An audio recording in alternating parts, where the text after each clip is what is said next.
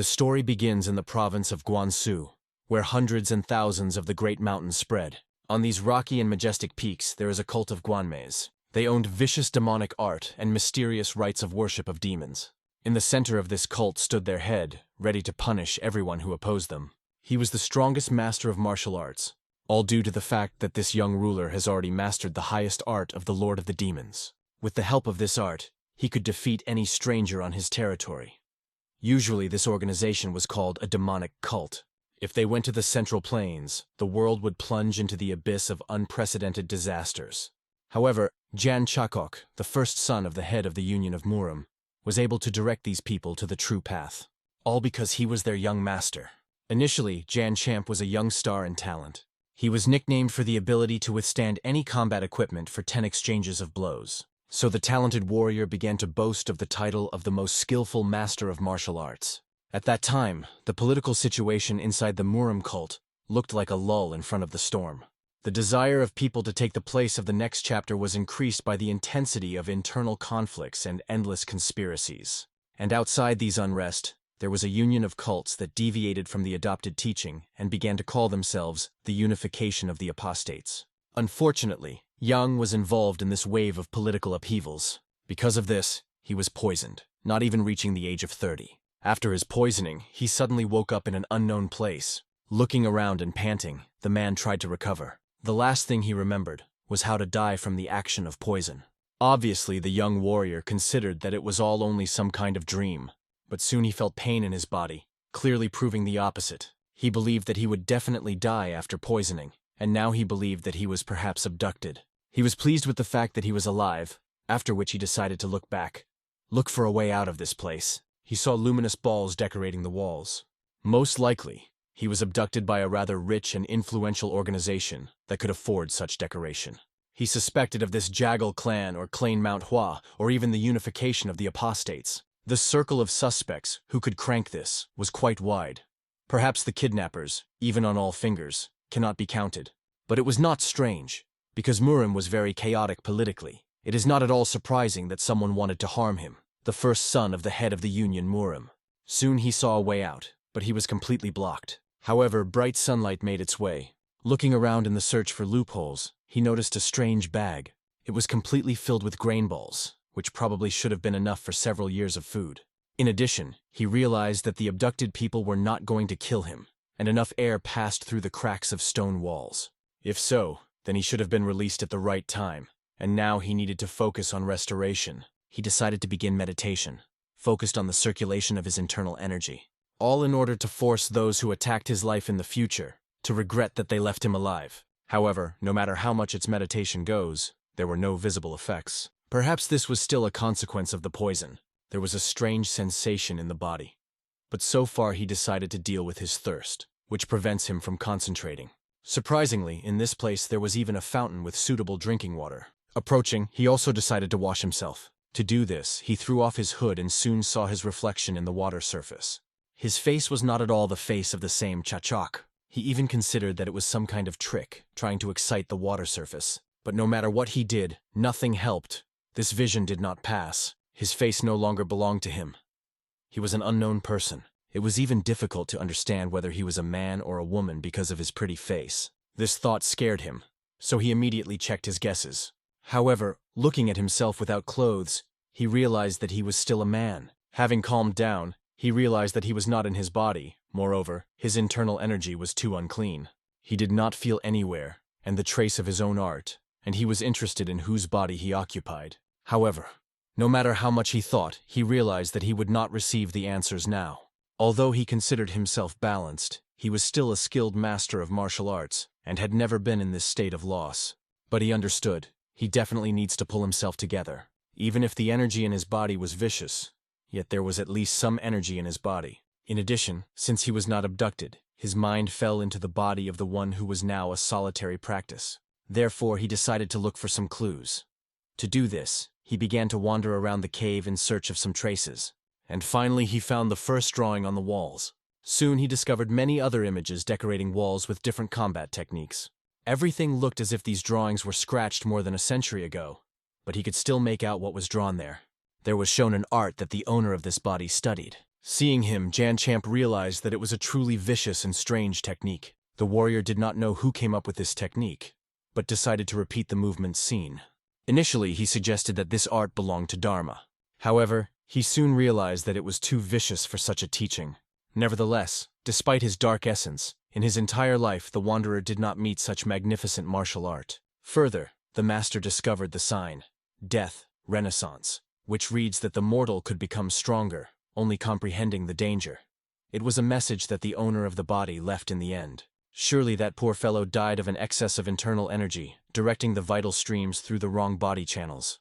The young heir to the clan had to follow the source, control it until the energy is rooted in the body. Training only by images, a talented warrior interpreted everything, based only on common sense. The previous owner was mistaken, because this art sought to destroy all things. However, although this was a vicious teaching, it really deserved to be called an art that challenges heaven. The guy tried to check the energy in his new body, which simply overwhelmed the vessel. It seemed that even chi was ready to break out of the flesh and shone through his clothes. As a result, Yang concentrated on continuing training, until the number of son eaten has decreased.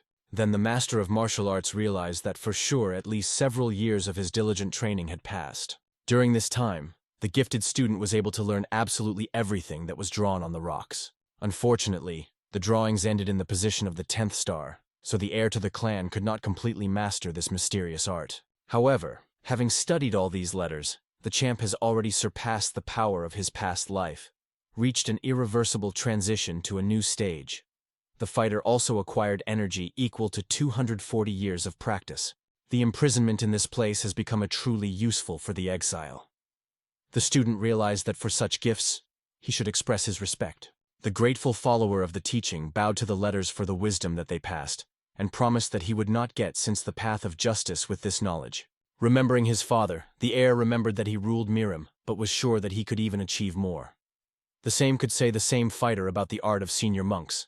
But this unknown art is that the great warrior could not comprehend, having spent all his life on practice in the past. So the Chakch promised to serve the one who created this art hundreds of years ago, as his only true master. As a person walking along the path of justice, even if the heaven shudders and the earth will open, the decision of the young master will never change. The master gave his oath, and on this his promise was completed, as well as gratitude.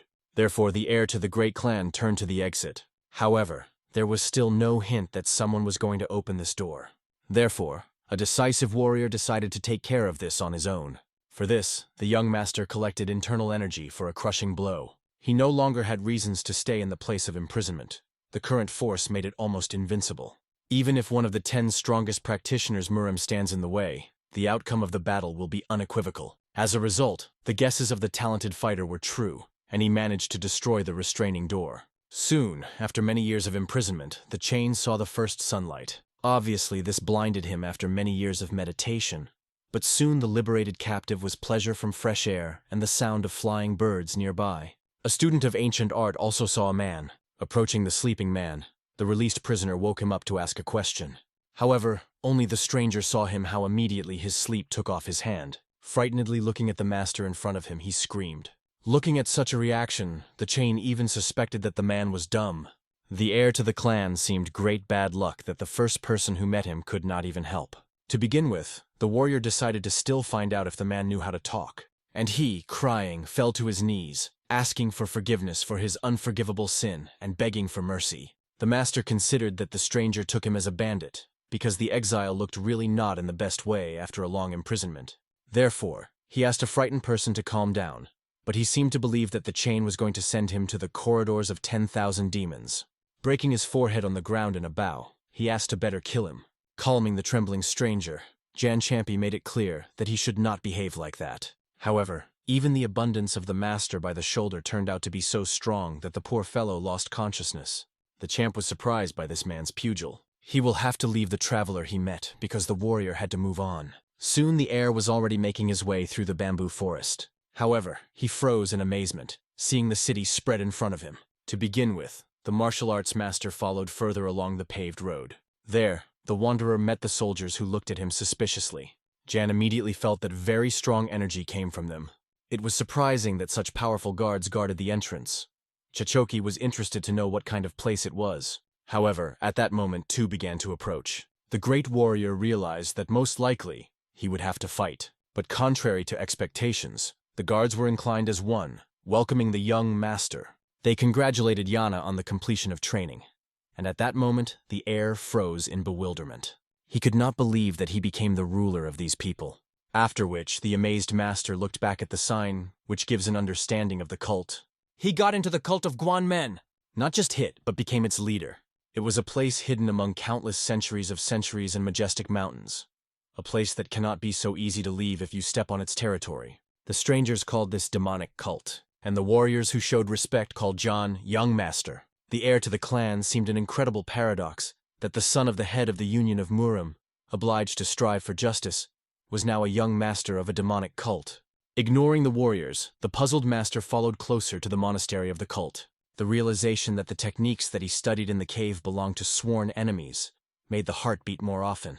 The law enforcement officers immediately decided to find out from the returning master whether he took possession of the higher arts of the Lord of the Demons. This even more stunned a talented warrior, because it was not just an enemy technique. He studied the technique of the Lord of the Demons. In addition, this was the same person whom the Chak was mourned and swore to serve him as a true master. The shocked heir could not believe that this man was a demonic cult. Grabbing one of his soldiers, a bewildered warrior with tears explained that this could not be true. And soon from shock, he lost consciousness, not resigned to the fact that he mastered the art of an enemy clan. In addition, after the rebirth, he ended up in the body of the young master of enemies. Soon the talented master had already recovered in an unknown room, dressed and clean. Looking around, Jan saw a chic decoration of the room. Initially, a puzzled warrior considered that all this was only a dream, so he went to wash. However, washing his face with cool water, he cheered up and decided to look for a mirror. And the reflection that the heir saw proved that it was not a dream. Trying to drown in the water from despair, the lost wanderer wanted to know why he got such a punishment. History is transferred to the 7 palaces of the men cult, namely to the Eastern Palace. The princess of the Dark Palace, the second daughter of Dan Chonghak named Dan Yenhui, sat very nervously there. The maid asked the mistress to calm down, but she did not understand how she could maintain composure when this arrogant bastard returned back. 3 years have passed since his departure, and the young beauty did not understand why he decided to return. She generally wanted a daring young man to die there. However, the faithful servant asked Dan Yewa not to say this, because someone could hear. But the ardor of the princess was indifferent, because she really wanted the insolent to simply disappear from her life. The maid knew that the proud mistress should become his future wife, and she should not have been this. The old nanny was even glad that the guy was returning, and that her ward would not finish his days alone. And then Danyeha remembered that her future husband went to study the highest art of demons, which even the chapter failed to master. In addition, she heard him burst into tears and fell into darkness. The maid asked that the wayward heiress tried to understand the man, not paying attention to other rumors. However, the rebellious girl believed that the villain did not give her a reason for sympathy, but simply used his status of a young master to have fun with other women. But, despite this, the faithful nanny reminded how beautiful he was. It even seemed to her that Danhu could forgive him everything, looking at such a face. The princess herself could not believe that she thought just the same a couple of years ago. Her naive fantasies were dispelled at the first meeting. Then she, still very young, made her way to meet a guy. He sat alone in his gazebo and clearly reflected on something. Then the embarrassed mistress decided to approach him.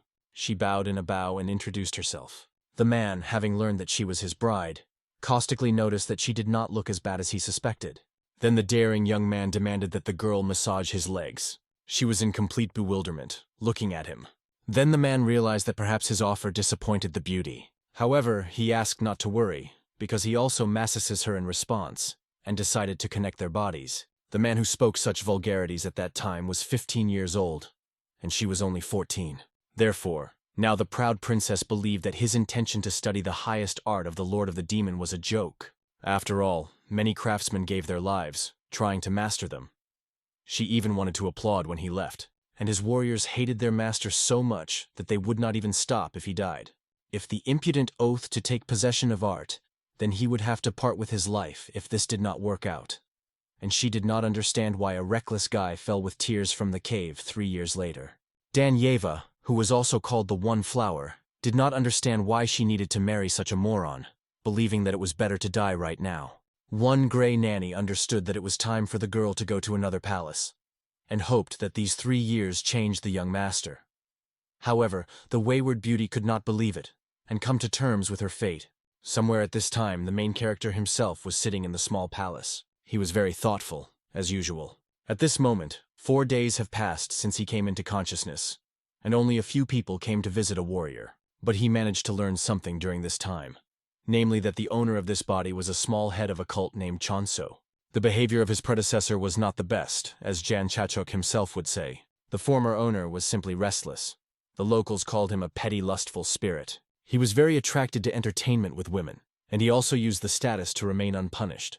To act like a small evil spirit is the most suitable word in order to describe the previous owner. Jan Chachok did not hope for a lot, since it was a demonic cult. But if you think about it, he came across a worst version of rebirth. The heir was perplexed why Chonso could remain untouched for everything that he did with his own. His father was the head of a demonic cult, one of those higher creatures that surpassed even 10 great masters of the earth. His name was Demon Ma Tepen. The heir did not know whether to be happy to him that the strongest man on earth was his current father or not. Thirdly, the bewildered warrior found out that he was the only son of the chapter, and having such a high status, the previous owner was just an empty shell. It is not known whether Chonso was all indifferent or just a fool, but he lived his life without putting a drop of effort. Although the former owner of the body studied combat techniques, he was not good in them, and his social skills could be called insignificant. The small palace is the only thing he had. Hearing the conversation of the maids passing by, Jan Champ only grinned. The girls believed that since the young master could not fully master the highest art of the Lord of the Demon, the head would not leave him alone when he returned, and it was assumed that it would be better for the next little chapter to another person. Soon they fell silent, worrying that someone could hear them. However, the talented master of martial arts has already heard enough, but he should not blame these girls very much. These words should be heard by the owner of this body. They considered Chonso an air snake without a rope, and this perfectly described it. The talented warrior understood. Even if the previous owner had not destroyed an excess of chi, he would still not have long to live.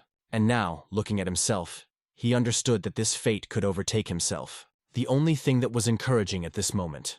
The guy was only 19 years old, and only 3 years have passed since the death of Jan Chachok. The puzzled heir even thought to escape to the Murim Alliance. However, he understood. It is unlikely that, looking at him, someone will decide to say hello. It would be extremely surprising to manage to preserve your own life story. As a result, the master of martial arts did not even have the strength to get angry, because he simply spent the last days like crazy, trying to find a way out. Once again, he decided to wash himself in order to pull himself together. The talented warrior understood that it was not at all like to worry about what had already happened. Now he simply had to accept a new story, as well as the fact that now his name was Ma Chonso. It didn't matter how the former owner lived, because he would live in his own way, as his own heart would tell him. However, at this moment, the conditional face of the owner of this body invited the young heir to try. He recalled that he was still in a demonic cult, and he was the young master of this cult. Chonso was interested in how long Jan Chachok could hold out in this place if he does not follow his rules, but the ghost decided to allow him to do anything and just observe him. At that moment, having scattered a nightmare, a dignified Yehua opening the doors unexpectedly. However, the frightened Jan Champ, looking at the beautiful guest, asked who she was. It took a young beauty even more. She did not understand how the groom could forget the one with whom he was engaged. However, carefully looking at this girl, a talented warrior burst into a blush from her unearthly beauty. He understood that he probably should not talk so impolite, being in this body, but it was difficult to get rid of old habits. Therefore, the puzzled master repeated his question, making it slightly rude, which even more strongly led Yehu from himself. She demanded an explanation from Chonso, how he managed to forget her face. At that moment, the air became clear that the owner of this body and this girl was quite familiar. This explained why she was so easy to visit the chambers of the young master. Having analyzed her appearance, the chain saw that the girl had ordinary clothes and comfortable shoes. Since she is a young girl who could enter the small palace, he considered that she was probably his servant. The talented warrior admitted that he thought deeply. Then he asked the girl to start her work. However, the beauty clearly did not understand what this arrogant young man spoke about. Jan Champ was amazed that a simple maid asked him so impudently, not from a timid dozen or just stupid. He explained that she was wrong in her rudeness. Therefore, he demanded that she fit, after which she left, and he recalled that it was her work. However, the quick-tempered princess lost her temper due to the fact that Chonso just called her a simple servant. The talented warrior himself did not understand what he did wrong. He knew that he should not relate to people, based only on their work. However, he tried to behave in the way he would behave a real Chonso. Therefore, the puzzled heir calmly made the girl understand that he did not understand his mistake. As the owner, he only asked the girl to fulfill her duties and decided to remind that she had no choice. However, turning around, he saw that the beautiful stranger had already flooded with bitter tears from resentment. Then Jan Chachoku seemed to be that he was too rude. However, he could not say anything. How Dan Yehu turned around and left. In addition, she slammed the door loudly and defiantly. The girl considered Chonso a bastard and did not understand how she would have to marry something like him. She was sure it is better to die than to live such a life. The young master still did not understand his mistakes, only thought that the maids of a demonic cult were also too impulsive. It even seemed to him that he had released her too easily. Perhaps he had to order something concrete. However, forgetting about this situation, he decided to begin to find out all the circumstances. As a result, a talented warrior went outside in order to look around. He realized that, apparently, Chonso is almost the only one who lives in all this small palace. Jan Champ went in search of servants and finally discovered one of the rooms. There was a man who was surprised, because he did not expect to see the young master at such an early hour. He introduced himself to Yultak. He was the court palace. Jan Champ realized that he was a servant of Chonso, and the only person who visited him over the past 4 days. Currently, only they together lived in this hall.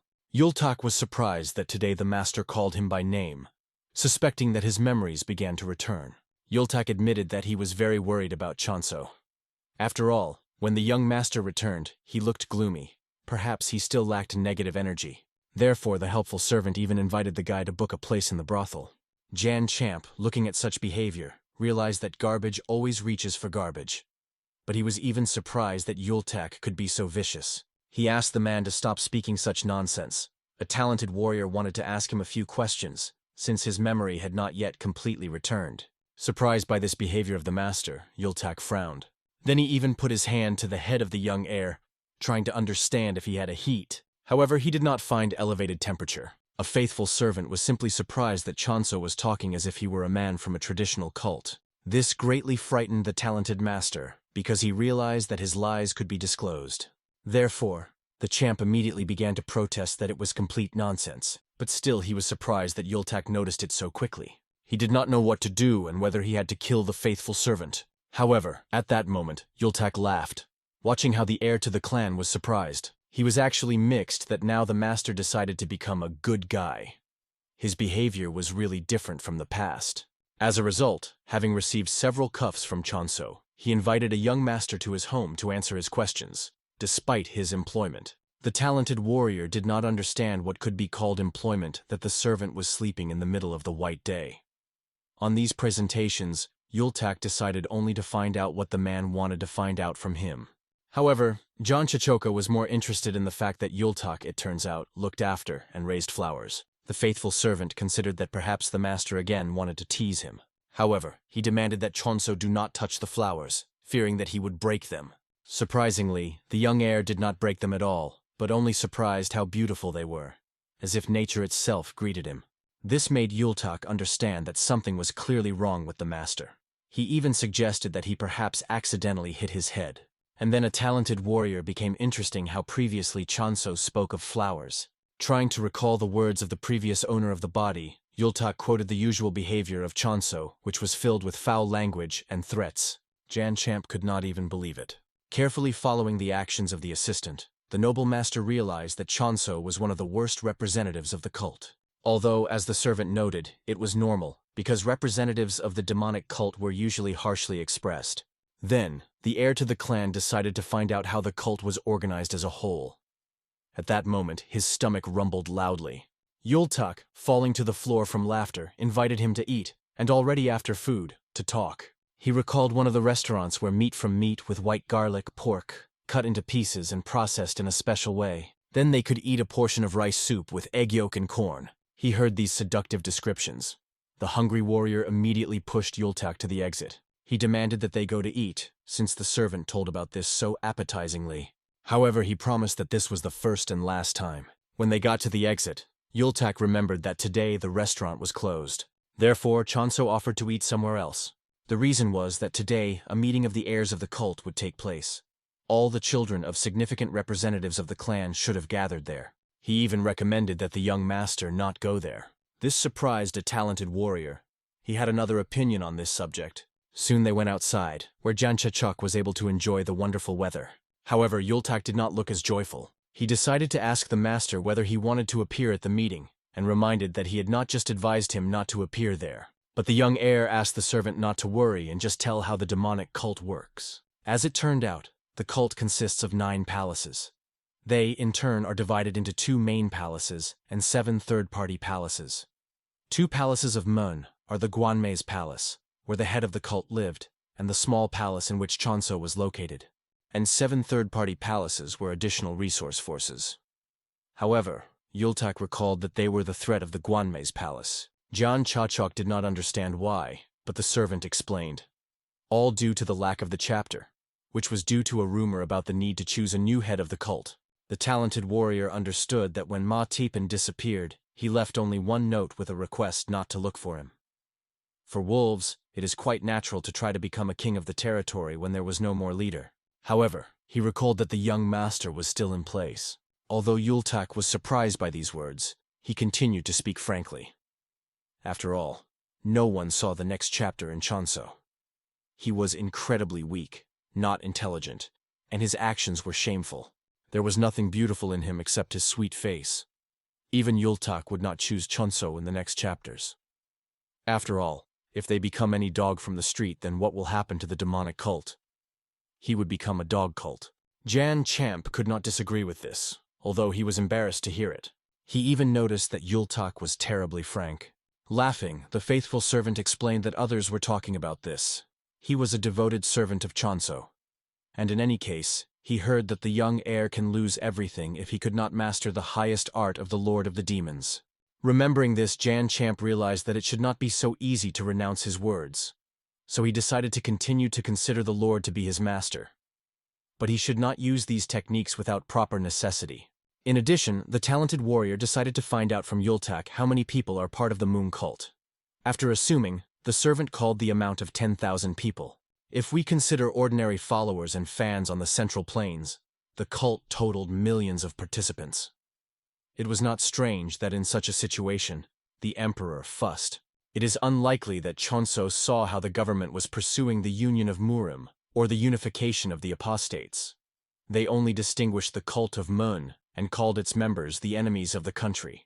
Remembering this, Jan Champ realized that no emperor never declared any cult of enemies, whether he had adhered to the traditional teaching or not. In addition, millions of followers were equal to a whole small country. Suddenly, the heir to the clan realized that it was not just a group of martial arts masters. He guessed that the 7 palaces took over the role of 3 ministries and 6 ministers. The silent servant confirmed. And if Yultak says that 2.5 years have passed since the day that the chapter disappeared, this period of time is enough to organize the uprising. However, the assistant reasoned that not all palaces were on the same side. More accommodating, and those who were in a certain framework, without any ties, could not ignore the instructions of the elders who stood above in the hierarchy. John Champ realized. It turns out that 2 palaces, 7 third-party palaces, and the advice of elders are trying to keep the balance between each other, and the right to choose the next chapter is divided between them. And Yultak explained that for the sake of this, they were waiting for the celebration of Heaven of Occult, which is held every 2 years. But the appearance of the heir on the site of the chapter changed a lot. However, this did not give John Chachuk an understanding why there were only 2 people in the small palace and where the rest went. But as it turned out, the previous owner himself threw them out of the threshold, some because of ugly appearance, and others because of unnecessary questions. And they will never return, even if Chonso would beg them. The talented warrior did not understand how the former owner could be such a short-sighted person, but now he understood more. Many of those who wanted to become a ruler were everywhere. The situation at the moment seemed peaceful. Everything was in the balance sheet. True, this balancing was dangerous. If something suddenly outweighs, a great war will begin, and after that the spears can be directed to the Central Plains. The servant recalled anything. Chonso will not benefit from his stay in the Union. However, the decisive heir demanded that he be held at the meeting. Jan Chachok perfectly understood that the servant was worried. They would look down on him. But the talented master was happy that at least this person had a soft side to his master. Nevertheless, the young warrior was always taught to meet troubles face to face, thinking capaciously and acting quickly. If it is at a dead end, then only one thing remains: change the direction or destroy all the barriers. And he will do this not as a member of the cult, but as a person who is next along the path of justice. In addition, Jan Chachok understood that he was probably about the same age with the rest of the member of the palaces, so it was not worth waiting for problems. Yultak tried to explain that everything is not what the master believes. However, the young leader understood that now that he left his palace, he had to finish the begun. Somewhere at this time, events are transferred to the restaurant, Monchun. The gathered people did not understand why they could not enter and have lunch in the institution. However, they were driven away, explaining that all tables were busy. Everyone grumbled displeasedly, because they saw that there were free places, but the guard recalled that these places were booked. As a result, friends invited men not to quarrel. Nevertheless, this restaurant was under the control of palaces. Even in the guard there were strong masters of martial arts, and for their daring words, one could lose their heads. At that moment, the guard greeted the Fortune of the East, the second son of the Poisonous Palace, the leader of the Squadron of Poison.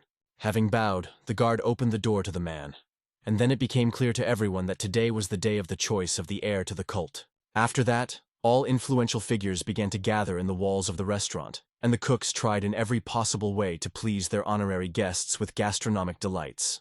At this moment, the second daughter of the Palace of Swords appeared, the Ice Flower, a Dan.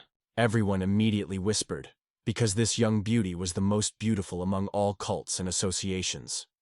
No one understood that she had forgotten here, because she was alien to such events.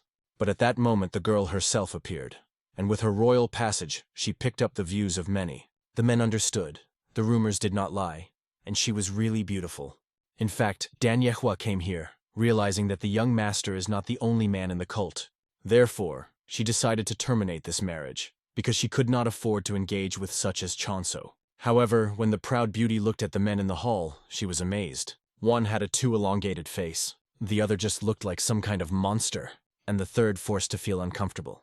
Therefore, she decided to climb the second floor and stay there. There, the princess noticed at the table of the conversation men. The first applicant immediately got up, noticing the Ice Flower.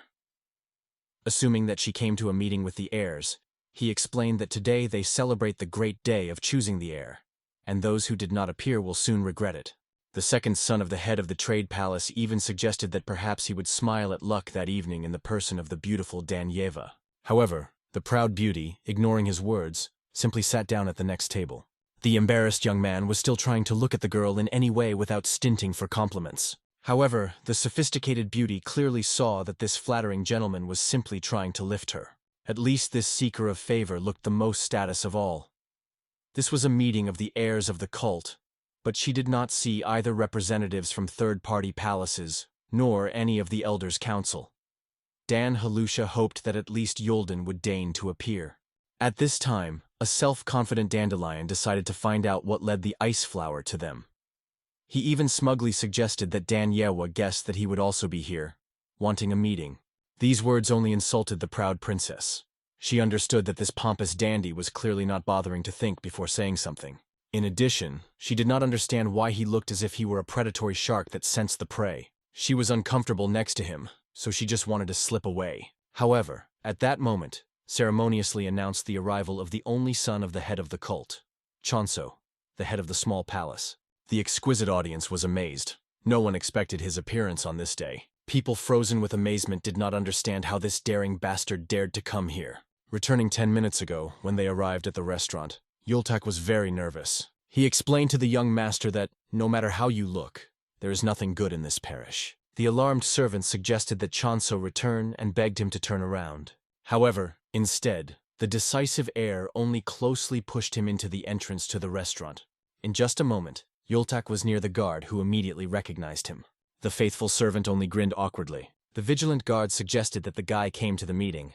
However, Yultak hastily explained that this was not so, after which he pointed to the young man behind his back. At that moment, when looking at Chonso, the guard's face was distorted from fright. Now everyone shied up, not realizing that he had come again to fulfill the unpredictable impudent.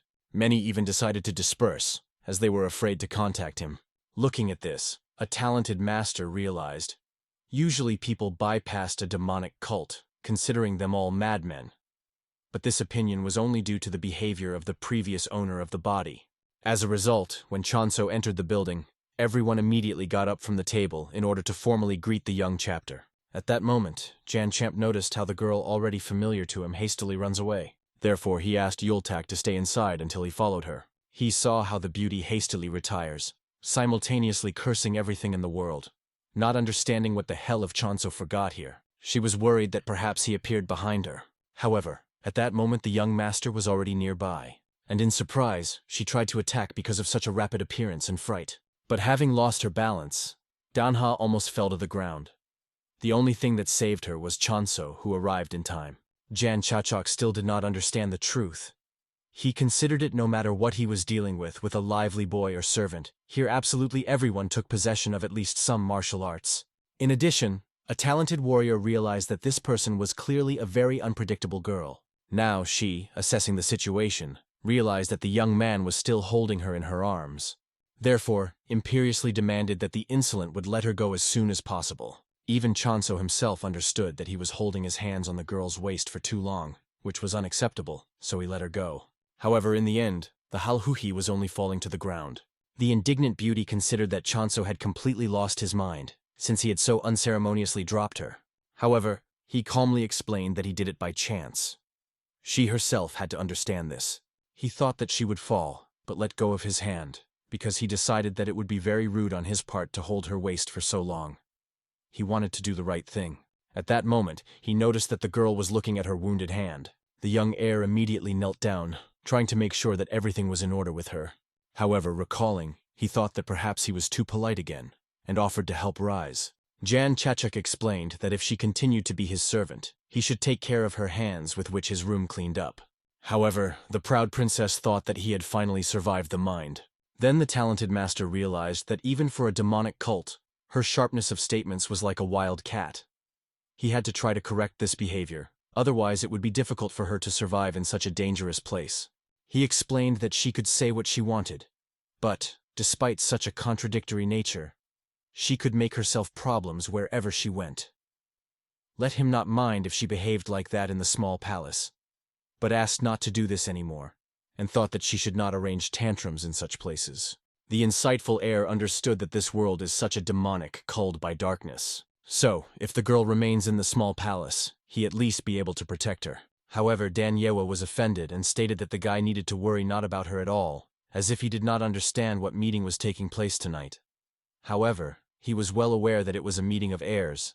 Then the proud beauty recalled that if he did not want to make even more problems, he should return to his small palace, or just get lost somewhere. But the fearless warrior understood. If a man constantly runs away from problems, he is unlikely to be able to complete any business. He asked Yewing Dan not worried about him. These words made her be embarrassed. She began to warmly prove that she was not at all worried about him. However, the attentive master saw the opposite, but explained that everything was in order. She could return home. Obviously, this impulsive beauty hurt even more, because of which she shouted loudly, after which she left. Looking after her, he did not understand. Is this maid always inconsistent in the expression of her emotions, or did she simply have no experience? He was also interested in whether she was in order, and he hoped that this mysterious girl was not very upset because of him. In addition, the beauty remembered her brother, promising that she would definitely return to him. Now the confused Danyewa did not understand why Chonso spoke and behaved as if he had turned into an exemplary person. Surely this unbearable insolent definitely hit his head. At that moment, she was even more embarrassed when she realized that she seemed really worried about him. Remembering his noble face, she even became ashamed of her sharp thoughts and words. Trying to dispel this obsession, the proud princess reminded herself that she actually terribly hated this arrogant guy. However, looking back at the restaurant, she wondered why he still went there. It became obvious for sure Chonso planned something. Meanwhile, the young heir returned to his assistant, inventing the excuse that he had gone to the toilet. Yultak was clearly unhappy that the master decided to leave so sharply, leaving him alone. However, the talented master, patting him on the shoulder, decided to rise on. Soon, John Chakok saw the same people sitting at the tables, who had already heard that the guy was in the corridor of 10,000 demons. They were wondering if he had achieved any progress in the study of martial arts. One of the guests was surprised that the master decided to visit such a modest place. However, sarcastically grinning, he explained that if he came for women, then the brothel in the slums would suit him more. Seriously angry, faithful Yultak ordered the impudent to keep his tongue behind his teeth. However, he sarcastically recalled that the servant continues to grab onto the leaky life circle. It was for this reason that the family left him. He did not understand how Yultaku was not ashamed to disgrace with strangers. This has even more led a devoted servant from himself. However, he understood that nothing could object to such influential people. However, the young heir, not guilty of anything, calmly sat down at the free place at the table, after which he looked at the dish and realized that it was what Yultak told about so appetizing. It really looked excellent. His brilliance delighted his eyes. A devoted servant looked at Chonso with a clear misunderstanding. Because of this, a talented warrior considered that perhaps he prevented someone else's conversation and asked him to continue. The heir himself at this time enjoyed the refined taste of the dish. At this moment, an unpleasant out-of-place did not even know how to respond to such a change in behavior. However, he quarreled, explaining that they obviously need to visit a doctor, and even recommended calling the doctor. Chonso clearly did not understand what was at stake, and Zadir considered that perhaps he ruined the mood of the young master, because such a modest and decent person would hardly say this. However, for Chonso, this Vat Amu looked just a pompous dumbass. Turning to Yultak, the young heir decided to find out who this person is. The servant introduced him, explaining that he is the son of the head of the trade palace, although no better than a courtyard dog. Then the observation warrior realized. Since this snob was from an important palace, then he had to greet him well. Therefore, only laughing, he was sarcastically surprised that even dogs were served in the restaurant. Obviously, this seriously brought Chanamu out of himself. Soon he even broke the chair on which he sat, from the seething anger. Zadira was amazed that the young master did not know what tact was, or completely survived from the mind. He recalled that much has changed since Chonso left to study martial art in the cave, and he cannot be sure that he can behave in this way in this place. Jan Chachok understood his correctness. The former Chonso was irritable and always relied on his father, and now he did not even have this high support. The fact that this arrogant type behaved like a provocateur said that he prepared in advance for a meeting with him. To begin with, the talented master decided to find out from his assistant what the power of his current influence was. He asked him to tell everything in all details. Yultak explained that, if we talk about a strict rank, then Chonso occupied the second largest position in the cult, and within the rational, he could personally punish others right on the spot. He also had the right to use the armed forces of the small palace. From the explanation, the heir realized that he took a place between the highest judge and the emperor. But he could not, for example, ordered someone to decline. Only the emperor had the right to do so. From the explanations of Yultak, he realized that he had the authority to calmly teach this daring bulk. But the faithful servant recalled that if the young master was about to kill the impudent right on the spot, then he will have many problems. However, John Chachok explained that he was not going to kill him, but he would only punish for insolence. Yultak also believed that such a dumbass should have gotten what, especially the one that was with such a large mouth, similar to the jaw of hippo, and bulging eyes, like that of fish. Seriously angry, Chan Amu decided to punish the such lousy, and grabbed the bowl of wine. After analyzing his throw, the insightful heir realized. Judging by the tension of the enemy's muscles and the corner of the inclination of his hand, he is going to throw the cup to the left of him to scare. So, he does not want to seriously harm, because he will have to answer for this. Therefore, the young master grabbed Yultak in time. After that, the shell hit the unfortunate servant straight into the stomach. The assistant immediately crouched with acute pain. This has already scared the instigator himself very much. John Chachok, watching the devoted servant spread on the table, calmly turned to Chan Amu. He decided to find out whether the trading palace really decided to encroach on him. The talented warrior explained that he had just tried to kill him. If his servant had not obscured him with his body, he would probably die. Moreover, he even suspected that Chan Amu dared to aim at his honorable place for the young master. He began to scream hysterically that it was all absurd, and it was just a drinking cup. However, at that moment the cunning heir challenged his words. Turning to his assistant, he decided to theatrically find out how the guy feels. Obviously, he was damn painful. These words made it clear to Chan Amu that the assistant was supposedly on the verge of death. There was plenty of evidence. Jan Chachok decided to threaten that he would call and tell the advice of the elders about this egregious situation. Or, perhaps, it was better for him to immediately pay a visit to the head of the trade palace. Looking at the frightened face of Chan Amu, the insightful heir recalled an important truth. Children from prestigious palaces are afraid not so much the anger of the authorities as the public condemnation, and especially the disapproval of their high-ranking parents. Jan Chachok did not know how the former ignorant young gentleman would react to this situation.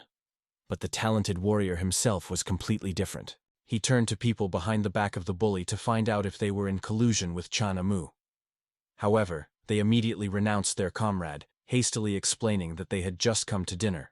Then the cunning master graciously released the guys who immediately wanted to hide away. Turning to the trembling Chan Amu, the clan heir coldly explained that he should not stand a pillar. If he wanted to kill him, this had to be done more decisive and faster, because this was his last chance. In addition, he even sarcastically wished good luck and success to the second son of the head of the trading house, in case he dares to try again. At that moment, the pale bullet began to get his blade. However, Chonso was not afraid of a drop, but only carefully drilled him with his piercing look. Chan Amu, finally frightened, immediately bowed in a deep bow and began to ask heartily, asking for forgiveness. He seemed to understand that he clearly crossed the dangerous line. However, the noble warrior reminded of the previously inflicted offense and made it clear that such superficial apologies were clearly not enough. Chan Amu continued to make excuses that everything was due to the fact that Yultak used himself as a live shield. But the angry Jan Champing made it clear that the enemy could not hide behind the name of his father. He could not even try. Even if thousands of people stand in front of him, the time will come when his blood and tears will become daggers, which will pierce into his own vicious heart. He recalled that he would be his retribution. Chan Amu, finally broken, knelt down begging for mercy, admitting that he had committed a serious sin, and begged not to go to his father. However, the majestic Chonso ordered him to shut up and go to the head of the trade palace immediately, and say that soon the young heir would visit them. Those present considered that the head of the small palace had just declared war on the palace. They believed that the young master used his father more than anyone else. However, the strategic plan of Jan Chachok was different. To visit each of the 7 palaces and the council of elders one after another. The first in his way was one of the 7-sided palaces, a trading house. The head of the trading house was beside himself when his son told him about what had happened. Chan Amu believed that his father should not be too worried, because the head of the small palace only wanted to scare them. However, the wise father was sure that his short-sighted son did not understand what he had done.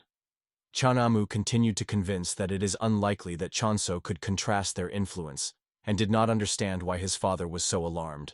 However, the angry chapter ordered him to close his impudent mouth, because it does not matter how much Chonso was low and stupid. He still remained the ruler of the small palace. Faithed by his father's anger, Chan Amu began to apologize for this misunderstanding, explaining that he hoped that the young master had lost his military abilities due to overload. But when he saw him, he realized that a real tiger approached him. Father did not want to listen to miserable excuses and ordered his son to go to the corridors of the demon and not return until he himself permits him. The guy believed that it was too cruel and recalled that he had already trained. However, the adamant father insisted on his harsh decision, wanting to punish a naughty offspring. When he left, he ordered Chan Amu to also call him Jung Biran, remaining to relax. The head of the trading faction, wise with experience, remembered that 2 years have passed since the head of the Matapen's cult disappeared. According to the Council of Elders of the 7 military palaces, it was decided to choose a new chapter at the upcoming holiday. The sun was destined to rise during the festival in honor of the Festival of Heaven. In any case, the young head of the small palace returned after the end of the practice. If they do not raise the question of choosing a new head of the cult, he will take the place. While his father is not, the young master stood above all in his status, despite all his shortcomings. At the moment, the head of the small palace was like a powder barrel, ready to explode at any time. They needed more time to observe and take measures, but the indefatigable Vad Amu had already stained the aspen nest. At that moment, the magnificent captain of the detachment of the Golden Guards entered the chambers. Bowing in a respectful bow, he respectfully asked why the master called him. The head of the house wanted to know the opinion of his faithful officer. Did the young heir to the small palace really do this, understanding their current political situation? But an experienced warrior, recalling the past, noted that Chonso was always a man of wayward behavior. It was difficult to imagine that he could pursue such cunning motifs.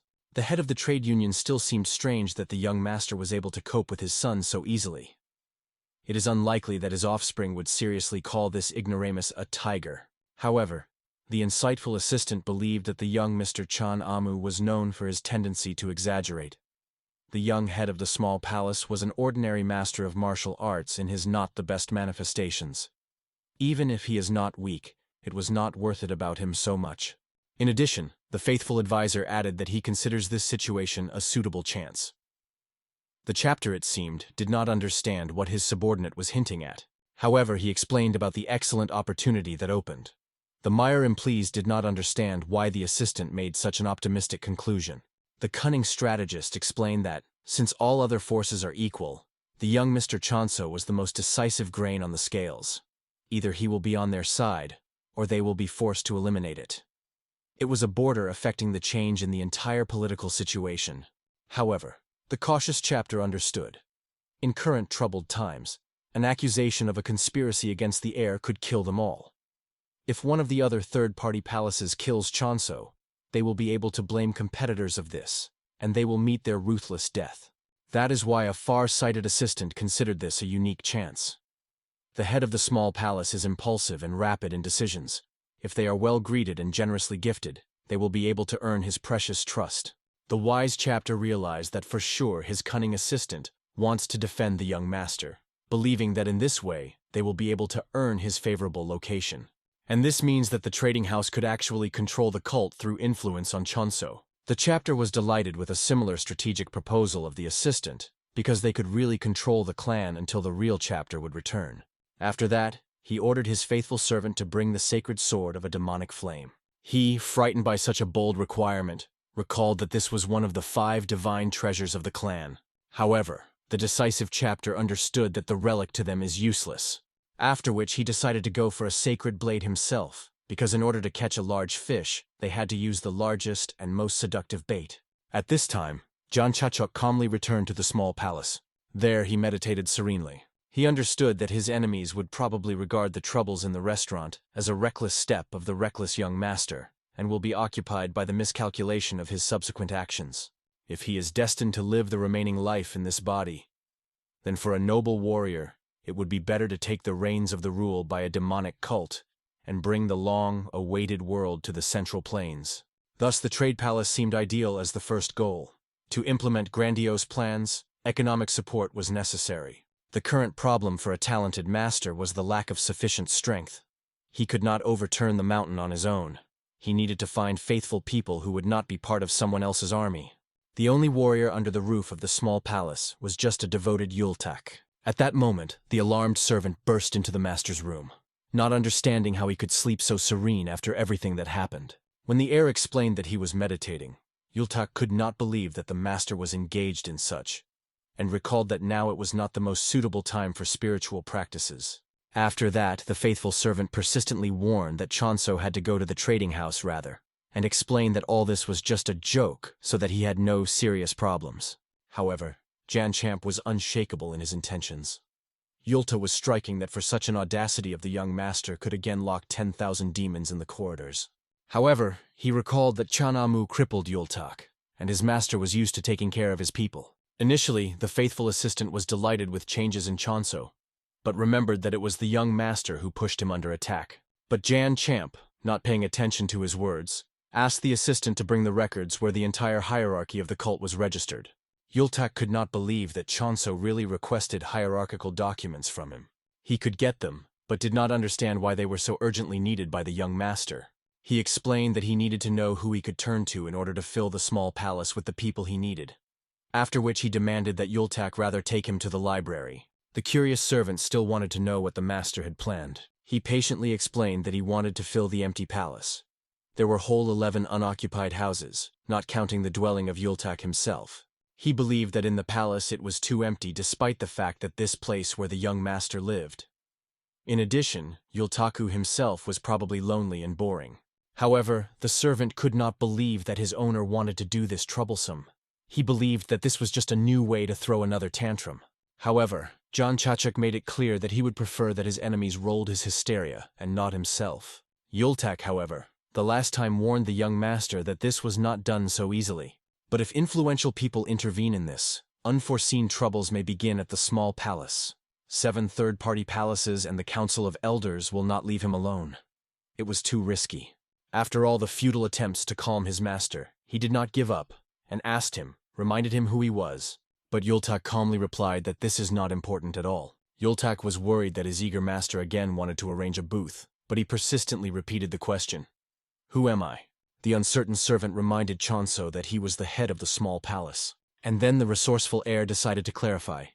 Did he need any more special status in order to make such decisions? Yultak himself realized that his master could act independently within the framework of his power.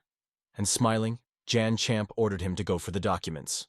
Then the caring Yultak asked the master to change clothes, because they did not need to attract unnecessary attention in the city. He offered to put on a black hat and clothes. Chonso asked why it was black color, but the servant explained that he himself liked this shade, after which he admitted that he often wore such robes.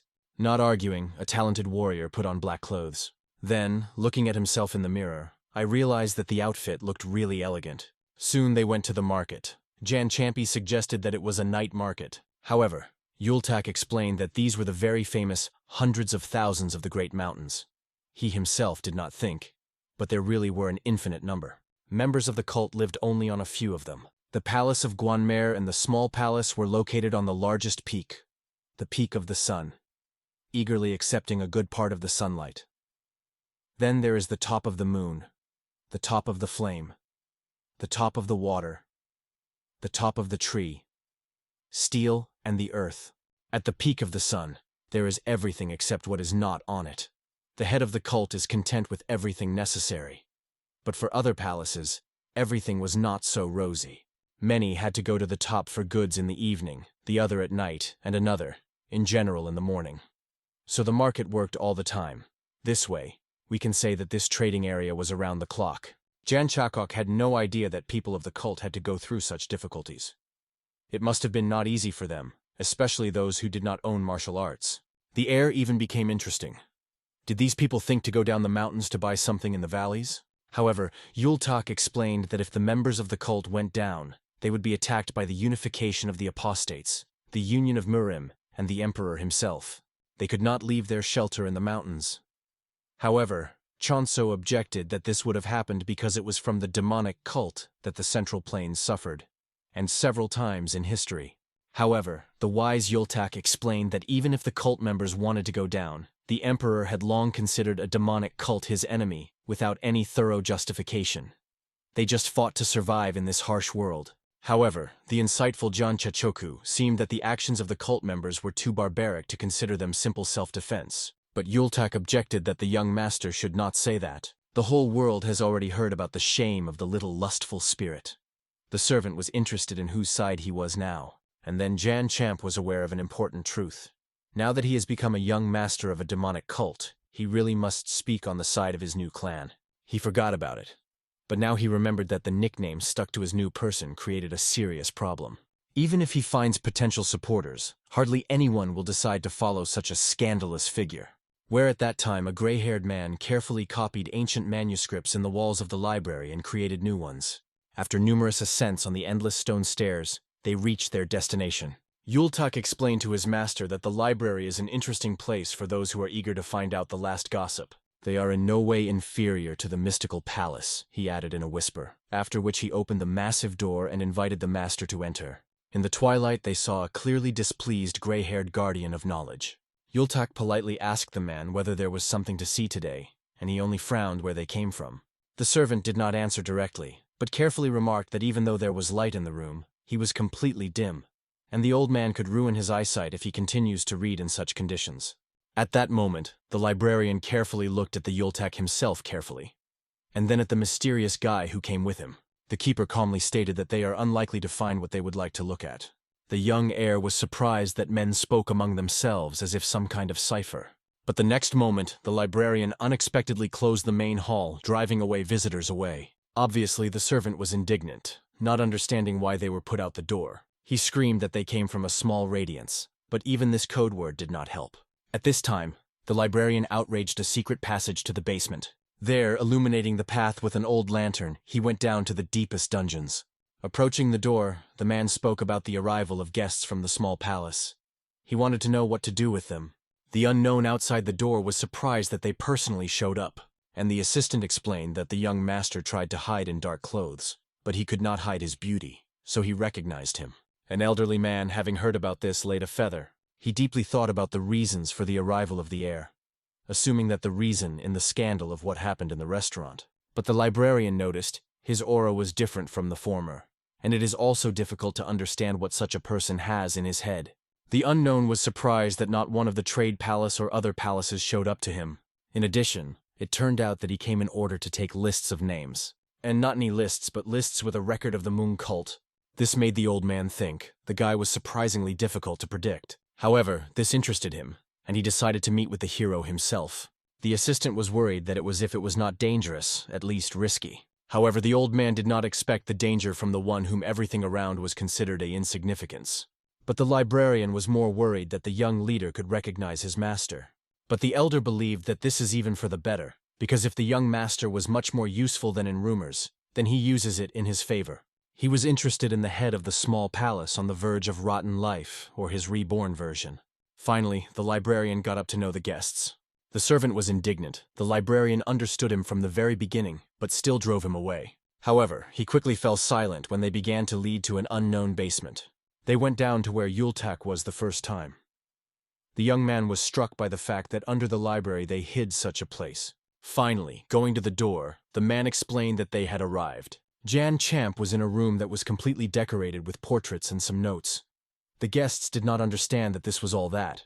However, the gray-haired master in a wheelchair explained that it was the old man's modest work. Bowing, he greeted the young master. Chonso was surprised that he had not said anything yet, but he had already recognized him. However, the owner, wise for years, explained that he learned such things with age. Then the young man decided to find out what happened to the elder's body. He sadly explained that he could not stand on his own, and apologized for welcoming in this way. However, Chonso was more surprised that the elderly master himself created this chair. The sage said that it was a chair on wheels, and there was nothing in his abilities that could be praised. The young guest considered it differently, because the elder built a whole secret room, which was located under the so-called library, and a man calling himself an old colleague and master was actually greater. This obviously could not but surprise the warrior. In addition, he saw that a weak-looking man was a wonderful artist. Looking around, Chonso realized that there was a list around him. And this was supposed to be a list of outstanding fighters of the Orthodox communications of the Murim Union, the Emperor's strength. They captured each of the outstanding fighters who have reached the highest stage. The young man was wondering who this man was, such a level that he could not believe it. He even saw on the walls of a mysterious monk 7 students, and even a cloud dragon of emptiness. On one of the portraits, he also saw his father. The team immediately realized that Chonso recognized someone. Although this surprised the old man, because on this side, portraits were people from the Murim Union. However, the hero did not answer. He understood that these were difficult things to do this under the guise of the library. The young man wanted to know who this man is. The gray-haired sage only laughed, and explained that he was an old man who collects and spreads rumors. Chonso understood. This is not something ordinary that an ordinary old man could deal with. If this is revealed, bloodshed cannot be avoided. But as it turned out, therefore, the hermit was hiding here. However, the guest was interested in, if the information that the old man owned would want to use evil, would he actively decide to tell them about this? He believed that the master wise for years should not have done something like that only for his pleasure. However, the old man was surprised that the young master was worried about the central plane, but he believed that he would be a terribly good ruler. It seemed to Yultak that the sage wanted to die right now, because hardly anyone could talk so freely. But the elder understood. He could hardly be afraid of the loss of life when such things restrained him. In addition, he realized that if he died, then no one could leave. In evidence, the door slammed shut behind them. Then Chonso noticed that the owner's words sound as if they want to kill him, so that he would not get out of here. However, the old man believed that he was unlikely to be capable of this. He simply hoped that the young warrior would listen to the voice of reason.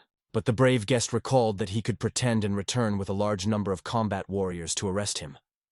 But the elder understood that by that time he would no longer be. As a result, tired of this empty conversation, Chonso decided to find out why the gray-haired sage called him, because he could let him meet upstairs. The owner explained that they themselves came, and he himself was interested to know why the young master was needed. It became obvious. This old man was good in reading people. Unconvincing lies will definitely not solve anything. Therefore, the young man stated that he wanted masters of martial arts to live in a small palace. The hermit, which was wise for years, guessed that therefore Chonso ended up in a restaurant, but it seems he did not find capable people there. However, he himself understood that they had already had cozy houses, and they did not need it. The young master hoped to collect those who did not belong to any associations. This interested the old man, and he thought about his words, after which he realized that Chonso intended to strengthen his influence. However, the young man explained that in fact he just wanted to fill in the empty rooms of his palace. From such a statement, the sage only laughed. Chonso had to perfectly understand what times now. He considered that a noble warrior even looks at these seething in society down. However, the guest explained that he was already suffering. No matter whether he is going on or remains in the palace, he had no reason to do nothing. The elder warned that such thoughts could lead him to death. However, Chonso had a completely different opinion. Then an awkward silence hung. In this silence, the young man decided to find out the name of the man. The surname of the owner was Tong, but Chichoku did not give anything. But soon the elder named his name, Jaggle, who struck the guy to the core. He remembered his past, which would connect him with this person. For a long time, he suggested Chichoka to abandon everything in martial arts and go to the educational institution with him. However, the young warrior asked the sage not to say stupidity, and it was better to convey to him a plan of aquaculture of the Black Dragon, because he had to finish the matter here, and after all he was called a wolf. Joining, the elder handed him a collar and asked that, if possible on his way, Yan Champ would not kill anyone. This man was from a secret union and was famous as unsurpassed in intellect. He was nicknamed the rebirth of the first ancestor, a man who was called the first brain of the central part of the world for a short time.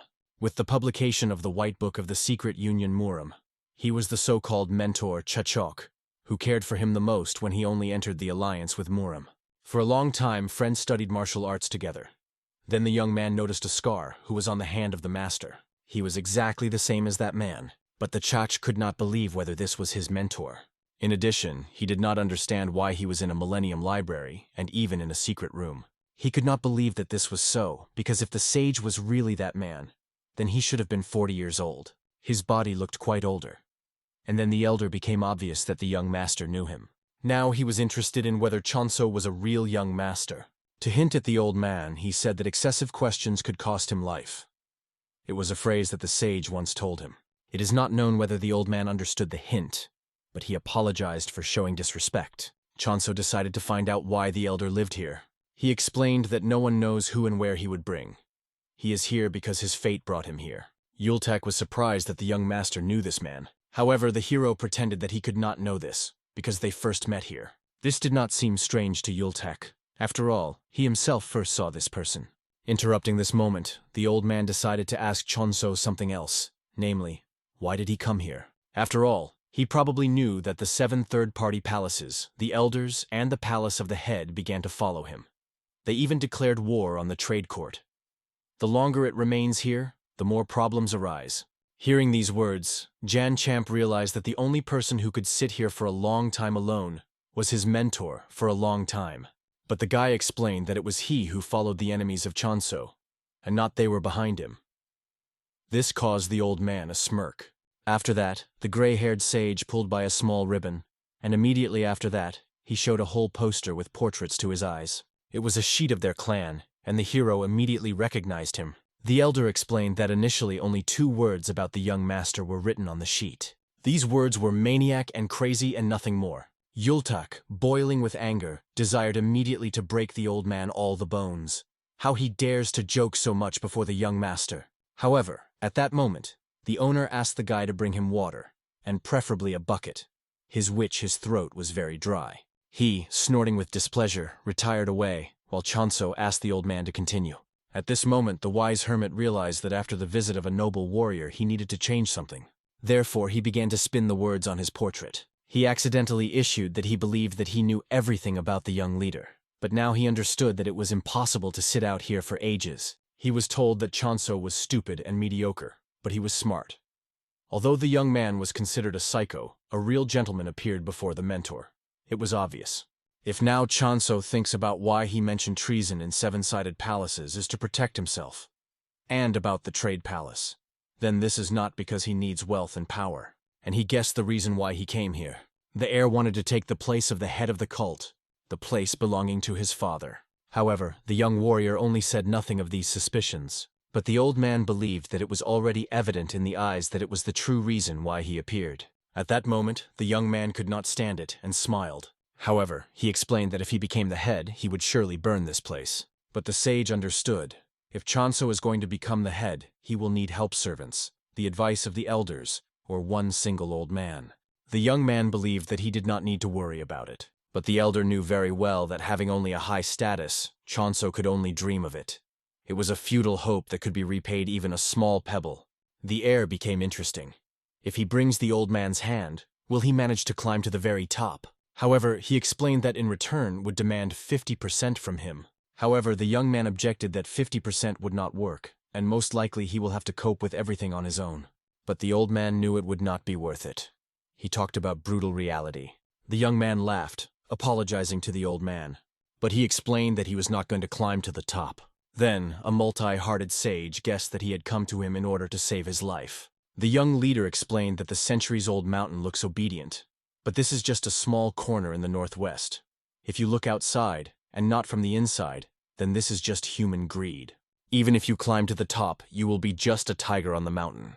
Instead, the young man wanted to completely change the mountain, and therefore the clan himself. But the elder clearly did not expect such zeal. He believed that the guy is unlikely to be able to resist, because this is not solved by the usual log house. And it was true. He was still about to climb to the top. Whether with the help of an old man or not, he did not see the difference in this. Then the mentor-wise for years became obvious that Chonso was not at all insane. He was just a dreamer. A person, of course, cannot change the relief of the cult, because the cult worshipped magic with modest forces in martial arts. Anyway, the elder decided to help John Chachoku, so he suggested that he give him a share, and he would take responsibility for the young man to become the head. It was better than falling into the hands of villains, because you can do without sacrifices. He will seriously make it easier for Chonso, if all that needs to be done is to give his rights to him, and then he will be able to live as he wants. At that moment, the young warrior was seriously disappointed in the mentor. After all, he had a great future, and he never used it. The old man wanted to become a regent, a temporary ruler. Yan Chachoku was interesting. When and where did the spirit of his mentor disappear? He realized that if the sage forgot, then who he is, then the young man would remind him. He did not understand why the elder is so confident that nothing would work out, and he vowed that he would change the dynamics of the cult with his own hands, and threateningly released his ability. And he explained that since the old man was struggling with empty desires and blocking his path, then he could strangle him with his own hands. And at that moment, the gray-haired hermit was frightenedly saw the art of a heavenly devil. Yan Champ, without recalling, reminded the man that he was limited only by this corner that did not belong to any other place. At the same time, he talked about the world, which was arrogant and rude. Then he knocked out the doors, which the old man believed that he was locked in the room. Then the wise mentor seriously worried and eventually bowed. He realized that Chonso managed to obtain the strength of the head of the cult, but did not understand why the young man wanted to change the cult, because there was an opportunity to climb the throne. However, the young gentleman believed that the current magical religion is similar to madness, where everyone pushes each other. They are created only to pour pity, even incapable of freeing themselves, trying to simply break the chain of evil. However, the gray-haired sage understood. The cult of the cult would not say this, because he himself had previously done the same. However, Chonso explained that for this he wanted to become the heir to the head of the cult. At that moment, the old man suddenly laughed loudly, as if in despair. It seemed to him funny that the heir, who received the heavenly power of the devil, changes this magic. Jan Chachoku even thought that the man was crazy, or was just tired of everything that was happening. However, the old man asked him to give him a chance to survive, so he began to beg Chachok for mercy. He had one unfinished business. However, the young warrior noticed that these were the personal problems of the sage. Nevertheless, the mentor, wise for years, promised that he would face Chonso in his path. And even though his body looks like that, he is sure that he could give the young man several practical advice. After that, the gray-haired sage decided to find out from Chonso whether the one who was Howman knew. Of course, the heir knew. This was a secret organization created by people working in lower classes. Thanks to this, they lacked solidarity. But from the point of view of obtaining information, as you know, they exceeded their openness. Looking at this man, Jan Champ did not understand how he was connected with this clan. However, The elder showed his golden tablet, explaining that he was a 19th generation Chaos Jew. Such a sign talked about a lot. This person clearly did not lie. He really belonged to this organization.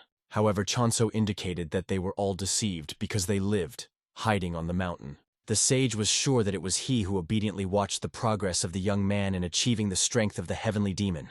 The young warrior understood that a man hints that they should trust each other. He was wondering what the old man wanted. However, the hermit asked that Chonso promised him only one thing. In this murim there is a military juggleman. He wanted the heir to give this person to him later. Thinking, Jan Champ realized that most likely this man imprisoned his mentor in this place. He was curious why his teacher changed so much. What was the reason? If he had a knife under his heart, he, most likely, should be the most frightening in the Murim Union. It was unsafe to leave him alive. However, the elder understood. It does not matter what Chonso thinks now. It is a pity that the plan has changed, but nothing will remain unchanged if the young man was the heir. The only thing the sage wanted to know is whether Chonso wants him to be on his side, but the guy warned the old man he will have to try. However, the mentor, wise for years, recalled, before anyone who was Chonso, an engineer or student, at first they must be unified. If you put everything wrong, the whole plan will go crazy. However, John Chakok recalled that the young man was already insane. He decided to find out if a man needs only this person. The sage explained that although he was disabled, it would be better if Chonso himself brought him to him. However, the guy believed that it was too difficult for this faction, and the old man noticed that the young master was more suitable for Murim than the cult of demons. Then Chonso decided to find out what was better for him to do for a start. The gray-haired sage asked him to be raised, because he was very inconvenient. Jan Chachok grinned, realizing that his old man would not have silent, even if the old man had died. Then he carefully put him back on the chair. Then the wise mentor said that the current cult of demons was no different from the current volcano. Starting from 7 palaces to the Council of Elders, they were stronger than ever before. Obviously, there were 2 candidates to the post of ruler of the mountain. Thanks to this, the appearance of a young master was a variable for a cult. If the young man rejects the chapter, the minor heir will take power, while the refusal of the head of the small palace will be a big blow. The young warrior thought about it, and the old man could see that he was clearly unhappy with something. Typically, Chonso called the association only the cult of Mun, but now he also reflected on him as a cult of demons. However, John Chachoku was obvious that it was still too early to reveal his personality. Therefore, ignoring the old man's words, he asked him to continue. The sage explained that even if the young master has reached the strength of the heavenly devil, one can destroy the demonic spirit, but one cannot possess it. The gray-haired old man handed him the box, explaining that it was originally created to defeat the heart of the chapter, but he decided to give it to Chonso. Inside is one of the doctrines, the secretary of the cult. There are several copies of the original. He asked the young man to believe him, but when he opened the box, he saw that there was a mask.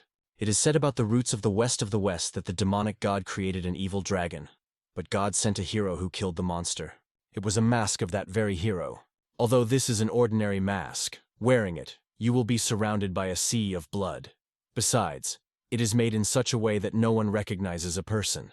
In the cult, 5 gods used that were known in generations as heavenly. They are scattered around the world. It is not known where. It is only known that one is here, and it is called the Holy Mask. The old man asked Chonso to join as deeply as he could. When they find out in the cult that he conquered the power of the heavenly devil, 30% of the cult, even 50%, will come to deal with this on their own. Exactly so much was lost in the cult of legitimacy. Thinking even about 50% of the Murim Union, his head was already breaking. But if a monk and 108 Nahatans meet in a closed place, it will be a battle in which both sides lose, without any way out. But in any case, he advised not to worry too much. Chonso had to convince half of the palaces and the Council of Elders before the election of the heir began. Then he can easily climb to the top. For everything about everything, the young man had 4 months. He should be careful and approach them one after another. The elder warned that there would be those who were ahead of him. For example, the Palvi Palace, where the power is great, and Chonso is not powerful enough. Also, his reputation is not particularly good. He himself knew this. Everyone knows him only as a psycho. The old man asked Chonso to show himself a new one. The young man's power increases, which means that people are in danger. They will continue to live under the unjustified pressure of 7-sided palaces and the Council of Elders, which only intensified. The mentor, wise for years, understood this, and he was interested in how to help them.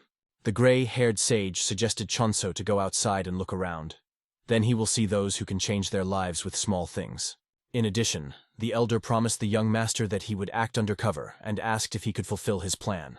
Chonso hesitated due to the fact that he was not confident in his abilities. However, he soon stated that he would do everything necessary. The old man understood. Chonso wanted to increase his strength. These people have unusual qualities, but they go around the bush, because they cannot mix with the rest. However, the young man only reminded that the houses of the small palace were empty, which were as much as 10. However, the old man recalled that he had previously stated 11 places. The hero explained that one place had just acquired his master. The elder was surprised that Chonso offers such an extensive place as a small palace, not understanding how the old man could enjoy such a luxury. After that, the gray-haired sage showed him another portrait. Iltesic, the man from whom Chonso decided to start. Hearing this name, the Eltak came to know that guy and considered him a rather bad person. Everything was fine with him, and then he lost his wife and washed down. So he had a bad reputation. Yultak also knew that in the Palace of the Head, he was the head of the guard of the head of the cult and former creditors in the palace. Now he was just an unnecessary cripple. At that moment, Chonso called Yultak behind him, realizing that now he had another goal. So he arrived at the Subon market. Here, outside the market, under the waterfall, there is a valley where people of low class live. The waters current there are similar to the tears of these people, so Berugol was nicknamed. Obviously, who could come here? Those who lost their condition at gambling. Those who drank because of the lack of a family. Those who have nowhere to go. Or those who committed a serious crime or hid. No one paid attention to them. There is nothing to take from them and cannot be forced to repent. Thanks to this, their lives were devoted to ordinary concerns. Their calm life was finished when people gathered, who all bowed in a bow. The boy was already tired and wanted to come home. However, his mother forbade him, explaining that an important person would come to them, and they would have to wait more too. The inhabitants of the valley did not understand who decided to come to them, and believed that he wanted them to die from the heat, and then he would pass through their bodies. However, the man soon found out that it was a young master, and ordered everyone to kneel if they did not want to die. And finally, a boat appeared in the distance, on which Jan Champ was floating. When he sailed past this place, he saw the field flowering poppy. Approaching, he noticed how many people gathered, who knelt down to greet them. One of the inhabitants came forward and greeted the young master who arrived from afar, after which everyone began to praise him together. Praise the young master. But this surprised Chonso. Such praises were intended only to the kings. This was one of the things that had to be rid of. Then he noticed that it was very hot for people. However, they began to argue, explaining that they were very good. Yultak also suggested that Chonso follow where the man would lead them. And Jan Champ, looking at these people, understood that karma probably played a cruel joke with them. Soon they reached the house where the same man began to ask Chonso as he got to them and why he decided to visit this place. However, Yultak explained that the young master of cult is hardly needed to look at people's lives. And the head of the settlement agreed. The assistant was probably right. However, he explained that he was embarrassed that they had nothing to treat a tall guest. While the man was saying something, Chonso peered at the flowering fields. The young warrior did not know if these flowers were always here.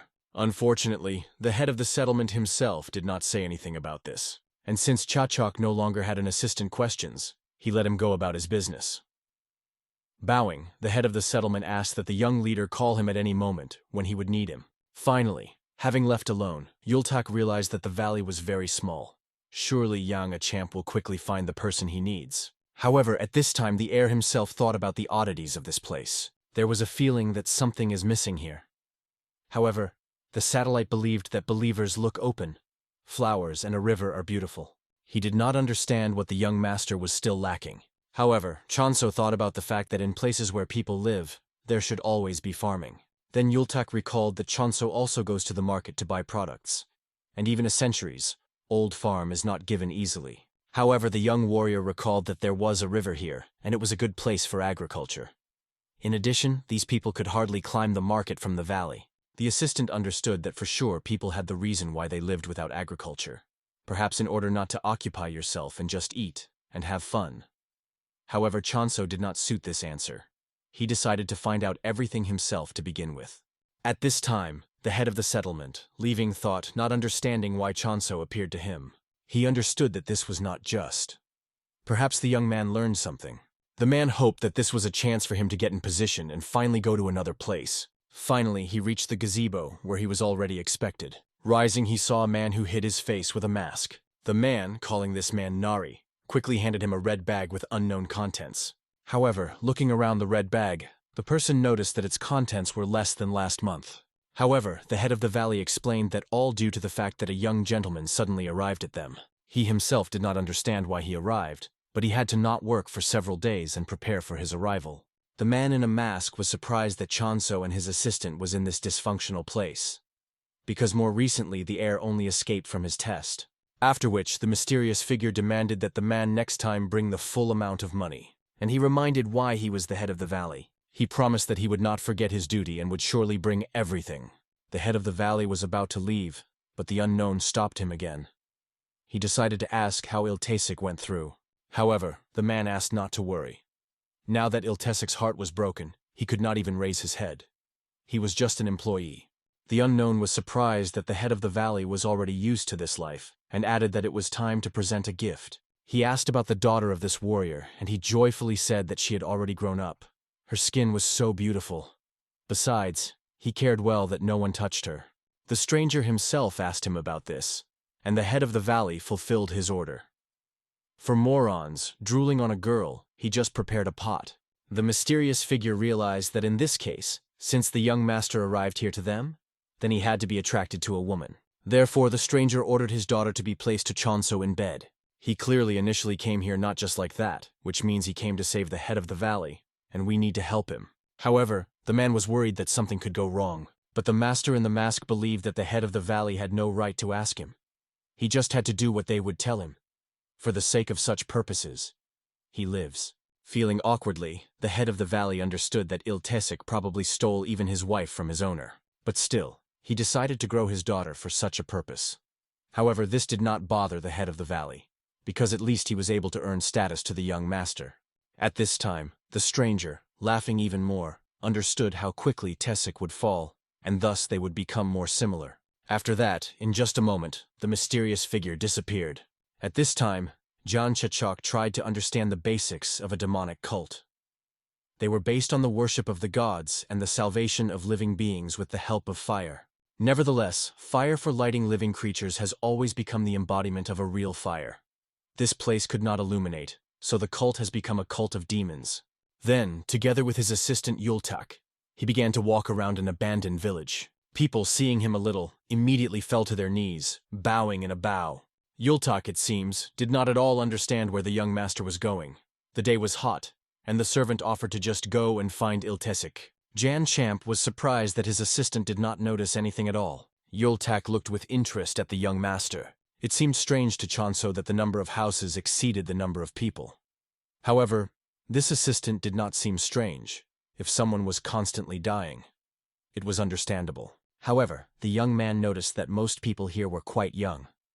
Yultak also indicated that most inhabitants in Biragol were at middle age.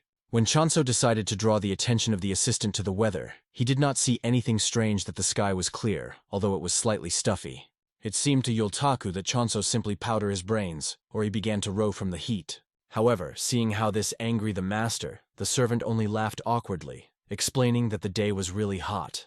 However, Jan Champ explained that it was precisely in this heat that was the most important problem. Then he headed for the woman, that, frightened, falling to her knees, began to greet the young master. However, Chonso, approaching her, was surprised that even in such hot weather she put on such a long, voluminous skirt. She did not understand what the young master had in mind. However, he bent below and, grabbing her face, explained that even he was sweating. He wanted to know if she was hot, and she didn't understand why Chonso behaved so strangely. Then the young man quickly laid the girl on the ground, to the shock of Yultak. After which he began to lift her skirt. The frightened servant tried to explain to the young master that they were on the street, and such behavior was impermissible. However, finally they saw what Chonso expected to see. It was wounds on the body. At that moment, the wind rose, spreading the petals around them in layers. Raising one of them, the young man realized that it was in these miniature colors that looked beautiful, but did the like with the girl's feet. Then he headed towards the poppy field. At the same time, the head of the city was indignant, because he needed to prepare for the next month, which was not easy. But he had to fulfill the order of his master. To do this, he climbed onto the bridge and, making sure that there was no one around, ducked under the water. He began to swim, swimming into the cave already familiar to him. And finally, having sailed her, he got out, finding himself in a place lit by torches. Walking awkwardly, the head of the valley realized that it was time for him to change the place where he was hiding, because he was tired of being a floating rat. After which he greeted his bodyguard, who congratulated him on his return. However, he immediately gave him a slap for the fact that the bodyguard did not work at all. However, he explained that the casino worked without his intervention, although such an attitude was even more angry with the head of the valley. The head of the valley fell silent, looking around the participants in the gambling. They joyfully argued and cursed, trying to understand who was a deceiver in this game. At some point, the conflict began to aggravate, and the head of the city noticed that, it seems, one of the players began to suspect some kind of deception. He wanted to take a card from his opponent, make sure of his deception, and was even ready to put his life on the con. At this moment, the angry chief of the city quickly cut his hand. Obviously, everyone was in a panic, not understanding how he dared to do so. However, the head of the valley made it clear that it does not matter which of them was right and who was not to blame. They both had to get out for inappropriate behavior. After that, making sure that the men were taken out, he went to his room and ordered his employees to continue work. However, they were concerned about rumors of the arrival of the young master and reminded that the valley was already empty. However, the head ordered the guards to leave a panic, because he already understood that the reasons for the arrival of the young master were obvious. Finally, they went into the room where everything was completely laid in red flowers. Looking at them, the head of the city ordered not to make a hype, to bring all the inhabitants without exception, otherwise they will not have time to make money for the next month. He also did not forget to ask where Iltesic was now. The guard suggested that he was probably with his daughter. He should be with her all the time, except when she works. The head of the valley ordered both of them. The girl was supposed to wash, and she had to be placed in the bed to the young master. The guard was surprised that the man wanted to give her out despite the fact that he forbade everyone to touch her. However, the head of the valley understood. Unfortunately, he would have to make such sacrifices for the sake of business. Meanwhile, events are transferred to the house where the girl with her father lived. She fed the man, realizing that he needed to eat well. Karen uneasily explained that high-ranking people from the small palace arrived at them by rumors. She suspected that everyone was hard from this news. It seems that Iltesic remembered something about the small palace. Karen also heard about the place where the young master lives. However, at that moment the man suddenly began to shake, as if from fear. Karen considered that he again remembered his past. She was interested in knowing what her father was at that time, and it was a pity that her words influenced him so much. Now he had a chronic disease, as the doctor said. He also constantly gave them medicines so that his father would become better. However, Karen understood things about everything else. This is definitely not a chronic disease. They are only forced to believe in it. Therefore, they needed to escape from the village as soon as possible. The girl was even more interested in what now attracted the attention of the head of the small palace, since he appeared with them. But at that moment there was a loud knock on the door. Opening, she saw a guard who said that she was called the head of the valley. She was surprised at the request at such a time, believing that the head of the village was with the master of the small palace. However, the guard ordered not to ask questions and take his father. He even offered her to help if she was not going to go of her own free will. However, the girl worriedly explained that they would need a little time to get together. Before leaving, the guard also warned that Karen washed before walking with them. It seemed strange to her. Approaching her father, she said that the head of the valley was waiting for them and asked him to go together. All this time she had a bad foreboding, as if something had happened. Finally, surrounded by the guards, they went on, passing by the utility rooms. Soon they reached the casino, and Karen looked frightened. She obviously did not expect to see this in the village. However, her father looked absolutely calm despite the fact that he hated unfamiliar places. Perhaps he has already been here. Looking at her thoughtfulness, the guard got angry and began to drive them. Therefore, they followed further until the guard forced them to divide. He explained that the head of the valley wants to give a special medicine for her father. She saw that Iltesic was also tense. Karen explained to the guard that this was not necessary, because they already had enough drugs, and offered to go further together. However, the guard, more angry, explained that he would not always be so kind with her. At that moment, Iltesic himself pulled out his hand from his daughter's grip. Then the girl was about to leave, however. Clinging to the last grains of the mind, he asked her to stay. But the guards began to delay him, recalling that they would give him medicine. When this did not work, They showed him a bag and offered to immediately fulfill their requirements. At that moment, Iltesik's gaze clouded. He began to doubt, but still held his daughter by the hand. When he poured a handful of powder in his palm, his saliva flowed. He immediately released his daughter and followed these people. The guards demanded that the girl did not stand a pillar, but went to the head of the valley, which all this time was waiting for her. Her eyes were filled with sad tears, but there was no choice. Leaving, she asked her father to wait a bit, because soon she would return. So Karen came to the head of the valley, who greeted the girl and asked her to sit down. When the girl refused, this only caused him a grin, because she looked like her father, who also did not obey at first. After that, the head of the valley approached, and Karen scaredly asked to explain why he called her. It was clear to the boss that the girl was scared, but he explained that she had no reason to shake. His touch on her face was unpleasant and even scared Karen. The head of the valley understood that she felt disgust, although he believed that soon she would also plunge into this world of dirt, so she did not see anything special about it. The frightened girl did not understand what was being discussed. However, the boss, inspiring her a sense of duty, recalled that it was he who raised her. In addition, thanks to him, her father lived for so long, and now he wanted to give her a chance to pay this debt. He believed that she would be ungrateful if she refused, because she could hardly even know that her father was getting worse. Turning away from her, the head of the valley perfectly understood that the girl wanted to escape from here with her father, and was ready to provide her with this opportunity. He did not care. They could go at any time where they wanted, but not that night. Indeed, that night she had to fulfill a special assignment associated with the head of the small palace. Karen knew that the head of the small palace is, according to rumors, a person with a dubious reputation that causes others problems depending on his mood.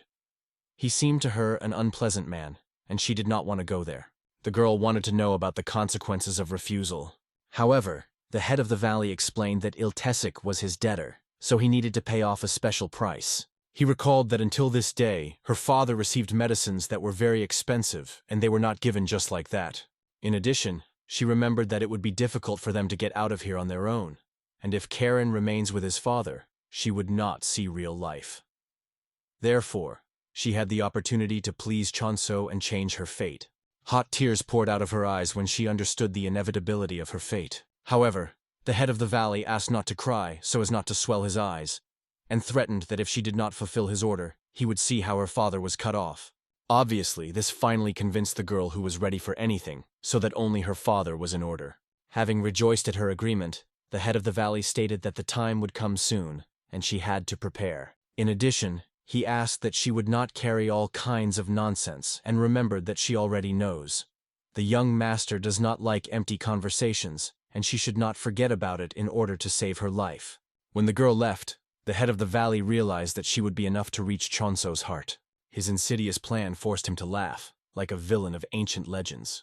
Meanwhile, with the onset of the evening, the woman led Chonso to his guest house. The dwelling was really well removed for such poor lands. This was even surprised by Jan Chachoka. In this valley it was impossible to even get drunk with clean water. But there were such comfortable places. Although looking around, he realized that there was not even anything to rob. The young gentleman began to think about where the money came from in the valley. He suspected that the whole thing is in the trade of prohibited substances. But according to the rules, their manufacture is allowed only in the palace, and the violation of this entails a number of severe consequences. He suspected that Ilitesik was also somehow involved in this of his own free will. For this, he could not forgive the head of the valley. However, Ilitesik, no matter how Chonso tried, he did not find, although he bypassed the whole valley. The young master understood that in order to interview 1,000 inhabitants, he might need a lot of time. Being in thought, he sat down on his bed to think about what to do next. However, at that moment an unknown woman came, asking for permission to enter. It turned out to be Karen herself. Jan Champ was a lot surprised to see the girl in his chambers. But she, completely not noticing his surprise, only introduced herself. The young gentleman was amazed to see such a beauty, and noted to himself that in the demonic cult, initially, there were not so many of them. In addition, this girl was very young, like his younger sister. However, at that moment, embarrassing Chachok, she hinted at some intimacy. Obviously, the young man did not immediately understand what was being discussed, and then Karen repeated her hint. It became obvious. The head of the valley sent the girl. Chonso did not know what to do. Nevertheless, he was a man who was known as a pervert, and not a noble warrior. He did not know what to do to prevent a mistake in this case. To begin with, he decided to put out the candles illuminating this room. Then he also quickly put Karen on the bed. The frightened girl did not understand what sharp changes happened to Chanso, but he asked her to shut up, after which he began to listen to whether someone near the house was eavesdropping. Glancing at Karen, he saw that, despite her words, she looked at him with the most unhappy eyes. It became obvious that she was afraid of him, although she desperately tried to deny the truth. She argued that she was absolutely not scared, that she was here of her own free will. But Chanso did not understand. Did she really come due to the fact that she heard about him as a young master, but forgot that he was also surrounded by various rumors? He believed that if she knew about such conversations, she had to be well prepared. Therefore, he severely demanded that she begin to tell the truth. When the girl did not understand, the young man finally became convinced that she came not of her own free will. However, she again denied this. But Jan Chichoku was very clear in her fear. He also looked at her intently to find out what Karen really wants. However, this time the girl admitted that this was her first such experience, which is why she did not know how to behave. Exhaled calmly, Jan Champ ordered her to return to her home. He did not need an inexperienced woman like her. It was simply not in his taste. However, Karen grabbed Chanso's hand, preventing him from leaving. He thought that she decided to play the drama here, but that was not so. In fact, she wanted to ask a young master to ask something. The girl did not understand why he was behaving in a similar way, because according to her ideas, he had to simply accept her proposal. The young man recalled that she was not in his taste. And then Karen, desperate, became more persistent, believing that it was a matter of her behavior. As a result, in this turmoil, Chanso fell, finding himself in an awkward position. And the girl, still with tears in her eyes, asked the young master to do everything he wants. But these words sounded as if she had exposed him as a sinner. Jan Chakok recalled that if he does not like what will happen, he will be able to kill her at any moment. Obviously, she was afraid, but still continued to insist, believing that he should do this. And in the end, at the last moment, he used a special technique, because of which the girl lost consciousness. Looking at her limp body, he realized how difficult the situation was in the demonic cult. So a couple of hours passed. During this time, Chanso created the appearance of what had happened so that everything looked believable. When Karen woke up in dismay, I realized that everything was already over. I could not admit that I could admit that there was nothing. Therefore, playing along with his lies, he decided to find out whether Karen was satisfied. However, the girl simply explained that this was not the only reason for her arrival. She honestly admitted that she had come because of her father, and asked Chanso to save her and her loved one. She was ready to beg for it. Chanso realized that the girl was very naive, or did not hear about his reputation at all. However, she, frightened, did not understand what was being discussed.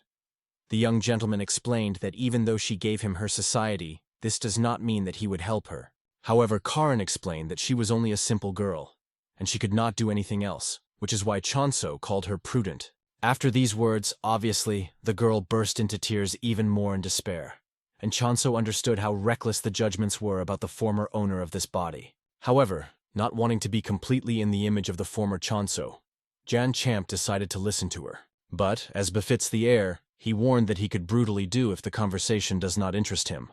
Heron even stumbled, not expecting these words, but soon began her story. She explained that her father was helpless if she was not there. He will not be able to live, and even a day. In addition, she said that very modest people lived in this valley. Some of them could not even afford food, and all she wanted was to live with her father safe. Realizing the main essence of the problem, Chanso decided to find out the name of her father. The girl said that his name was Iltesik. Jan Champ could not even believe that her father was the one he was looking for all this time. After her story, he realized that in this valley everything was much worse than he thought. He asked that the girl would not worry and rest well, after which he again plunged her into sleep. In the clothes of Karen, he found a medicine that Iltesik took. To find out more, he went to his assistant who slept nearby. Yultak was surprised when he saw the master at such a time, and did not understand why he could not sleep. Chanso demanded that the servant look at what he brought. The consistency of this powder looked very familiar. In addition, in color, he looked very expensive. Yultak explained that it was definitely the forbidden substance, with which, according to rumors, Chanso himself had prevailed before, which is why the head of the demon cult was severely punished. Now this powder could only be found in a poisonous palace. In addition, Yultak remembered how, according to the stories, when Chanso was 14, he settled the poisonous palace from the fact that he used too much powder, and then the head of the palace ran out in one-night clothes. Having stopped this chatter of a friend, Chanso demanded that he investigate this powder. However, Yultak explained that he had never dealt with such substances. He did not play in the casino, did not get drunk, and also did not accept prohibited drugs. Chonso got angry, believing that his assistant had to do this instead of him. But he refused, considering himself not so reckless. But he had no choice, and Yultak had to obey. Then the young master forcibly forced him to inhale the substance so that Yultak could study it. And so, immediately the servant began to be a cramp. But soon she passed. After which he became as if stupefied and slightly detached. Chonso carefully studied the reaction, which appears immediately after contact with the powder. This meant that the substance was really very dangerous. Then, apologizing, he decided to neutralize the effect of powder on the body of the assistant. He began to direct the energy and inner power to the body of Yultak, after which he lost consciousness. Thanks to the intervention of Chonso, Yultak certainly would not have dependence because the young man eliminated the entire effect of the substance. Then he got angry, realizing that the head of the village was clearly followed the path that should not be chosen. He decided to deal with him, and for this he took out a mask that the mentor handed him earlier. At this time, Iltesik was with the guards in the depths of the cave. The guards only laughed at such a miserable old man, and decided to tell him the truth. They said that his daughter was already given to the young master, who would definitely take care of about her. Obviously, the old man could not put up with this, and immediately grabbed one of the fighters by the trouser line. However, the guard began to beat Iltesik with his feet. When the old man did not unhasive, the fighter began to beat him in the face, not understanding how so much strength was left in him. After all, he used so many prohibited substances that he had to turn into a miserable old man who served only a burden for a long time. Looking at the helpless prisoner, the guards did not understand why the head of the valley had not yet ordered him to kill him. It was probably the case in his daughter, but since she was already given to the young master, the time of his death was probably nearing. The guards from the very beginning did not like the prisoner. Despite the fact that he was a decrepit old man, he always had a very threatening look. Perhaps due to the fact that he was in the past a significant figure. However, one guard did not believe in it. He believed that Iltesik was engaged in small business in a trading house, or was one of those who spun around the priestess from the Holy Fire Palace. This offended the prisoner. His gaze began to burn with fire. The guard even began to think to kill him himself. However, his comrade asked him to calm down so as not to receive a punishment from the head of the valley. However, in the event of his death, they agreed to say that the old man died of illness. But at that moment, Iltesik demanded that these people return his daughter to him, and his anger was great. Even more angry, the guards continued to beat him with greater rage. They vowed that they would beat him, tear his eyes out if he dares to look at them again. One of the guards was worried that Iltesik would die if they left him like that, because he lost a lot of blood. However, his colleague believed that in prison there would be only one old man less. They could lie that he hit his head on the floor and died, leaving. From his camera they looked at the cells, where other old people survived their age. It was ridiculous from the fact that the children of these rejected days and night produced prohibited substances, hoping to save their parents. They did not even know that their parents are dependent on the same substances that they produce. Surely the children were convinced that the old people received treatment in a good hospital. But this was not at all. The guards only hoped that the head of the valley and the young master were pudding, and they would finally be able to get away from this hole. At that moment, one of the guards heard the sound that interrupted his thoughts, and saw that his colleague was already lying on the ground. Just as quickly as the mysterious stranger figured out the first guard, he figured out the second. Looking at their lying bodies, the unknown finally realized what these people planned. The opening of the brothel under the valley was not enough for them. They also held and poisoned these old people. But this is not all. He also needed to examine the place of production of prohibited substances, which, most likely, was near here. Having taken the keys to the guards from the cells in which the old people were sitting, the stranger realized that it was dangerous to save those people who could not even control their own bodies. Therefore, he promised to return after them later. At that moment, he heard the voice of Iltesik, who called his daughter. Approaching, he recognized this man. Despite the fact that the old man looked bad, there could be no mistakes. In front of him was the former leader of the detachment of masters of the demonic cult, whom he saw in the book. The hero tried to bring him to his senses, but raising him, he realized that the man was in terrible condition. Its energy channels were seriously damaged, and external injuries were also serious. But the biggest problem was in his mind. The acupuncture points were sealed, and only a weak spark of life was warming in it.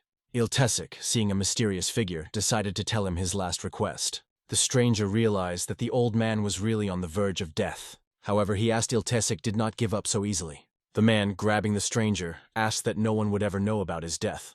He understood that the prisoner was asking, not salvation or deliverance. He simply wanted his secret to remain unsolved by his daughter. Upon learning of this, the hero could not understand. Would Ile Tesik really meet his end here? Life left his body. However, the guy could not put up with this. He could save the man, and even if the chance was small, he still existed. Therefore, the young gentleman applied the technique of the influence of life force, so he could restore the old man's energy channels with the help of his own strength. It will not be so difficult to restore its channels. The problem was in internal energy. However, realizing that he had little time, the stranger stopped hesitating, after which he began to use equipment on the old man. All art of demonic sects use the art of heavenly demonic god as a basis. Since the martial art that he mastered belonged to one of these sects, they were compatible with each other. Finally, the flow of energy began to be absorbed by the body of the old man. His energy center was not destroyed. The whole problem was in a lack of energy. Or his energy center was very strong. He very quickly absorbed the energy of the savior. The question was regarding the amount of his energy and size of the energy center Ile Tesik. If the energy is not enough for a man, then the stranger himself could die. But it was too late to stop. He had to give him all his energy without a trace. To begin with, he handed him 60, and then 180 years. These are units of measurement of the amount of energy. However, the man could still absorb her. So the savior decided to give everything, having reached 240 years. And at this moment, the man's body began to gradually change, acquiring his true form. Almost the entire supply of internal energy of the stranger went to this. Nothing remains. If a man's energy center was a little more, the savior could die. Already seeing the changes in the body of Ile Tesik, he realized that the man was at the stage of awakening. Finally, having come to his senses, Ile Tesik decided to find out the personality of this young man. But before answering, Jan Champ decided to catch his breath a little. Soon, during the conversation, Ile Tesik decided to tell what happened to his body and life. Despite the insignificant origin, he rose from the bottom thanks to his strong body. He always took care of those who surrounded him, even after he became an important person. So he was followed and respected. When he became the leader of the detachment, many people from 7 palaces and councils appeared who wanted to work for him or get to know each other better. However, he chose an old girlfriend with whom he connected his fate. There was even a period when it was called one of the Great Five and a pillar of the palace. However, he preferred a quiet, happy life in unity. At that moment it seemed that happiness would last forever. But everything collapsed when he decided to go to training to achieve the stage of awakening. He was obliged to achieve awakening as a leader of the artists of demons. Excellent for his wife, who was left alone with his daughter. He asked the people he trusted to take care of them while he was in solitude. However, during his absence, they were abducted by the robbers, as friends Ile Tesik learned about. He had to finish his training ahead of schedule. He gathered his detachment of art masters of large demons and went in search of the kidnappers. They searched with all their might, but they no longer found their wife alive. When he met her, she was exhausted, dead, with a small child in her arms. Ile Tesik had no one to blame for what happened. The wine was completely on it. If he had not been so greedy to the power, if he had chosen another place for training, then everything would be different. He explained that it was unbearable to survive this grief, and he wanted to commit suicide many times. But because of his daughter, who would be left completely alone after his death, he continued to live. In the end, he stopped engaged in martial arts and began to take prohibited substances to dull pain. He thought he had lost all his energy, ceasing to practice. After his words, Jan Chichoku even thought that perhaps the man regretted that he had saved his life. However, Ile Tesik remembered everything that happened to him at that time, and was grateful to his savior. He promised that he would remember this until the end of his life. However, now he would like to ask this young man one question. He suspected that the young man had come from the small palace. Jan Champ did not understand how they could recognize him, and considered that his mentor gave him a fake and not a sacred mask of fire. Ile Tesik explained that the young man gave him a lot of his energy. Only in the art of the moon cult is the energy of the sacred fire that will never go out.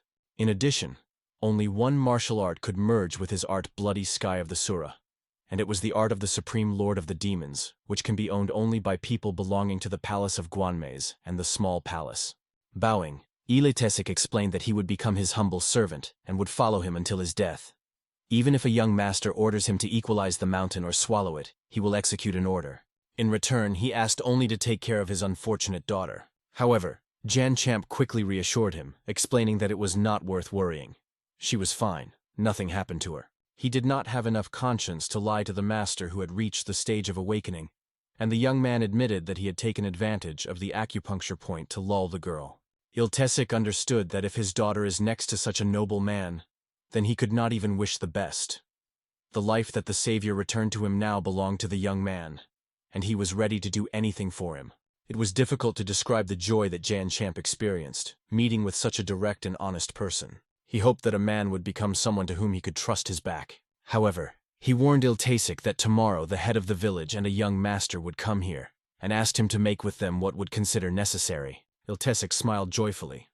It turns out he himself wanted to do it. However, leaving, Jan Champ did not forget to ask to leave the young master alive. Having bowed, Iltesic said goodbye to the young man.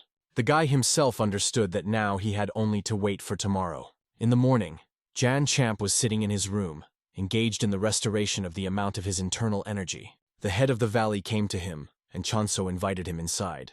The man joyfully began to ask the guy if he liked the gift that he sent. Chanso joyfully stated that the sent girl really appealed to him. Obviously, this pleased the head of the valley, because he took this gift for a special case. In addition, he hoped that the young man liked what they sent with the girl. Initially, Chanso pretended not to understand what it was about, and then the head of the valley hinted at the prohibited substances. Then the young man laughed joyfully, explaining that paints returned to his boring life, and it would not be an exaggeration to say that they sent him the secret of happiness. He wanted to know how they were able to create something similar. The head of the valley said that for sure, Chanso had already noticed a flowering plant. It was an opium poppy, the main ingredient. This plant is the highest grade with red flowers, beautiful, like a young bride. If you cut it about 10 days after ripening, you can get a special extract. Chanso was struck by the fact that the man told everything so directly. He asked him to tell the secret. And then the head of the valley explained that if you warm this extract, it turns out something interesting that cannot be found in the usual market. They called this powder Devil's Dust. He believed that such a name was perfect. Also, the head of the valley decided to tell the young master that if he liked this powder, they could provide him with any amount of it. However, Chanso became curious, and he asked why such a talented person, like the head of the valley, has to vegetate in this small village. Although the man was flattered by such an opinion, he did not agree. He explained that there were a cult, which did not allow them to expand their activities outside this village. The head of the valley noted that the young master probably saw that there were a lot of poor in the village who had nowhere else to go. As a chapter, he took care of them, and for the sake of suffering, people began to engage in this matter. Obviously, Jan Champ was angry with this lie, but still said that the man must have been very noble, and he could not even imagine that he had such altruistic motifs. Although he himself perfectly understood that he was definitely not for the sake of help with these unfortunate ones, he planted them on prohibited substances and forced to produce such poison. The head said that if they could sell their goods outside the village, these people would have received a second chance. The hero promised to solve their issue, but for starters he wanted to look at the place of production of the dust of the devil, and then think about how to solve their problems. Nevertheless, he was a young master, and even if his authority is not so high yet, he was completely able to solve such a problem. The man was delighted, realizing that this was a good chance, because Chanso still become the head of the whole cult in the future. In addition, the young master even invited the man to go to the small palace in the future with him. From this, the head of the valley began to crumble in thanks, no longer hiding his delight, after which they rose and went towards secret production. It was a perfectly designed plan created by Chanso. Finally, they were near that very bridge.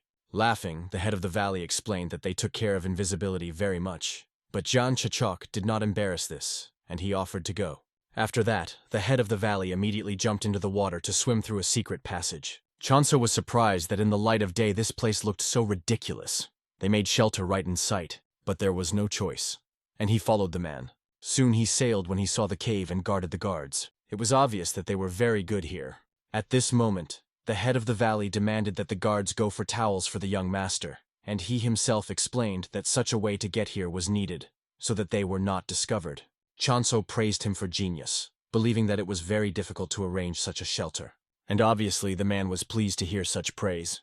After that, the head of the valley invited Chanso behind him and invited him to put on his hat and hide his face as a measure of precaution. Finally, they got into the first room of a casino with playing visitors. The man explained that all these people were coming to their village, mainly criminals, who decided to lie down at the bottom in their wilderness.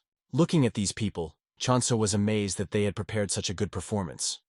So far, they have not yet betrayed themselves. The guy, without betraying suspicions, said that the girl sent to him said that her father also worked here. He understood that the head of the valley probably heard something about it. However, while the man pretended to be well, and he could believe him if Chonso did not know the whole truth. Laughing, the head of the valley explained that many people came to the village and left. But he could look for this man. The hero pretended to be obviously anyway, believing that they had more important things to do. Smiling and not giving the look, the head of the valley led the hero further, but he himself was very concerned, calling the mentally a girl's girlfriend. Although, fortunately, the young master did not suspect anything. But the man understood that he would soon have to get rid of the girl. Thinking, Chonso understood very well. This man specially hid Iltasic. If he was about to show him a secret storage, he would have to reveal other secrets, since he decided that the young master would become his pass into the big world. Sooner or later, Chonso would have learned about it anyway. Finally, they ended up in the room where prohibited substances were produced. Chonso looked closely and honestly admitted that he saw him impressed. The head explained that he spent 3 whole years and put all himself into the construction of this place. Jan Champ praised him, but noticed the guards behind him, suggesting that these were mercenaries. The man explained that they were subject to him personally. He recruited these people from different dark sects.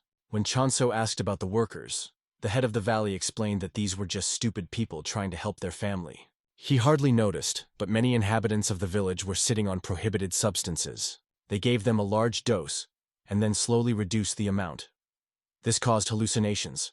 They torn the skin, tried to get rid of non-existent parasites, and came crazy. If at this moment a little devil of the devil should be accepted, they had to feel better. People were convinced that they took the medicine, and asked to give out more. And so, they were already ready to fulfill any of our orders in order to save the lives of loved ones, which meanwhile were gradually fading away thanks to the medicine. Chonso, hiding anger, realized that in this way the man made them with his faithful slaves. They did not even realize that they were hooked on prohibited substances. The head of the valley explained that if people begin to die from the drug, they become an excellent help for dark forces, and considered this an excellent business. At that moment, Jan Champ could hardly restrain his indignation. He understood that there was no forgiveness to this person, because many people have already died through his fault. The change in the person of the young master was noticed by everyone around him. However, he smiled quickly, explaining that he thought slightly, and apologized for his strange reaction. However, Chonso understood. Now it's time to go to the main character on the stage. At that moment, a loud sound came behind them. This sound of knocked-out walls and doors emanated from a dungeon.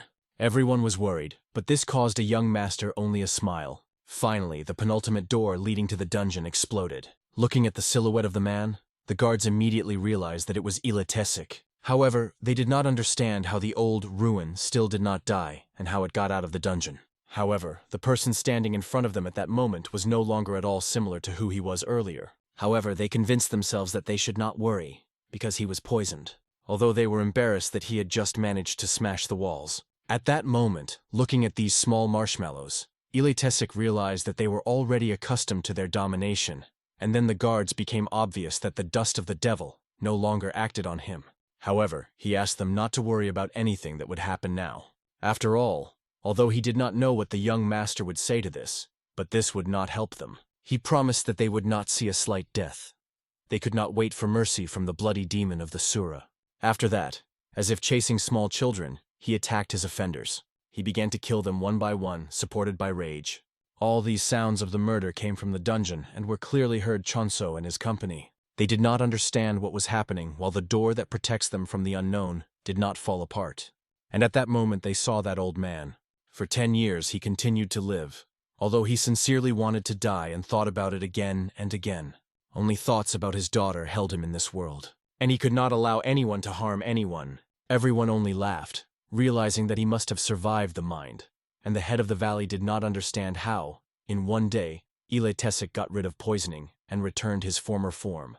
However, the head of the village, trying to distract attention, explained that Iltasic came in vain, since they had already given his daughter to the young master, so now he has nothing to do here.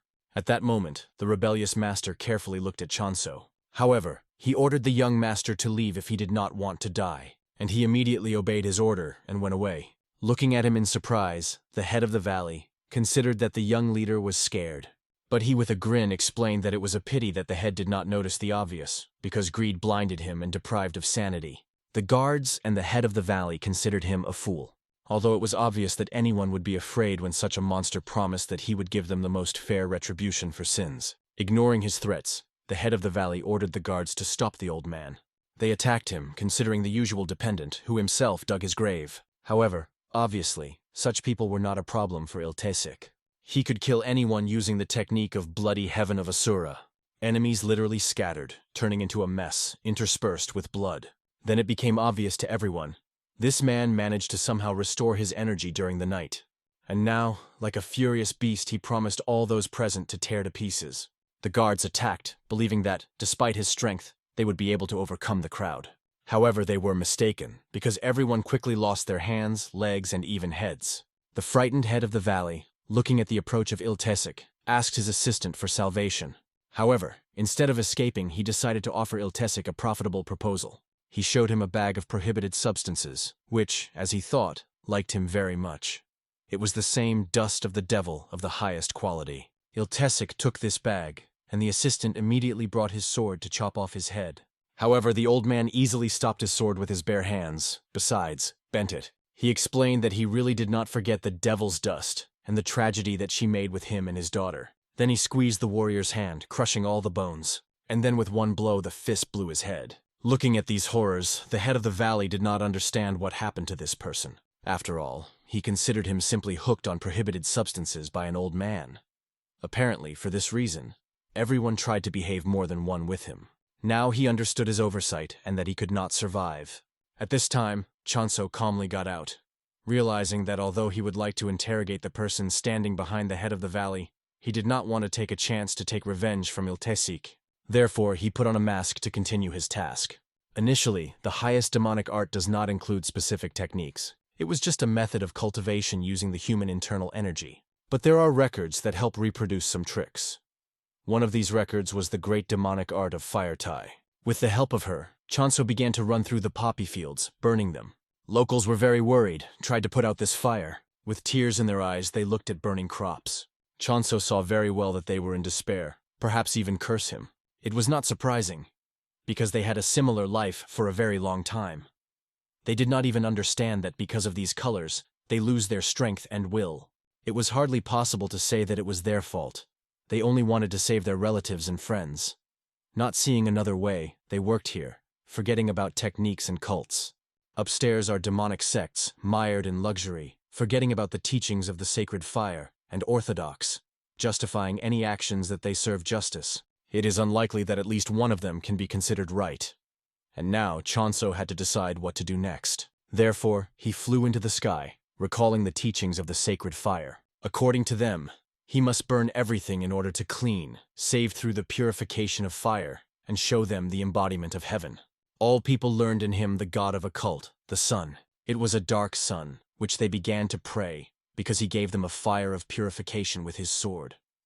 They began to idolize the one whom they cursed a second ago. However, Chanso remained calm. Soon Iltesik appeared with people saved from a casino. The head of the valley then realized that everything was over, but he could not just leave. He longed to change something. So he created a powerful explosion of internal energy. People froze in reverence, but regarded this as a divine blessing that descended to them. The next day, a real pogrom began in the same valley.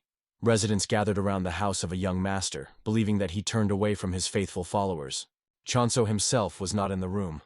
There was the extremely alarmed Yultak, who understood that an angry crowd was about to burst inside and spread everything around.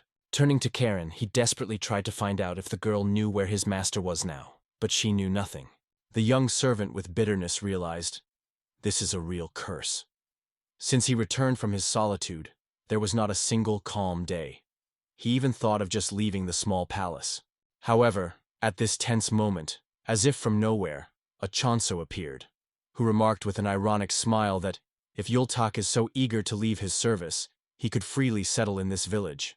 The frightened servant did not even dare to argue. He only alarmedly asked the heir if he knew outside, believing that the high-born master needs to immediately hide in a safe place. The faithful assistant perfectly understood that if angry people see Chonso, then they would tear him to shreds. Despite the persistent warnings of the servant, he resolutely approached and opened the window. A frightening picture appeared in front of them. Angry residents covered by anger shouted curses against the young master, believing that he had betrayed his true followers and turned into a real tyrant. After this gloomy spectacle, the heir to the cult quickly closed the window and calmly returned to his place. At this tense moment, the amazed Yultak was surprised to notice that all these violent cries were amazingly subsided in an instant way. The next second, the doors opened, and Iltesic majestically entered the room. All this time he carried a bloodied bag with him. Seeing a man who had changed so strikingly, Corin could hardly recognize him. She involuntarily had tears in her eyes when she for a moment decided that in front of her was her own father. She immediately confusedly apologized, realizing that this warrior could not be. However, Iltesic spoke in a low, soulful voice, explaining that he himself hardly believes in amazing changes that occurred to him. He solemnly promised his daughter that from now on, she would never live in fear and humiliation again. He sincerely apologized to her for being such an old, blinded fool. Heron, not holding back sobs, could not believe that her father finally returned to her. The former prisoner, gently hugging his daughter's fragile shoulders, vowed that from that day until the last breath, he would become her indestructible defender. The bewildered Yultak did not understand at all what was happening and why such an emotional reunion of the family suddenly happened here. But the wise Chonso softly asked him to be silent and simply not to spoil these precious, touching moments. After this exciting scene, they all went to the Cult of the Sun together and soon ended up on a market square. Suddenly they were found by the strongest rain, so they immediately went to the nearest shelter, the ancient library. There, the elderly archivist Tong Jagala sat, immersed in his many manuscripts. Recently, the number of books and information has doubled, and the documents that he had to carefully study is more than 5 times. Obviously, the venerable old man was extremely exhausted, and did not expect uninvited visitors at all. At that moment, the door was resolutely tapped at the door, and the young gentleman himself appeared on the threshold, whom the surprised keeper of knowledge was still reluctant to go inside. And Yultak, wet to the thread, immediately began to be indignant that the old man forced them to wait for so long on the threshold, because they were all hopelessly wet under a heavy shower. Soon everyone went downstairs to meet with Jagal. The sage looked clearly dissatisfied, not understanding what was happening, and demanded that he be immediately explained such an unusual situation. At this time, the unceremonious Yultak, as nothing happened, was busily dried his wet clothes near the hearth, while the noble Iltesic, along with Karin, examined the ancient portraits of great masters with genuine interest, decorating the ancient walls of the library. Chonso, leisurely taking off the wet outerwear, explained with his inherent grace that they had kept the path from the Valley of the Scoundrels to the small Palace of the Sun, but were caught by a sudden rain, and they had to urgently look for a reliable shelter. However, the adamant Tongjagal, with a note of irritation, recalled that his ancient library is not the place where you can come without a special invitation and count on a warm welcome. The young heir to the cult subtly noticed that the keeper himself opened the doors to them, so he completely does not understand the reason for such a clear discontent. In the end, the elder calmly exhaled, realizing that it was completely useless to argue with this daring young man. To begin with, he ceremoniously greeted Iltesic, apologizing that he had serious health problems, so that he could not greet him properly right away. After that, an official performance took place. At first, indestructible Iltesic, and then the lovely Heron. An experienced warrior already knew that Tongjagal ordered the young master to find him, and the librarian openly admitted that he secretly watched Iltesic for a long time, even when he ended up in that forgotten village of the gods. The proud warrior seemed extremely daring and inappropriate that the old scribe secretly watched him and continued to do this even when he got into that damned hole. But Tongjagal, with philosophical calm, asked a quick-tempered guest not to get excited, explaining that he still knows too little about him, because he spent many long years in the Valley of the Scoundrels. However, the elder assured that he intends to continue his observations further in order to replenish this gap in knowledge. And Iltesic, with a defiant grin, noticed that the old man, of course, could continue to observe. But he would hardly succeed, because the elderly librarian would rather die from old age. Looking at this verbal duel, the penetrating yang of a Chuk with philosophical sadness realized, warriors and scientists will never find a common language. They are always opposite, like water and oil. He peacefully asked them to calm down and stop this meaningless quarrel, because now they practically live under the same roof. The young heir also made an inspirational speech, penetrating that they were once divided, but now fate brought them together in the palace, and he sincerely hopes that the new members of the cult will imbue with common exalted ideas. He solemnly swore that he would never come off the chosen path and will certainly reach his sacred goal, to revive the former glory of the Palace of the Sun. Shocked by the depths and sincerity of these words, Karin and even the harsh Iltasik immediately bowed respectfully in front of the young master, expressing their devotion. While Yultak and Jagal burst out in an inappropriate laugh, the alarmed servant hastily asked that the young master would not pronounce such exalted speeches. This impudent replica seemed to the young heir so rough and disrespectful that he was already seriously thinking about violating his promise relative to these two unworthy. Having calmed down, they settled down at the ancient oak table to discuss in detail the alarming events taking place in the Valley of the Scoundrels.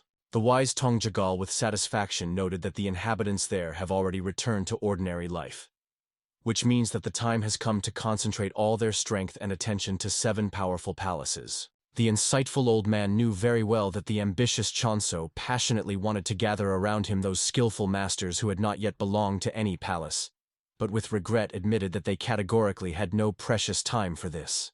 After some 4 months, the great festival of heaven was supposed to begin, and they had to make one of two: either rapidly increasing your influence, or, which would be much faster and more effective, skillfully weaken the influence of their formidable rivals. The main problem was that each of the 7 palaces owned an impressive detachment of selected, ruthless fighters, and stood on the same level with 10 great orthodox sections. Their leaders occupied high positions in the cult. If we assume that they are the oldest, most respected members from this mysterious association, and reach the highest stage of elevation, then this demonic cult was simply incredibly powerful, irresistible power. However, the restless Yultak, it seemed, still did not understand the true seriousness of the situation. Why did they just sat and endlessly discussed all these confusing intrigues? He was already pretty bored with these barren, in his opinion, conversations. However, the unflappable Chonso, with light irony, asked him to be patient and wait for a more exciting sequel, after which he respected the elder to continue his story. The gray-haired librarian explained in detail that even though from the outside it may seem that palaces are peacefully cooperating, in fact, they fiercely compete with each other for every grain of power. If it were not for this implacable confrontation, the cult of the sun would have long been ruled by a new, sole leader. The insightful Tessic instantly realized, if they skillfully violate the existing balance of forces, the palaces will be extremely satisfied with the situation. At the moment, each of the 7 palaces of the crust of the sun planned to raise an incredible noise due to the protracted absence of the legal leader of the cult during the approaching great festival of heaven. The ambitious heads of palaces will undoubtedly be violently arguing for the honorable right to become the next supreme ruler. But now that the legitimate young gentleman suddenly returned to his native land, this radically changed the whole political picture. They will certainly appear both who desperately want to eliminate the young heir and those insidious intriguers who will decide to calmly take advantage of the situation for their own benefits. At this tense moment, fearless Iltesic resolutely rose and stated that while the warrior's heart was beating in his chest, none of the living would even dare to touch his legal ruler with a finger. However, the elder with sadness understood. Even such an outstanding master of martial arts could not do all enemies alone. The only really suitable option for a young master is an open connection to an irreconcilable confrontation of palaces. However, the alarmed Yultak with horror realized that such an adventure would help his adored master with only one: quickly and valiantly, but absolutely pointless to die. The unflappable old man philosophically noted that the path to the rise is always covered with dangers and trials. Chonso already hurt much more and offended the fact that his faithful assistant seemed to not believe in his abilities at all. At this critical moment, the deeply worried Yultak decided to ask his highborn master one single, but extremely important question. With sincere care, he dared to offer him prudently to return to the safe limits of the corridor of large demons. Indeed, at this alarming moment, several powerful candidates for the coveted position of the next supreme chapter have already distinguished clearly. All of them were incredibly strong, especially the formidable head of the Palace of Blood Arts, the frightening head of the Palace of Destruction, and the mysterious elder. In the current situation, Yultak saw only one advantage. They did not intend to give in to each other a heaven of power. In addition, the Trade Palace provided secret support at the same time as the Palace of Blood Arts, the Palace of Pleasure, and even the Palace of Destruction. But it was only a skillful camouflage of their true intentions. Their sinister influence grew steadily, and there was only a matter of time when an open, bloody conflict will flare up due to some completely insignificant occasion, and a universal merciless confrontation will begin. Tong Jagal was firmly convinced that when this would happen, Chonso had the opportunity to deftly take advantage of the confusion and triumphantly occupy the desired place of the legitimate head of the cult. It seemed extremely strange to the experienced Iltesik that an ordinary, modest librarian kept himself as if he knew absolutely everything thoroughly. But the elder was really well aware, because for years he meticulously studied all the secret documents shed light on dark secrets. Ile Tasik resolutely stated that they absolutely did not need to weave sophisticated intrigues and invent the most difficult strategies, because a young gentleman can simply gather faithful troops and directly occupy the Sun Palace by right of the legitimate heir. However, Tongjagal shook his head sadly, explaining that now the political situation has changed dramatically. At that moment, when the young master tries to openly occupy the Palace of the Sun, 4 palaces at once, uniting their strength, will immediately attack and mercilessly destroy it. The shocked warrior categorically could not believe that such a catastrophic script is possible. After all, the elite detachment of the Palace of the Sun will not leave the traitors alive, mercilessly avenge their legal master. However, the Keeper of Ancient Knowledge with deep sadness explained that the probability of such a favorable outcome is only miserable 20%. Their chances of victory were so scanty, even if they would openly support the weakened Palace of the Sun. At this moment, the mortally frightened Yultak, with despair in his voice, explained that the venerable Tong Jagal was clearly mistaken in his calculations. Not 20, but most likely the miserable 2% made up their true chances, because the Sun Palace was pretty weakened over the past restless years. Even Ilatesik, accustomed to the most desperate situations, doubted these encouraging 20% with considerable difficulty. He was amazed that the enemies became so powerful during his absence. However, the unflappable old man finally destroyed their fragile hopes, explaining that if the Sun Palace dares to speak out against the united enemies in splendid loneliness, there will be no chance of success at all. Yultak, with bitterness, understood that it would not occur to anyone in his right mind to voluntarily help them for such a miserable and ghostly increase in the chance to win. The thoughtful Iltesik was more perplexed as the cult reached such a deplorable situation. The explanation was surprisingly simple. Although the number of skillful masters of martial arts was steadily growing, there was still no exceptional leader among them. Jan Champ, immersed in gloomy thoughts, also bitterly realized that, it seems, demonic cults and the entire atmosphere on the Central Plains were not very different from the one that was in his past life. The extremely excited Yultak exclaimed emotionally again, not understanding that they really must act so recklessly. Why can they simply prudently hide and patiently wait for the return of the legitimate chapter? Why are they trying to commit what they obviously can't do so stubbornly? However, Karen spoke unexpectedly. She explained that in the Valley of the Scoundrels she lived for a very long time in the shade, not having the opportunity to change anything. Over time, everything got worse. The girl calmly noticed that if they still have to face the problem sooner or later, it is better to meet her face to face. Chonso completely agreed with this wise position. If today they do not do anything to change the situation, tomorrow it will remain the same, or will become worse. The heir explained that he wants to achieve only one. He wanted to turn this place into a real cult of the sun. Yultak did not quite understand his message, because the cult already bore such a name. But the young master made it clear that now the cult was more like a demonic one. He firmly stated that he already knew which path should be put to the goal, and he pointed to the person with whom they should start, to the head of the trading organization. Events are transferred 2 days in advance, to the small Palace of the Sun. At this time, Chonso sat and meditated as if nothing had happened. He already managed to reach the 7th star. This was enough only to reach the peak phase of the elevation stage. When he reaches the 8th star, he will be able to switch to the stage of awakening and overcome the limitations of the human body. And having reached the 9th star, it will become almost invincible. However, the heir understood that he should be careful with this art. Now he has only 7 stars. As soon as it reaches 9, its acupuncture point will be crowded with demonic energy, and a strange feeling that spills over the body will appear. At that moment he will become a heavenly demon, and he wants it or not, the whole world will learn about it. The young man calmly walked around his small palace when he heard Karen's melodic voice. Looking at the thoughtfulness of the master, it seemed to the girl that he would be unwell, Chonso was surprised to see her and decided to find out the reasons for the arrival. Then, noticeably blushing, she bowed in a respectful bow and sincerely apologized for not understanding the true intentions of Chonso. After all, he was so kind that he even allocated a separate house with her father. The heir realized that, apparently, Iltasik had already managed to explain everything to his daughter. He gently made it clear to the girl that she did not need to worry. Here she could live as she wishes, because now they live in a small palace. Having joyfully thanked the benefactor, Karen only asked to give her some task, because she passionately wanted to repay for his kindness. This request caused a young man only a warm smile, because she was exactly the same as her father, the same straightforward and honest. Therefore, he promised that he would definitely come up with a worthy task for her. But their conversation was interrupted by the messengers, who announced that the trade palace was asking for a meeting with the young master. The Palace of Pleasure also asked for this. The heir remained calm, because he knew that sooner or later they would appear. At that moment, Chanamu and his servants and a representative of the Palace of Pleasure gathered near the southern gate of the Palace of the Small Sun.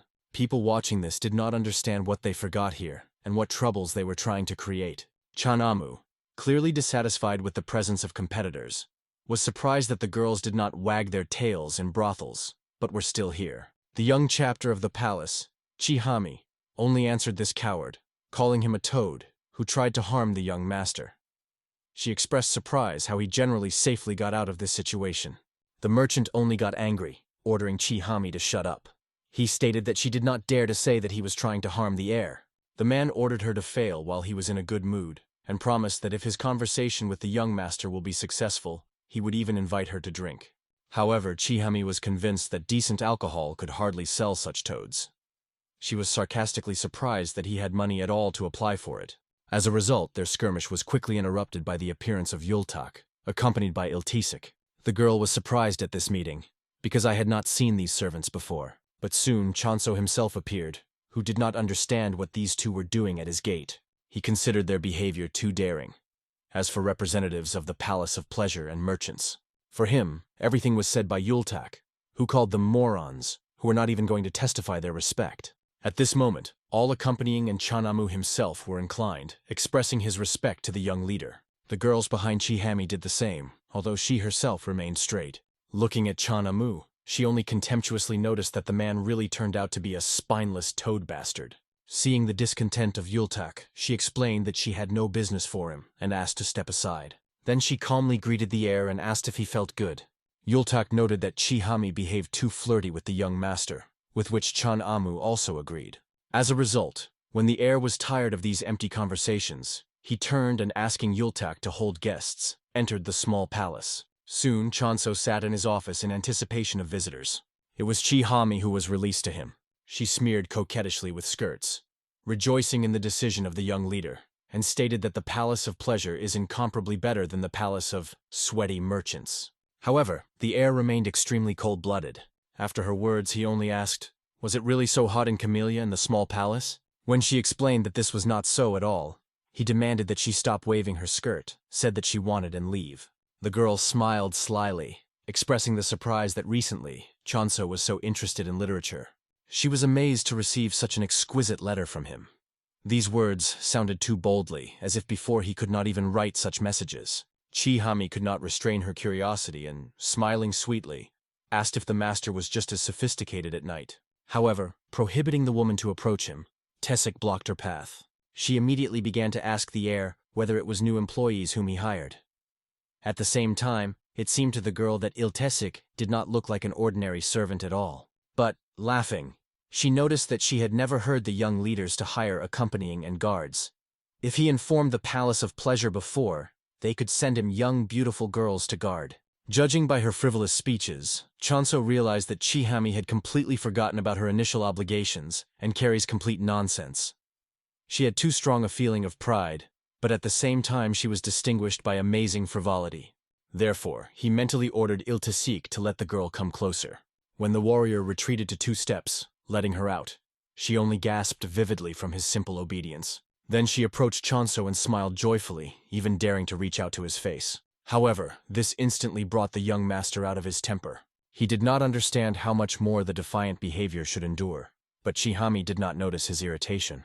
She believed that if Chanso goes to the Palace of Pleasure, he will no longer have to restrain himself. The girl was convinced that the words of the heir were connected with his desire to master her body. However, the matter was completely different. He barely restrained himself, so as not to kill her in place. Looking at him, Chihami was amazed at how much the young leader seemed disgusting to her. She was surprised that Chanso was so sure that he could kill her. She coquettishly explained that she had not yet engaged to her partner, so she asked the heir to be softer. In any case, they could talk about the pleasures between a man and a woman another time. Having decided to move on to the main topic of the conversation, she asked him to visit their palace, promising that they would meet Chanso with open arms. He must do this if he wants to live a long life, because such an image of existence is the only one corresponding to the status of a young leader. It is unlikely that anyone can predict what will ever happen to him in the future. Already seriously angry with her impudence, Ilatesic was ready to kill her. And Jan Chachoka, she also caught up, so he ordered this woman to teach this woman. The assistant said that as a representative of the Palace of Pleasure, her behavior was unforgivable. However, this greatly offended the woman. It seemed to her that Ilatesic did not understand at all who she was, since he dared to talk like that. But the warrior calmly explained that he considered her the messenger of the Palace of Pleasure, who came to meet with the young master. However, now it seems to him that she arrived here only to shamelessly sell her body. Seriously angry, Chihami even accused the young leader of disrespect for her. However, Ilatesic quickly denied this, because can there be something more disrespectful than her daring words? She is a serious criminal who went against the laws of their cult. Firstly, she touched the face of Chanso without permission, and secondly, dared to threaten his safety. Even if now they execute it, they will still be justified. Having finally lost his temper, Chihami decided to punish this daring old man, deciding that he clearly wants to die from her hands. After that, she was lightningly armed with a pair of graceful daggers and arrogantly attacked Ilatesic. Chanso understood bitterly that the small palace really had almost zero power since they were treated like that. He became really interested in whether the demonic cult was always like that. Looking at the unperturbed Ilatesic, he only asked the man not to kill this reckless woman. At this moment, Chihami just sent her sharp blade to the neck of a warrior. After that, a powerful explosion followed, which everyone located on the street heard. Yultak was immediately about to break to the young leader, but Chihami's maids blocked his path. The angry Yultak ordered them to immediately get out of his path. However, they only smiled slyly, preventing him from passing. At this time, Chan Amu was thinking that perhaps a mortal fight occurred. If in her process the young leader dies, it will even be a plus for the merchant's palace. However, at that moment there was a calm voice of Chanso himself, who ordered not to raise the noise, because nothing serious happened. At that moment, everyone froze in amazement. As it turned out, Chihami was already defeated. Her thin blade simply collapsed into two parts. But she did not understand how this could happen, because she was absolutely sure that she had touched Ilatesic with a blade of her dagger. This was not surprising, because the martial art, which Ilatesic owned, made it possible to temporarily attract internal energy and then blow it up. Since this technique comes from the divine art of the heavenly demon, its power is very high, enough to be called demonic art. But the longer this confrontation continues, the more disadvantageous it becomes for Ilatesic himself. Not understanding what her opponent had done, Chihami tried to find out the truth from him. She suspected that it was some kind of technique of an indestructible body, or he hid a hidden weapon somewhere. But Chanso, who rose from his seat, expressed dissatisfaction with the fact that Chihami is the only thing that the Palace of Pleasure is capable of. Looking at her chopped blade, he complained that some inexperienced snot was sent to him, which did not even know how to own his weapons. He was seriously disappointed. It took Chihami even more like. However, not allowing her to scream, the heir with lightning speed grabbed her face and, carefully peering into his eyes, tried to understand how he should do with her. But she only hissed, like a snake, from a hanging threat. Since she dared to come for his head, perhaps it was worth hanging her head in the Palace of Pleasure as a warning. After these ominous words, he threw her to the ground like an unnecessary toy and suggested that he could punish her right now. In response, Chihami immediately called him a crazy bastard. However, Chanso realized that he did not want to waste his precious time on people like her. He resolutely decided that he could report the everything manager in the Palace of Pleasure later. Then Ilatesic calmly asked to invite the next visitor. Enraged Chihami, boiling with indignation, promised that Chanso would grieve bitterly if she cost her in such a dismissive way. However, she perfectly understood that nothing could contrast him with power with her modest skills. The young gentleman calmly ordered her to get away. When a woman left, Puzzled by Ilitesic decided to ask the question that interests him for a long time. He wanted to know who is really such a Chonso. However, the heir could not answer anything, and at that moment, the warrior suddenly bowed in a deep bow, believing that he could somehow insult the master with his daring question. The young man gently explained that he should simply not ask about it, and asked the faithful defender to rise. Then he began to discuss that the young mistress of the Palace of Pleasure, although he looks like an attractive beauty, actually has a cruel and more quick-tempered temperament than anyone else. He was convinced that she would not just leave it. Ilitesic noticed that it was not too late to call Chihami back. Chonso suggested that the warrior wanted to reassure her and force her to feel better, but did not consider it a reasonable decision. After all, when they encounter each other again, this is only a matter of time. As it turned out, an experienced martial arts master proposed simply getting rid of the bold guest. Even if they leave her alive, it will only aggravate the matter. Perhaps he reasoned it would be better to simply eliminate it now, and then show the initiative and settle things with the Palace of Pleasure. At that moment, Chonso realized with anxiety what he had long forgotten about. Before him was a true warrior of a demonic cult, a ruthless creature to the brain of bones. He firmly asked that the man would not kill anyone without his direct order. The heir understood that it makes no sense to just kill and get rid of opponents. All that can be done in the same way is to build a fragile lock of sand on the mountains of meaningless corpses. He made it clear to his defender that according to intelligence records, the mistress of the Palace of Pleasure seems to do very valuable his family. Therefore, he urged Ilitesic not to take any rash actions first. It was necessary to wait until Chonso develops a thorough plan. Thinking about the mistress of the Palace of Pleasure, the young leader hoped that this is a person whose character could still be changed for the better. At this moment, the doors just opened, and all the servants of Chihami saw the deplorable state of their young mistress. They were in alarm around her, trying to find out if everything was in order with her. The frightened Yultak did not understand what the master did with the girl and why they went so far in his confrontation.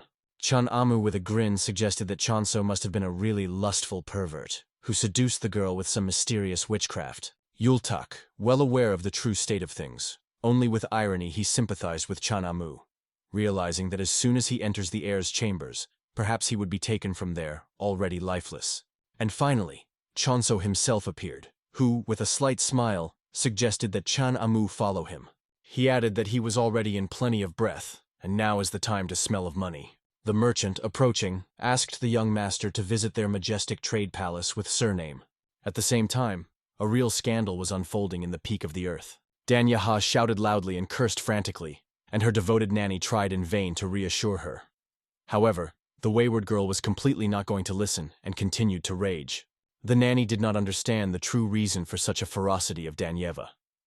She carefully suggested that the girl might meet with a young leader, which was why she was in such anger.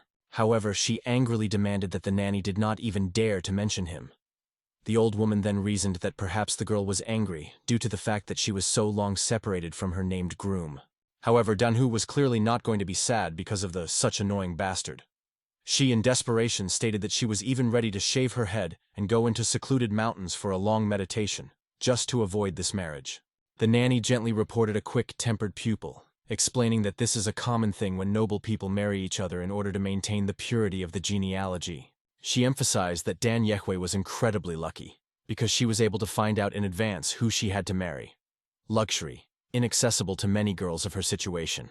However, the indomitable Dan Yehi categorically stated that she was not going to marry him, and would prefer to connect her fate with someone whom she had never met before.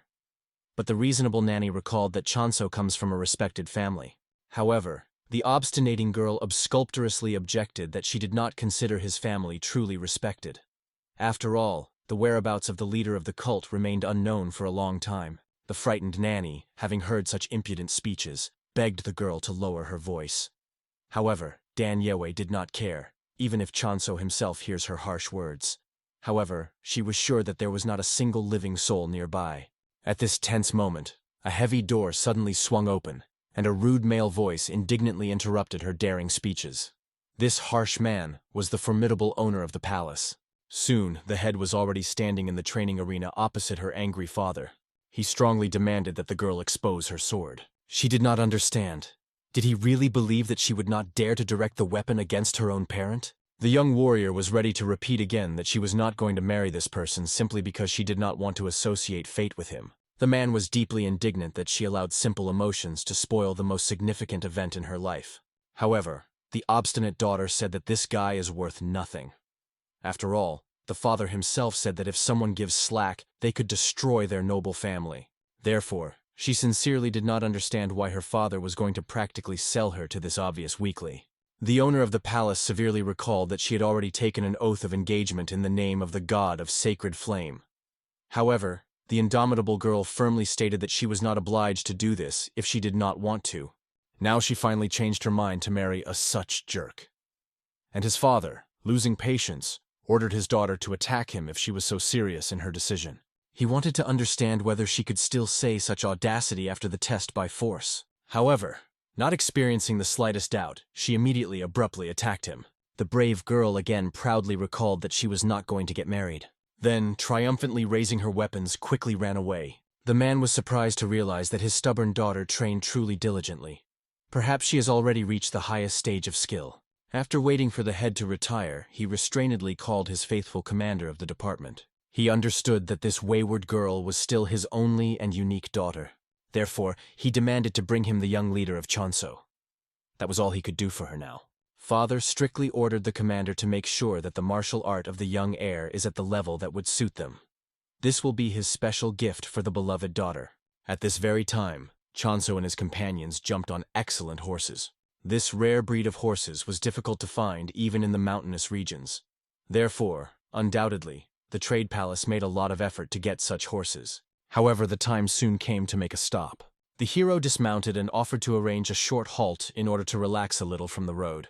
However, the arrogant Vat Amu impatiently explained that they almost arrived at the destination, and it was not necessary to rest here. At this moment, it became obvious that this arrogant merchant did not understand at all where and with whom he was. After this phrase, Chonso suddenly recalled his name as a man who had previously tried to kill him. Although Chan Amu desperately tried to refute this, the young gentleman decided to directly ask if this man was the legal heir to the trade palace. However, he, not caught the true essence of the issue, awkwardly told that he had an older brother. He arrogantly stated that if he were a receiver, he would undoubtedly achieve much more than his senior relative. But, unfortunately, luck turned away from him in this matter. Chonso was even more surprised by the fact that he was sent to him, who was a clear disrespect for his position. This daring merchant definitely looked down on him since he crossed the threshold of his palace. With a barely noticeable smile, the heir realized that this was his chance. Since Chan Amu was not a direct heir, he could kill him with impunity. However, the young master soberly reasoned that Chan Amu would meet his death sooner or later, and decided that it would be better to temporarily use it for his purposes. At this tense moment, Yulta quickly crept up from behind and grabbed the merchant tightly. The frightened Chan Amu loudly demanded that he be released immediately, completely not understanding why an elite forbidden detachment was at a distance and does nothing. He could not believe that they were just going to let Chonso kill him without the slightest resistance. The next moment, the young heir leisurely took out a sharp blade and promised with a grin that now he would cut the insolent. From these sinister words, the frightened merchant immediately screamed heartily. Chonso carefully looked everything around and noticed Chan Amu close, evaluating his gaze behind his back. He immediately realized that the main figure in this strange company was clearly not a cowardly Chan Amu. The young gentleman imperiously ordered the frightened merchant to stop making no sense, because he had not even done anything with him so far, although he could just cut his throat to begin with. However, at this decisive moment, another more assembled man, who calmly asked the heir to show mercy, performed ahead. Chonso interested the personality of this mysterious person. The stranger, bowing respectfully, apologized that he had not previously introduced himself properly. His name was Chan Biran, and he was an experienced warrior who was responsible for the elite forbidden detachment of the merchant's palace. The young leader, returning the blade back to the scabbard, drew all his attention to this intriguing stranger. However, he strictly warned the trembling Chan Amu that if he again transgresses his boundaries, he would immediately lose his head. After that, the heir openly expressed his opinion about Chan Birana, with irony noting that the commercial palace seems to love to spy very much. However, the commander calmly explained that he was simply silent in order to reliably protect his master in the event of any unforeseen situation. He had to make sure that Chonso would never show what he was capable of fully. This part, according to him, was the basis of the moment when it is sometimes necessary to fool even their allies in order to subsequently successfully deceive enemies. Chonso found his excuses too naive, because the man obviously tried to create the impression that everything was done solely for the good of the young heir. However, Chanbiran sincerely assured that if something had happened to Chonso, then the cult of the sun would really be in a serious danger. As a result, the young master was pretty tired of these empty conversations. When Chanbiran solemnly vowed that he would personally take care of the safety of the heir, he decided to believe him this time. However, he firmly demanded that the commander never try to deceive him again, because the second time, he would definitely not forgive him. The warrior, respectfully bowing, carefully listened to the serious warning of Chonso. The young leader only smiled calmly and explained that this time he was ready to believe his words. Soon, travelers in full force safely reached the majestic trade palace. This truly delightful place fascinated, and according to the surprised reaction of Chonso, it became obvious that he was here for the first time. The young heir was especially struck by an extensive water space spreading nearby. Chanbiran proudly explained that it was not the sea, but a wide, full-flowing river that formed when the eternal snow of high mountains melted. It was called the Hot Sea. In the past, many travelers mistakenly took this powerful river for the real sea, from where its poetic name came. Even the experienced Iltasik was deeply amazed at how magnificent this place was, while his daughter was surprised that his father managed to visit here in his life. The insightful Vat of Baran showed a keen interest, noting that the face of the harsh Iltasik seems to be vaguely familiar to him. He politely asked his combat nickname. The veteran, not at all embarrassed, proudly introduced himself as Bloody Asura, a name from which many soldiers involuntarily shuddered. Finally, it was time to solemnly enter the majestic trade palace. When they drove through the main gate, elegant girls were gracefully dancing everywhere, and lively bidding boiled, where various merchants acquired valuable grain and other goods. The impatient Yultek became interesting when they finally get to the main building of the palace. Chanbiran explained with a smile that they had almost arrived at the destination. But at that moment, the faces of the accompanying people suddenly distorted from genuine fright. Chonso instantly looked in the direction of their alarmed glances and saw a young, stately man, completely dressed in dazzling white clothes. It was none other than the powerful heir to another opposing palace. Events are transferred at the moment when the head of the trading guild saw Yuljin. He looked extremely worried, not understanding what brought such a high-ranking guest into their possessions. The young warrior calmly explained that his father was alarmed and was interested in whether the head of the trade palace had forgotten about his long-standing promise. It was the eldest son of the ruler of the Palace of Blood Arts, whose name caused awe of even the most brave masters. The head of the trade palace, nervously correcting clothes, explained that now their lands experienced the destructive attack of the Oirats, so it was not easy for them to earn a living. He sincerely did not understand why they were expected to advance forward in such a plight. Realizing the essence of the problem, Yulden calmly said that in this case, he wanted to meet with Chanamu, because he heard about an unpleasant incident that recently occurred in a restaurant. The head of the palace hastily made it clear that there was no need for this. These words noticeably surprised Yuljina, who began to understand that Chanamu was probably absent in the palace. It originated in it an alarming thought that the wayward young man went to the palace of the small sun. After all, if he really ended up there, it could cause serious misunderstandings with the young leader of Chonso. Meanwhile, the head of the merchants with indifference made it clear that he knew nothing about this, since usually his impulsive son does solely what would embrace him in the head. Yuldin, leaning politely, decided to immediately go in search of Chanamu, while his interlocutor continued to insist that there was no urgent need for this. However, unexpectedly for everyone, Yuldin spent his elegant blade with lightning speed. His blow was so rapid that those present barely caught the movement of the blade. It definitely hurt the flower, standing to the left of the pale face of the head of the trade palace.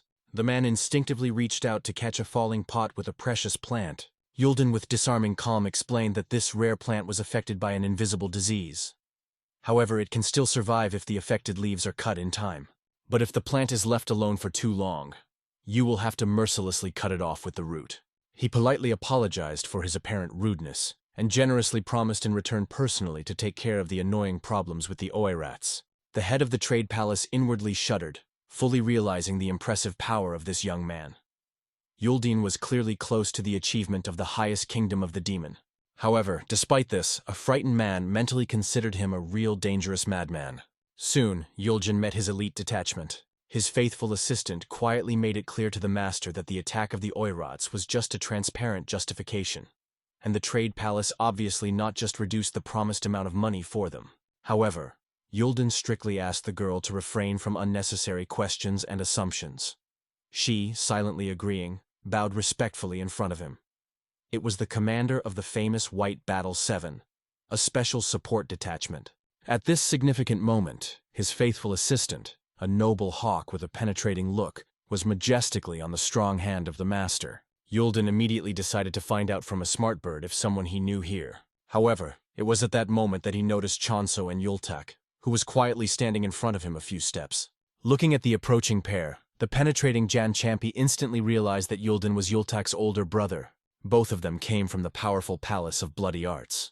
It became extremely interesting to the young leader to know if this mysterious warrior was on his side. Passing by Yultak, his older brother calmly and with dignity greeted him, noting that he had not seen his younger relative for a long time. When he approached Chonso, he resolutely asked what important matter brought the representative of the Palace of Blood Arts to these lands. However, reflecting, he admitted that he had no reason not to be on the lands of his trading partner.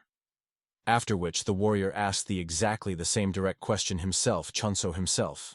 However, the answer of the young heir turned out to be exactly the same as that of Yulden. Evasive and careful.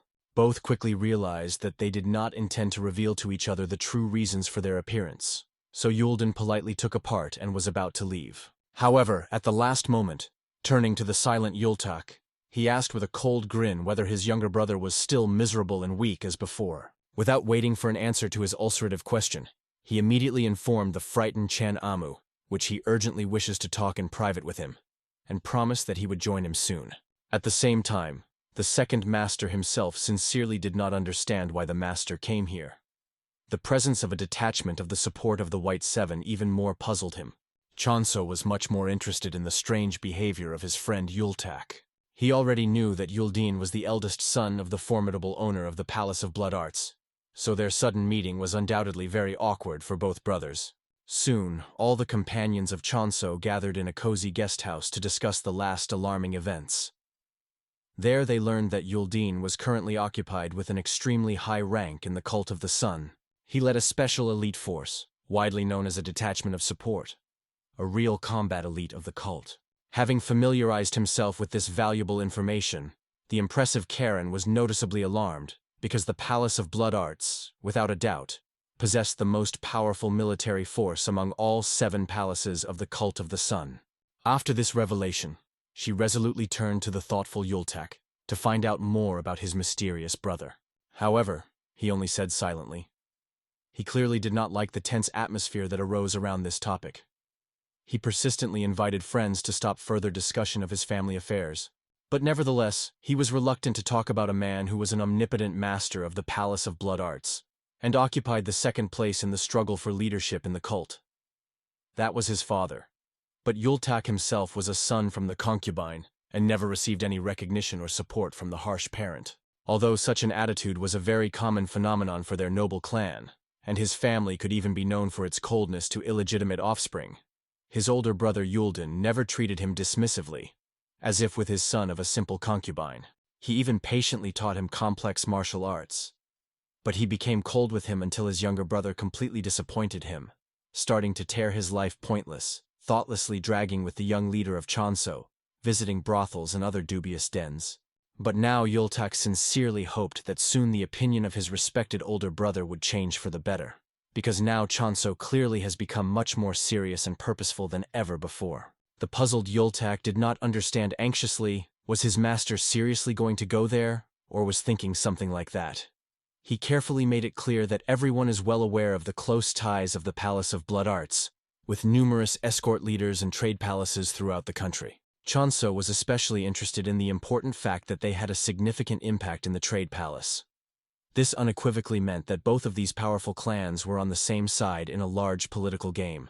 Therefore, he urgently asked his faithful assistants to collect as much valuable information about them as possible and carefully check if there are any alarming signs that they are initially configured against the small Palace of the Sun.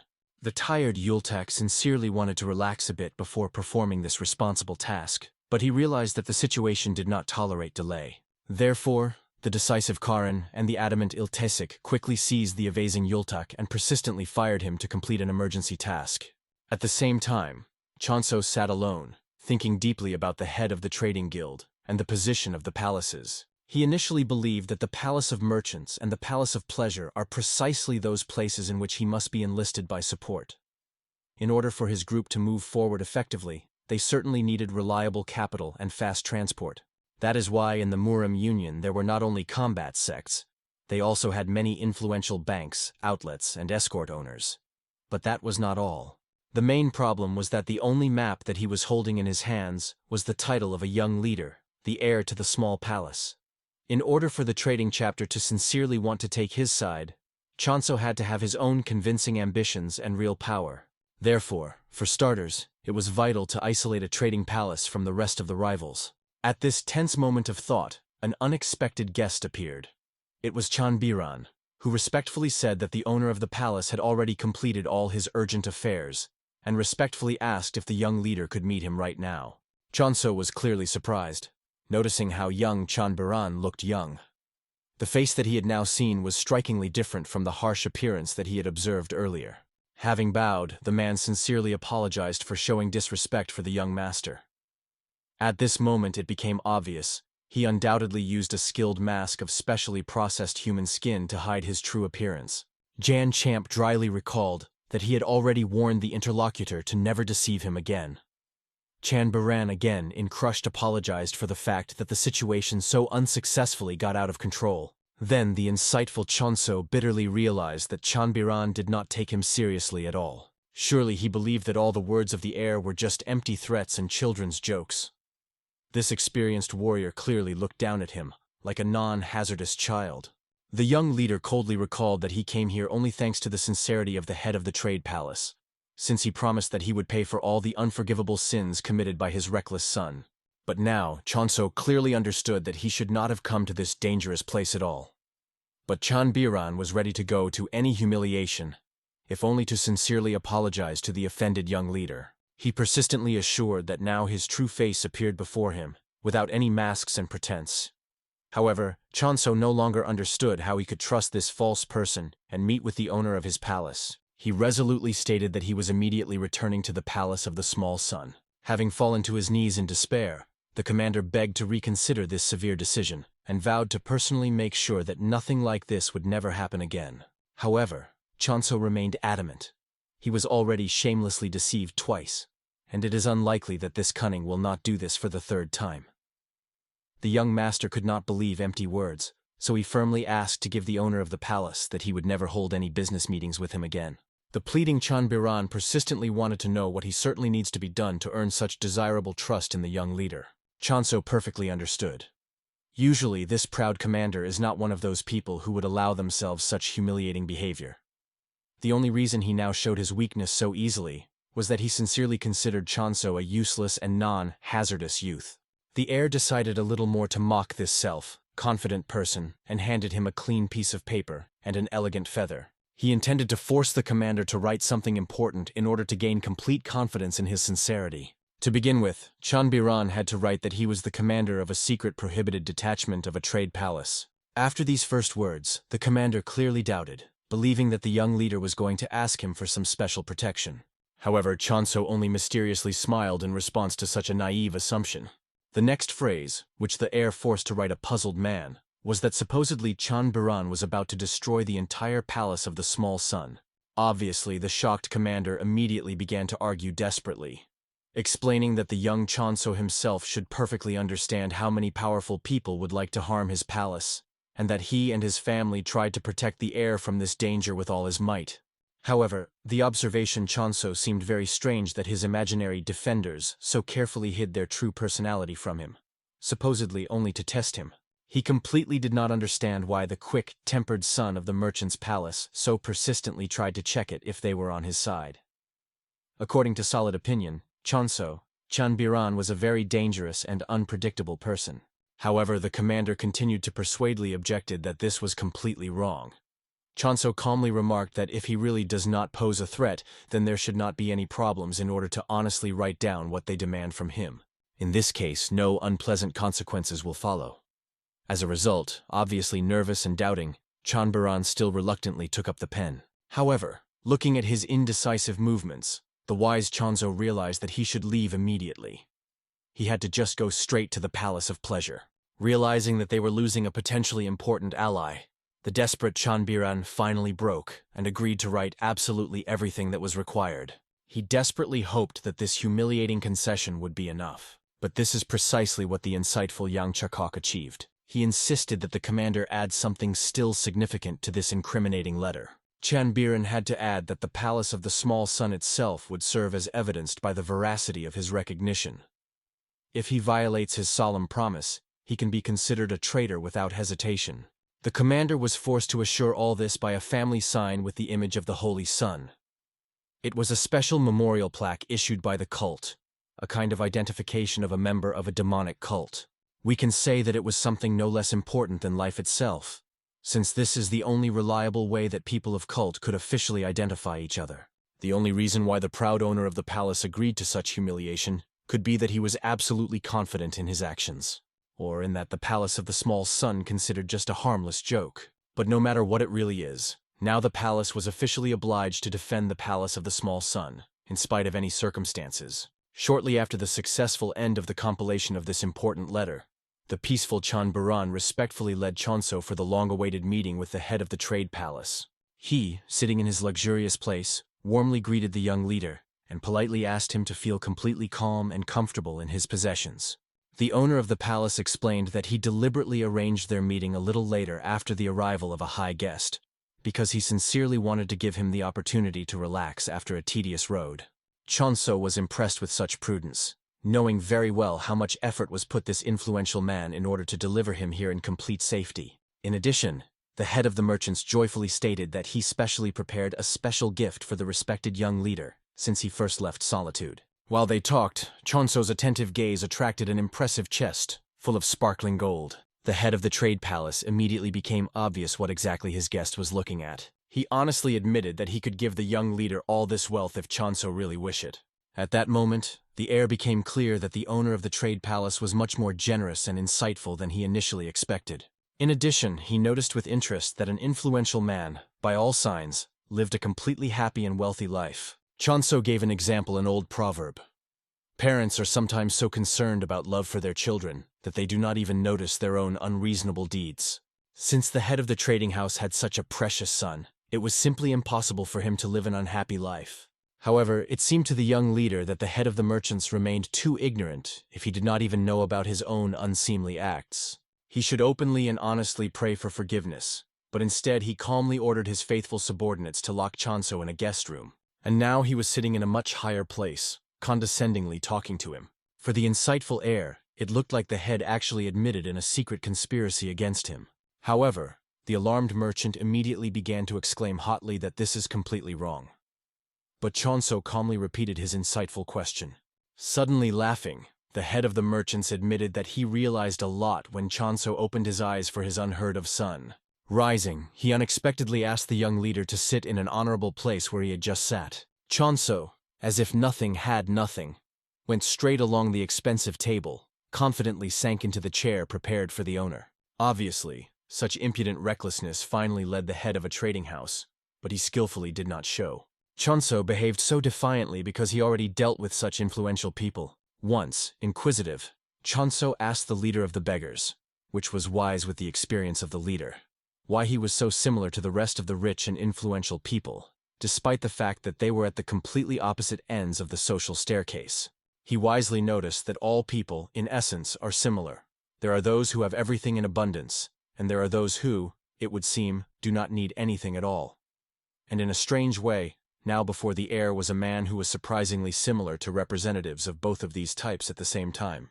Therefore, Chonso admitted the owner of the palace extremely honestly and even rudely that he hates all the difficulties and intrigues. After he finished his long-term solitude, his mysterious father mysteriously disappeared, leaving him alone with only one obsessive thought. In addition, he continued, he was completely not interested in what attracted the attention of all the other courtiers. He simply had to rightfully occupy the empty throne of the leader of the cult, since this place has long and undeservedly empty. Chonso expressed the hope that the insightful owner of the trade palace understands what is actually being discussed. He believed that they thought with a man on the same wave, and therefore came here in order to personally visit him. But instead of the expected reception, they aimed at his life, and were also inexplicably rude at the first meeting, which greatly disappointed him and guarded him. However, laughing again, the wise merchant sincerely apologized for involuntarily showing unforgivable disrespect for the young leader. He expressed the hope that the generous Chonso would forgive him with his wide, as an endless sea. The head also asked what he needed to do to make amends for the unforgivable ignorance of his hot-tempered son. He solemnly stated that he now considers himself a faithful servant of a young heir. Chonso was sincerely interesting to hear what important conclusions the penetrating head of the trade palace came. He enthusiastically reported that he had prepared a really valuable and unique gift for a young guest. Solemnly slapping his hands, he announced that the gift was completely special, and he was firmly convinced that Chonso would appreciate him. At that moment, Chanbiran appeared, carefully carrying an elegant red box in his hands. As soon as she opened, the amazed Chonso saw exquisite daggers lying on a velvet pillow, but at first did not understand why they were so valuable. The head of the palace, with a slight smile, asked if the young master heard about the legendary 5 sacred guns. The shocked Chonso could not believe that he was really a famous weapon from among the sacred relics. But this turned out to be a pure truth. The head specially prepared such an invaluable gift. These were the legendary demonic daggers of the sacred fire. The merchant knew very well that it was exactly the rarest weapon that Chonso could never have received in the usual way, and he generously was going to give them to him. But that was not all. He was also ready to make sure that every month the young heir was regularly sent to a ton of gold ingots to the palace of the young heir. These generous supplies would help Chonso build their magnificent palace, which would eventually become much larger and more luxurious than the merchant's palace itself. However, this tempting offer had one key condition. The chapter suggested that Chonso make a serious deal. Of course, he had to ultimately take the place of the supreme leader of the cult, and the merchant's palace was ready to provide him with comprehensive support in this difficult matter.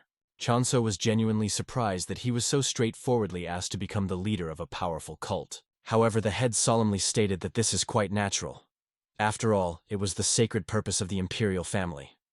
It would be completely pointless if someone else, except for the legal heir of Chonso, would take this high position. Similar would be an unforgivable betrayal and treason, and the angry gods would certainly turn away from the cult. However, the insightful Jan Champ noticed that it was rather strange to talk about the imperial family in the context of a demonic cult.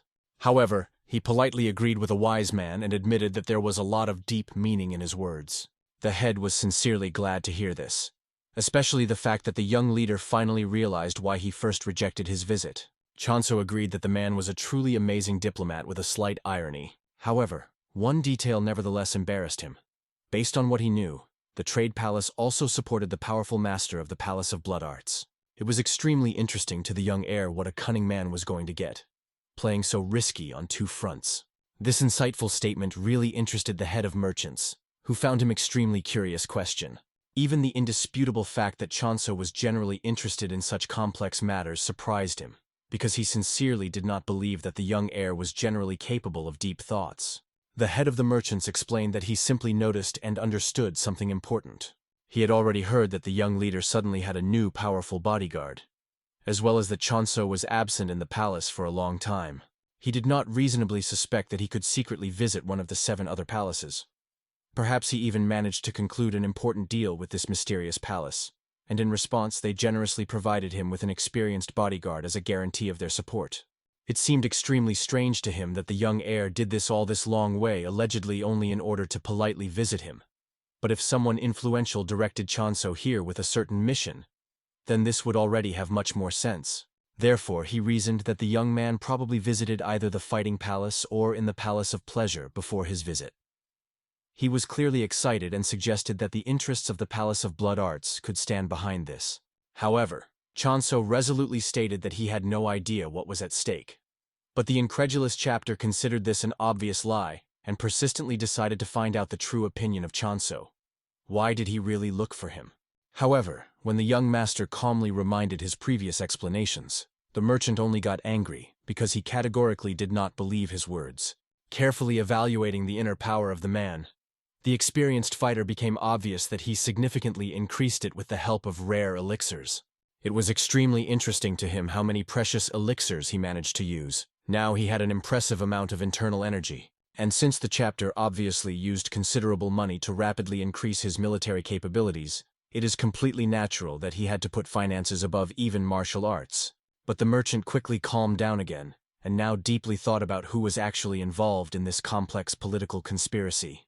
He certainly had to find out the whole truth before sitting on such a risky boat. In addition, he should have found out exactly who was the true hidden master of this dangerous boat. Chonso tactfully recalled that the merchant's palace is not the only place where serious financial resources were concentrated. He frankly hinted that he was going to visit the Palace of Pleasure also, and he reasonably remarked that the Palace of Punity is much better coping with the collection of valuable information. The thing was that each of the 7 influential palaces possessed its unique forces and had a powerful but specific influence on certain spheres of the life of the cult. The Palace of Holy Fire traditionally was responsible for the general control, the Palace of Bloody Arts. For the military affairs, the Palace of the Fighters provided the guilty punishment system, and the Poison Palace played an important role in a large medicinal warehouse for the whole cult. The main problem was the difficult relationships between the Palace of Merchants and the Palace of Pleasure, since they both actually were responsible for the same key economic functions. Now, when a large-scale power for power was inevitably approaching, the rest of the palaces will certainly try to strategically unite with these 2 financially powerful palaces, and since their spheres of influence were largely intersected, they also inevitably entered into tough competition with each other. That is why the far-sighted Chonso had no other reasonable choice, except to personally meet with representatives of the Palace of Pleasure. As a result, exhaling heavily, he frankly admitted that he perfectly understands that the chapter had many different boats, which he could profitably sit on. Understanding that the cautious owner of the palace still cannot completely trust him, Chonso decided tactfully allow him to believe in what he wanted. He mysteriously said that he really came here by the secret will of another influential person. The head believed him this time with relief. However, he emphasized that now there was definitely no time to make a final decision. First, he needed to meet his trusted people, and Chonso politely asked the man not to rush him with an answer. In addition, he decided to gratefully accept precious blades, since the merchant, obviously, invested a lot of effort and funds in this generous gift. But he also gently warned that the fee for the safety of his boat would be at least 30% of all assets of the trade palace. He generously gave the chapter a whole month to send these impressive funds to his palace, and at the same time gave him time to carefully think about other boats that could potentially offer him a more profitable deal. The worried chapter persistently asked that the young leader at least rest a little before setting on the road, but the proud heir firmly stated that he did not consider himself obligated to do this.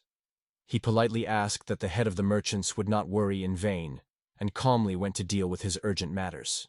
On this, he quickly took apart and resolutely retired from the palace. Soon after his departure, without making a final decision, the puzzled head of the trade palace decided to urgently meet the faithful Chanbiran. He was frankly angry, because in the end he was a very capable and influential person, and considered the demand 30% real robbery among broad day. The wise Vat of Biran gently asked to maintain composure and not make hasty decisions. However, the angry owner could not calm down in any way, believing that the impudent Chonso was doing some dirty and dishonest tricks. Chanbiran calmly said that perhaps the young Chonso was not even connected with any other palace. He admitted that he did not know for sure, but suggested that other palaces would rather try to carefully avoid such an open conflict. In addition, the mysterious young gentleman mentioned some mysterious man who allegedly directed him. Then, the experienced head of the merchants crept in serious suspicions that the Association of Elders could stand behind this. Chanbiran also felt a high probability of this assumption, but did not think that such a alignment would be something unequivocally bad for them. In any case, if they simply leave everything as it is, then in the end, they will have to support the ambitious Palace of Bloody Arts. But then the abuse of power by the new rulers will inevitably become even more egregious. Chanbiran significantly hinted that this was exactly what Yulden had in mind when he had recently promised to personally take care about this delicate matter. If such outrageous things have already happened every day, then they could expect even more fair complaints when the power-loving master of the Palace of Blood Arts will finally become the supreme leader of the whole cult. In addition, according to him, the master of the Palace of Fighters will most likely combine his significant efforts with the master of the Palace of Pleasure, and the influential Association of Elders will take hands with the young master. All this unequivocally meant that a large destructive war for power was rapidly approaching, and it would be very pragmatic if they could extract at least some financial profit from this chaos. However, the head of the merchants remained extremely concerned. He was clear what to lose. Chanbiran perfectly understood that all this was only a skilled game, which was played by a young leader, who himself was only a puppet. Although Chanso has grown strongly as a warrior in recent years, his true nature, according to the commander, has not undergone significant changes. In addition, he was firmly convinced that the impudent Chanso had already put his paws on Chihami. It was especially alarming news to hear about which right now, although the commander personally did not know all the piquant details of what was happening in a closed room. The young leader was widely known as a lustful pervert. Therefore, seeing the frustrated appearance of a usually impeccable girl, he was completely sure that something extremely indecent had happened there. This unexpected revelation caused a strange mixture of gloating and satisfaction on his usually impassive face. In such a blatant case, the proud mistress of the Palace of Pleasure would definitely not let it go from, and the naive Chanso clearly did not understand what he so recklessly got involved in his stupidity. In addition, the young heir arrogantly stated that the merchant's palace was not the only place where serious finances were concentrated. But for Chanso, the path to the Palace of Pleasure was now tightly closed after what happened. Therefore, the insidious chapter even began to seriously think simply to allow the unreasonable young man to die at the hands of the vengeful Chihami. However, Chanbiran understood that this would be an extremely incorrect and short-sighted decision. It was better to first save Chanso and return to your plans at a more suitable time. This proposal seemed a very strange chapter. He considered the current situation an ideal opportunity to get rid of the arrogant young leader and competing palace. But the wise assistant considered this approach deeply erroneous. In fact, he perfectly understood that if the Palace of the Sun was completely destroyed, this will inevitably become the end for themselves.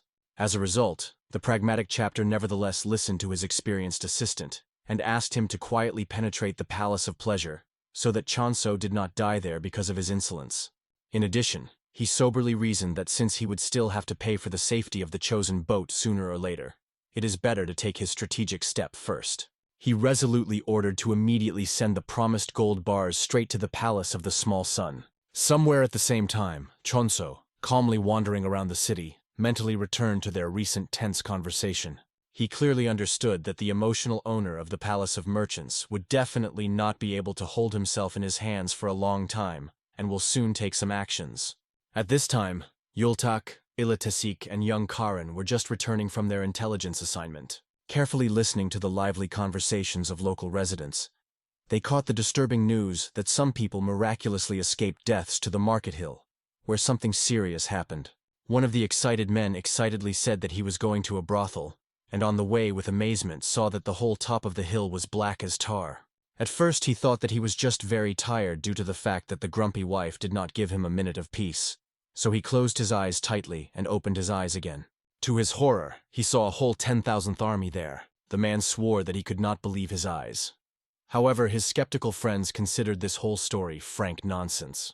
In their opinion, most likely, some small, insignificant sect of beggars simply went to collect the remains of food. But the alarmed man was absolutely sure. He personally saw the Minister of War himself, Wu Geum, who blocked all approaches to the horse market and the environs of the city. It seemed to him horror that this was due to the fact that the legal emperor was absent in the capital, and his ambitious brother decided to insidiously take his place. However, incredulous friends categorically refused to believe him, and did not want to hear anything else about this ridiculous invention. The puzzled Yultak did not understand. Could this secondary warrior really become an emperor, simply physically occupying an empty throne? The observant Karen noted that the events taking place in the powerful tribe of Oirat are quite serious and anxious. However, Yultak was sincerely surprised that she was so easily believed in these dubious words, because it is unlikely that a wild tribe could be needed from an isolated cult of the sun. Karen calmly explained that this is not the first time to hear about such incidents.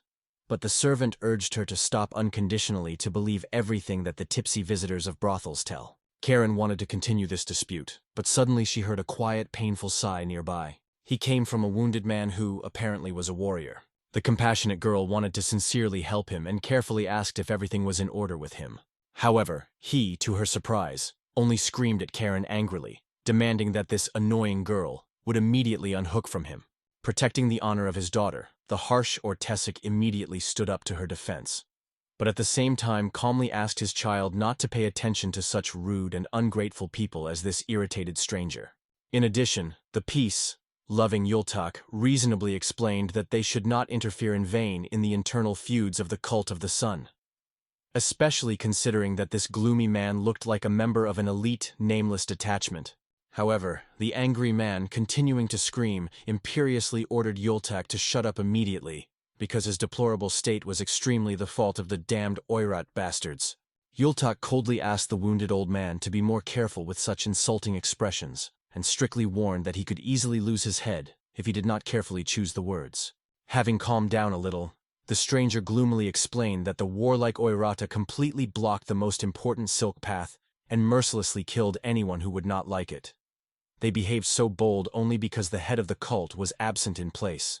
At the same time, the wounded himself sincerely did not understand what at such a critical moment the inactive Palace of Bloody Arts was doing, obliged to protect their interests.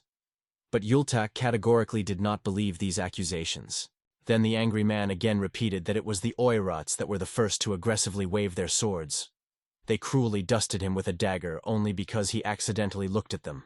But Yultak continued to argue stubbornly, not understanding why this could even need a peaceful tribe. Then, finally tired of fruitless conversations, an irritated man limping went away. In parting, he bitterly reminded the folk wisdom, which many experienced warriors spoke of.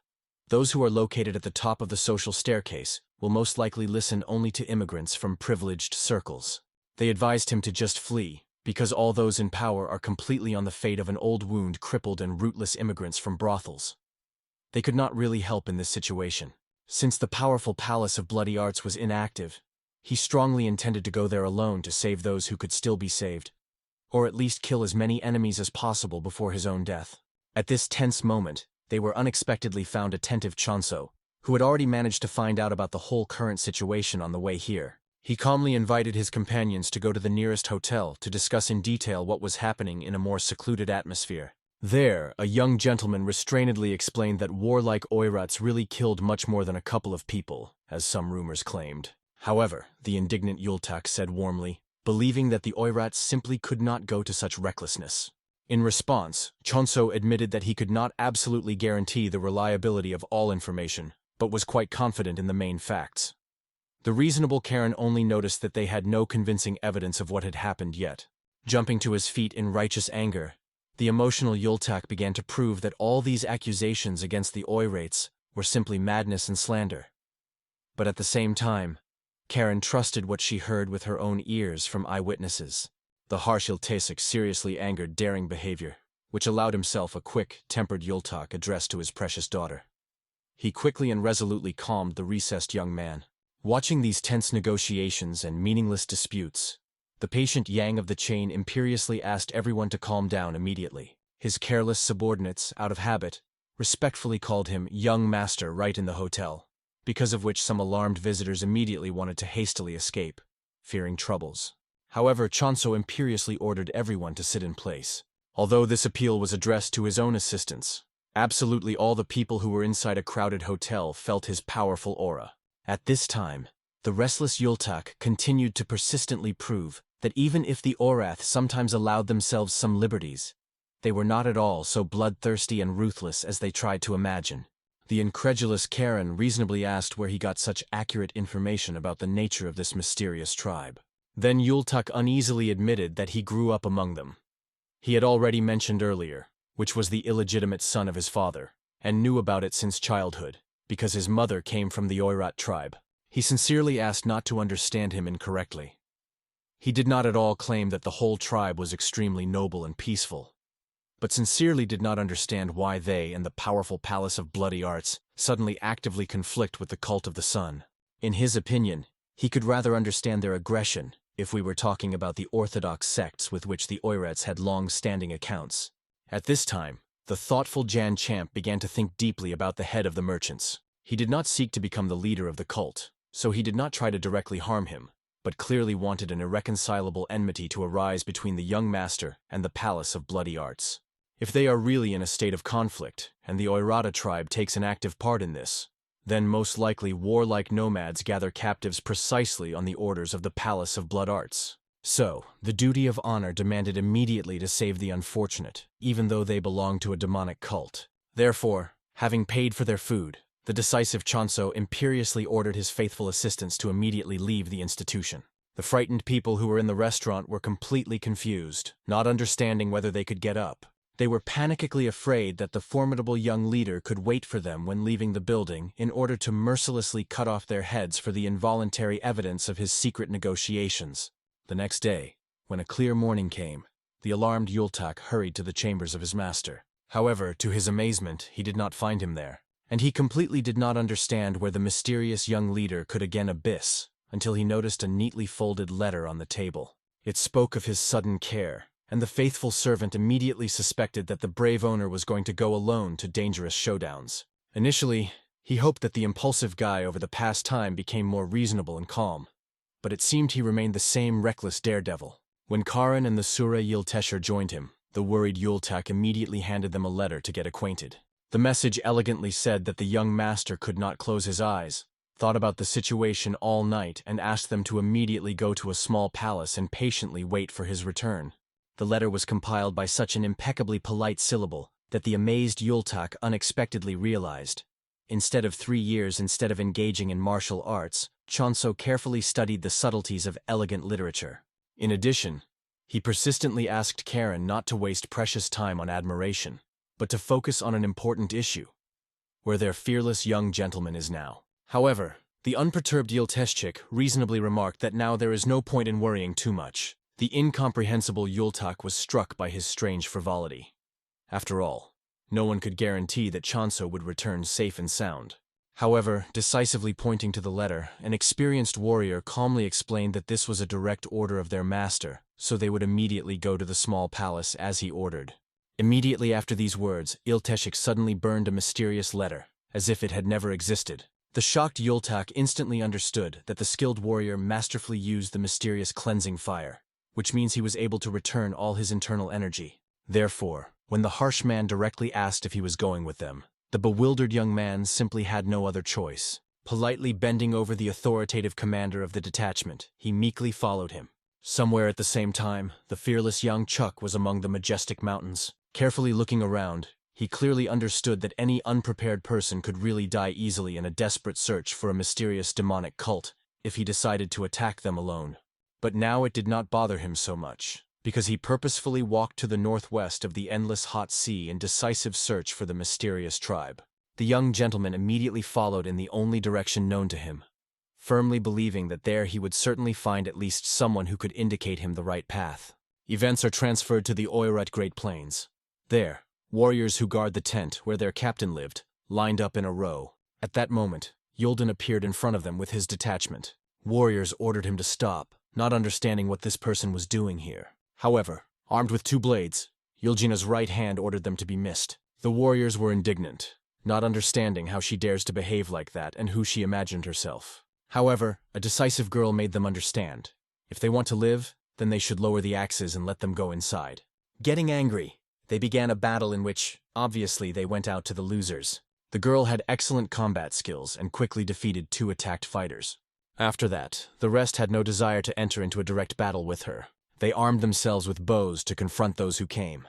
However, they were prevented by the man whom they guarded, ordering to miss these people. Then Yuldin ordered the girl to lower her head and follow him. When they entered, they saw a man who thoughtfully thought about how much time passed since their last meeting. It was the leader of the Oirata tribe, Grand Master Jason. Yuljin explained that he was very worried, no matter how bad something had happened to him, and was sincerely glad that he was in order. The leader in their language was called Ensign Taishi. He controlled many tribes with an impressive force comparable to the Tang dynasty and the northern plains. Jason decided to find out from his guest if the title of the master was suitable for him. Yulden honestly admitted that for him it sounds as if he was going to become a Khan. The leader only smiled slyly. He honestly admitted that nothing was impossible for him now. Jiljin was getting closer to the matter to ask the man to stop lifting this whole pointless noise. Jason realized that we were talking about the trade palace and capturing their people, but decided to pretend, as if he did not understand what was at stake. Yulden, realizing that the normal dialogue would not work, explained that this is what his father wanted. Without responding to the remark, the leader only asked if the guy took possession of the bow.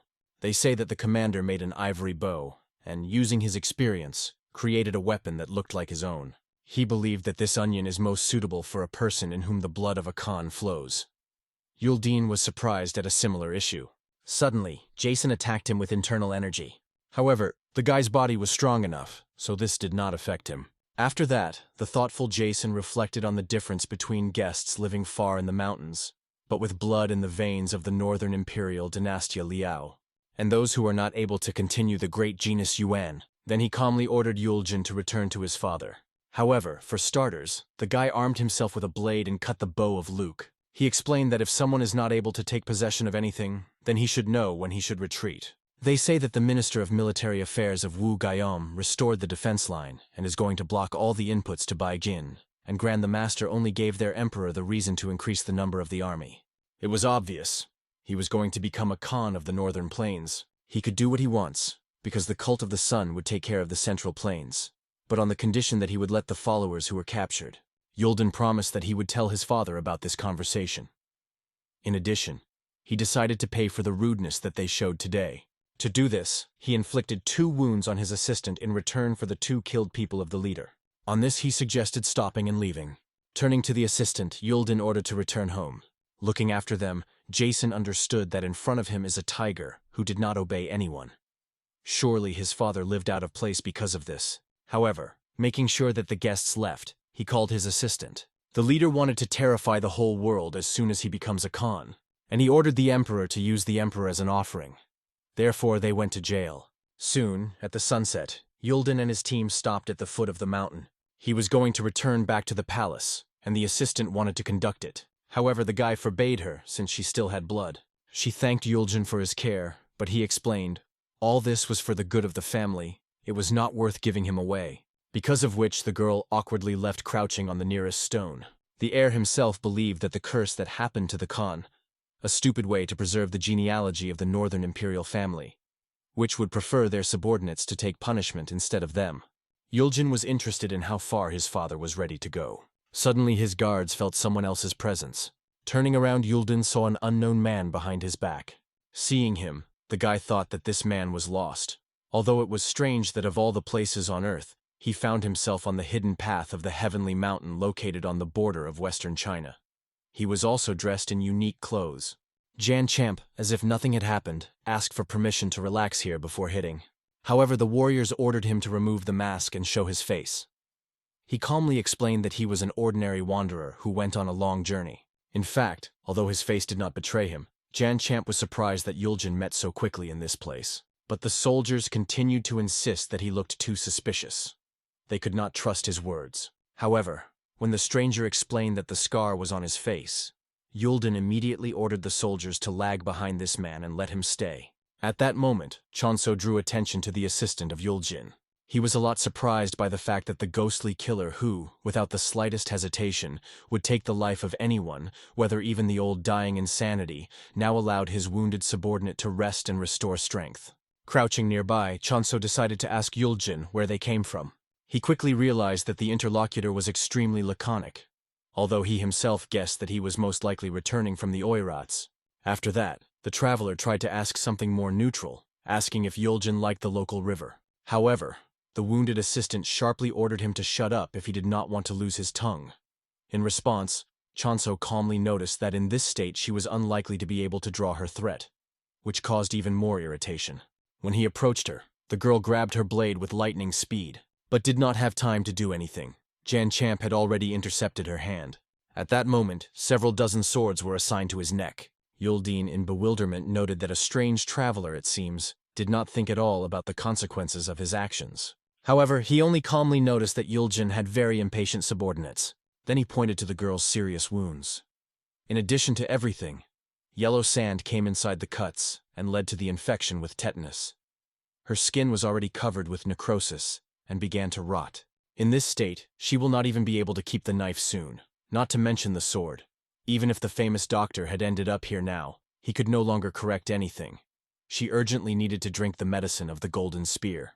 Yulden realized that the stranger was saying all this because he was able to help, and directly asked what he needed. He requested pure water, a stem of cicada and needles for suturing wounds. He suggested first to take treatment, and the issue of payment to be resolved later. When everything was finally completed and the girl's hands were in order, she still continued to consider the unknown to be an unknown, just annoying fool. Yulden, not paying attention to her discontent, decided to ask the wanderer.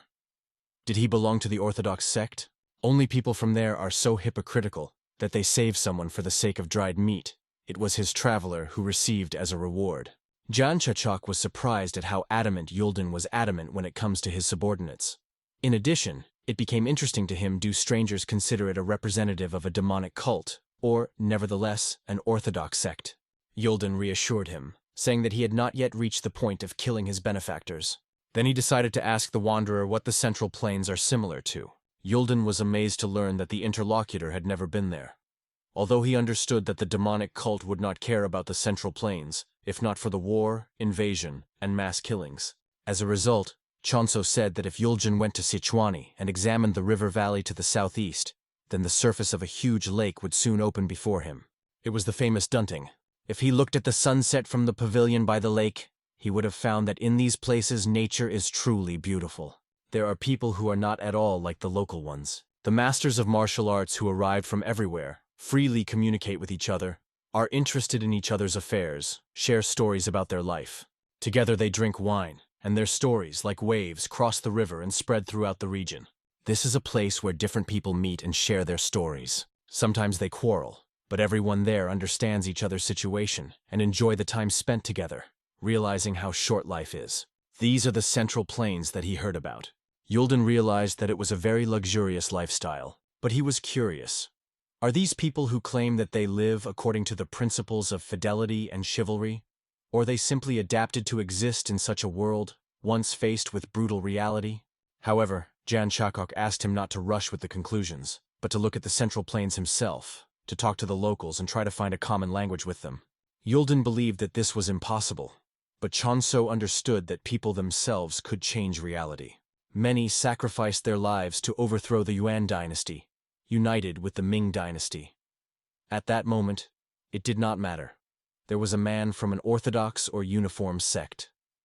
As long as he remained a master of martial arts, his duty was to hold his sword and fight his shoulder to shoulder with everyone. Subsequently, a world arose in which scientists began to despise masters of martial arts, and they united in their own community, known as Muram. Then, as his influence grows, the Union of Muram and the unorthodox assembly mired in endless battles with each other. The same applied to the demonic cult. As the number of people with similar thinking increases, the same scenario will soon be repeated. Everyone will try to subordinate the other to his will. Looking at Yulden, Chonso thought whether this person could change. Meanwhile, Yulden invited the stranger to contact him if he needed something. Although he found this conversation strange, the interlocutor definitely interested him. As a result, Jan Chachok asked Yulden to ever fulfill his request. In response, he asked the name of the wanderer. But Chonso promised that he would call himself at their next meeting.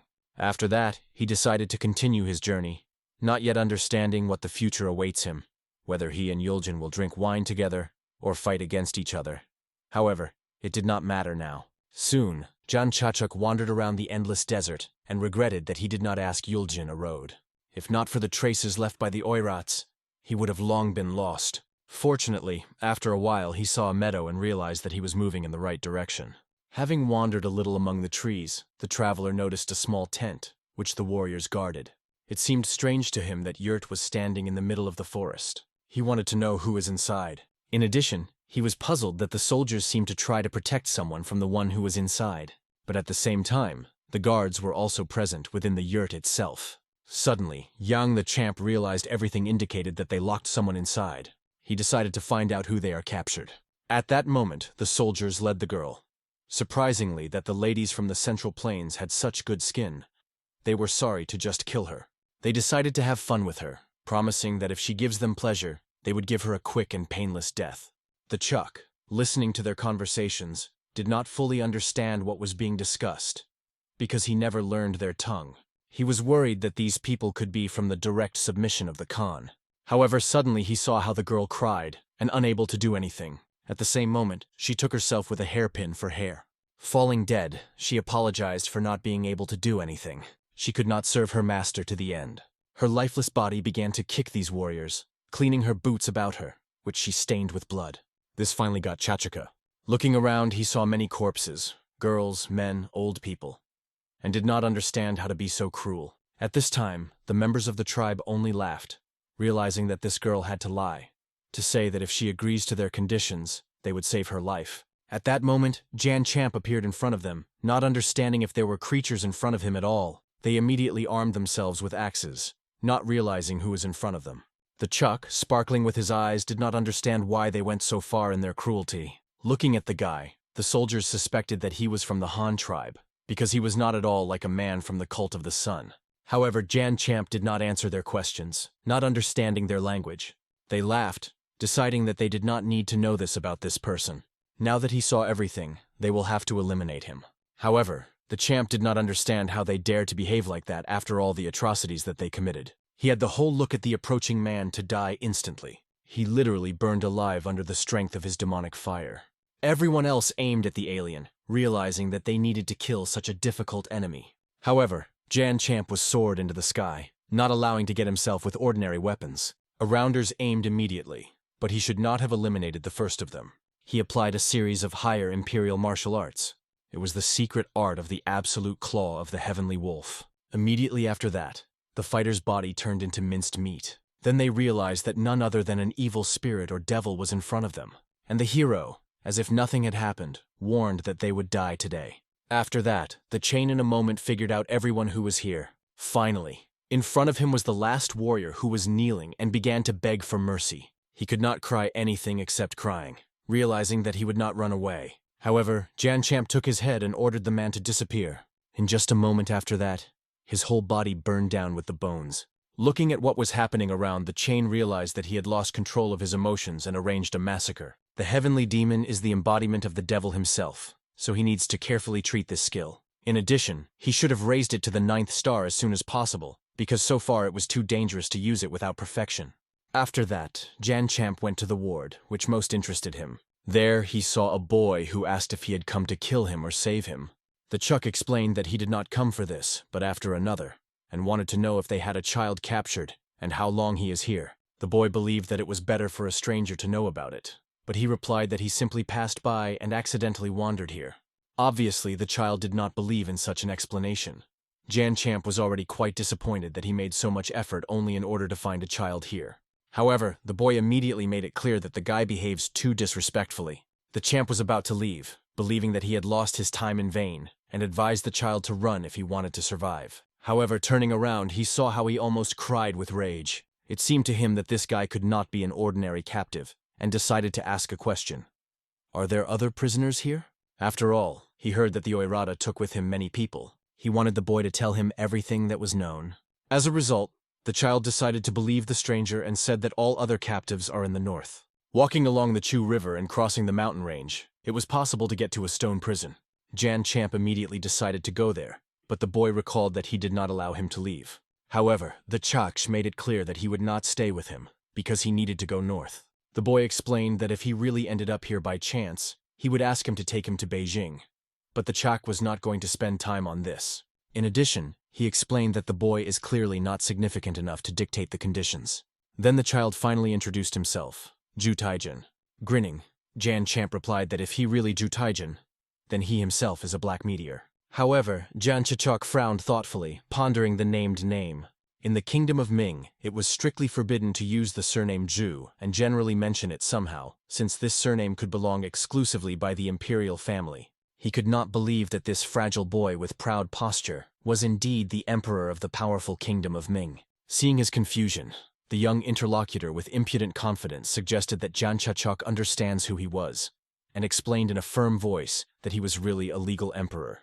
It was incredibly difficult to believe in such a statement. He snorted irritably, considering that Sijin was mocking him, and sharply asked him to not laugh with such fables anymore. The boy with a penetrating gaze decided to clarify whether the strange traveler really did not know that he was held captive. Jan Champ, rolling his eyes, irritably asked how much he had to repeat once again. He really knew nothing about it. Then Ju Sijan had no choice but to humbly ask the stranger to save him. The boy was already internally reconciled with the fact that the unknown person did not believe him, and, in fact, was not at all against this state of affairs. This was even better for his safety. However, with unexpected seriousness, he explained that he was obliged to survive at all costs. He had to certainly meet with one important person. Jan Champ, with a gloomy look, explained that he had completely different priorities. If the boy can follow him while he is dealing with his urgent matters, then perhaps he will help him later. The boy silently left the tent, but immediately froze in place, looking around in shock. He saw with horror that the fierce warriors who were on guard no longer showed signs of life. After a minute numbness, he found among the dead bodies of one of the people whom he personally knew. Looking with gloomy longing at Vanjin's lifeless body, he philosophically remarked that he met just the end that he deserved. Jan Champ was frankly surprised that the boy was familiar with this man. However, a little prisoner of bitterness in his voice explained that he would prefer to quickly erase these memories from his memory. At that moment, Jan Champ had already busily shot solid boots from the murdered leader, and unceremoniously handed them to the boy. He pragmatically explained that the child is unlikely to be able to climb onto the steep slopes of the mountains in his worn shoes. Besides, it was raining, so he needed to wear something more suitable. Watching how the boy looks at the bloodied shoes with disgust, the Chak suggested that he might not want to wear boots of the murdered enemy. However, the boy quickly realized that this was far from the worst that could happen to him in these wild lands. Finally, it's time to leave. However, at first, Jan Champ cropped, realizing that it was necessary to find horses. He closed his eyes, listening to the sounds of the earth, and finally discovered something interesting. Rising sharply, he explained with an ambiguous smile that he had good and bad news. Good. He found horses. Bad. At all pairs, a whole herd of angry combat horsehides with armed riders raced. Calmishly grabbing the boy by the shoulder, he hastily explained that they needed to run away immediately if they want to survive until sunset. Finally, in front he saw a corral with horses. Having deftly climbing his horse, the chain impatiently asked the boy to climb a horse and quickly get out of this damn place. However, he only awkwardly shifted from foot to foot, looking at the high horse from the bottom up. With a note of shame in his voice, he admitted that he had never riding and with a calm look offered to bring him palanquin. Jan Champs, with an expression of absolute amazement on his face, made it clear that the boy must have completely started off his mind from imprisonment. And the boy with royal indignation did not understand why he should go on horseback, because according to him, it was the lot of miserable savages. However, at this intense moment, they heard the fierce cries of the pursuers, who had already discovered that the emperor had disappeared. There was no choice. So Jan Champ, having lost the last crumbs of patience, simply grabbed the boy in an armful and unceremoniously put him on his excited snorting horse. He strictly ordered to bend, as the ruthless warriors of the tribe were chasing them on the heels. In addition, they were excellent archers, considered the best in the world. The fugitives were lucky only in the fact that the weather was on their side. The thick fog made a haste. But turning around, Jan Champ literally was speechless when he saw how many warriors were thrown behind them in pursuit. At least 100 horsemen on the horizon. The boy proudly explained that there was nothing surprising in this, because he was the emperor of the great empire. However, Jan Chakok, with difficulty restraining irritation, could not believe that a guy who could not even sit in the saddle really was the ruler of a huge country. He bitterly thought that he was originally going to save his fellow tribesmen, and in the end he was trying to escape from a deadly chase with some strange boy. However, there was no choice left. They were together in this dangerous situation. He imperiously ordered the child to stay stronger by the reins, but he wandered awkwardly, because of which the horse went astray. The boy guiltily explained that he really never went on horseback, did not learn this art. Jan Champ, trying to preserve the remnants of patience, briefly ordered him to put his legs in stirrups and try to keep the balance, relaxing the upper body and straining the lower. However, at this alarming moment, the boy screamed in fright when he saw that behind them began to be rapidly catching up. Those who headed the pursuit was Jason himself, rushing on his huge sheep of a horse. He with inexorable determination pursued the emperor, making it clear to his formidable appearance that the fugitive could clearly not slip away from his tenacious grip. Jan Chakok, although Jason did not know personally, but accurately determined that he was not an ordinary warrior in front of him. Judging by the rich armor and power posture, he occupied the situation even higher than the general. Therefore, the chain resolutely ordered the boy to stay on the horse tightly. As soon as the pursuer almost overtook them, Yang Achuk, with a cat's dexterity, jumped out of the saddle and turned to face danger. He imperiously ordered the boy to stay stronger by the reins and not look back. At this critical moment, Jason had already pulled on the bow of his massive bow, preparing to release a deadly arrow. Jan Champ tensed, preparing to evade the attack. He saw anxiously how the arrow was released. If he made a mistake, they both will die. Without hesitation, he applied the powerful power of the 6 stars of the highest art of the Lord of the Demon. He tried to catch the arrow with his bare hands, but with horror he realized that his strength was not enough for this. Without losing for a second, he rushed off and jumped high into the air to change the path of the deadly projectile. He also put all his inner energy into his blow. The arrow changed the direction, and hitting the ground, made a deafening explosion. When the thick clubs of dust scattered, it became obvious that Jason had to retreat from the power of this attack. He admitted reluctantly that this unknown defender of the Emperor really had incredible power. Jan Chachok decided to be content at least by the fact that he managed to temporarily tear himself away from the chase. Therefore, swiftly soaring into the air, catching up with a horse with a trembling Zhuzh Taichen in the saddle, Jason was sincerely surprised that there were still daredevils who wanted to save the Emperor abandoned by all. In addition, this stranger managed to reflect the arrow from the ivory tusk with his bare hands, which means he had truly phenomenal power. An experienced warrior quickly calculated that the fugitives were heading towards a stone prison. Therefore, he ordered his horsemen to move the other way and wait for them there. Meanwhile, the young emperor completely had no idea how to manage the wayward animals. In addition, with horror, I discovered that a steep cliff awaits them ahead. With a desperate cry, he tried to stop the horse that turned forward. However, the rapidly clinging the chain imperiously ordered the boy to pull himself together. He jumped with lightning speed into the saddle, until the bewildered Sijin in a panic did not understand what to do. The Chuck himself was well aware. If he were alone, then this sinister cliff would easily jump. But with an inexperienced child, such a maneuver seemed madness. It was too late to stop. The hooves of the horses already slipped along the edge of the abyss. Therefore, he, gritting his teeth, made the horse gain speed even more, and at the last moment directed the animal into a desperate jump through a bottomless abyss. Instantly assessing the distance, he realized that to the opposite ledge of the cliff, they would never reach for anything. Without losing a second, John Champuaded used the forbidden technique of the heavenly demon, charging his body with energy. When the horse began to break down, he pushed her own body with inhuman power. He sacrificed himself to save the animal and boy. The last thing he saw before the fall was the face distorted by horror. The face of the crying Jutsi John, who was desperately trying, but could not grab his hand. The young emperor, finding himself alone on the opposite edge of the cliff, could not comprehend why Jan Champ had acted so selflessly for him. A completely unfamiliar child. Bitter tears flowed down his cheeks. He did not even imagine what could be done so that the savior would return alive. With piercing clarity, he realized that he had neglected his sacred duties of the ruler. He survived only because a simple person whom he had to protect sacrificed his life. But fate ordered differently. By some miraculously, I could cling to the ledge of the rock at the last moment, and therefore escaped the inevitable death. Obviously, with his sudden return, he scared Zhu Taijan immersed in despair. However, the champ, as if not in anything happened, did not pay any attention to it.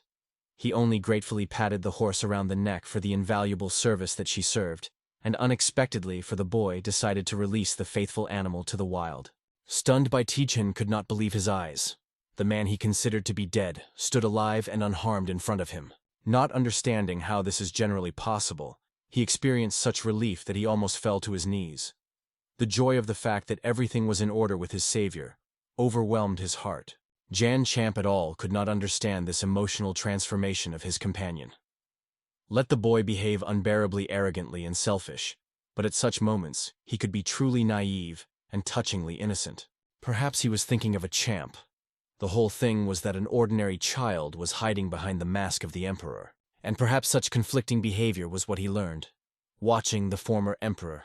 However, when they continued their thorny path, and Sijin began to outrage indignantly that John Champs thoughtlessly let go of the horse, and now he, the son of the sky, all the mud, the traveler decided to mentally pick up his good thoughts about the boy.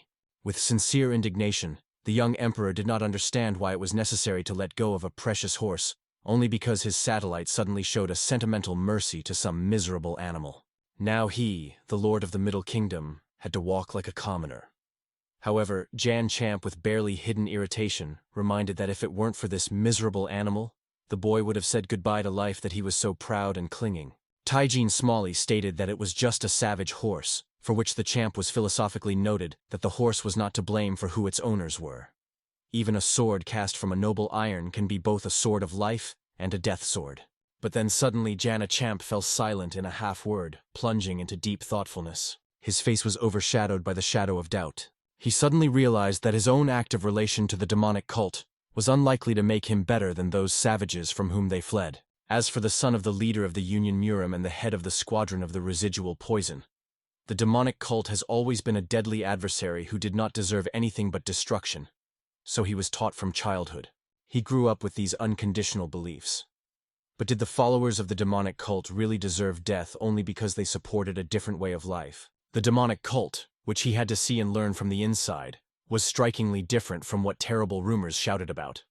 The only thing that they owned, the so-called demonic art, did not make them by definition of villains. Noticing that Champ had deeply went into his thoughts and does not answer the questions, the quiet cycle proposed to make a short halt. They sat down to relax at the murmuring stream, and the boy, with regional caution, asked that the chain first himself tastes the water from the stream to make sure that it was not poisoned. Champ did not hold back an amazed laugh. How did this pampered boy still survive, if he did not even know how to drink water from a pure mountain stream on his own? However, Zijian, with the arrogant grimace, did not see anything strange in his behavior.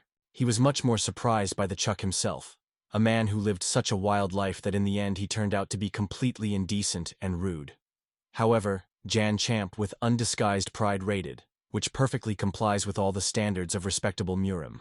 Hearing this word, the curious boy immediately perked up and realized that his companion must have been a real master of martial arts. With enthusiasm, Zijian shared that he had heard the story of how even the tramps were able to increase influence there. The boy added that, according to the stories of the courtiers, all the warriors of Murim had a huge amount of freedoms, and they traveled carelessly with other masters at their discretion. But Champ, shaking his head, knew that reality was much more complicated. Murim's members should strictly follow the rules of the Union, as well as obey the laws of their own sects and cults, of which there were a great many. However, if you do not go into the confusing details of domestic policy, it could really be said that they had certain freedom, especially if they were not associated with a particular group. But still, Murim's martial artists had incomparably more opportunities for choosing their own fate. They owned the very martial art that made them truly independent. Submitted to thoughts on his unexpectedly wise words, the boy decided to find out why Champi arrived in these dangerous lands. He succinctly explained that he was looking for prisoners who are detained by the Oirats. This noble desire sincerely delighted Zijian, although it was extremely interesting to analyze his own motives. Did he do so out of genuine nobility, or simply out of habit, followed the code of honor? Zijian suggested that Champ was an important member of the Murim Union, but he explained with a mysterious smile that only a wandering believer, which was unusually surprised by the penetrating child. As a result, there was no choice, and the chain honestly admitted what came from a demonic cult, the one that is located on Heavenly Mountain. After these stunning words, Zijian staggered sharply, as if from a poisonous snake, because he well understood that the demonic cult consisted of cold-blooded traitors and killers. However, decisively rising, Chuck looked intently at the boy and directly asked who he sees in him. Does he look like a bloodthirsty demon from terrible fairy tales? He calmly noticed that Zijian was free to call him a traitor, a demon outfit, or any other derogatory nickname. But the fact remained a fact. He came to these lands only in order to save those who were mercilessly captured, just like Zijian himself. After this frank conversation, they continued their hard path, but almost did not exchange words, plunging each in their thoughts. Strengthened silence continued until at some point Champo stopped and quietly said that they had finally reached the goal. Carefully peering out due to dense thickets, they saw many iron cells with people imprisoned in them. Zijian instantly recognized among the captives of the royal military leaders. They still had an ISO-like but recognizable form of elite units. The boy with a freezing heart realized that it was his personal secret guard. His face was illuminated by the genuine joy from the realization that they were really alive, contrary to all fears.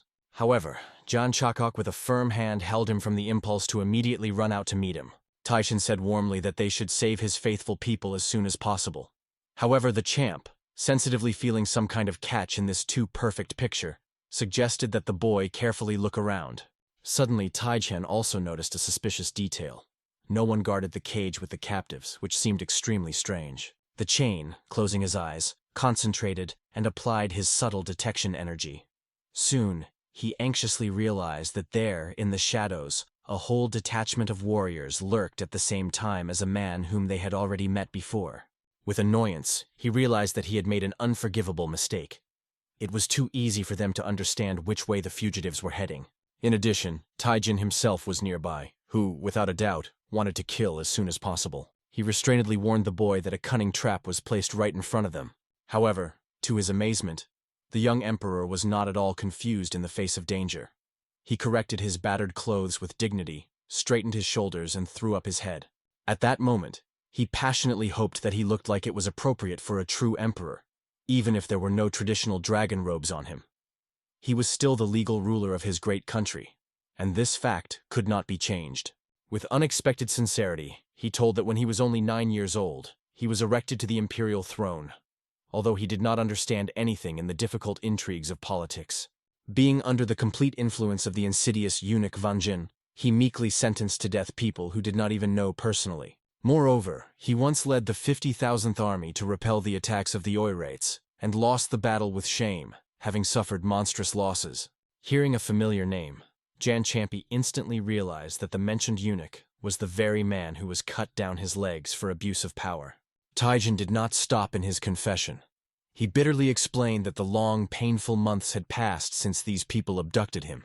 All this time he was forced to dutifully feed their horses and take care of animals, like the last servant. A couple of times he was desperately trying to run, but each time he suffered failure and eventually surrendered to his fate.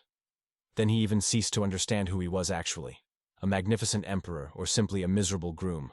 With unexpected wisdom, the young man admitted that he really never sought to become an emperor. Never in his short life. Just once he was suddenly made by the ruler without asking his desires. He did not have a drop of freedom, not a single real choice. That is why he always dreamed of abandoning the throne weighing him. But now, when everything went so far, he suddenly realized that he wanted to carry the burden of imperial power with dignity. Jan Champi asked with anxiously what the boy intends to do in this hopeless situation. He explained with amazing calm that he was not available to return to his former life, because there was no longer a place in the empire. He became only a former emperor, and was sure that someone else was already sitting on his throne. He just wanted to return home because he believed that there is a person who is desperately waiting for his return. But now he clearly realized that he had a path intended by fate, which he always had to follow, and the faithful subjects whom he must protect with his last breath. It doesn't matter whether he is sitting on the throne or not, it is much more important what he really is, and now he was ready to prove this with a business. At this touching moment, Jan Champ finally saw the true essence of the boy and was imbued with deep respect. Suddenly, Chichen with a timid smile asked Chachuk to reveal his real name to him and show his face under the mask. However, he only shook his head sadly, unable to fulfill this request. Ju Taijin, with a serious expression on his face, asked that the mysterious savior, if he had such an opportunity, would certainly give the empress that he was very sorry that he could not return to her, as he promised. After these words, the boy resolutely ran out to meet his tormented warriors. Seeing their young lord, they instantly fell to their knees, not restraining the tears of joy and amazement when looking at his majesty, miraculously among them in such a hopeless situation. At this very moment, as expected, the cruel warriors of Jason quickly left the shelter to attack the defenseless boy. Jason himself was extremely surprised that the boy came so stupidly towards his death. It seemed to him the height of recklessness and simple suicide. However, everything was extremely clear for Taijin. He now firmly believed that virtue and honor were much more important than momentary benefit and personal security. In case of danger, he was ready to sacrifice his life in order to save faithful subjects. In addition, he had to follow what he considered correct for himself, and give his life if he was required by imperial duty. That is how, by his deep conviction, the true ruler had to behave. Therefore, with unshakable confidence, he asked his warriors not to be afraid, because now he was next to them, ready to share their fate. Obviously, his loyal fighters did not want their adored emperor to suffer mortal danger. It would be much calmer if he took advantage of this chance and again disappeared into the forest wilds. However, Jason grinned maliciously. They had not the slightest reason to refuse a naive boy if he himself was so recklessly offering them his head on a saucer. Therefore, he imperiously ordered his ruthless warriors to immediately kill the selfless emperor. The boy only calmly closed his eyes, with tenderness, recalling the image of the beautiful empress, the only person who always believed in him and waited for his return. However, at this dramatic moment, at an unequal battle, the rushing young Chakok unexpectedly intervened, who had committed a real bloody pogrom among the taken-aback enemies. He was surprised that Taijin seriously hoped to oppose the whole detachment of the killers alone. He understood that he could hardly forgive himself if he allowed this brave boy to die right before his eyes. Having moved a few minutes ago, at the time of the decision, Jan Champi calmly analyzed the situation. He understood that as soon as these ruthless warriors kill the young emperor, they would immediately leave the place of the massacre. Then he will be able to calmly free the prisoners, not noticed by anyone. All that was necessary to leave a reckless boy under a murderous blow, sacrificing one insignificant life to save many others. However, in his memory echoed the sincere words of this amazing child. He clearly realized, now only the former emperor, who was betrayed by his own brother, and the nearest vassal, but who, despite this, retained the nobility of the spirit, now stood in front of him. Obviously, Taijin was just a stupid boy. However, something in his words and behavior, some elusive dignity and innocent courage, forced Chachok to deeply doubt in his original decision. It was this grain of doubt sown in his soul that prompted him to defend the little ruler. The stunned boy himself could not understand why the mysterious Yang Champ unexpectedly came to save him from imminent death. Jason instantly recognized the very mysterious warrior who intervened in his plans. Taking genuine interest, he decided to personally check how skillful this uninvited defender was. Without wasting time, he abruptly ordered his archers to prepare for a deadly salvo. The guy understood that this was risky. After all, archers were at a dangerously close distance and could hurt their own. However, John Chichoku did not give a moment to think. An ominous whistle of the bowstring was heard immediately, and a real flurry of sharp arrows collapsed on them. It was physically impossible to evade this massive blow. Therefore, he had to resort to his most powerful trump card, the highest art of the Lord of the Demons. This rare technique, known as the Blow of the Legion of the Heavenly Demon, allowed him to divide his body into a split one into several flickering shadows, which at a striking speed intercepted flying arrows. As soon as the deadly shells touched these ghostly silhouettes, they were immediately covered by a bluish flame and either turned into ashes or fell powerlessly to the ground. Watching this incredible sight, Jason respected that his mysterious opponent really had extraordinary power. Taijin literally opened his mouth with amazement, unable to understand who young Chakok really is. Even the famous commander of the Royal Elite Warriors did not possess even a 10th share of such a supernatural force. Jason arrogantly turned to an unknown warrior to find out his personality. However, the chain with icy calm asked not to ask unnecessary questions and simply retreat, while he generously saves his life. This arrogant statement only caused a contemptuous laughter from an experienced military leader. He openly admitted that he was eager to find out who was hiding behind this mysterious mask. He did not expect to meet such a powerful warrior in such a wilderness. The champ realized that this dangerous adversary did not intend to retreat under any circumstances. There was no choice left. He had to accept this challenge. Having concentrated his inner energy, he prepared for a decisive battle. At this intense moment, enemy archers began to move rapidly, gradually surrounding them from all sides. Jan Chachok realized with anxiety, if arrows from all directions fly in their direction, he will not even be able to determine what specific side the threat comes from. In addition, defenseless captives would inevitably fall under crossfire. Jason, with a chilling calm, explained Ju Tijane that he had long ceased to be an emperor in his eyes. For a cruel commander, he was just another victim, consumable in a large political game. Considering that the enemy spends too much time on empty conversations, the chain decided to act immediately. He attacked the first, coldly offering Jason to stop meaningless chatter. To begin with, he decided to deal with the insidious archers who posed the greatest danger to the captives. Again, applying the stunning technique of the Legion's blow, he attacked at the same time in several directions. Jason was unpleasantly surprised that the enemy, instead of a direct clash with him, chose to engage in the elimination of archers. He perceived this as an offensive neglect, as if a fighter looked down on him, not counting a worthy opponent. Enraged by such impudence, with one powerful blow, Jason cut the air, creating a wave of energy flying towards the flickering shadows of Chachok. With amazement, Jan Chachok realized that his opponent undoubtedly reached the highest sphere of development of martial arts. However, something in his technique seemed strange. It seems that he did not possess ordinary internal energy, but something that seemed to come from some primitive, gross power of nature. The highest art of the Lord of the Demon, uses internal energy to transform the devilish flame, to manifest demonic power. A person could use his internal energy and physical body at the limit of all opportunities. He had heard of the strength of the enemy. Among the legendary 5 emperors of the highest tens of Central Plains was the famous general from the Yuan dynasty, who commanded the elite detachment of archers who owned the secret of the devilish flame. Sudden awareness illuminated his face, and noticing the enemy's reaction to this nickname, Jan Champ realized that he was right in conjectures. He clearly realized that he would prefer to avoid this deadly duel. But there was no choice. The man, instead of hunch and glance, suggested concentrating at their battle, and he decided to help the opponent, focus only on him. With these words, he attacked with lightning speed, without leaving Chachok another choice, except to turn all his attention only to the mortal danger. From this rapidly approaching attack, Jan Chachok was able to escape only at the last moment, jumping off from an inhuman speed. With growing anxiety, he realized that he was facing a real master of martial arts, which reached an almost legendary level. It became obvious that if the confrontation is delayed, this will create insurmountable problems for him. And this meant only one thing. He had to deal with the enemy with one decisive blow. To do this, the Chak applied a series of higher imperial war strikes.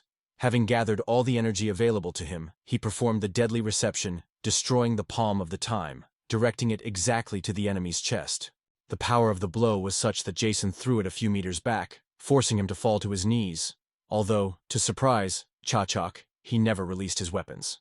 Jan Chachok was sure that this attack was supposed to solve the outcome of the duel. He put in it enough strength to crush even the stone wall. Despite the fact that he studied this complex art for only 3 years in secluded caves, the power of his blow should have been more than enough to destroy any enemy. However, instead of Chachok's long-awaited victory, genuine horror swept when Jason, leaning towards the ground, suddenly burst into a sinister laugh. After that, he rose to his feet with incredible ease, as if he had not received a deadly blow. Jan Champ could not believe his eyes. How could this man take a direct blow to the destructive palm and not only survive, but seem to become even stronger? Jason, seeing the shock on the opponent's face, with a smug grin, explained that even the most powerful stenobit weapon would not be able to harm him. However, one circumstance interested an experienced commander. His armor continued to burn with a bluish flame and did not fade away even after a while after the blow. Having removed the charred shoulder and carefully studying the nature of the damage, with increased interest he suggested that his mysterious opponent was a native of the legendary Heavenly Mountain. However, the origin of Jan Chachok had no importance for Jason. He made a firm decision to continue the deadly battle to the end. Obviously, such indomitable combat zeal could not but inspire anxiety in the heart of even the most fearless hero. As a result, the opponents again converged in the rapid dance of the battle, but this time already in a dangerous close battle, where the slightest mistake meant inevitable death. All Jason attacks were the embodiment of deadly elegance and destructive power. Jan Chachoki barely managed to dodge these lightning attacks, and each time he felt the chilling breath of death on his face. Observing this epic fight, the guards of Juti Jane froze in reverent amazement. For the first time in their life, they saw a man who managed to give such a desperate rebuff to the legendary leader of the Oirats in a direct battle. Jason could not help but admit how incredible his mysterious opponent was. Having decided to check it, he suddenly changed tactics and brought down a crushing blow to Chachok with his fist, aiming directly into his stomach. Jan Chachok managed to hide at the last moment, crossing his hands in front of him. But the impact power was so great that it threw it like a fluff. Cutting into a mighty tree, he pierced it through, like a hot knife through the oil. From such a crushing effect, his internal bleeding was immediately opened. Seeing how Jan Champs was bleeding, the little emperor screamed in horror, confident that his defender would die. However, contrary to all expectations, Jan Champs still remained conscious. During this exhausting battle, he managed to understand 3 critical things. Firstly, his current body had a certain limit of the use of higher imperial martial arts. If he stubbornly tries to use the righteous art of battle, then he will not be able to use even 30% of the potential power of these techniques. Secondly, if the highest art of the Lord of the Demons does not manifest in heaven, nor in water, nor on earth, this is that powerful internal energy used the energy of his body, draining his vitality. Thirdly, the person standing in front of him was strikingly different from any ordinary master of martial arts, with whom he had crossed blades. With such a tremendous level of strength and experience, Jan Chachok could not even leave a serious scratch on it. Seeing that the enemy is weakened and disoriented, Jason decided to immediately complete the duel and interrupt the life of a daring daredevil with one crushing blow. Jan Sham bitterly admitted that he was too arrogant in his calculations. He tried in vain to hide his true nature behind demonic art, not wanting to reveal the young master of the legendary clan in himself. But at the same time, he did not even think about reliable ways to balance forces in this unequal battle. Now he had no choice but to resort to the forbidden technique. Suddenly for everyone, he pushed off the ground and soared into the air, turning over and relying only on his hands. In this incredible position, he used a series of higher imperial war strikes, the legendary secret technique of 6 strokes, known as the Dragon of the Wind. The artificially created dragon, woven from pure energy, escaped from his hands and rushed into an attack on Jason, squeezing a powerful warrior into the nearest rocky obstacle with such force that the stone cracked and crumbled. However, the experienced Jason only grinned contemptuously, realizing that the enemy would not defeat him with such an ancient and predictable technique.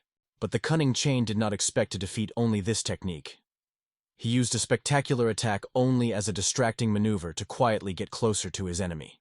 After a crushing clash of energies, he was again thrown back to the nearest centuries. Old tree with such force that the trunk broke. Taking advantage of this favorable moment, Jason grabbed his huge combat axe with the intention of one blow to cut the rebellious enemy in half. Only an incredible reaction and years of training allowed John Chichoka at the last moment to dodge the deadly blade. This enraged the formidable military leader even more, given that the guy brought him to the thick of the forest. He perfectly understood that the guy probably retreated into the thicket either in a desperate attempt to save his life, or not wanting the witnesses to see his inevitable death. But for self-confident Jason, it was obvious. The outcome of this unequal fight was already a foregone conclusion, and he firmly decided to put an end to a long battle. As a result, the most desperate phase of the battle began. The battle is not for life, but to death, which literally torn to shreds everything around. Each blow gave rise to a shockwave, from which the trees were bent and stones scattered.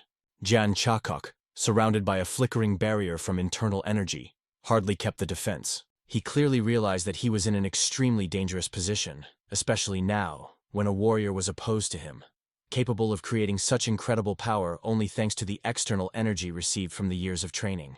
In desperation, he decided to resort to his last trump card, paired blades, because there were still no other members of the cult to come to the rescue. These magnificent swords were awarded to him by the head of the trading house. It was a legendary weapon, known as Swords of the Holy Fire. As a true weapon of the Lord of the Demons, they had to implicitly submit to the highest art of the demon. As soon as the blades shone in his hands, Jan Champ in an instant became much stronger. His attacks could now be on equal terms with Jason's blows. The experienced military leader was amazed. He could not understand how his enemy managed to suddenly take possession of such a tremendous battle power in such a short time of their fight. He even had to retreat for a while to appreciate a new threat and dispel the powerful attack of Chachok, threatening to tear his hand. At this moment of the break, Jan Champi carefully studied his flickering blades, gradually realizing their true nature and power. Judging by their name and the manifested force, they had a unique ability to absorb and strengthen the art of the Lord of the Demons. Although he perfectly understood that he should not rely too much on a weapon that he owned well enough. But in this situation, these blades were the only thing he could count on. Having collected the last grains of his internal energy, he used the highest technique of the Demon's Lord, the embodiment of the anger of heaven.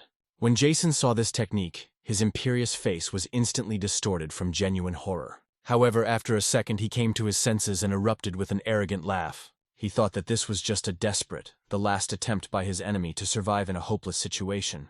Having brought his huge combat axe, he rushed forward to finally kill a daring stranger. And then, finally, they again agreed in close combat, where the power of an attack prepared by John Chachok was truly apocalyptic. Somewhere at that time, one of the surviving worship soldiers swayed heavily in a dense forest after he managed to kill several dozen opponents. Suddenly, in horror, he saw something reminiscent of a supernatural hurricane of bright purple color, raging violently in the most often forests. This energy whirlwind was so powerful that even those who were simply nearby, mercilessly blown away, like autumn leaves. Taihan, absolutely not understanding what was happening, fell to his knees in a panic and bitterly cried from all-consuming fear. When the dust and smoke scattered, Yang Chakok stood in the center of a huge crater, and a very wounded and charred Jason sat in front of him.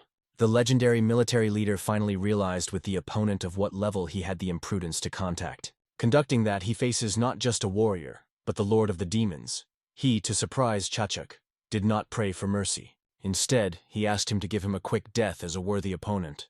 However, contrary to expectations, John Champ has retained complete composure. Instead of delivering a final blow, he unexpectedly decided to extinguish the demonic fire for everyone, devouring the mutilated body of a defeated enemy. After this act of mercy, he asked him only one question that haunted him: why Jason did not evade his last blow. At this intense moment, the surviving warriors of the tribe began to escape to their defeated leader, and Jan Champ realized what danger all these warriors posed. They have already witnessed his true essence, saw the Lord of the Demons in action. If he leaves them alive, he will certainly have a lot of problems in the future, when rumors about his personality will disappear through all lands. With a heavy heart, he realized that he should probably kill all these people in order to maintain his secret. However, Jan Champ did not dare to shed the blood of defenseless warriors. As a result, he finally dispelled his deadly energy and silently headed for the battlefield. Jason froze in bewilderment, not understanding what this mysterious enemy had conceived. When he did not even turn to his call, the wounded leader screamed in a rage that if John Champo doesn't kill him now, he would certainly regret this rash mercy in the future. However, the adamant warrior still did not raise his blades against a defeated man. Then Jason, to the surprise of all those present, began to laugh hysterically, realizing all the absurdity of the situation in which he fell. At heart, he understood that perhaps it was a sign of fate, hinting that it was too early for him to claim the title of Khan the Great Step. However, he admitted bitterly, it was too late to retreat. The path was predetermined, and he was supposed to become the sovereign owner of the revived empire of Yuan, whatever it cost. In the recognition of the enemy's strength, Jason threw his medal at the winner's feet, who served as a fee for saving his life. He openly admitted that he no longer wants to deal with a demonic cult. With the advent of the Demon Lord himself in this game, the outcome of the confrontation was already obvious. Before parting, however, Jason called Chachuk, and patting him on the shoulder, warned him to be more careful in his wanderings, because all what happened was a carefully planned work of the Master of the Bloody Palace. Jan Champ was sincerely surprised that Jason seemed to know everything. Did he try to clarify the details of the conspiracy organized by the Palace of Blood Arts? But Jason did not answer this question. However, the guy understood that it was left to make out with the Master of the Bloody Palace. At the same time were Yuljin and Matapen and the owner. At this intense moment, an excited Chayan finally ran to Jan Chachoku, who, without restraining his feelings, hugged his brave savior tightly. With the tears of sincere gratitude in front of his eyes, the young emperor thanked him for saving not only himself, but all his faithful people from imminent death. Jan Champ was deeply amazed that the harsh emperor could show such genuine emotions. With soft irony, he noticed that, probably, this scene cost all the dangers through which he had to go to save them all. The boy knew that Jan Champ was saying this with a slight mockery, but he took such a manner of communication. After all, this mysterious warrior became his real friend, and it was permissible to behave informally even with the emperor. Finally, having gathered together the remnants of his dark energy, Jan Chakok invited all the survivors to return home. Following the ancient teachings of the Cult of the Sun, in which Jan Champi occupied the honorary position of the Black Sun, he solemnly freed all captured people. Among the liberated were those who belonged to a demonic cult. At first, they could not believe in their sudden liberation. But when they saw a characteristic black flame, they immediately erupted at the same time with laughter and tears. The liberated captives rushed in different directions, hurrying to return to their families. Meanwhile, Tsijin calmly told the remaining soldiers of the Empire about the heroic battle of Jan Chachok with the formidable leader Yasin, without hiding a single detail of this epic battle. The personal situation of young Jutsujan remained very sad. He had nowhere to return as a ruler. Even if he returned to the capital, a link or something worse was waiting for him. Jan Chachok, having penetrated with sympathy for his fate, invited him to go with him to the mysterious heavenly mountain. However, Tijin explained that the Empire was still a man who was correctly waiting for his return. Let him lose his high status of the Emperor, he still had other, no less important obligations. The only thing he dared to hope is that fate would someday again bring him with the mysterious Jan Chachok. In parting, he with children's spontaneity asked that at their next meeting, Jan Champ would take his mysterious mask and show the true face. In response, he promised with a light grin that everything would depend on the behavior of the Emperor's boy himself. Jan Champ turned around for the last time, looking around everyone with a farewell look, and then literally in a moment turned into a swift black meteor and rushed home.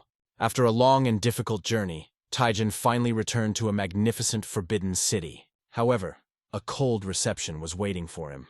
He could not even go into the sacred hall of higher harmony, as well as go through the ceremonial southern gates.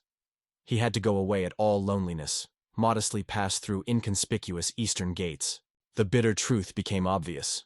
The throne already occupied another, and in the whole huge palace there was not a single person who would be sincerely happy with his return. The once luxurious palace of heavenly purity. The place where he lived before was now replaced by a modest and unpretentious dwelling in the southern part of the complex. But perhaps for him, it was a symbol of the new beginning. When he entered his new modest dwelling, he suddenly noticed a young woman who patiently awaiting his arrival. She immediately burst into tears of happiness, seeing the living and unharmed Zhu Taijin. Confused by such a violent reaction, he gently asked how his faithful empress experienced all this painful time of separation. As a result, unable to withstand the intensity of emotions, she quickly rose to her feet and rushed to him, enclosing Zhu Taijin in strong, gentle hugs. With touching sincerity, the boy admitted that he was immensely missing her. So much that all his thoughts were captured only about her and their possible meeting. Crying from the feelings that overwhelmed her, the empress admitted that all these many months lived as if in a nightmare, guessing painfully every day when and, if at all, Taijin could return to her. Now his return seemed to her a wonderful dream, from which she was afraid to awaken and be in a cold reality again. Taijin assured her with unexpected maturity and wisdom that he was absolutely indifferent if people consider him a useless ruler or contemptuously called a miserable, overthrown emperor. Everything that really matured for him was his beloved empress, and even after death, he will look for her soul in order to reunite. He admitted with touching sincerity that he returned through all the dangers and trials only for her alone. Such was the amazing fate of the sixth emperor of the Ming dynasty, Zhu Taijin. The events of history are transferred to the mysterious cult of mines, to the Palace of Blood Arts. An unknown, carefully hiding his face under a spacious cloak with a hood, just arrived there. So, unnoticed, he reached the light pavilion, and only after that, having convinced himself, he was finally able to speak. With undisguised relief, the mysterious guest honestly admitted to the owner of the luxurious room, which could not get used to the oppressive atmosphere of this ominous place. The unflappable owner of the Palace of Blood Arts calmly asked the newly arrived man, which ended his risky adventures. He reported in detail that, according to the instructions of the deeply reserved host, all preparations for the highest celestial holiday of the cult were almost completely completed. However, the insightful chapter seemed to be more interested in another circumstance. The young gentleman finally successfully completed his many years of training. Laughing, the assistant to the chapter explained that at the moment, Chonso had no serious obstacle to them. However, a very unpleasant incident with Jason has recently arose. Obviously, he openly proclaimed himself Khan Northern Yuan. For some strange reason, the head of the palace was too calm about this alarming information. The assistant hastily explained that the situation was much more complicated than it seemed at first glance. They received a sacred plate of a heavenly dragon, a symbol of a rupture of relations. Immediately after these words, the head of the palace could not restrain anger. Its internal energy scattered throughout the room, sweeping away light objects and creating a tangible wind. At this intense moment, the assistant, preserving the external calm, continued his report on a mysterious person nicknamed the Black Sun. This warrior appeared from nowhere in the very heart of the Oirat camp, and managed to save Emperor Zhu Taijin.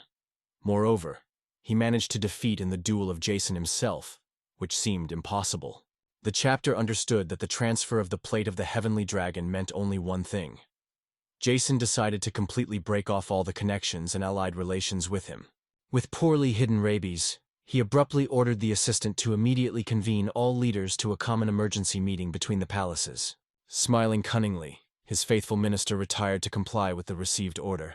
Left alone, the head of the palace was gloomily reflecting on the impending events, realizing that he would clearly not forgive such a betrayal from the side of the once faithful Jason. Meanwhile, Chonso, as if nothing special had happened, calmly returned to the territory of his small palace. There at that moment he trained stubbornly. Ying, who, noticing the approach of the master, was respectfully inclined in a traditional greeting. In response, Chonso only calmly asked how their affairs were in his absence. Suddenly, their conversation was interrupted by the annoyed cries of the dissatisfied Yultak, who was loudly indignant, not understanding why Karen so unceremoniously woke him up at such an early hour. He especially protested against the fact that the girl persistently invited them to be weeding weeds in the palace garden. However, at this very moment, Yultak suddenly noticed the returning master. He froze in place, not understanding why Chanso looked so exhausted and dirty, as if someone dared to attack him or rush into him with stones. With sincere concern, he reminded the master of his former urgent request not to leave the territory of the palace alone. Chanso, clearly tired of listening to the constant reproaches and assumptions of assistants, perfectly realizing that he was completely incorrigible in his excessive care. At that moment, the attentive Karen came up to them, who, with undisguised anxiety, decided to find out from the master what happened to him during the absence and whether everything was in order. In his part, he also showed sincere concern to the state of the master and resolutely suggested that he give the order, and they would gladly deal with his offenders. However, Chanso simply silently headed for his house, realizing that it was still too early to devote them to all the details of what happened. He still had to think and solve a lot on his own.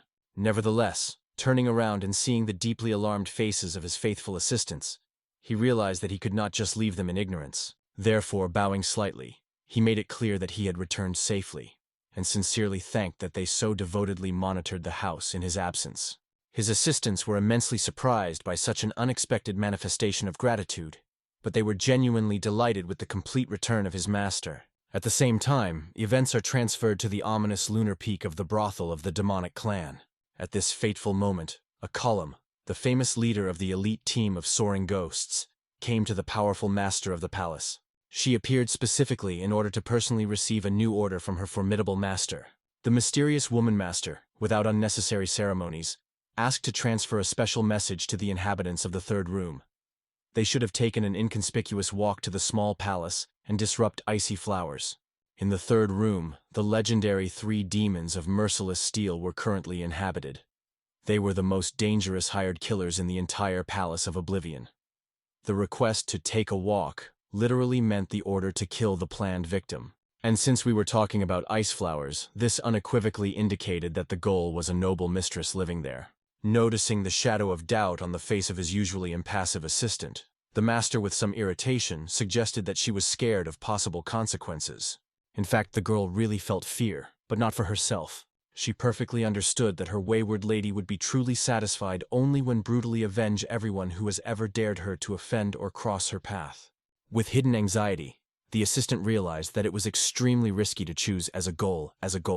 At this intense moment, as if reading her hidden thoughts, the master with unexpected insight admitted that Shivan would also be seriously concerned in place. She philosophically noticed that even if a girl was just an ordinary prostitute in this cruel world, in life there are still certain boundaries that should not be crossed even the most powerful people. Then she suddenly announced that Shivan should become the one who would personally give the order to go to the small palace with a special mission. The head of the house, along the way, asked how Chihami felt now, and Shivan reported with restrained anxiety that, perhaps, due to a recently experienced strong shock, she still did not dare to leave her room.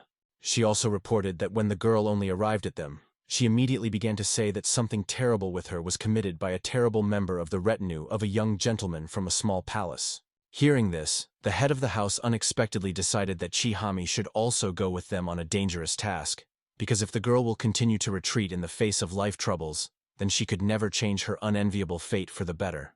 Shivan deep down she understood that Chihami passionately wanted to avenge her offenders. In addition, the master said that recently 32 new girls arrived at the institution, and she gave a separate order to take care of them well. On this note, they completed their strategic negotiations. When a deep dark night came, all the participants in the secret operation silently went to their dangerous task to the small palace. Chihami, who was also given a special spy form for secretive penetration, was extremely unhappy that one of the ruthless fighters located nearby exuded an unbearable stench. It seemed to her that the famous demons of merciless steel had never heard of such a simple concept as ordinary washing. At heart, she even thought about finally admitting the true truth about what happened between her and the mysterious Chanso. But she realized that, most likely, she would again simply receive a severe punishment from a quick-tempered young master, and that particularly annoying man from his environment. At this very time, the vigilant Chanbiran was closely watched by the secretly promotion of a group of spies. He instantly recognized the characteristic tread of elite killers. These were the legendary 3 demons of merciless steel. Among them, He also noticed a familiar figure of Chi Hami, holding a little behind the main group. Chan Baran heard many rumors about these dangerous warriors. They said that they were among the 20 best martial arts masters in the entire ominous Palace of Oblivion. All this time, apparently, they secretly hid in brothels and other dubious institutions, waiting for their wings to return to the scene of a big game. Finally, he realized that he was on the other side, and realized that now Chin Su was inability to inevitable. A letter that the young man signed under pressure surfaced in his memory, and suddenly cleared up what he was threatened with. He recalled the words of the master of the palace that the current Palace of Trade needed to take possession of the Palace of the Sun at all costs. That is why he obeyed the absurd instruction of the young master. And if these people learn about secrets in a letter, then all the wine will undoubtedly fall on his shoulders. Therefore, he immediately again called to help his faithful associates, who reacted with lightning speed to Chanbarana. They rushed with him towards the small palace. The alarmed man understood that he had to save Chunso and everyone who was there. At this time, events unfolded in the library where the hero arrived. The old man had already heard from Chachuk about Jason, and knew that he was the leader of the Oiratov and the great master of the Northern Yuan. But today the charismatic leader proclaimed himself the highest Khan and ruler of the Northern Yuan. Chonso realized that, perhaps, this is his mistake, and he shut up where he should not.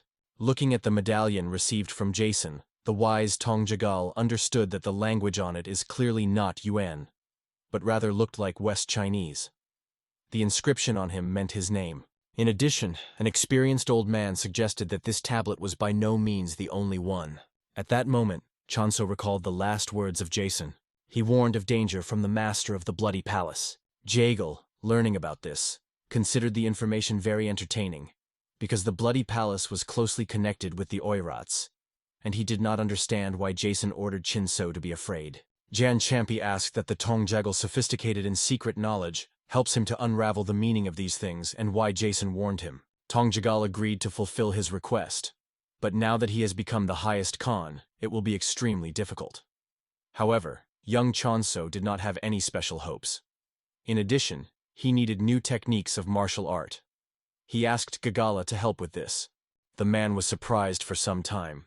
Chinsoa no longer suited the highest art of the Lord of the Demon. The thing is that the young warrior destroyed everything around when he used this powerful technique, so he needed some other demonic techniques. However, Jagal plunged into thoughts, doubted whether he should do it. He recalled that in the Ming Palace they teach this art, so it is hardly worth going somewhere to master them. Even Chonso himself did not understand why he did not think of it from the very beginning. After all, the cult of the sun is the focus of demons. Of course, knowledge of all higher combat equipment is stored there. Tong Jagal, realizing that the decisive Chonso would go there, asked him to look into the library of the highest lord. In addition, after that he suggested moving to another pressing topic. After all, even the almighty clan Hao could not find out what Chonso talked about with the master of the trade palace. As a result, smiling, the young warrior realized what would be discussed now. In less than half an hour, as the old man had already grinned, Chonso demanded 30% of the assets of the trade palace. Tong Jagal understood that the master of the palace, apparently, had no choice but to unite with them. Jan Champ also realized that such a cunning as he certainly would not miss the chance to scrap the gold, located right under his nose. The insightful Tong Jagal knew that 7 palaces had truly strange and confusing relations. The Silk Road is the main artery of life for the trade palace, so they are so careful with the Palace of Legal Art, which had ties with the Oirats. The Bloody Palace possessed the highest techniques of martial art, so they hold the creator of the Holy Fire next to them, who monitors the implementation of the law. The Palace of Pleasure entered into an alliance with the Palace of War to provide its brothels with protection throughout the Central Plains. The Bloody Palace and the Battle Palace did not try to get rid of the Palace of the Support Sword, which consisted of a small group of the elite. The Ming Palace and the Palace of Holy Fire did not allow to do this. The Palace of Trade and the Palace of Pleasure always wait for the moment in order to collide with each other, and the Palace of Poison always retained neutrality. In this way, palaces entered into unions, rival and complicated their relations. And even if the amount of funds at the Palace of Trade and the Palace of Blood Art is very large, now, when their own warriors were captured, they had to raise a riot and abandon the additional support of archers. But now that Jason has become the highest Khan of Northern Yuan, the Trade Palace must be rationally. They are not just boiling money, they are invested in order to be able to make a larger deal in the future. It became clear to the penetrating Chinsoa. the trade palace will not take their side completely. There is a high probability that it specifically pushes two sides with his foreheads to strengthen the conflict. Tong Jagal believed that the most weakness of the Ming cult is that he does not have many reliable people who are ready to collect information and finances to feed the worship members. Jagala was surprised that Chonso seemed to be aware of what was happening, but at the same time he did not know much. He looked as if he did not understand anything at all, and then suddenly betrayed brilliant ideas. The goals that the master of the trade palace pursued are quite obvious, but he does not have to expect much from him. He was not so daring. The only reason he was able to come to power is his eldest son, Yung Jaesun, and the leader of the team, Chan Birana. However, Chonso heard that now the eldest son was on a mission, and the wise Tong Jagal believed that they needed to gather Chan Biran and the heir together. Listening to the words of the venerable old man, the young man could not believe that Chan Biran was such an important figure. However, Tong Jagal believed that his skills are not so significant. It is much more important that the master of the trade palace trusts his words. Chan Biran of those who affect the current reality. If they demonstrate the power of the small palace to him, they will be able to lure him to their side. So they will receive the support of an influential warrior and blind the masters of the trade palace, depriving his eyes and ears. In addition, Chonso understood that since he had already managed to tie the vat of Biran in some way, perhaps this business will come out much easier. Then he thought about the trading palace itself, after which he immediately remembered his blades and took them out of the scabbard. They instantly shone with demonic fire. These blades were handed to him by the owner of the trade palace. He said that this was a demonic sword of sacred fire. The young warrior did not understand whether a man had his own reason to give such an important object in the hands of a small palace. Perhaps he is so sure that everything will work out, since the palace was on his hook. However, at that moment Tong Jagal laughed loudly. He explained that the reason was that 5 sacred guns were useless to him. 5 sacred tools can only be used by those who have mastered the art of the Lord of the Demons. He would not want to give them to someone, but he knew that the massacre would begin if others would explore that he had the guns. His only way out was to give them to the worthless young master. The reason he told Chonso about the guns is that he just wanted to get into his friends. Tong Jagal considered it pure luck that Chonso managed to take possession of 2 sacred guns at once. The stunned Chonso did not imagine that it was so complicated. In addition, he was surprised that of all the types of weapons he came across a dagger. He never learned to use such weapons, even during the practice of higher combat strokes. Moreover, he used it for other purposes. However, Tong, sophisticated in secret knowledge, knew that the third elder had knowledge of the technique of martial art of Western China, so Chonso could go in search of it. A wise mentor always shares his knowledge quite carefully, so now he can teach his followers a technique at least all his life. He now lived at a fiery peak. Decisive Chonso promised to deal with this issue, and asked Tong Jagal to let the Cao clan know, since he could not return here for information every time. However, the gray-haired old man handed him the record, explaining that the Hao clan was nowhere, and at the same time, everywhere.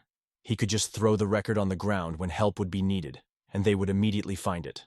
Having thanked, Jan Champ immediately accepted such a valuable thing, and Tong Jagal realized that now Chonso was keeping his way to the palace. In addition, unpleasant rumors regarding Chihami recently surfaced. However, Chonso explained that there was nothing like that. He just had to talk to her. He believed that it was time for the Palace of Pleasure to give him his answer. Tong Jagal suspected that what Chonso did was intentionally. However, was this his special strategy for meeting with the master of the palace? For some reason, this greatly alerted the old man. He immediately grabbed the nearest book and began to turn over it. He realized that the time of the snake came, and the Palace of Pleasure now sent somewhere 4 people. This meant that they already managed to get their answer. Chonso realized. They kept the way to the Palace of the Sun, and the alarmed Tong Jagal warned. Most likely they intend to kill him.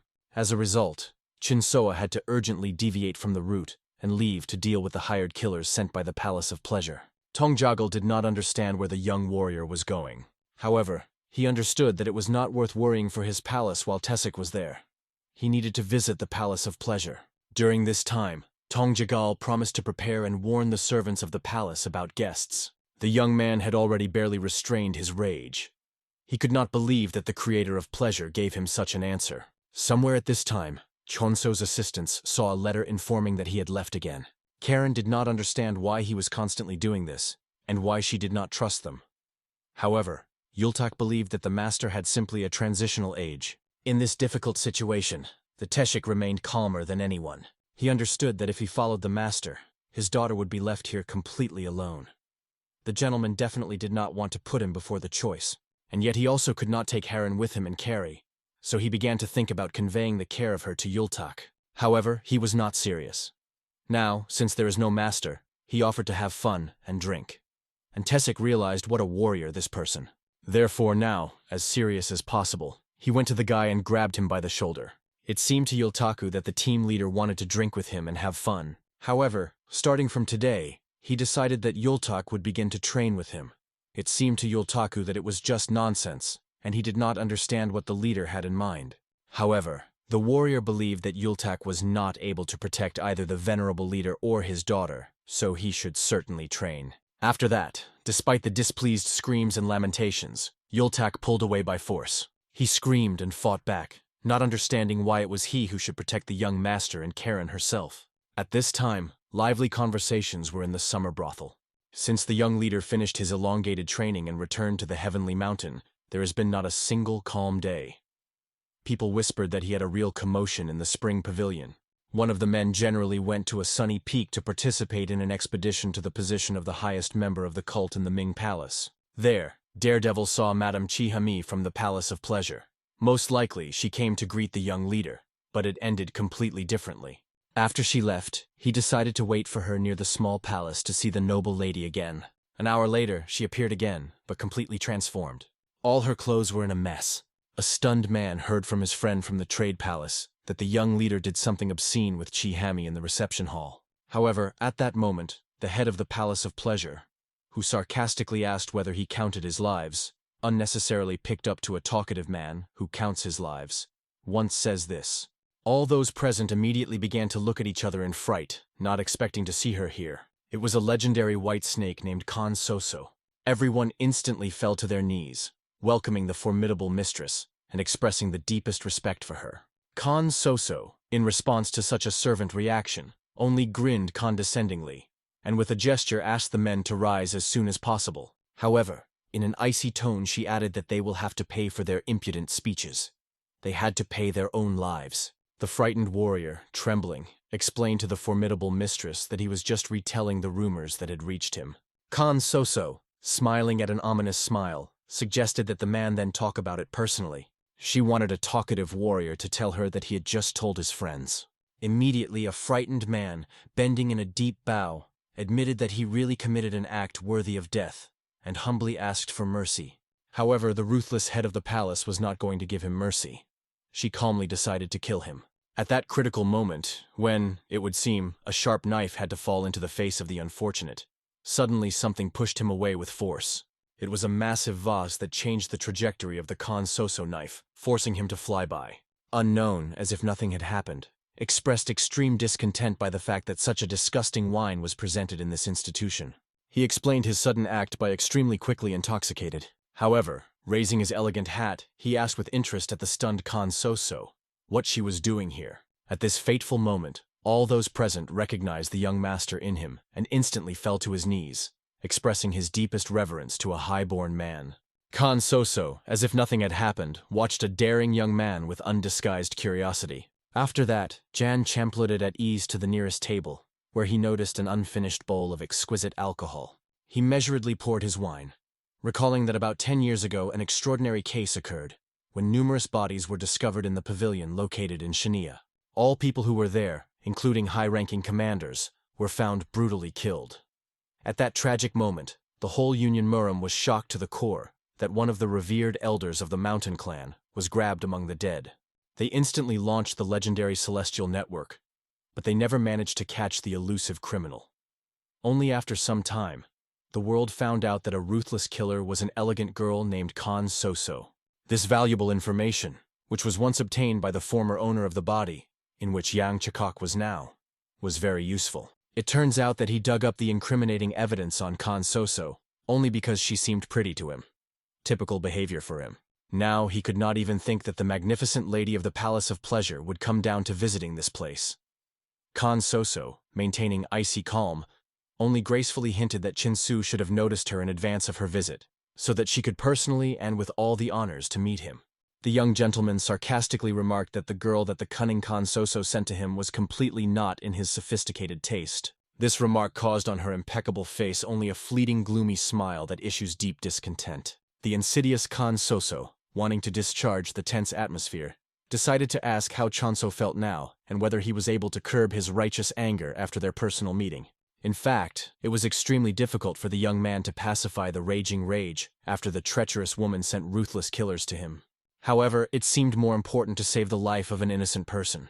He made it clear to the sophisticated intrigue that the situation between them could change dramatically when he is in their luxurious monastery. However, the resourceful Khan Soso with feigned courtesy explained that when a beautiful girl is preparing for an important meeting with a worthy young man, careful preparation always requires the proper time, and humbly asked the impatient Chonsoa to wait a bit. However, the young man made it clear with a cunning look that he did not intend to wait at all, and began to focus his powerful internal energy. Sensing danger, Khan Soso instantly suggested starting a serious conversation right now. After that, she suddenly attacked the nearest warrior, who was next to Chinsum. The unfortunate person immediately began to painfully freeze from the legs to the head, desperately praying for mercy. This cruel spectacle was able to get out of a cold-blooded Chonsoa from itself. He did not know that her boundless power allows her to so easily kill members of the cult that do not show proper respect, and besides, do this in the presence of the younger leader. However, the arrogant Khan of Soso did not even think to react to his indignation. She only with a flirty smile noted that during the time they had not seen each other, the young leader became much more attractive and eloquent, which was why she could sincerely be proud of. The angry Chonso imperiously ordered the daring woman not to change the topic and answer his direct question. However, she, as if nothing had happened, gracefully crouching, coldly explained that she also had the right to ask questions. And she sarcastically asked why the young master seems that the master of the palace was not allowed to touch ordinary members of the cult. Chonso was unpleasantly surprised at how quickly a cunning intriguer forgot the sacred teachings of the Ming cult. However, she noticed with a mockery that if he still relies on these ancient rules, then he is really amazingly naive. However, she decided to reveal to him the true cause of her behavior. The whole thing was covered in a wounded pride. After all, once Chonso acted unacceptably with her people, it means that he caused an insult to herself. The question was not in protecting ordinary members of the cult, or respect for the status of the master of the palace.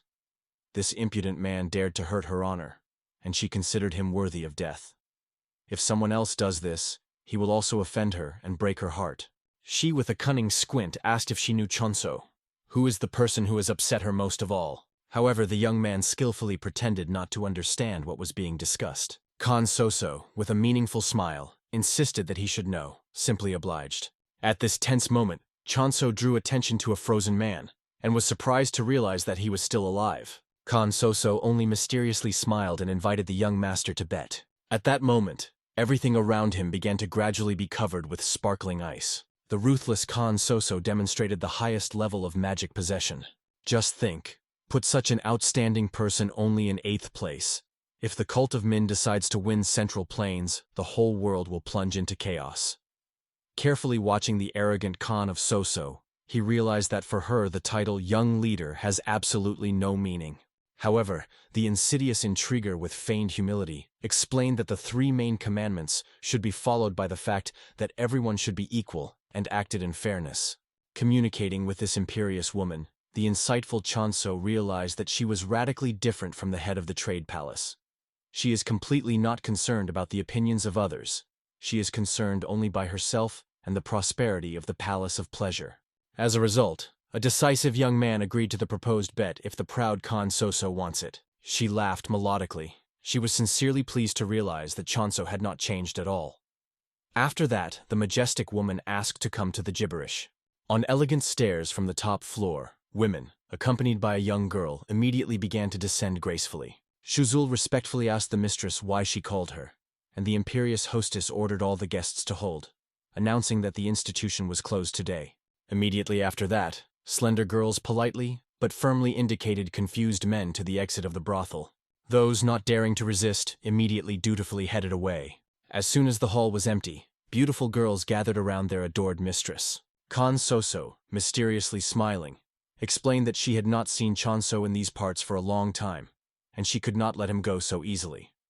Therefore, She invited him to spend at least 2 days in her possessions in complete comfort. This was her tempting bet. With a charming smile, she noticed that her condition was easy to fulfill.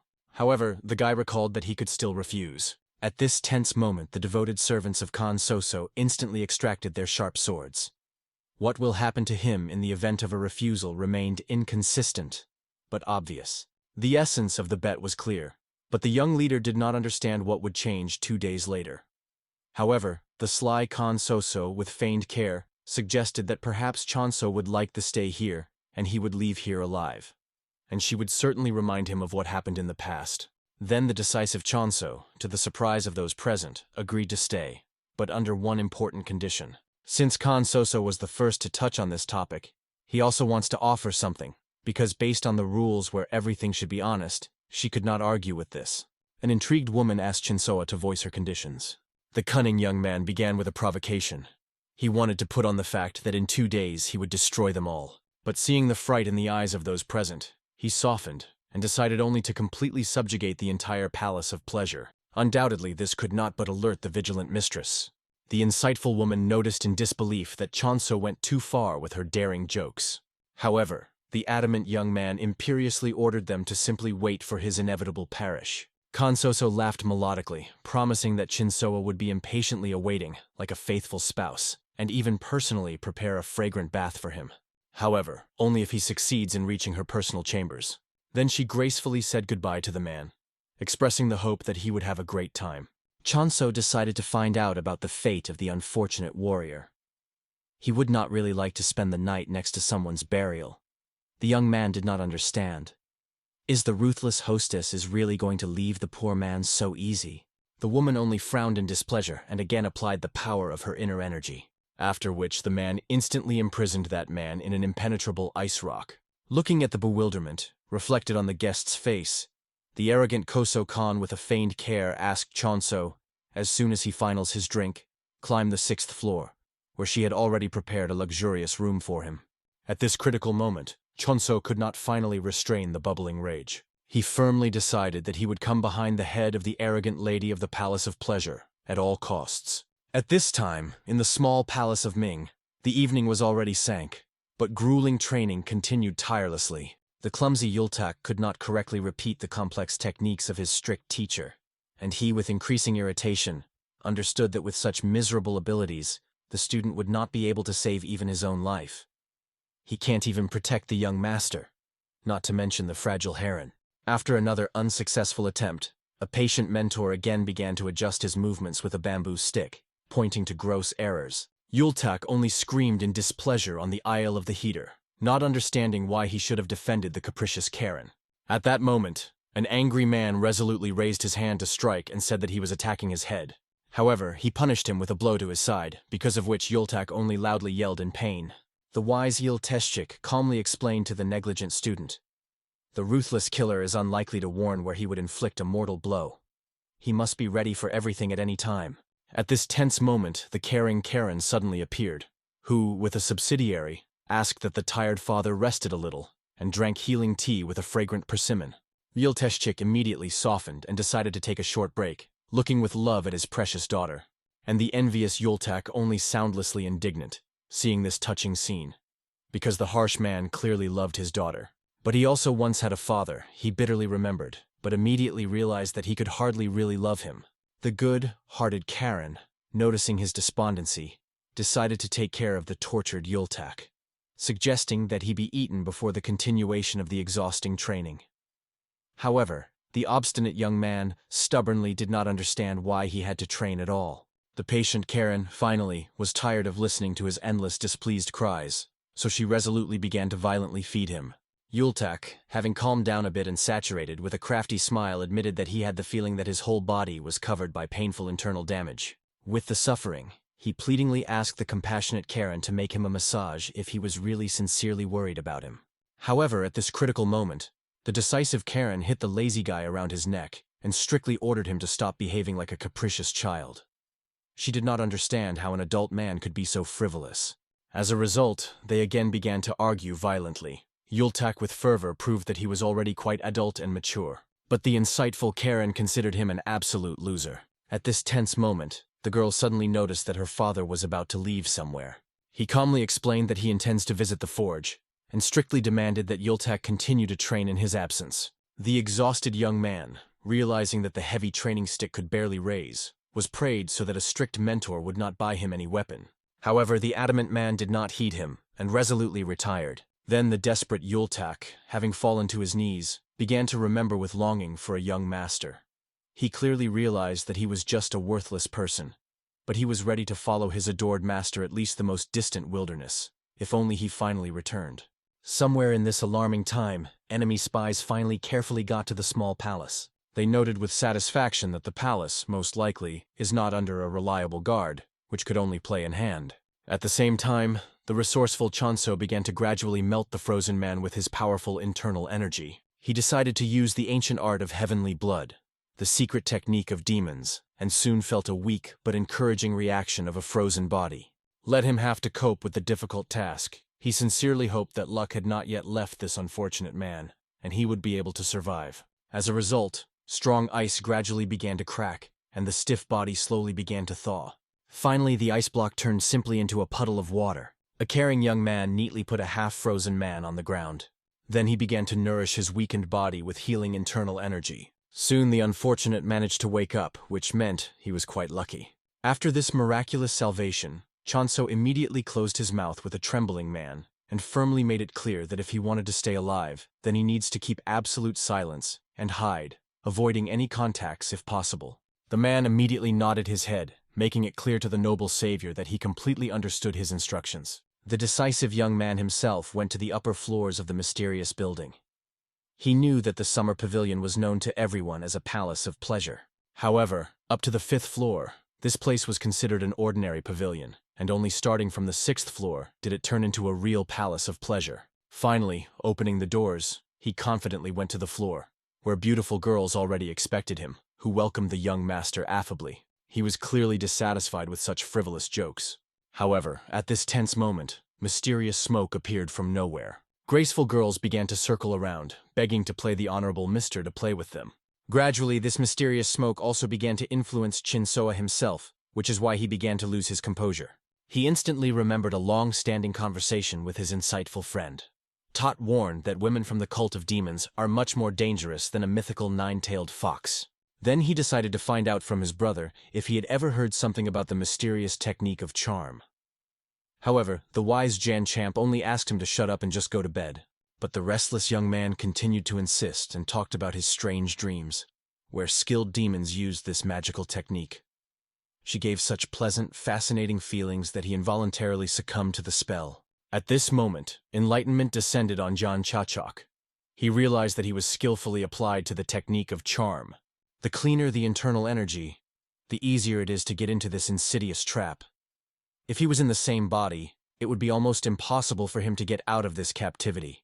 Now, the lovely girls who enveloped him with their spells, with a feigned concern, decided to find out if the noble gentleman missed them, because he was not nearby for a very long time.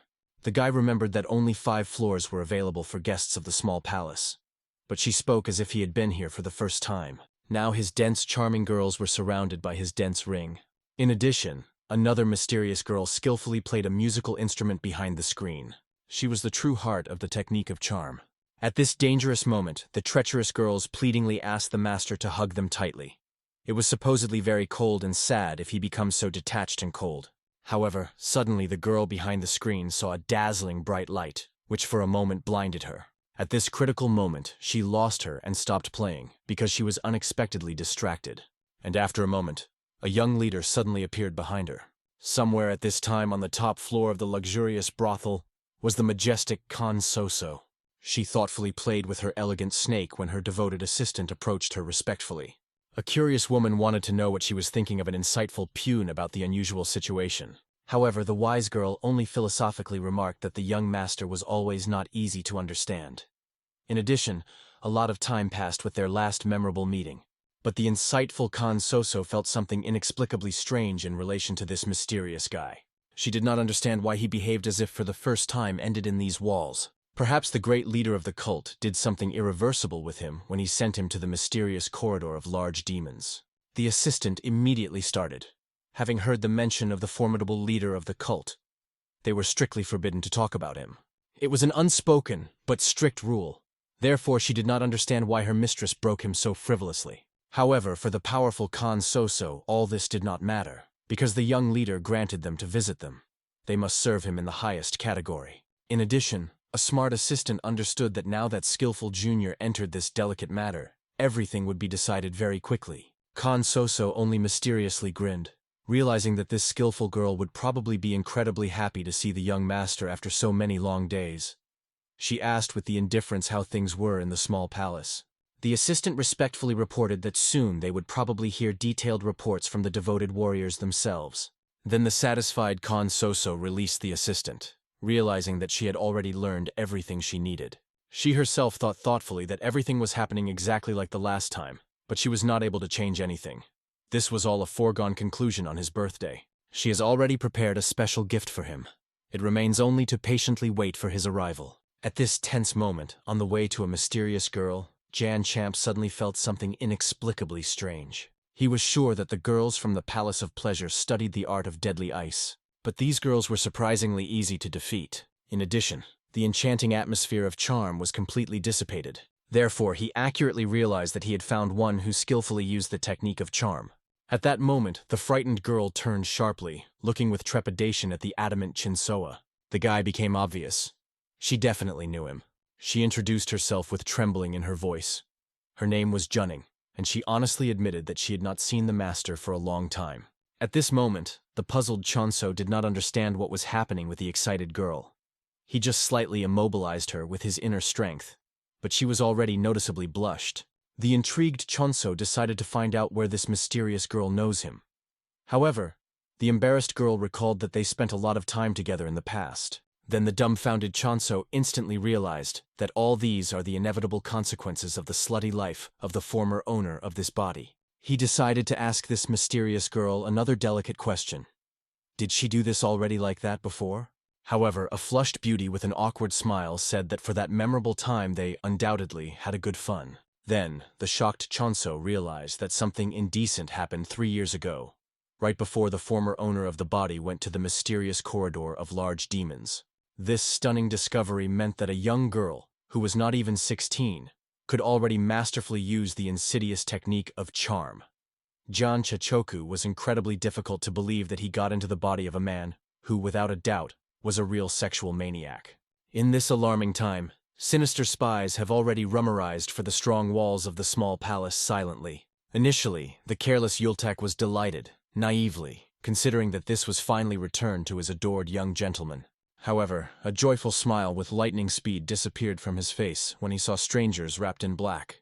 Looking intently at unexpected guests, he painfully tried to understand who these mysterious people are. Among them stood out a clumsy shorty, a squirrel, an immense fat man, as well as a mysterious girl accompanying them. However, his insightful gaze quickly recognized in it that very sadly known Chi Hammy, although she furiously began to argue, unconvincingly proved that she was not. It was easier to find out this person as simple to know this person, because it was unlikely that some kind of eccentric crazy one who would choose such an elaborate shoes for an absolutely black, gloomy outfit would be found. Chi Hammy's shoes were little interested in a cautious young man. He clearly understood that these unexpected guests were truly dangerous madmen. He was perplexed what they again conceived.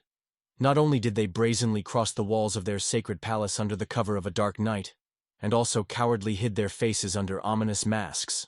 The alarmed Karin contributed, not understanding why these suspicious people came to their monastery. However, the self-confident Yultak, grinning, said that he knew the true reason for their visit. Last time, when the passionate Chi Hammy was here, a manic shine clearly burned in her predatory eyes. Surely this is exactly what she conceived from the very beginning. After all, she always looked at him with such a devouring look and clearly dreamed of getting him into her nets. He was sacredly convinced that the impudent seducer with all her unbridled passion wanted to abduct him and take possession of him. So she shamelessly came here under the cover of starry night. However, the noble young man explained that he could not answer her feelings.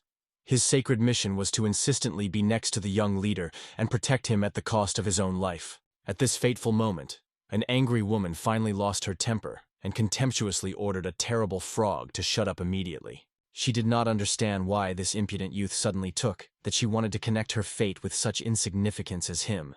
In addition, she imperiously demanded that he immediately stop calling her some unknown name like Chi-Hami, which she allegedly had never heard of. The impudent Yultak only laughed mockingly, realizing how easily he managed to confuse this hypocritical person, after which he with a mockery asked her to stop the fool. If she wanted to attract his precious attention, then she already did it, so she could calmly stop pretending. However, at this critical moment, the warriors who arrived with her, with lightning speed, armed themselves with their deadly blades. Then Yultak became painfully obvious. The insidious Chi-Hami did not come here at all for his irresistible person, and the ruthless intriguer itself, sincerely looking at the innocent Karen, unequivocally made it clear that she came here only in order to calmly kill a defenseless girl. With bewilderment, looking at her cruel opponent, the shocked Karen could not understand why she came to her soul. However, the arrogant Chi-Hami contemptuously stated that such an insignificant person without a noble family has no right to live here.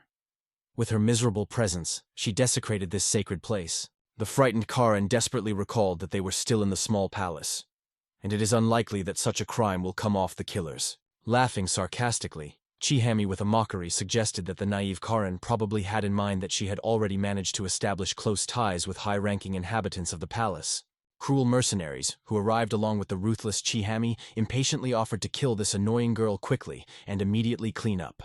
In addition, before that, with sadistic smiles, they decided to engage in all sorts of disgusting curtains with a defenseless girl. And at this tense moment, the fragile Karen was truly, really scared.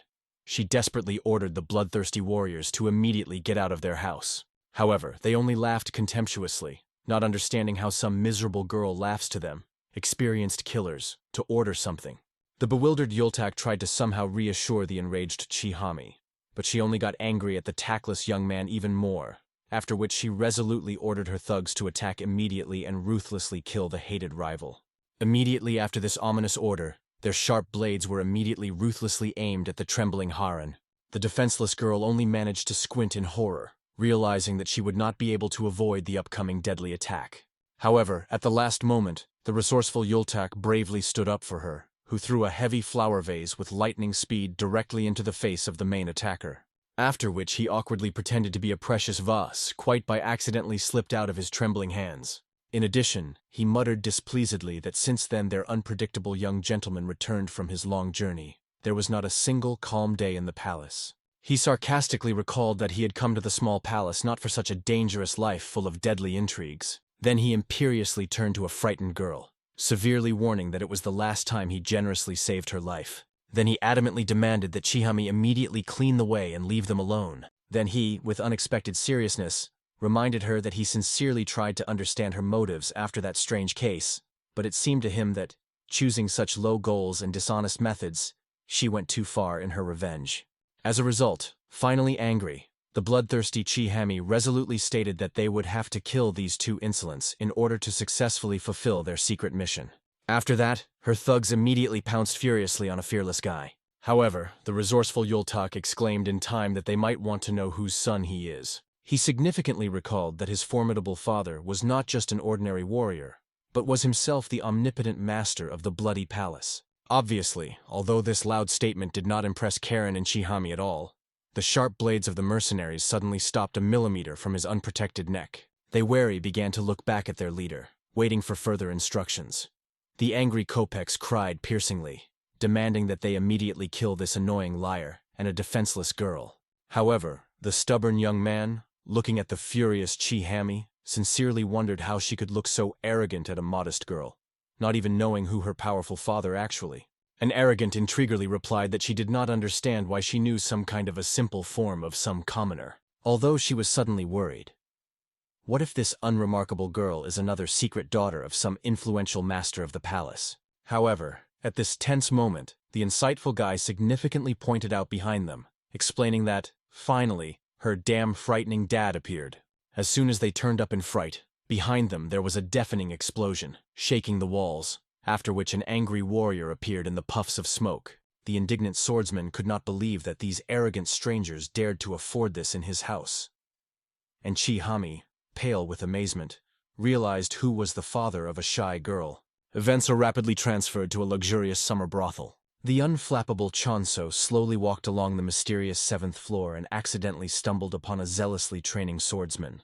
He was surprised to realize that, in this mysterious place, the elite team of soaring ghosts, deadly killers known for their ruthlessness, secretly trained in this mysterious place.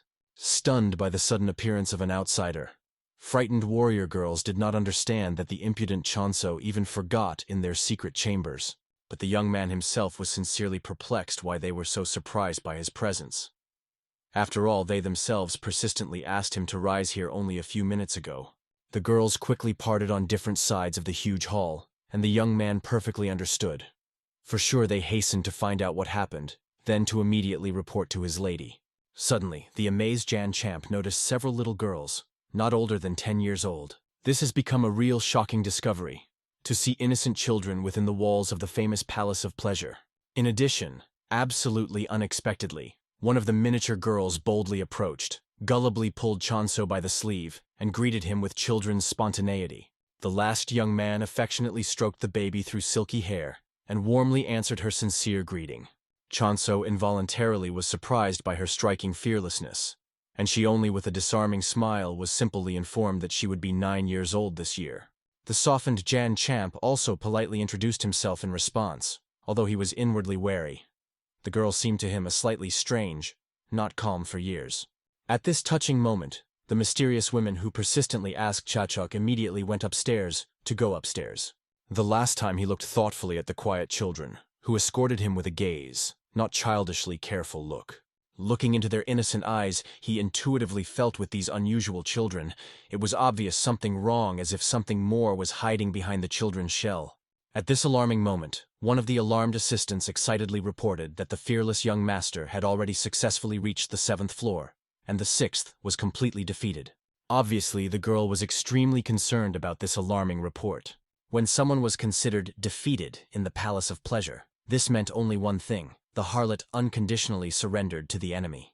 The reason why the Palace of Pleasure was considered weaker than others in terms of combat power was that in addition to classical art of battle, they had to actively rely on the art of love comforts.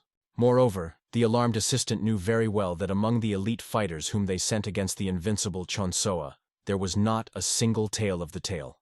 But according to her calculations, he was definitely not destined to survive, since they additionally sent 5 more powerful soaring spirits and 3 ruthless lunar spirit. According to ancient legends, one soaring spirit is capable of defeating 10 experienced men alone, and one majestic lunar spirit is 100. Therefore, this time they were absolutely confident in their inevitable victory.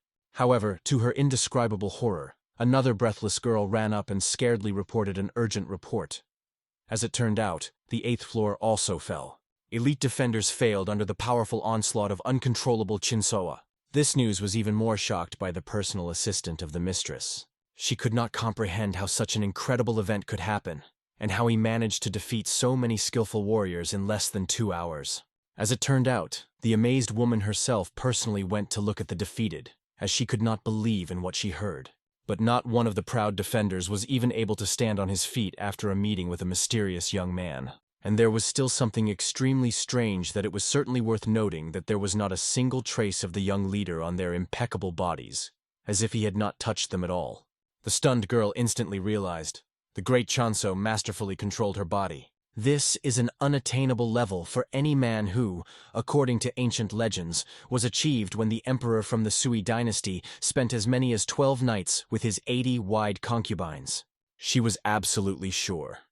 He perfectly knew the ancient art of love, so he came here so naturally and self-confidently alone. If this time they will not be able to adequately accept the young master, then the bloodthirsty palace immediately rushes to deal with the Palace of Pleasure. She, with horror, remembered the sinister threat of Chonsoa that 2 days later he would completely subjugate them all. This prophecy was even more scared by a careful assistant. If this goes on, then even the invincible lady herself can be drawn into this whirlpool of events. As a personal assistant, she was obliged to prevent this disaster at any cost. Therefore, she immediately ordered a frightened girl to urgently send male spirits. No matter how skilled lover he is, he can't subordinate men to him. Everything possible needs to do so that he could not rise a single step higher. After this categorical order, the girl immediately rushed away, and the alarmed assistant was well aware If the uncontrollable yang of the champ rises to at least one floor, then inevitably reaches its personal level, the 10th. If he in some incredible way ends up there, then she was firmly ready to risk her own life in order to protect her adored mistress of the palace. Somewhere in this alarming time, an angry heater with undisguised rage resolutely picked up closer to his insidious enemies. He menacingly warned that he had long known they should have expected uninvited guests, but he absolutely certainly did not assume that they boldly regret it from the hostile palace of pleasure. Flower of a white snake, Khan So-So. As soon as this ruthless intriguer became a full-fledged master of the palace, she calmly got rid of everyone who dared to support the former master, cynically hiding behind the noble pretext of creating a new progressive generation. He would never have thought that she would dare to contact the venerable small palace, especially now. When he received an alarming letter, he immediately found out that very soon unwanted guests could help them. Therefore, the prudent John Champ urgently asked them to be in full combat readiness. The noble leader, bothering righteous rage, finally realized that this sinister report was absolutely true. All three hired killers clearly felt that a completely different frightening aura emanated from the formidable Theshchik. This nondescript man could be extremely dangerous in anger. However, the stubborn Chihami with an arrogant grin reminded her accomplices, they will definitely not be safe if they do not fulfill this important task to the end. She calmly explained that two of them should actively engage in the distraction of the warrior, while the third imperceptibly decreases and ruthlessly kills the defenseless girl. However, the adamant Ilteshik severely warned, no matter what they came up with and did, they will all inevitably die from his merciless hand. Finally, a fierce battle began when two desperate warriors simultaneously attacked a mighty warrior. This epic battle was really unequal, but unequal in relation to his arrogant enemies, since he neutralized them with lightning speed. When the first enemy was rapidly defeated, the second, taking advantage of the moment, insidiously crept behind him, masterfully wielding his deadly blades. However, just as quickly as in the first case, Yil the Teshik managed to deal with this unlucky fighter with lightning speed. All sharp blades that flew in his direction with a whistle, and other formidable weapons by some miracle were stopped literally a millimeter from his invulnerable body. After that, the angry defender furiously grabbed both defeated fighters, starting to strangle them mercilessly with his mighty hands. Before finally dealing with them, he gently asked that the innocent heron immediately closed his eyes, not wanting to injure her fragile soul. After which, he mercilessly crushed their skulls and did not leave them from them at all. Logging to the limit, the last surviving warrior, a miserable squelch, was incredibly outraged that someone dared to do so ruthlessly with his named brothers. Having quickly headed for the defenseless Karen, he resolutely decided that he had to kill her, at least her, so as not to return with shame to his mistress. However, in time, the brave Yultak managed to defend the trembling girl, resolutely armed with his faithful sword. He looked displeased at the heater, because he perfectly understood that he himself could easily deal with a miserable squelch, and did not realize at all why he left this insignificant work to a young warrior. However, a multi-hearted man with a wise smile decided he was an ideal training battle for an inexperienced young man. As a result, a fierce battle began, and gradually the decisive Yultaku was more and more clearly and confidently managed to fight off the enemy's furious attacks. After several skillful maneuvers, he suddenly managed to deftly get closer to the confused enemy, and even aptly cut his pants, thereby mercilessly disgracing the unlucky mercenary. Next, the resourceful young man also chose a good moment for a decisive blow, after which a doomed man, as if in a trance, independently headed directly to his sharp sword, submitting to the inevitable fate. The stunned warrior could not believe his eyes. Yultak, who all this time looked so awkward and weak, suddenly fought with such force and grace as if a powerful demon was hidden inside his punying body. However, the whole illusion instantly dispersed when, barely receiving a slight scratch, frightened by Yultak immediately hysterically began to scream in pain. The harsh Karen only displeasedly reminded the pampered guy that he was hardly slightly scratched, and he should immediately stop whining so shamefully. The insightful Ilteshchik, carefully looking at the contradictory Yultak, clearly understood. This ecstatic guy was really extraordinary. Let him behave most of his time as a third-rate warrior. He was surprisingly able to easily defeat the dangerous mercenary of the highest class. You can't learn such sophisticated skill just studying standard martial arts. This is possible only if you already have a huge combat experience and innate talent. Finally, it remained only to deal with the insidious Chihami. The frightened, intriguing, desperately defending her trembling blades, hysterically ordered that the formidable man would not even dare to approach her. However, he explained in an icy tone that if she dares to take at least the slightest step, he would immediately mercilessly die of his hand. She immediately in a panic began to pose plaintively about precious mercy, humiliatingly begging not to kill her, and oathly assured that she was ready to implicitly do everything that the noble Ilteshchik would order her. However, a ruthless warrior with a stone face coldly ordered a trembling girl, "Kill yourself." She froze in indescribable horror, not understanding when everything went so irreparably awake. Maybe the decision to invite these ruthless thugs was a fatal mistake? Or is this unpredictable Yultak who unexpectedly won the Teshchik for a precious time to blame for everything? However, at this fateful moment, to universal amazement, the inexplicable Yultak suddenly stood up for the trembling Chi Hami. He generously offered to regret the unfortunate girl and give her life. Seeing the defeated Chi Hami, with reproachfully, he reminded that he had warned her not to go so far in his revenge, and did not understand at all why she had so much senselessly complicated. Stunned, Chi Hami still could not understand why Yultak was defending her after everything that she tried to do.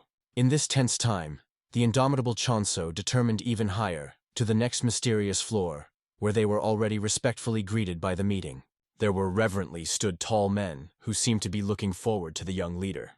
Chonso was really deeply surprised, finding that in the Palace of Pleasure there were not only beautiful women, but also men, counting that they are needed here only to fulfill heavy assignments. At this awkward moment, majestic men enthusiastically stated that it was the greatest honor to serve the incomparable Chonsu. The embarrassed John Chichka honestly admitted that he did not expect that men would be so genuinely glad to see him, and realized with anxiety. It seems that this time he would have to use military tricks in the battle against these strange warriors. At this tense moment, the charismatic leader of the detachment of the mysterious male spirit introduced himself with a smile, after which he significantly hinted at the embarrassed Chonso that he could easily call him just Dear Zajan, which was in earnest embarrassed the bewildered hero. Immediately after this unexpected statement from all sides in a spacious room, a mysterious, stupefying aroma blew, and a smiling man with a promising smile explained that today they, an invincible detachment of the male spirit, will certainly make sure that carefully satisfy every piece of the body of the precious Chachok. Immediately after this shocking statement, a shocked champ was horrified to see how the leader of the men flowed indecently drooling with anticipation. The poor young man instantly became unbearably bad, his whole tense body involuntarily reduced from a painful convulsion. When he finally fully realized, these strange men were not at all harmless boys on the escapes, but something much more ominous.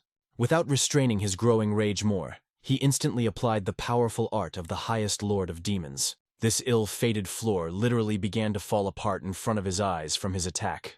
After all the attacked men were rapidly defeated, they, embarrassed and pleased in their foggy dreams, rampartingly fell apart throughout the defeated room. Finally, he triumphantly reached the next sinister floor, where he was tensely awaiting alarmed personal assistant of the arrogant Khan Soso. She could not understand with disbelief in her eyes whether it was possible to seriously calculate that the best warriors of their palace could stop the invincible Chonso if he managed to deal with the elite detachment of male spirits with such ease. However, the unflappable young man only grinned contemptuously, making it clear that, if it is really all that the illustrious Palace of Pleasure is capable of, then it was slightly depressed and disappointed. Jan Chakok sarcastically remarked that 2 days for a complete capture of this miserable place was too generous from his side. He imperiously ordered to immediately tell where the master of the palace was hiding. Then a smart girl clearly realized that Chonso came here a completely prepared and clear plan of action. However, she explained with feigned regret that under no circumstances could call the great master of their palace. She diplomatically assured that she was not even going to ask Chonsoa how he managed to get to such a high level of their shelter at all. However, she persistently asked him to immediately leave the palace after the expired 2 days. The annoyed young man unequivocally made it clear that such a proposal categorically does not suit him. However, the girl calmly explained that she did not ask him for a favor at all. She simply gave him a friendly advice, to which he was free not to follow. The intrigued Chonso was extremely curious to find out why they so stubbornly tried to kill him. But Shuvius only explained that they tried to stop him from a mistake. The self-confident guy only laughed mockingly, with a mockery, wanting to find out how this fragile girl is generally going to stop him. But she penetratively remarked, Since in bed they clearly could not overcome Chinsoa, it is unlikely that they can offer anything else from their vast arsenal. After this insightful remark, she decisively demonstrated her two deadly weapons, which surprised a fearless young man. Is this desperate girl so recklessly confident in her combat powers? But she mysteriously hinted that she had no idea where and how Chanso knew the secret art of love comforts. But even if he perfectly knows martial art, it will be extremely difficult for him to defeat her in an honest duel, and if he continues to advance so aggressively, she will inevitably have to stop him with the most radical methods, although she urgently did not advise him to bring the situation to such extreme. But the thoughtful Chanso noted with surprise that this self-confident girl had too much personal space for only a servant. She, frowning, did not understand why Chanso suddenly translated the topic, and what exactly did not suit him so much in the situation. At this tense moment, the unpredictable young man cold-bloodedly calculated that the time spent in this mysterious place was already coming to an end. Until the full expiration of the promised 2 days, there was about 4 hours. He wisely decided to calmly wait until these 2 days have expired to remain impeccably honest in his loud words and promises. To do this, he decided to take a nap a little. He did not suspect that at that moment the remaining spies were closely observed from the upper floors of his behavior. After the statement of Yultuk, Yilteshik gave them a chance. He would count up to 3, and they would go inside the building. However, Yultuk understood. It was literally an offer to take Chihami and his wives, and began to desperately resist. He explained that Yilteshik clearly extends the stick, because marriage is an important event in the life of each person, and if only one side was agreeing to this, he certainly will not go. However, it seems that Chihami was even more against this idea than Yultuk himself. As a result, when the score was already approaching 2 of the 3, Yultuk panicked, realizing that Chihami, apparently, would have to die, because he did not want to take her and his wives. But at that moment the warriors of the Chanbarana detachment unexpectedly appeared. Yultuk immediately recognized the forbidden detachment. Not understanding that they had forgotten here, he suspected that they also came to kill Karen, but they stated that they had arrived in order to save her. Seeing how deplorable they looked, Yultuk was perplexed, where they managed to fight and why they looked so terrible. In fact, when they were in a hurry here, they already met someone. It was the Ilteshchik who considered them those dangerous guests they expected. Therefore, for starters, I decided to neutralize them. After that, they were completely defeated and lying on the ground. They should have escaped. This would be the right decision. To use the remaining forces to get to the trade palace and report on the situation. However, Chanbiran wanted to know who this man was. And when he saw how this man figured out the elite mercenaries in one fell swoop and demonstrated the highest art of blood, he understood everything. It was difficult to imagine how someone so easily defeated 3 demons of merciless steel from the highest development sphere. The only one who in their time is capable of this is the leader of the Supreme Demon Detachment. But he would definitely recognize him. So it became obvious. For sure it was a warrior supporting the young leader of the Ming Palace. He used to hear that Ilteshchik became a cripple, and it was not clear how he returned. But now it has become obvious. Not the time for recklessness. It was urgent to run away. However, at some point, he felt the frightening energy emanating from the warrior. He realized, he noticed him. If he simply moves a step, then he will definitely become a corpse, so he stayed in place. Yultuk could not believe that they really came to save them, but Chanbiran explained. They were worried that the young leader could face danger. Then Yultuk realized. They initially knew about the plans of the Palace of Pleasure. This intention was very scared by Chanbiran, because he understood what this could threaten for them. At that moment, Ilteshik came up to him and patted on the shoulder. He did not understand why Chanbiran looked so frightened, and he began to explain that he did not feel anything like this at all. Calmly approaching his face, the warrior demanded that Chanbiran look at him and answer the question. Does a man guess who stands in front of him? He scaredly stated that he had absolutely no idea who the man is before him. Smiling, Ilteshchik again asked his question, but he suggested Chanbiran to think carefully. This time, Biran in horror admitted that he was in a catastrophic situation. He explained that he did not even know what the highest demonic detachment of Ming was, a group of warriors owning martial arts who guard the leader of the cult and could kill people inside the cult. Each member of the detachment is a warrior with the highest sphere of development, while the leader of the detachment is a warrior with the highest level of ownership of martial arts. This was especially true of the former leader. No matter how many days he fought, his energy did not run out. He was incredibly cruel, and always clearly shared his sympathy and antipathy. If you add to this a letter that he wrote to the young leader, Then everything turned out. So Biran said that he knew who the ill-header is, and the warrior immediately intended to kill him. Having fallen to his knees, Biran promised that he would forget about it for his rest. He even vowed with 3 generations of his clan, otherwise he will become a dog. However, Il-Teshik, only raising his hand to the sky, concentrated all his inner energy. The warriors immediately flew into the air by force, which was brought down on them, the Teshik, and Biran did not stop, begging for mercy.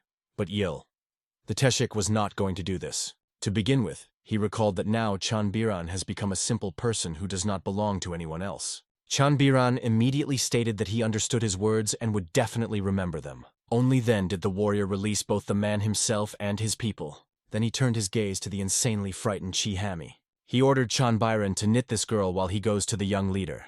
Immediately, his warriors headed for the girl and tied her, despite the cries, after which he took away from the small palace. In fact, the Teshik did not want to kill the girl. He understood that if you make small adjustments to her behavior, then there could be some useful pro. Finally, the time has come, and Chanso woke up in the same place where he was. According to his inner feelings, he realized the woman was still next to him. Reaching, he stated that 2 days had already passed, and the assistant asked the man to leave. However, he explained that he was still holding some things here. She was amazed that Chanso continues to insist, and reminded that he could not pass through her. However, he was wondering why the girl gave him exactly 2 days. When she did not answer, he decided to ask a question differently. Did she know why he waited for her for exactly these 2 days? She was clearly surprised that the young leader was waiting for her. It struck her. However, at the moment when he rose from his seat, the girl tensed. She also jumped to her feet, armed with her blades. Looking at her, the warrior said the name, after which she felt the inner energy emanating from her body. His frightening gaze pointed to determination when the young man invited the girl to bet their bets. At that moment, a Teshik, which was on the back of Chihami, appeared behind him. The captive immediately screamed, looking at the Pyun. Tears flowed out of Chihami, and the confused Shift did not understand how the young leader managed to crank up. Chanso, looking around, decided to arrange a bet. Whoever moves will die the same second. Looking at the strength of the bodyguard, located behind the enemy, Shuvyu realized that he was not lying. In addition, the warrior saw that blood was pouring from his hands, and this scarlet fluid clearly flowed from the wounds of the fighter herself. The young leader only hoped that the warrior did not kill everyone in the Palace of Pleasure. However, he explained that he had deprived only one thing, and no one else was injured. The guy understood that in this case he should have praised the Yil-Teshchik, who honestly admitted that he did everything in his power. It was not easy to do without murders. The frightened caller began to scream, not realizing what the young leader started. However, going closer, he decided to find out. The girl asked about it because he did not know or did not understand. Chanso explained that this was originally his bet. The defender of the palace believed that in this case, Chanso lost, because he moved first. However, the warrior did not understand what this should mean. Really, the gate really believed that he would die now. After that, he gave the order to the Teshchik and announced the 3 warriors over the ceiling. Of course, everyone was wary right there. In addition, Chanso reported 4 warriors in shrubs.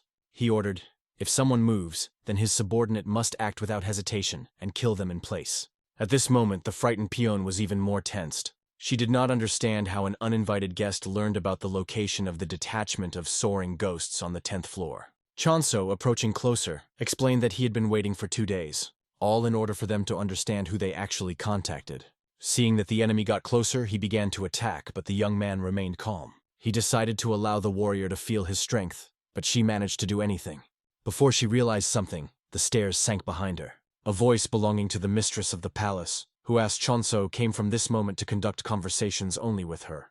The young leader, smiling, decided to follow up. Swim, frightened, called the mistress of the palace, because she could not allow the lord to do something similar. However, the woman ordered the guard to let him go. As a result, Chanso calmly rose, and Khan Soso was looking forward to his room. The young man only reminded his promise. He knew that they would be seen again. It seems that the woman was pleased with such a development of events. Khan Soso was surprised that he came here alone, but Chanso believed that they did not need extra people here. Then the mistress of the palace wished to close the door behind him, and the young leader was not against it. Immediately after that, gliding cunningly, Khan Soso was surprised that Chanso, it turns out, was not just thoughtlessly wandering around. Previously, he just walked, controlled by all sorts of desires, which was not pleasant to listen to John Chichoka. Odnako, now everything has changed. The lord of the palace did not expect that he would come here, hiding anger. She did not understand. Did someone order him to destroy the palace of pleasure? The woman heard that he dealt with all her people. It is inconceivable to achieve this only thanks to the art of love. She believed that perhaps he possessed the art of passion, and wanted to know who taught him this. The hostess believed that this was the leader of the cult, and Jan Champ did not understand how she could even come to such a conclusion. Khan Soso continued. At first she thought that Chanso attacked them with the support of the trade palace, since his behavior since the event in the spring pavilion was strange. But it seems she was mistaken. If there really were a warrior in the trade palace with such force as him, then one of them would probably be dead. The young man understood in her words. This woman was really very straightforward and smart. However, at that moment, Khan Soso decided to find out whether Chanso was known the exact number of people of the cult of the sun who reached the highest demonic sphere. The highest demonic sphere is the same as the highest sphere of the development of faithful. As you know, on the central planes of the highest sphere of development reached only 10 supreme world and 3 supreme. We add to this the number of 5 border emperors. In general, no more than 20 people will turn out. But in this cult, there were as many as 8. Khan Soso understood that, since she was the last of all this level, for sure this information is known to her more precisely than others. The total number of faithful, non-violent and masters beyond the borders is only half of the total number of masters with the highest sphere of the cult of the sun. Even if they simply look at masters with the highest level of ownership, faithful and unlawful, bugs, they could not even pitch towards the cult. The cult of the sun has more than 20 soldiers with the highest art of possession, and 10 reached the highest evolutionary sphere, which is also known as the level of immortal ascent. The woman also explained that now the figure has grown to 9, because a new person has appeared. However, Chanso, not paying attention to her words, praised the hostess for being able to reach such a high level, and considered it good news. The lord of the palace reminded that for Chinsoa himself it was disappointing news. But first of all, given their long separation, Jan Champi suggested renewing the conversation. The hostess wished to continue their interrupted conversation, realizing that since the young man brought such a powerful warrior, it means that their monastery was in the crossroads of his interests from the very beginning. However, the warrior recalled that it was they who acted as the initiators of the conflict. Khan Soso could not believe in the impudence of Chinsoa, who dared so frankly to cunning in this situation. She expressed the hope that he was not trying to force her to believe in this absurdity, for such behavior caused her deep disappointment. At that moment, a realization came to Chanso. No doubt, Khan Soso was convinced that it was he who had done the Yuvali Chihami. The young man was perplexed where these baseless rumors came from. However, he admitted the idea that in the past incarnation, the owner of this body could well commit this. Nevertheless, the warrior found that now his turn has come to ask questions, and I decided to find out why they decided that the leader of the cult taught his art of passion. At that moment, Khan Soso could not restrain laughter, suggesting that Chanso probably lost his memories in the corridor of the highest demons. This was the only explanation that came to her mind, given that it was the leader of the cult to deliver Chinsoa to their monastery. Moreover, according to her information, the dominant figure of the cult also ordered to send Chanso to the corridor of the highest demons. The young man carefully listened to her words, clarifying a lot for himself. Chanso led a carefree life in the palace of pleasure, while the leader of the cult, having seen this, did not command him to send him to the corridor of great demons for self-improvement. There he met his death, after which he reborn into the body of this young man. It was at that time that the leader of the cult left the palace. The warrior asked why Khan Soso had no other assumptions, for example, regarding the fact that he comprehended the highest art of the demon. However, she considered it only an absurd joke, and Yan Chachoku was difficult to imagine how much Chanso was really deprived of talent. Khan Soso explained that from the very beginning, Chanso was a hopeless successor. He himself admitted to her. However, the warrior was perplexed why he had to do this, what greatly outraged the mistress of the palace. Jan Chachok sincerely did not understand the motives that prompted Chanso to call himself a mediocre successor. Finally, the lord realized that the young man really lost his memory, although this did not change anything in her eyes. But Jan Champ noticed that over time everything inevitably undergoes changes. Khan Soso also became different. Nevertheless, she recognized the existence of people who are not subject to changes, and ranked Chanso for this category. Submitted to thoughts, she remembered a long history and invited the young man to change the subject. The hostess decided to point to Chin Su to the 2 mistakes that he made. wondering if he was aware of their essence. The first was that he dared to come into conflict with her subordinates. If she shows condescension now, this could be repeated in the future. So she was obliged to repay Chin-su for what he had done. Regardless of his personality, in the world where they existed, it was the only way to survive for a woman in a cultural society. The second mistake was that he appeared in complete solitude. The hostess said that he could try to destroy her, offering him to test his strength, but only on condition that he will be able to survive. In response to this, the young man calmly turned to Kansoso by name, but she ordered him to stop the prayers. The Lord was struck by the metamorphoses that occurred in Ashan's, but she was not capable of mercy. The warrior could not accept that all her actions were dictated exclusively by the defense of the palace. This did not explain the murders on the ground floor where she took the life of her guest only because he dared to spread rumors. However, she explained, this was supposed to serve as a lesson for the rest. Although John Chachok considered it extremely contradictory, Kansoso knew, the one who is more powerful is always right. Such was the philosophy of their cult. Chonsoa was outraged by the principles created by them. Because of these teachings, many people broke up with life. Do they intend to continue this path? However, Kansoso noted that Chinso is not characteristic of expressing such judgments. Then she attacked the young man again. To his amazement, when he was completely constrained by ice, the warrior still retained the ability to move. Obviously, Kansoso was stunned. She remembered the demonic art of ice, an alternative version of higher demonic art intended for women. That is why the virgins, which befell the art of ice, were closely subordinate with their master. This martial art was created specifically for serving its master, the highest demon. However, now Chinsu easily dispelled this magic. After that, well-known purple lightning rolled around him. He reminded Kansoso that she had previously mentioned 9 persons who had reached the highest sphere in development. But she was mistaken. Before, she asked why he came alone. He simply had no reason to bring someone else.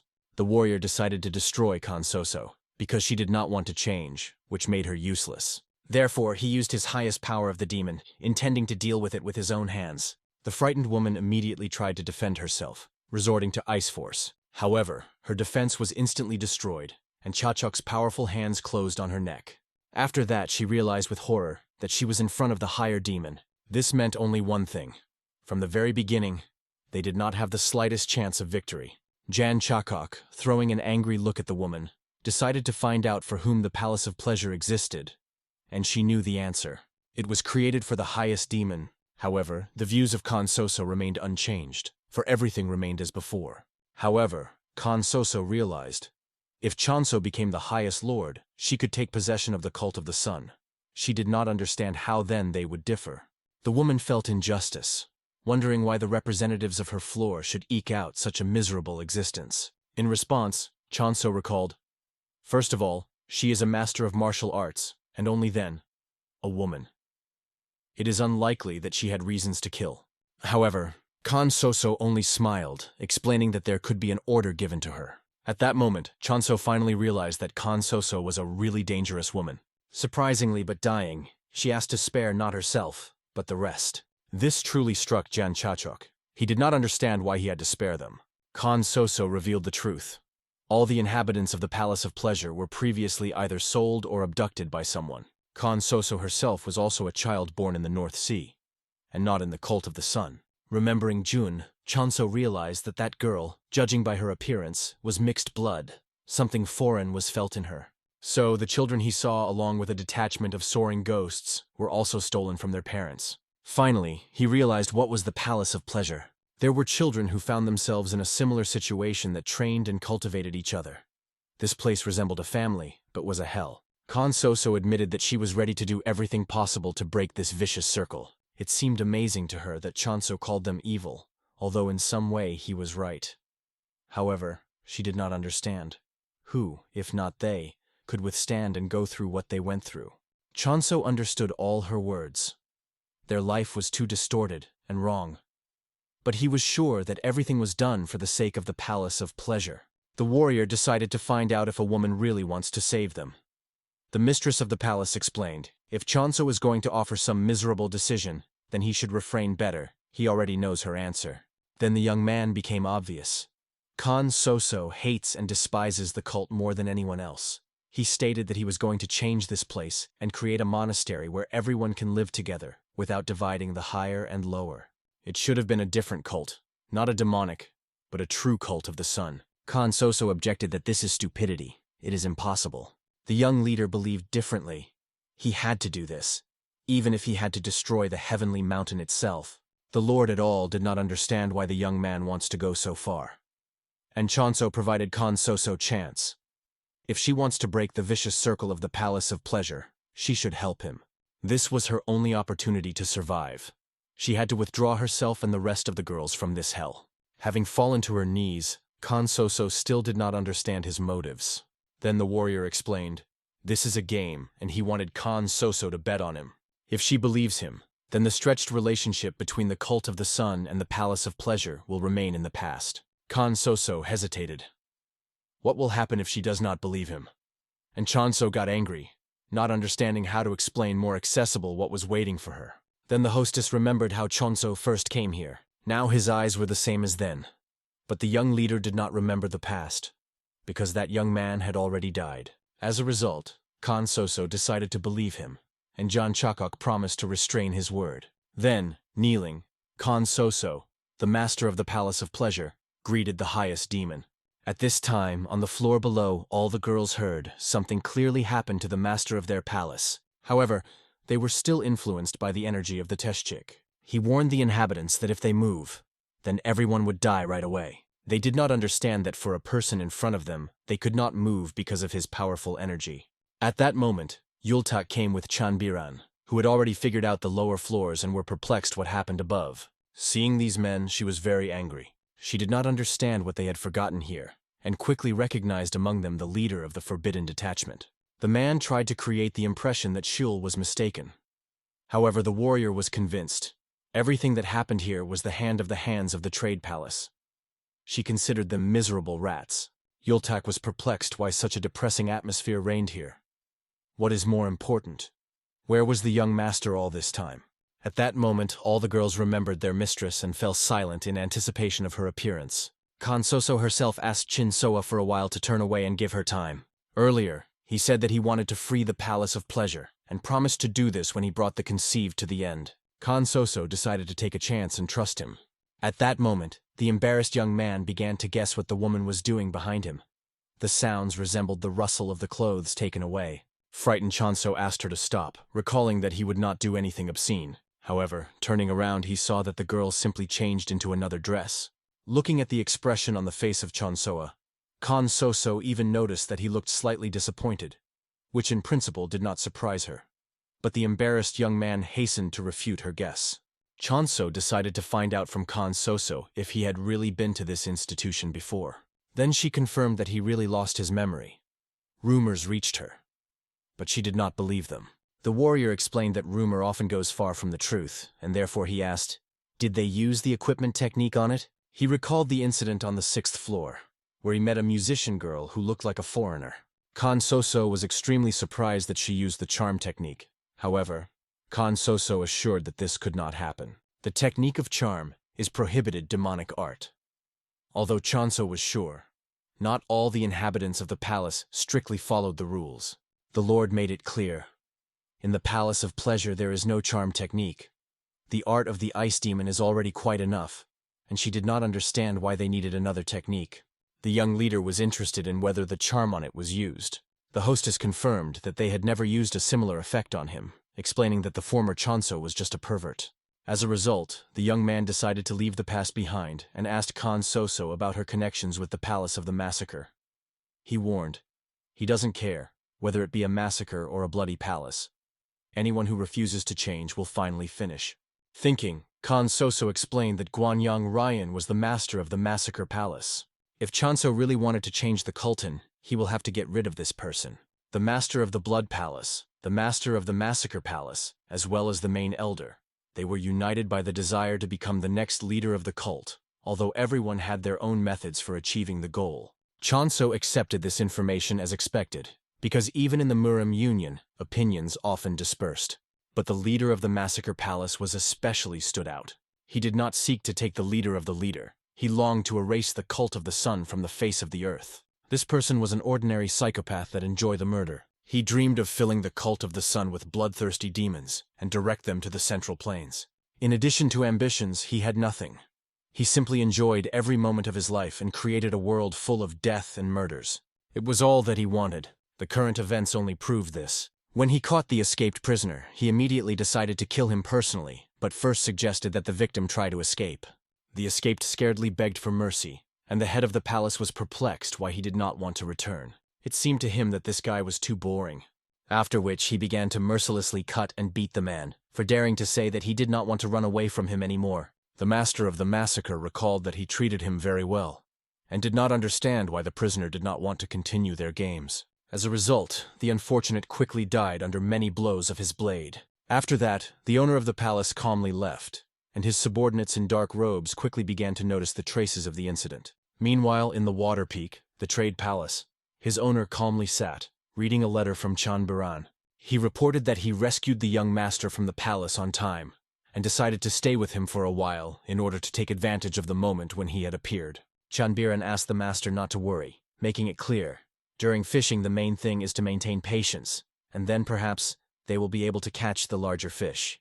In any case, he was now in the small palace. He needed funds to earn the trust of the young leader, because he asked the owner to send them to the small palace. The non-suspicious owner of the Water Peak was pleased that this asshole had already entered the circle of close Chonsoa. He rejoiced that he had such an assistant whom he managed to correctly educate. Therefore, I decided to make a generous donation. He did not even realize that at that very time, Chanbiran himself and his fighters underwent a harsh training under the leadership of Il Teshchik.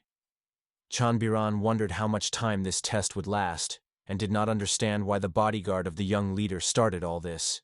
In addition, unexpectedly for himself, he noticed that Chi Hami also participated in training. As it turned out, the girl was present here because she soon had to reveal the truth. Obviously, Shuvyus was extremely angry that because of this person, she had to experience such humiliation. Then Shuvyus expressed a desire to pick up this child to them. She was no longer needed by Khan Soso.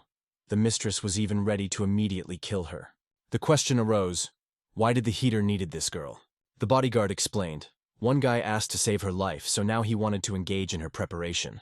At this time, Chi Hami was ready to literally die from exhaustion, not understanding who at all stings his guests with poison, depleted their energy, and then makes them train. However, Il Teshchik believed that the reason for his actions was obvious. Although the young leader perhaps trusted these people, but he did not. Therefore, while they were here, he will watch them and train them. Chi Hami expressed dissatisfaction with the fact that Il Teshchik was so rudely treated by a girl. The bodyguard was annoyed that she did not realize her misconduct, so he appointed her an additional 50 approaches. Passing by the exhausted fighters, he reminded her, first of all, she is a master of martial arts, and only then, women. Accordingly, there will be no exceptions and concessions. Only when the late evening came, their training ended. At 5 in the morning, they had to start her again.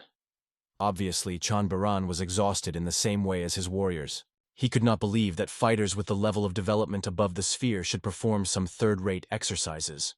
Yultak understood that the training was difficult, but to his surprise, at the end, he did not feel fatigue and really felt stronger. Listening to his feelings, Chanbiran realized Yultak was right. When he fights using the internal technique of destruction, this is the basis. However, using it is difficult for him to maintain the right rhythm, so his forces were limited. Perhaps this was the reason why he could not overcome his limit. His body is not sufficiently developed for the level that he sought to achieve. Did the bodyguard of the Higher Lord really give them such training to help achieve illumination?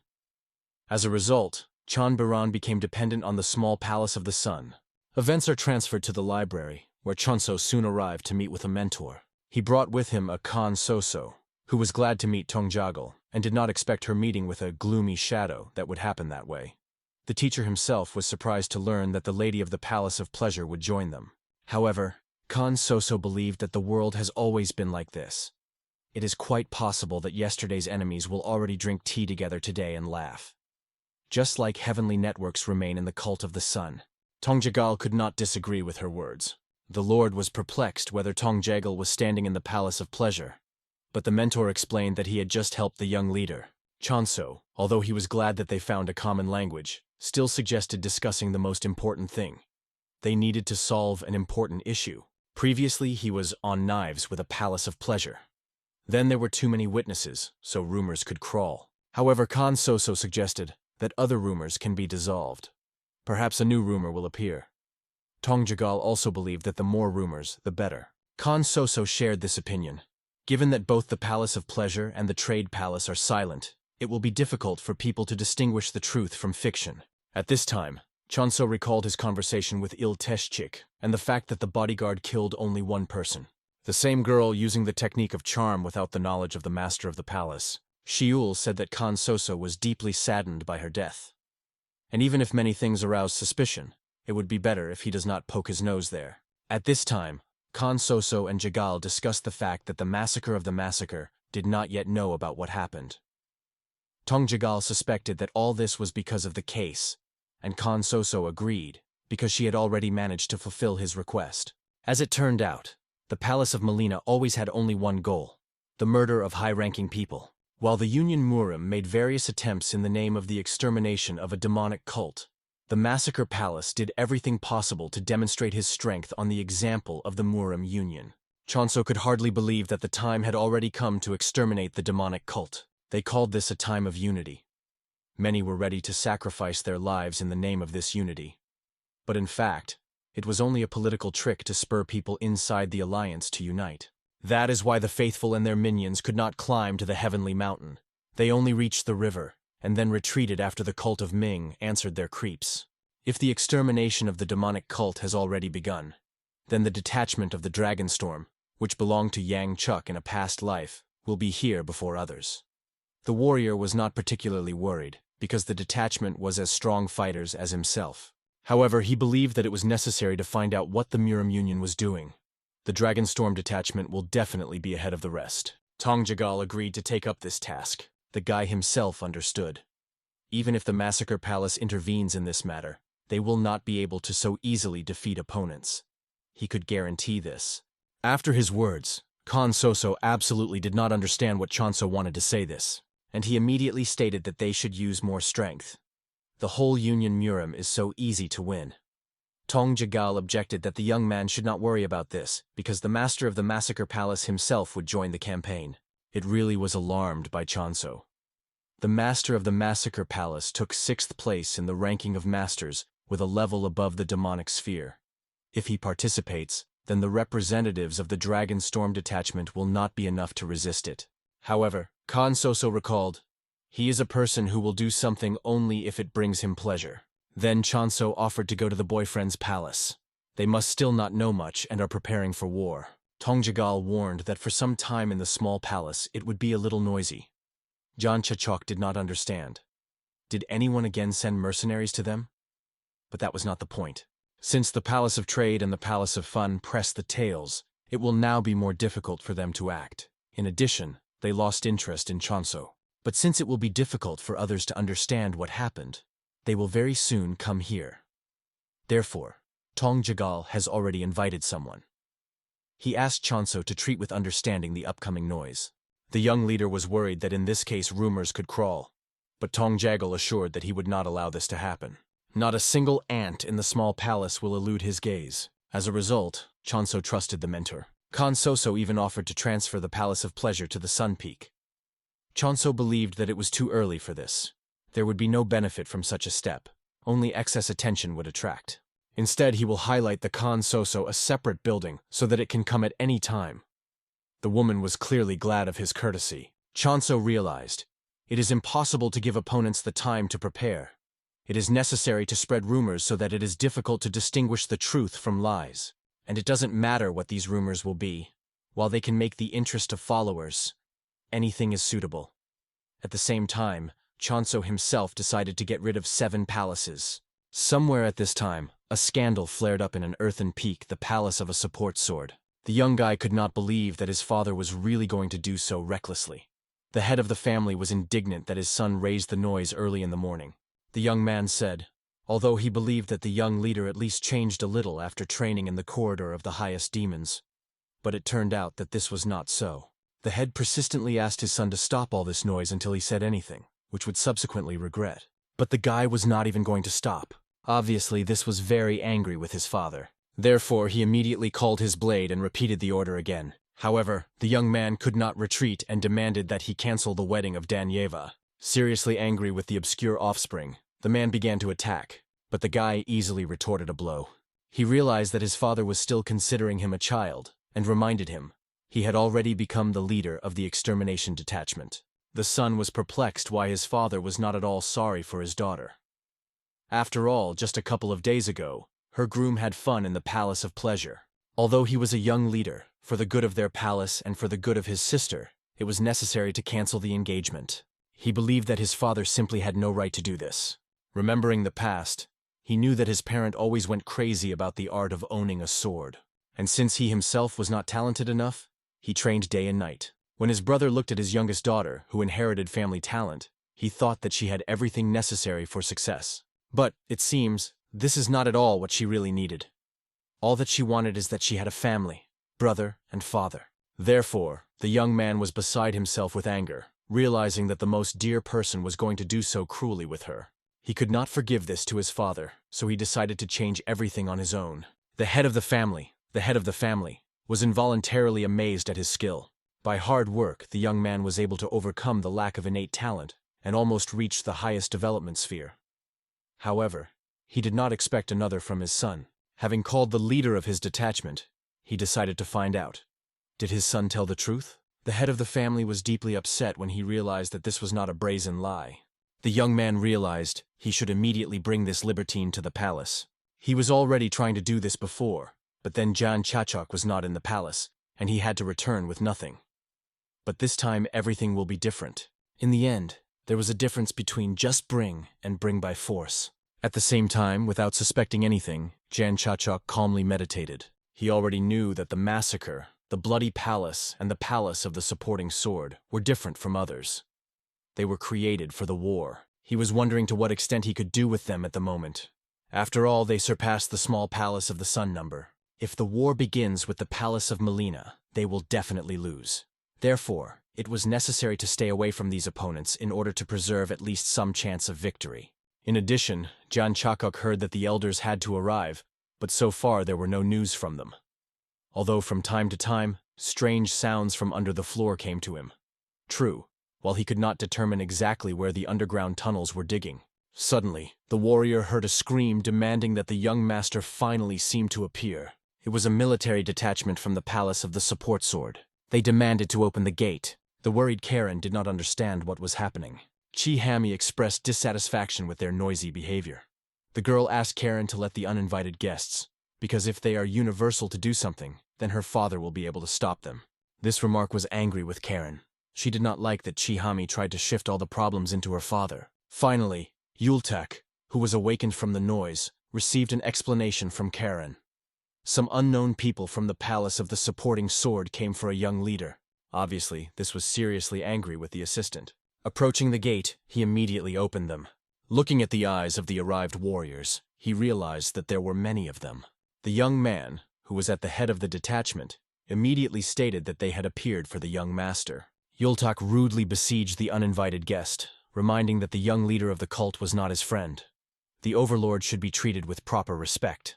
However, such words did not scare the young man at all. He did not care who Yultak was. In addition, he argued that the young master had obligations to his sister. Finally, Yultak realized that in front of him was the same inequant heir to the palace of the support sword. The young man clearly did not like these ulcerative comments. However, the assistant explained that a man should not be so unreasonable and intervene in a personal relationship of a man and a woman. He wanted to know why he appeared to pick up a young leader. However, Danjiko himself wanted to ask the question, is it true that the young master was in the Palace of Pleasure? The embarrassed assistant hesitated from this question. Claims who approached behind confirmed that his information was correct. She suggested that perhaps Danjiko also wanted to go there. However, she added that as the heir to the Palace of the Support Sword, she could entertain him much more. Almost more angry, Dankiho finally recognized Chihami. Yultak understood how ambiguous it looked, so he hastily explained to the man that this girl was seen in the Palace of Pleasure. Exploding from rage, Danjika attacked at the same moment, almost hitting his powerful kick and his assistant himself. Shouting loudly, he demanded that the young leader immediately go out. Yultak immediately ordered everyone to move away from the gate. Finally, Yang Chachok himself appeared, thinking that guests from the Palace of the Supporting Sword came to kill him. Looking angrily at him, Danjiko demanded an explanation. How dared to do so with his sister? Obviously, Jan Champ was confused, fearing that the former owner of this body committed something obscene with the girl. Danjiko, without going into details, only stated that the act of Jan Chachoka was equivalent to the declaration of the palace of the supporting sword to his enemy. However, Yultak resolutely stated that despite the status of his sister, Danjiko as the bride of the young master, the heir to the palace of the support sword had no right to speak in a similar way. At that moment, Jan Champi bitterly realized the overwhelming truth. He fell into the body of a man who, obviously, was a lustful pervert. The warrior wondered which father would decide to give his daughter to such a libertine. Danjiko, without restraining indignation, erupted with an angry tirade about what kind of ignoramus Jan Champ was, since he forgot that his sister was his named, and dared to shamelessly visit the palace of pleasure. Yultak, fearing the further exacerbation of the conflict, hastily turned to the master, explaining that it was not necessary to listen to such impudence from such an ill-mannered youth. The assistant demanded that the young leader immediately call the old man the bloody master, in order to demonstrate to this unrestrained young man which he is truly capable of. The enraged Dan Kiho asked to deal with the assistant. After that, the man quickly clamped his mouth with his palm and carried away. Having left alone with an uninvited guest, John Chakok carefully asked what his bride was called. Danjiko, struck by such impudence, exploded from indignation. How this man dares to forget the name of his precious sister. He sighed heavily. Jan Chachok realized the hopelessness of his position and reluctantly agreed to go to the palace with them. At the same time, in the palace, the nanny splashed her hands, issuing frightened exclamations and immensely worried about her ward. The girl disappeared without a trace, and the woman begged that the next time, Hayoki would certainly warn her about her intentions. The young beauty, smiling guiltily, explained with undisguised delight that she was going to leave this place forever. The shocked nanny prayed, explaining that the girl would finally break the already stretched relationship with her father to finally break such a reckless act. She begged the pupil not to perform rash actions because she sincerely cared for her future.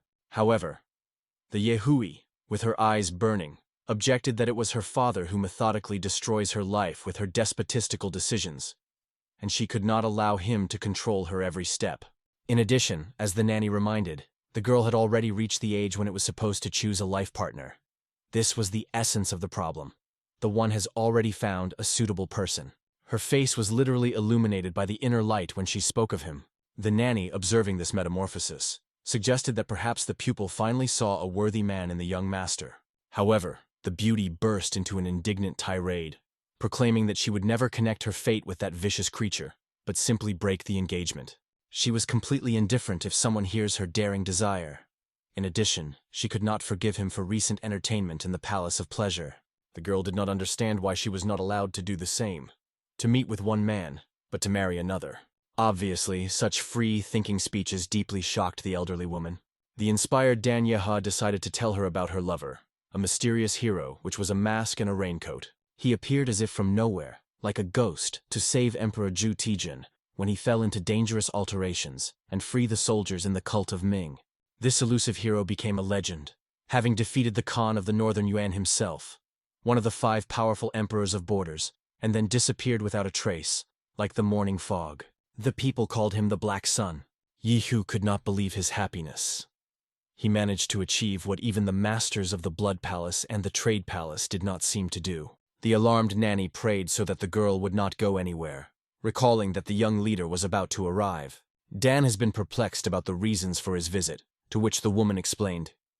He appeared on purpose to meet her. The nanny insistently advised the pupil to throw out the mysterious black sun from her head. Soon they announced the arrival of the young leader.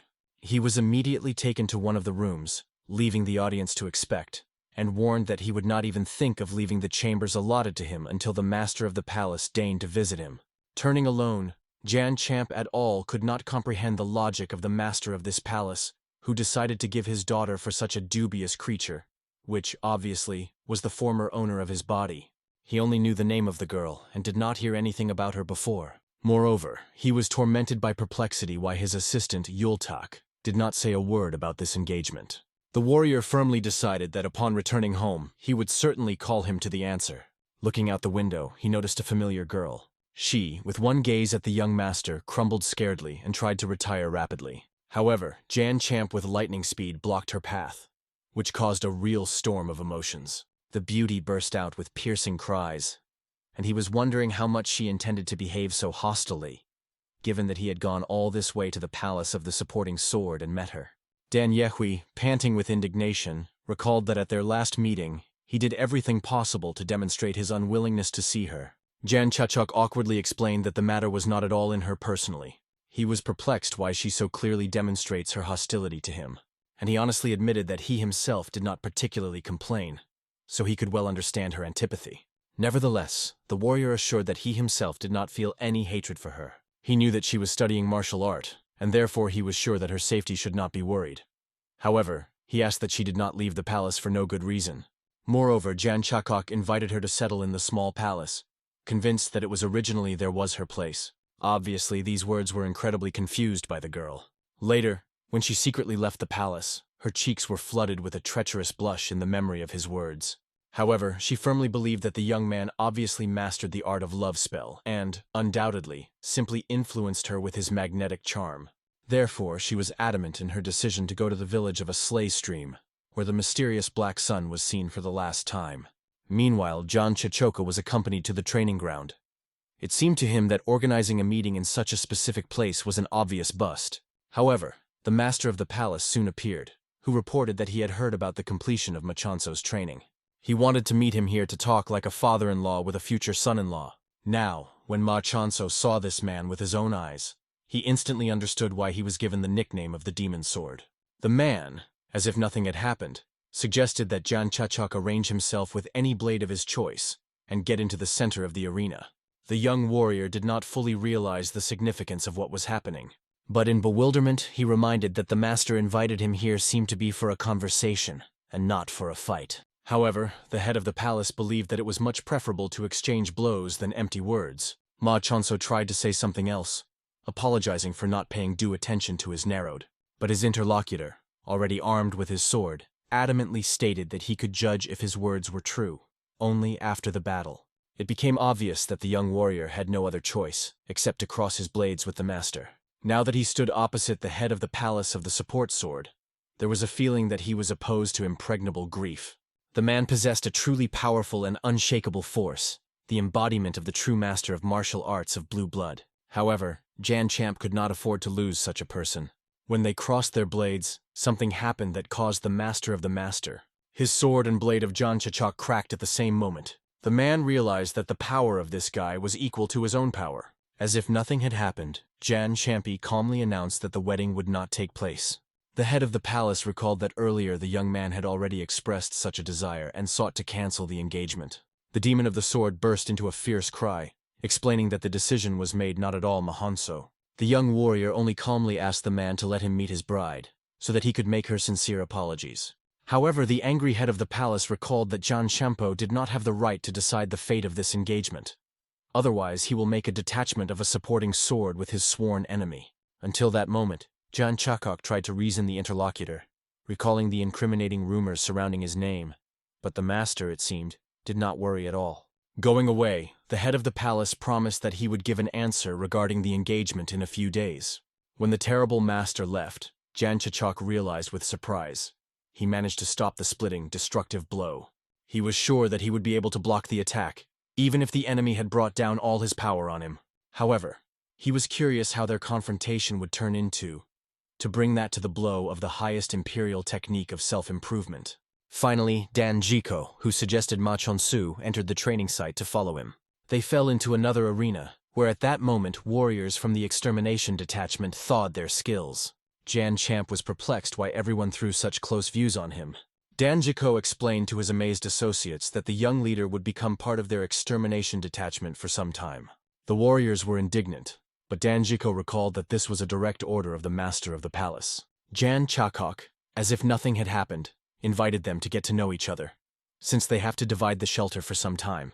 However, this proposal only caused a contemptuous laughter in Dan Jiho. He explained that the extermination detachment was full of unrestrained people.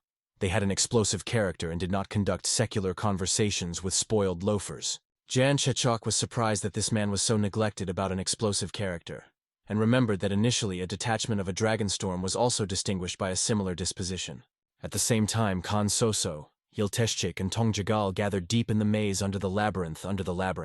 The bodyguard was angry that the young leader went to the palace of the supporting sword in complete solitude. Tongjagal only thoughtfully remarked that the events unfolded more rapidly than he expected, and Khan Soso explained, "The whole point is that the rumors spread with incredible speed.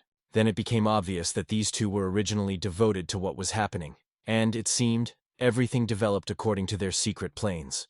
They were surprised only by the fact that Ilteshchik allowed his master to leave alone. The bodyguard knew that his lord had a remarkable force not inferior to anyone. In addition, if it was exactly the master of the strong palace that was discussed, he would be well treated by Ma Chanso." Remembering the demon sword, Ilteshchik realized that he was completely not ready to battle with other opponents. In addition, Tongjagal was sure the head of the palace would not do anything, since they soon had to become shoes and son-in-law. The main problem remained only with the massacre palace. They needed to take care of him until they recognized the fact of their unification. After all, if nevertheless this impudent takes the first step, one could expect a rapid exacerbation of the conflict. However, Khan Soso expressed anxiety. What would happen if, nevertheless, the head of the massacre palace would make itself felt? Tongjagal understood. This dangerous person would not be so easy to leave the shadows. He even hoped that it was possible to give him impressive commission. But Khan Soso objected. In this case, the summer brothel would starve for 6 months, because they will have to pay the head of the massacre palace of the massacre. Tongjagal asked if Khan Soso had other reasonable ideas, because the bloody palace set everyone in the palace of the sun. Now, when the restraining factors for the trading palace have disappeared, the master of the bloody palace will not calmly sit back. But this was a chance for the head of the trade palace, the opportunity to restore relations with all other palaces. He will probably use the situation aggravated by the fact that the leader of the forbidden detachment lived in the small palace. Therefore, Khan Soso proposed to begin to weave new bonds, tied up hands with the impatient master of the trade palace. To do this, she urged that the bloody master went to bargain with Tongjagal. At this time, the other warriors of the extermination detachment gathered for a meal after an exhausting training. However, when Jan Champ approached the boiler, he was resolutely refused and explained that they had all the side dishes. The cook unceremoniously demanded that the guy come later, or be content with one dried beef. Machanso clearly saw that the food was still, and it seemed to him that the cook was overcrowing the stick, treating him so biased with him. However, the kitchen master was angry, believing that Ma Chanso was too arrogant, and probably did not know how to behave in a decent society. As a result, the young warrior reconciled and agreed to be content with dried beef. At the same time, the others mocked that the leader of the small palace had no pride at all. They even mockingly invited him to go to the Palace of Pleasure in order to satisfy hunger there. Jan Chachuk barely restrained anger bursting out, realizing that all this was due to the reputation of the previous owner of this body.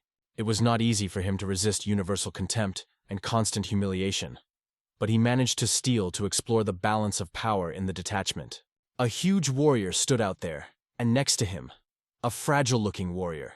They occupied the 4th and 3rd ranks, respectively. There were also 2 more, which now openly discussed how tired of messing with Ma Chanso, as if with a small child. These fighters occupied the 1st and 2nd places in strength, not counting the Danjiko himself, and were the most influential figures in the detachment. However, Jan Champ could not comprehend how high the opinions of themselves were these people if they dared to talk about him so dismissively. Meanwhile, one of the warriors began to powerfully call his assistant. He was a little boy carrying wooden training swords. Suddenly, the man ruthlessly pushed the child with his foot in the chest, erupting with a furious cry that he should do his work without reminders. He did not understand why every time he should spend strength on calling him. The boy began to apologize in fright, but this only angered a quick-tempered warrior more strongly. The man menacingly recalled that if he does not cope with his duties, he will become a member of the extermination detachment that will disgrace them all. He harshly ordered the boy to remember that he would not nurse him. He was completely indifferent to him. A newcomer to one or a child, the rules for everyone are one. Observing this picture, Ma Chanso realized that such an appeal is unacceptable and deeply wrong. But this made him understand that such a situation reigned not only in orthodox sects, but even in the cult of demons. Finally, a frightened child hurried to the well to complete his assignment. The coming of young Chachok generously offered the boy help, but he resolutely refused. However, when he noticed that it was Ma Hunsoa that was sitting behind him, he was so scared that he even fell. The young warrior held out his hand to help him get up, But the boy rejected help and hurriedly began his duties. Ma Chanso once again persistently asked the child to help him, explaining that if he does not have time to complete the task, then the punishment would be severe. But the stubborn boy still wanted to cope on his own. As a result, Ma Chanso retreated, impressed by his striking determination. The young leader was perplexed why the child was so scrupulous in his duties. He was so carefully treated even with wooden swords, as if it were sacred relics. The boy explained that he treats them with reverence, because these blades were used by his older warrior brothers. In addition, he did not understand why Ma Chanso was still lingering next to him. Jan Champ with bitterness noticed that even this young pupil had already fought him hostility. However, the boy was straightforwardly recalled that Ma Chanso caused a lot of grief to believers. In addition, being engaged with the mistress, he shamelessly cheated on her, completely not fearing the consequences. These words, spoken without the slightest trepidation, could cost a boy of life. But he was not afraid. He was taught that the extermination detachment did not repent to those in power, even if death was the answer to the audacity. Ma Chanso only smiled softly, realizing that the child truly learned this severe lesson well. The boy, to his amazement, noticed that the powerful warrior did not intend to punish him for his audacity. This was strikingly different from the rumors that surrounded the name of this person. Jan Champ, having completed the conversation, headed away, realizing that he was impressed by the principles that guided this small but brave child. Events are transferred to the Massacre Palace. At this time, his master ruthlessly interrogated the captured Orthodox spies. He demanded information about when reinforcements would arrive. However, one of the captives, even under torture, only mockingly predicted the owner of the palace that he would bitterly regret the deed. Even if not he personally punishes the tyrant, then someone else will do it. He promised with a challenge the complete extermination of their kind. However, these threats only amused the powerful owner. One of his captives, who had been silent for a long time, finally spoke, while the prisoner himself continued to mock the fact that the master of the palace was, in his opinion, a child. The spy with contempt announced that the life of the master is miserable and meaningless. Laughing at the impudence of the prisoner, the master of the palace decided to make the life of his opponent as miserable. He began to methodically cut his body, causing unimaginable agony. At this critical moment, his assistant arrived, respectfully reporting to the master about the arrival of a letter from the master of the bloody palace. An angry boy suddenly cut his hand to the negligent assistant. He was unable to understand that the message of the bloody palace was so significant as to interrupt his entertainment. Then he ruthlessly drove the bleeding servant away. Having turned the message, the young owner of the palace plunged into reading. Apparently, the head of the bloody palace found the counsel for Jung Samin. Therefore, the master of the massacre palace with feigned regret said goodbye to his captive, mockingly asking him not to die from torment. At this time, the unfortunate captive, overcoming the unbearable pain, thought with bitterness about his friend Jan Chachok, mentally asking him for forgiveness for all his deeds. After some time, the palace of the support sword was again filled with screams. But now it was the fierce fumiles of the head of the palace. He had just discovered his daughter's letter and realized that she had disappeared without a trace. The assistant chapter immediately proposed organizing searches. But the wise man understood that perhaps now it is even for the better. At the moment, he should focus on the young leader. He decided to find out about the situation of the affairs of Ma Chinsoa. The situation looked ambiguous. The young warrior kept silence and patiently demolished insults.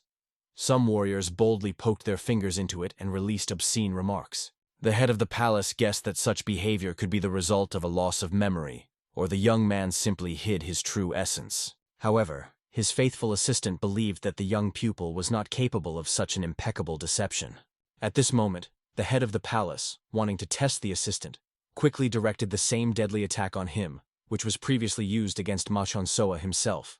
As a result, his assistant was powerless. To stop the master's blade was beyond his power. In a moment, the chapter stopped, thereby saved him from imminent death. The head of the palace demanded from his assistant to find out how the young master managed to block this irresistible blow, which even such an experienced warrior as himself could not reflect. After that, he commanded the extermination detachment to prepare for a trip to the Peak of Beauty, ordering to take the young leader with him. He understood that if Ma Chanso rises to the legendary Peak of Beauty, then this could potentially help restore his lost memory. Finally, a detachment of soldiers hit the road. On the way, a talkative boy told Ma Chanso about the structure of their military brotherhood. They were divided into several categories. The first consisted of experienced warriors hardened in battles. The second, the most numerous, included the main backbone of the fighters. And finally, the elite group of extermination, which always went to the forefront.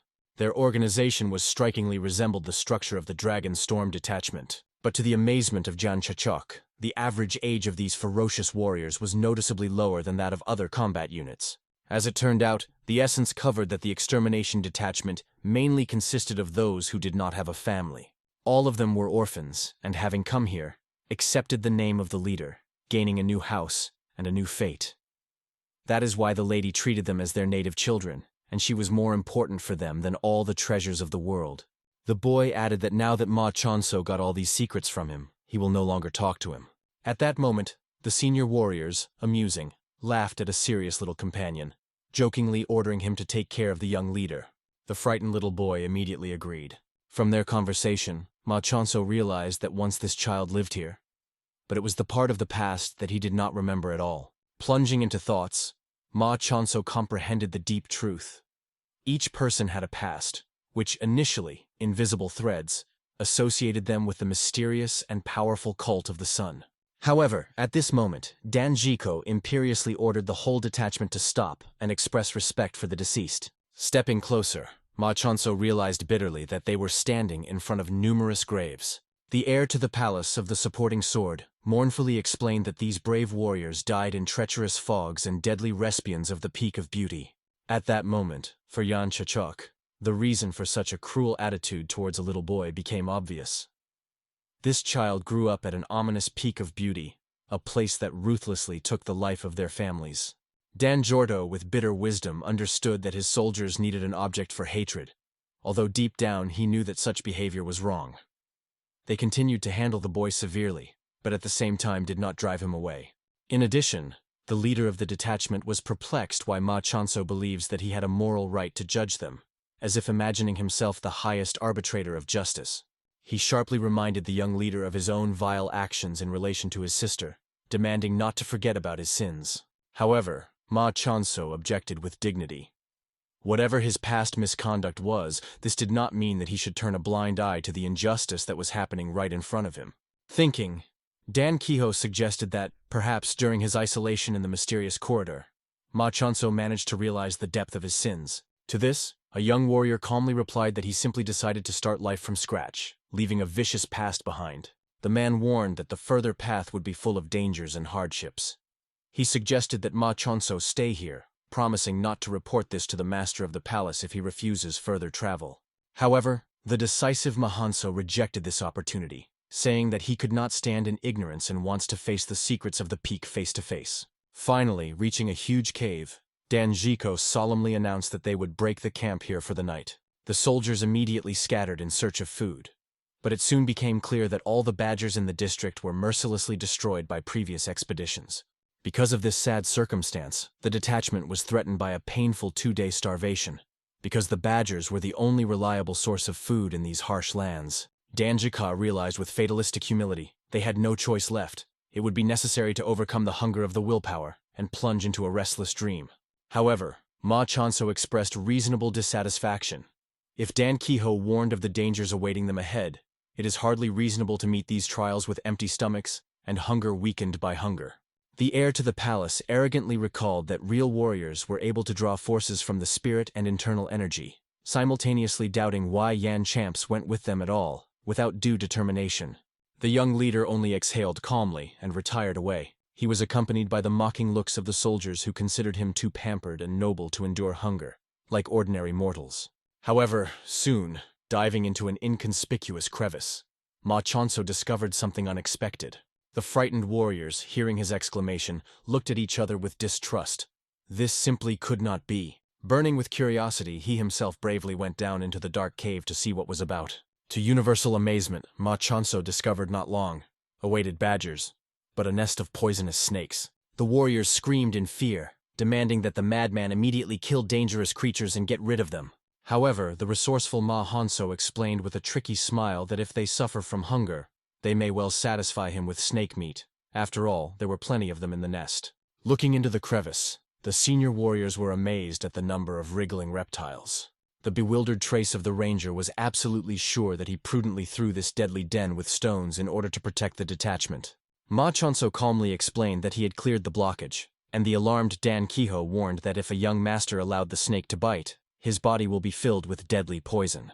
However, the cold-blooded Ma Chonso, taking a strong rope and deftly wrapping it with a snake neck, demonstrated its extensive knowledge. He explained that toxic poison is produced exclusively in special glands located in the head of the snake. If you reliably immobilize this part, the reptile turns into a completely safe and surprisingly nutritious food. And although her smell could not be called pleasant, the meat was quite edible and rich in vital energy. Therefore, skillfully dealing with dangerous prey, he calmly began a meal. However, superstitious warriors did not burn the desire to taste the dubious delicacy, obviously paralyzed by fear, although pride did not allow them to admit this weakness. Instead, they resolutely announced their own hunting. The senior warrior imperiously ordered his associates to unite in order to catch local lizards, who, according to him, were their traditional camping food.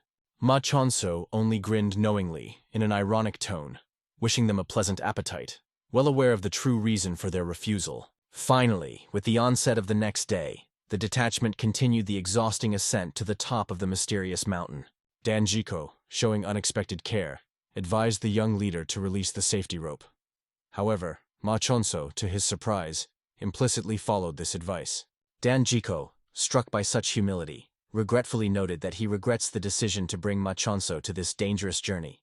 He admitted that he would never accept such an unworthy person as a relative. Ma Chonso was not surprised at such frankness, noting that he did not expect anything else from the fundamental Dan Chiho.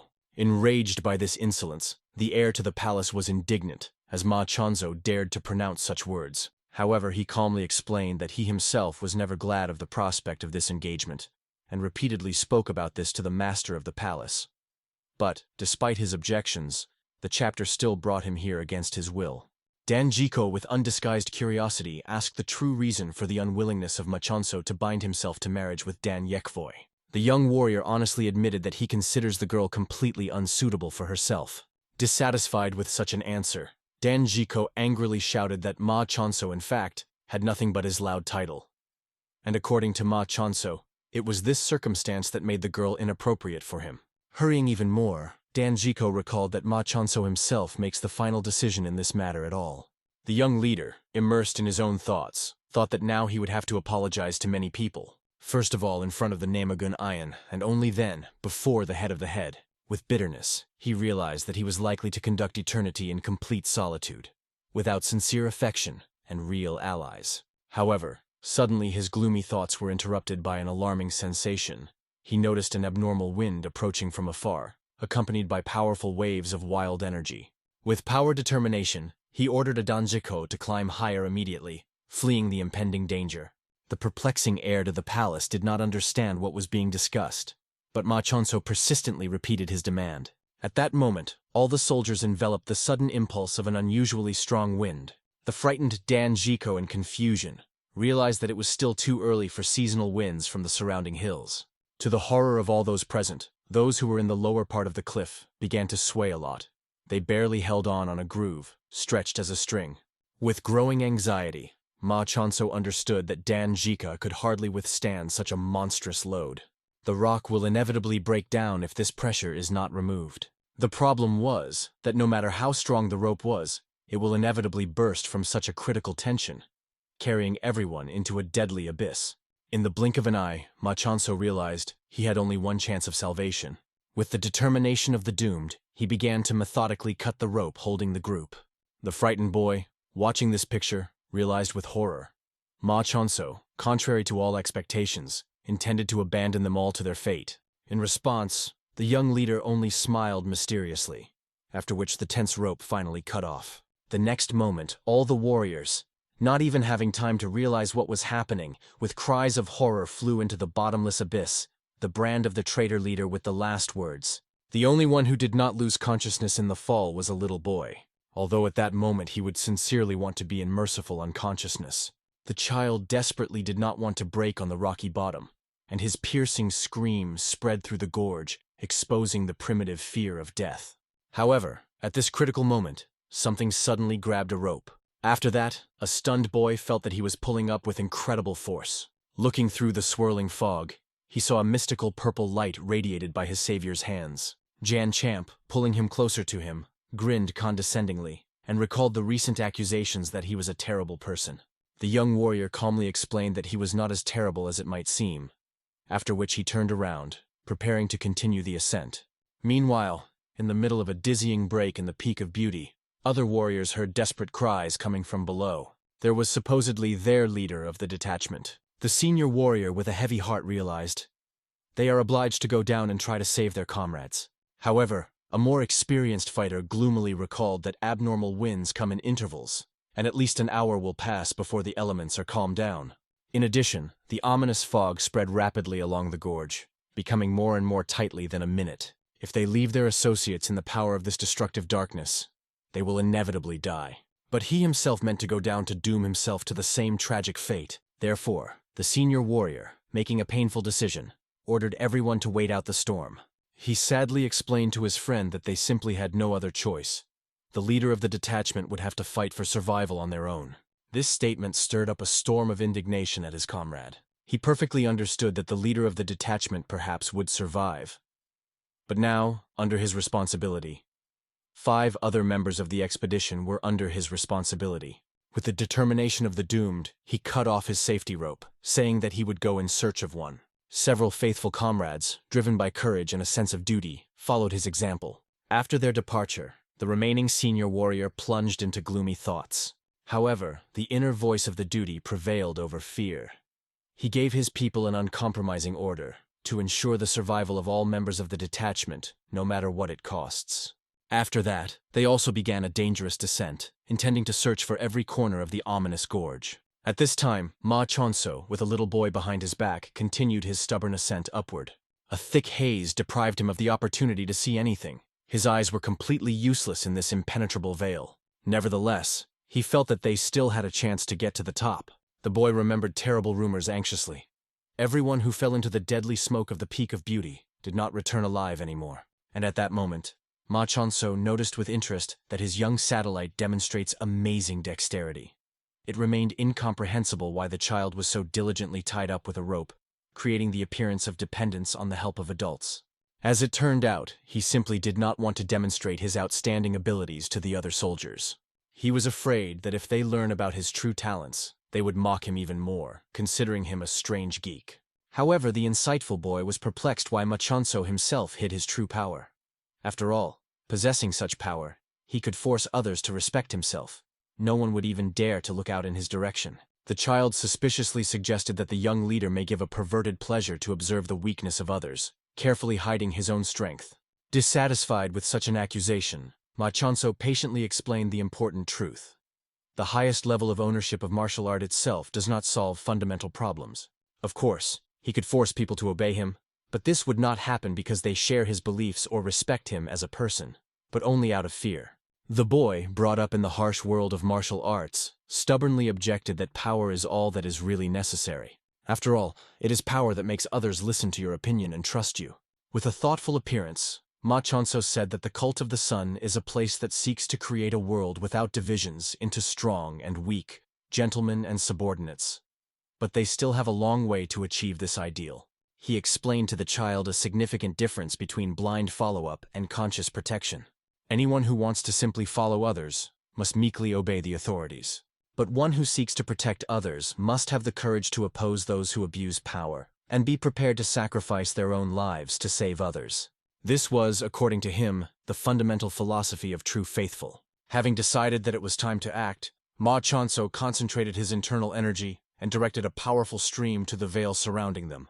The rest of the warriors, looking anxiously at the fog, suddenly saw a bright flash of purple light. As if by magic, the ominous fog began to dissipate, opening the outlines of the top.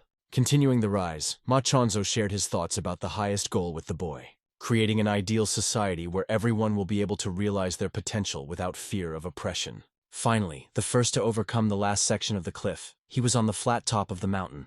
Something unexpected appeared in front of him.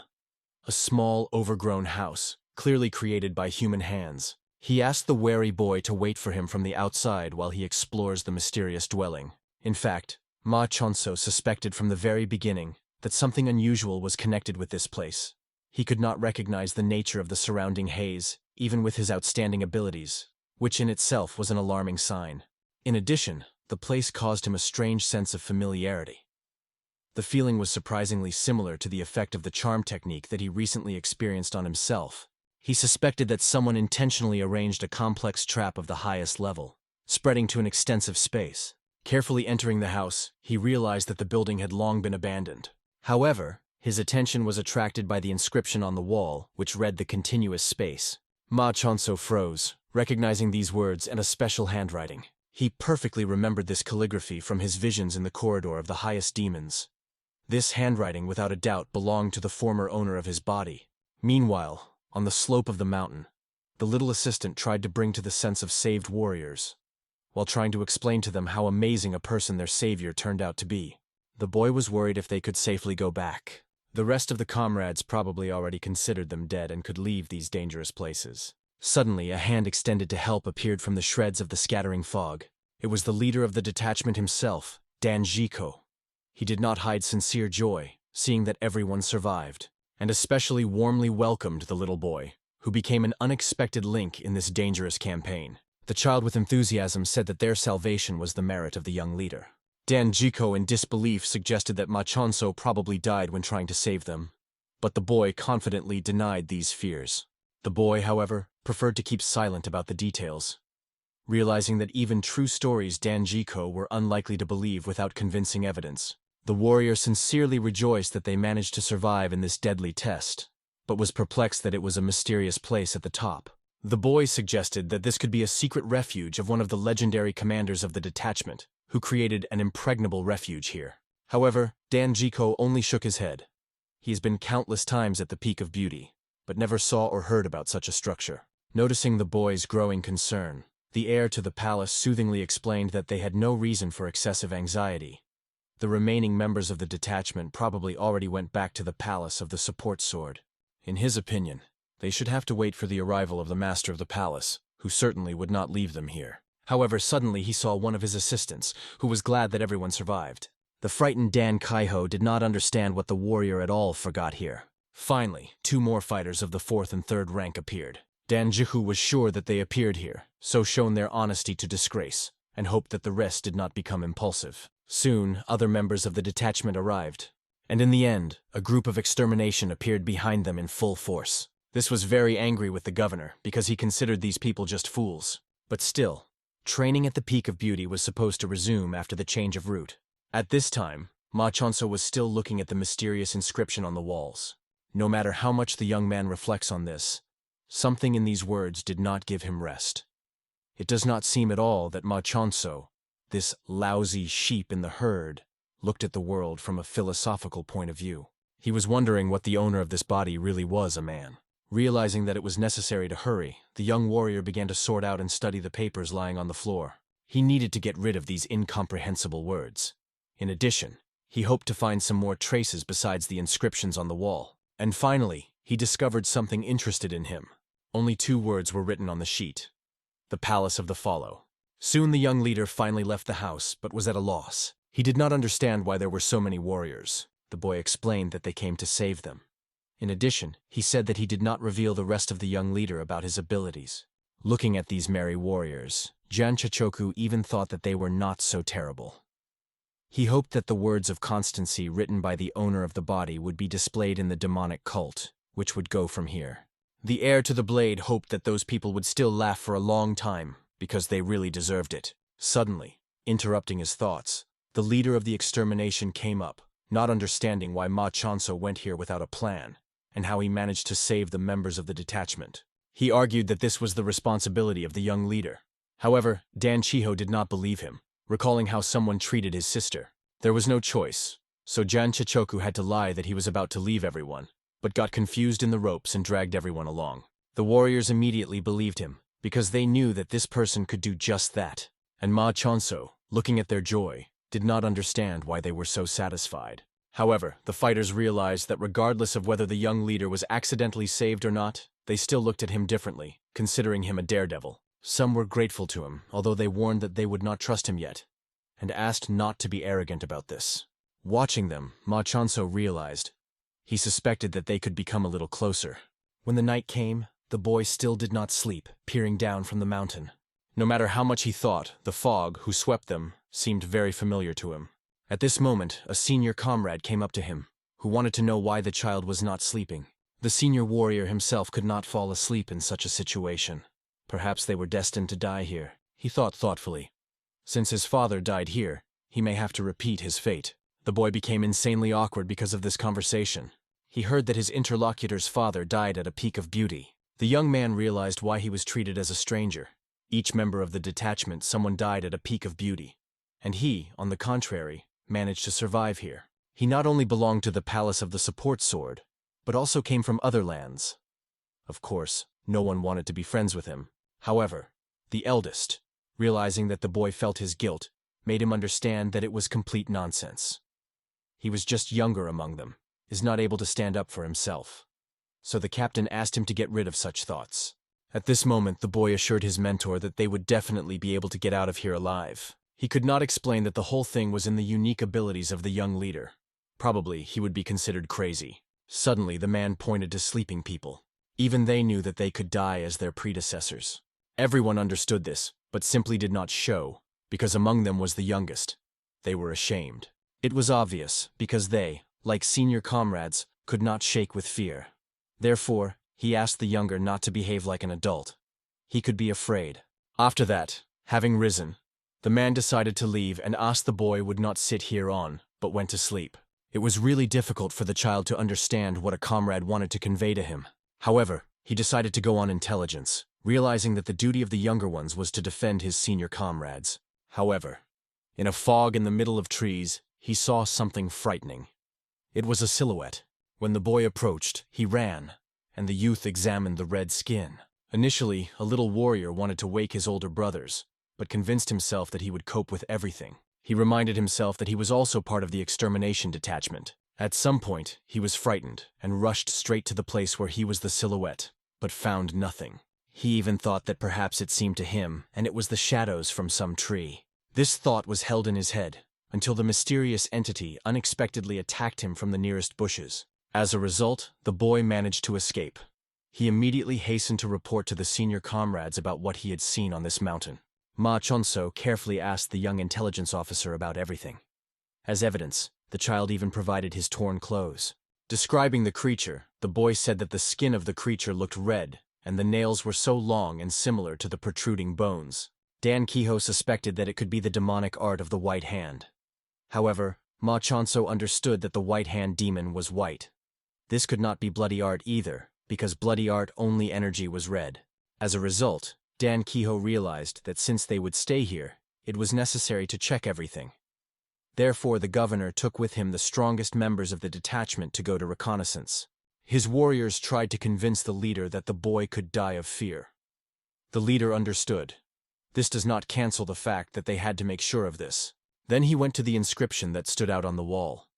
It seemed to him that these words were sinister. He had never seen such a terrible handwriting.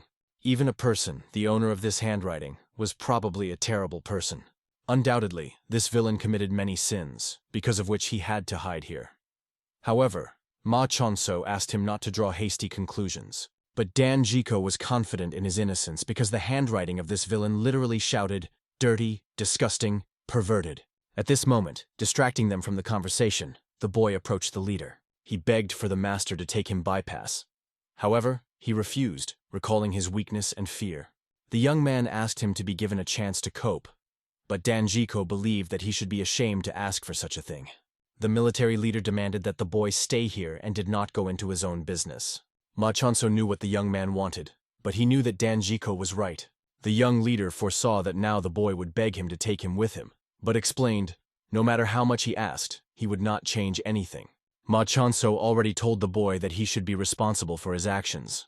If he felt injustice, he had to remember this and become stronger. He asked the boy to prove it to others, after which he went in search with the detachment. The young leader wanted to see with his own eyes if someone was hiding in this place. However, at that moment, the assistant seized Ma Chonso himself, explaining that although he was a strong man, he certainly could not survive in this bypass. Dan Jiko, although he did not know when the young leader managed to save the members of the detachment, but believed that he was not lucky for the second time. Jian Chaochok himself did not understand why he did this, but it seemed obvious to everyone. He was simply considered a weakness. Therefore, the soldiers ordered him to sit in the corner and wait for his return. At that moment, the bewildered boy decided to find out from Ma Chanso how he felt. But he was ready to literally kill everyone here. Then, thinking, the child decided to ask, "Is it necessary to follow the rules of the group if you do not belong to her?" The reason for the question was that he was terribly ashamed. It seemed to him that he was going crazy and wanted to do something. And then in these words, Ma Chanso recognized himself. He remembered how once his mentor Tong Jagal demanded that he would not intervene in the cause of the cult. However, Jan Champing understood that he could not do this, because that day, they were going to sacrifice the life of a 16-year-old young man. Despite how Tong Jagal kept him, he still broke out from the door. Then he told Jagalu that if he so wanted to hold him, he could try to catch up with him. And if not, then all his enemies will become corpses. And now, recalling this, Ma Chanso realized he really very poorly obeyed the orders even before he became the leader of the Dragon Storm detachment. Perhaps now this boy wants to know the reason why the senior comrades hate him like that. He is eager to see everything with his own eyes. Therefore, the warrior warned Small that even if he manages to return whole, he was waiting for a punishment. However, the young man was ready to accept this. Ma Chanso himself understood that if he wants to save everyone who went bypass, he would still have to leave. Therefore, he ordered the boy to gather and decided to take him with him.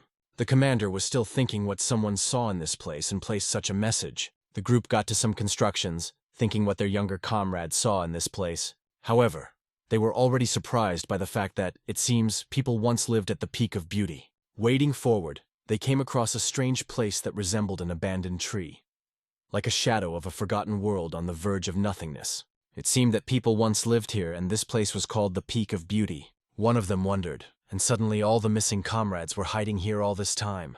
This guess caused anxiety. Everyone stopped for a moment, comprehending the possibility of a terrible truth. The same man suggested Split to explore the territory and understand what was happening here. The signal was decided to submit in case of danger, so the groups went different ways. Walking in a narrow street, he felt something wildly unnatural, like a nightmare. The heart has frozen. Did this place really sweeping true ghosts? He refused to believe that his crazy father could be here. He would not stand in this horror. Even more annoyed with sand that constantly flew into his eyes and prevented him from seeing normally. The eyes were unbearably tearing. The dust made it deep, as if causing ghostly memories. When he stopped to wipe his eyes, he suddenly felt a cold presence behind his back. Instinct of fright reached for the sword, preparing for an unknown threat. A moment, he turned his sword back, directly to the place where something stood. Meanwhile, another member of the detachment walked parallel to the other side of the street, looking around. He also snatched the sword, stopped and exclaimed, "Come out if you have a courage!" A ugly, dried creature appeared from the shadows, like a twist from another world. And he immediately realized, Yaran was right, these are real Janish. These corpses came directly from the palace, deadly, poisoned to the bones. But their speed was most striking. The poor was moving with lightning cruelty. It was almost impossible to evade from the first blow of this creature. Defense required an incredible reaction. He barely had time to put a sword in front of him, intercepting a rapid attack. But even the blade did not help.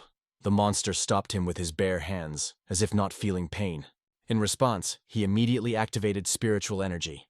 The time of delay has passed. However, the guy did not think to give up. The struggle was just beginning. The plan was simple: to use the tiger's break and finish it with a quick blow. There was no time for games. It is necessary to act decisively and quickly. Although the sword punched her body, this creature did not fall. She moved further like a non-living. It was necessary to strike the final blow. Otherwise, it would rise again. The sharp scope, the sword pierces the chest, and finally the creature falls, with a hole in the middle of the body. He comes closer and gives it a leg, decisively and without hesitation. And if one hole did not help, you can do a few more until it is quiet. He used the same attack several times, leaving no chance of revival. But here the master ran up to him and ordered to retreat immediately. Ten did not understand what was the case, but then he saw something brilliant. The glow came straight from the body of the fallen monster, like a fire that did not fade. It became more and more. It flashed brighter with every second. Meanwhile, a young leader approached another fighter to evaluate the situation. Next to him appeared and his younger brother, ready for action. When asked where the rest of the detachment, he replied that the city was too large, had to be split. These considerations were interesting, but the young leader sought to move from words to specific actions. Watching the levels of intervals between buildings, he guessed. A lot of effort went to construction, so people had a good reason here to settle here. From this came the main thing.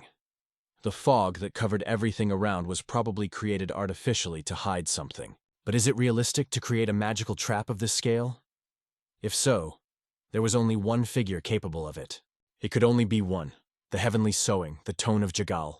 Immersed in reflection, the young master did not hear the dispute between his eldest and younger brothers unfolded behind. To stop the quarrel, the older simply cut the younger in the face, without unnecessary words. But the young leader could not withstand. He said that he was already crossing all borders, but in response he received only a bold spit, full of disdain. However, this gesture is nothing compared to 10 imperial blows. 6 tears and one final that released a frantic stream of force. After a series of blows, everything exploded, with a roar which was shaking the air. The explosive wave destroyed the whole wall in front. But this power would be in vain if someone did not come out of the flames. He suddenly brought the sword to a young leader, preparing to cool his passion. Looking at the edge of a sword that stopped in inches from his nose, the guy acknowledged. This really disliked him. But the next moment, the blade was stopped. Calmly, with 2 fingers. And with the same cold confidence, the man explained. The younger should be treated with respect. The sword, released from the fingers, flew into the air, made several rotations in silence. And at the same moment, the boy's body took a blow to the incredible force that knocked down his feet. The pain pierced his whole body. He felt every muscle, every bone, as if for the first time realized his own weakness. After all, he found himself on the ground, barely breathing, the breasts squeezed, as if the air did not want to enter. The sword, having made a few revolutions in the air, landed exactly between his legs, leaving a hint of humiliation. The young master looked from top to bottom and ordered, "Take the sword, and do not fall behind the step from me." Going further, he explained that the whole area was not just a village, but a mystical trap created intentionally. He also wanted to find out who lived here. He was answered. These were not quite members of the detachment of the battle sword. They only knew about them that 10 years ago they were searched. The younger unexpectedly exacerbated the feeling. It seemed that something important is calling from the northern part of this forgotten place. But the older brother raised the noise. They say, not time for fictions. He did not believe any word, but the young man did not retreat. He said quietly, "It seems that I used to live there." Meanwhile, the monster moved forward, one by one, ominous and ruthless. Even one of them needed considerable effort, and there were several at once. It seemed impossible to escape alive. He almost resigned to the fact that this day will be the last for him. But to throw the sword and stop it did not fall into the plans, not today. Being fighting to the last is the only road that remained to him. He dreamed at least one to kill, but he didn't have time to hit how. An older brother appeared and immediately ordered, "Cut off his head." Without hesitation, without fear. With one blow he overthrew the monster and then instantly swayed on the next one. The second was also not lucky. The blade was ruthlessly cut off his neck. These creatures did not think. They only quarreled. Their only goal was to kill everything that was breathing. Shigan has just saved the younger life, appearing at a crucial moment. To the question, "And what will you do now?" replied, "I do not know yet. But first it is necessary to remove these freaks." The Shigan was thrown short. "Just leave. Do not interfere. Now is the perfect moment to demonstrate your true skill in owning weapons." Another fighter, seeking help, came across Yeren and a young leader, and immediately urged them to flee from here. He warned that the Shigan would not last long, though he beaten desperately. But with what incredible skill he scattered these monsters, it was spectacular. After struck in his back, he just shouted, "Take a breath!" And he rolled the sword even deeper. His fencing level was simply impressive. Every movement is accurate and deadly. Suddenly, he felt a piercing pain. Something went through the body. There was no time left. It was necessary to run as soon as possible, otherwise it would be late. The young owner approached and asked if she needed a Shigan help. He, twisting, replied, "False freak, are you just standing and looking?" But it seemed that he was already dreaming. The words were confused and disorderly, but the young leader heard the meaning of them. He understood the true intention, and he accepted these cries as a silent request for help. Meanwhile, the young owner also faced the ugly and came into battle. It was at this point that he saved the boy, having time to intervene. What was the devil just? The guy could not yet get over. Ten scrolled into his head that dazzling glow that had just flashed before his eyes. At the same moment he was preparing to accept death. Everything was decided. But the young owner managed to run up and pushed him away with a sharp movement, rescuing from a blow. Do these creatures explode if you hit them just in their head?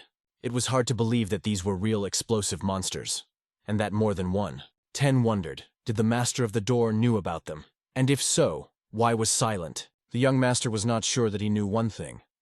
But he knew one thing. It could not be the disappeared detachment. 10 also hoped that they had nothing to do with it. The owner acknowledged his mistake. He did not predict that such creatures were waiting here. Only gathering to help the brothers, they suddenly stopped. Something alarmed both. The views crossed. A silent understanding flashed between the eyes.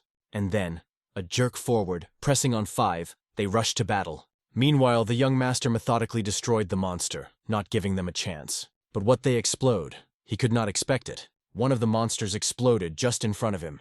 The body was torn into pieces. The flesh flew through the air, leaving only a bloody fog. A cloud of dust and dirt covered the earth rose around him. Fortunately, he remained unharmed, though miracle. Shigen began to doubt, not this person, this young leader? Looking around the ruins after his battle, Shigen could not believe that all this was done by one person. But suddenly his own sword was already directed to the little one. His hand did not shudder. The young leader himself approached him and calmly asked, "Kill me." He even helped direct the sword and added coldly, "What is the meaning of me if I'm so weak?" Adding to everything, "I am weak, not worth." Because in the eyes of Shigen, he saw not respect, but doubt. The little one looked at his older brother silently, waiting for a decision, and he was confused. The young leader did not stop and continued to insist to be killed. When he saw that Shigen was not able to do it, he himself snatched the sword from his hands. He lifted the blade to his own throat. "They say, if not you, I will end it myself." And further, sharply and angrily, "Stop carrying this fool. Is it a weakness? But the strong one should be bordered? True power is support and joint action, not contempt. I will hear this beacon once again. I will burst you all to the damn mother," he thundered without restraining. After that, he took Yaren from under the Shigen's sword, decisively ceasing this nonsense. He reminded that now there is a more important goal: to find anyone who is still alive. Shigen fell silent. The words of a young leader punched a deep crack in his beliefs. Meanwhile, the owner was convinced. Somewhere he heard deaf explosions. But he stood right in front of the giant guns that led something to something unknown. 10 pointed to the gate. It's like a fortress. And judging by how it is hidden by the fog, it is huge. They opened these heavy gates together, decisively, despite all the anxieties. It was difficult to believe that in such a gloomy place on the walls, someone was drawing flowers, as if she dreamed of seeing them at least in dreams. After that, they came to a strange place.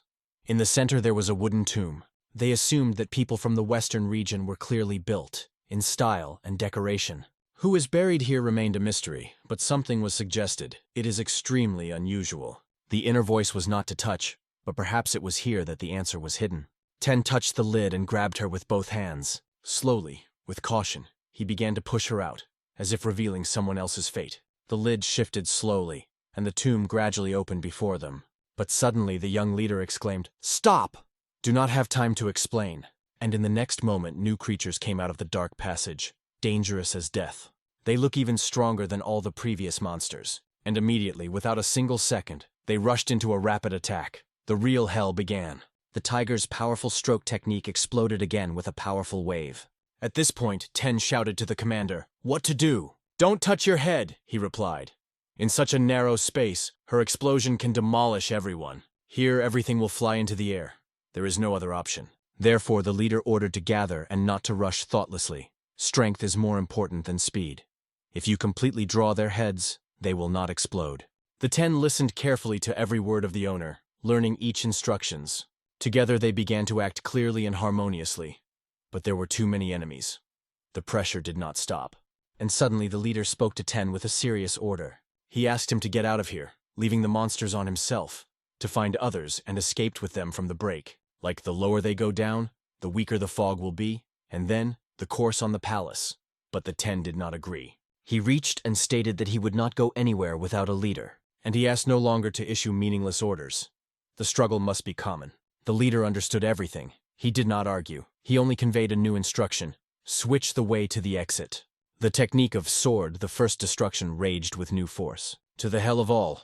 These creatures should simply be cut without regret, leaving no chance. Suddenly, a torn wound appeared on the back of the leader. Blood flowed on clothes.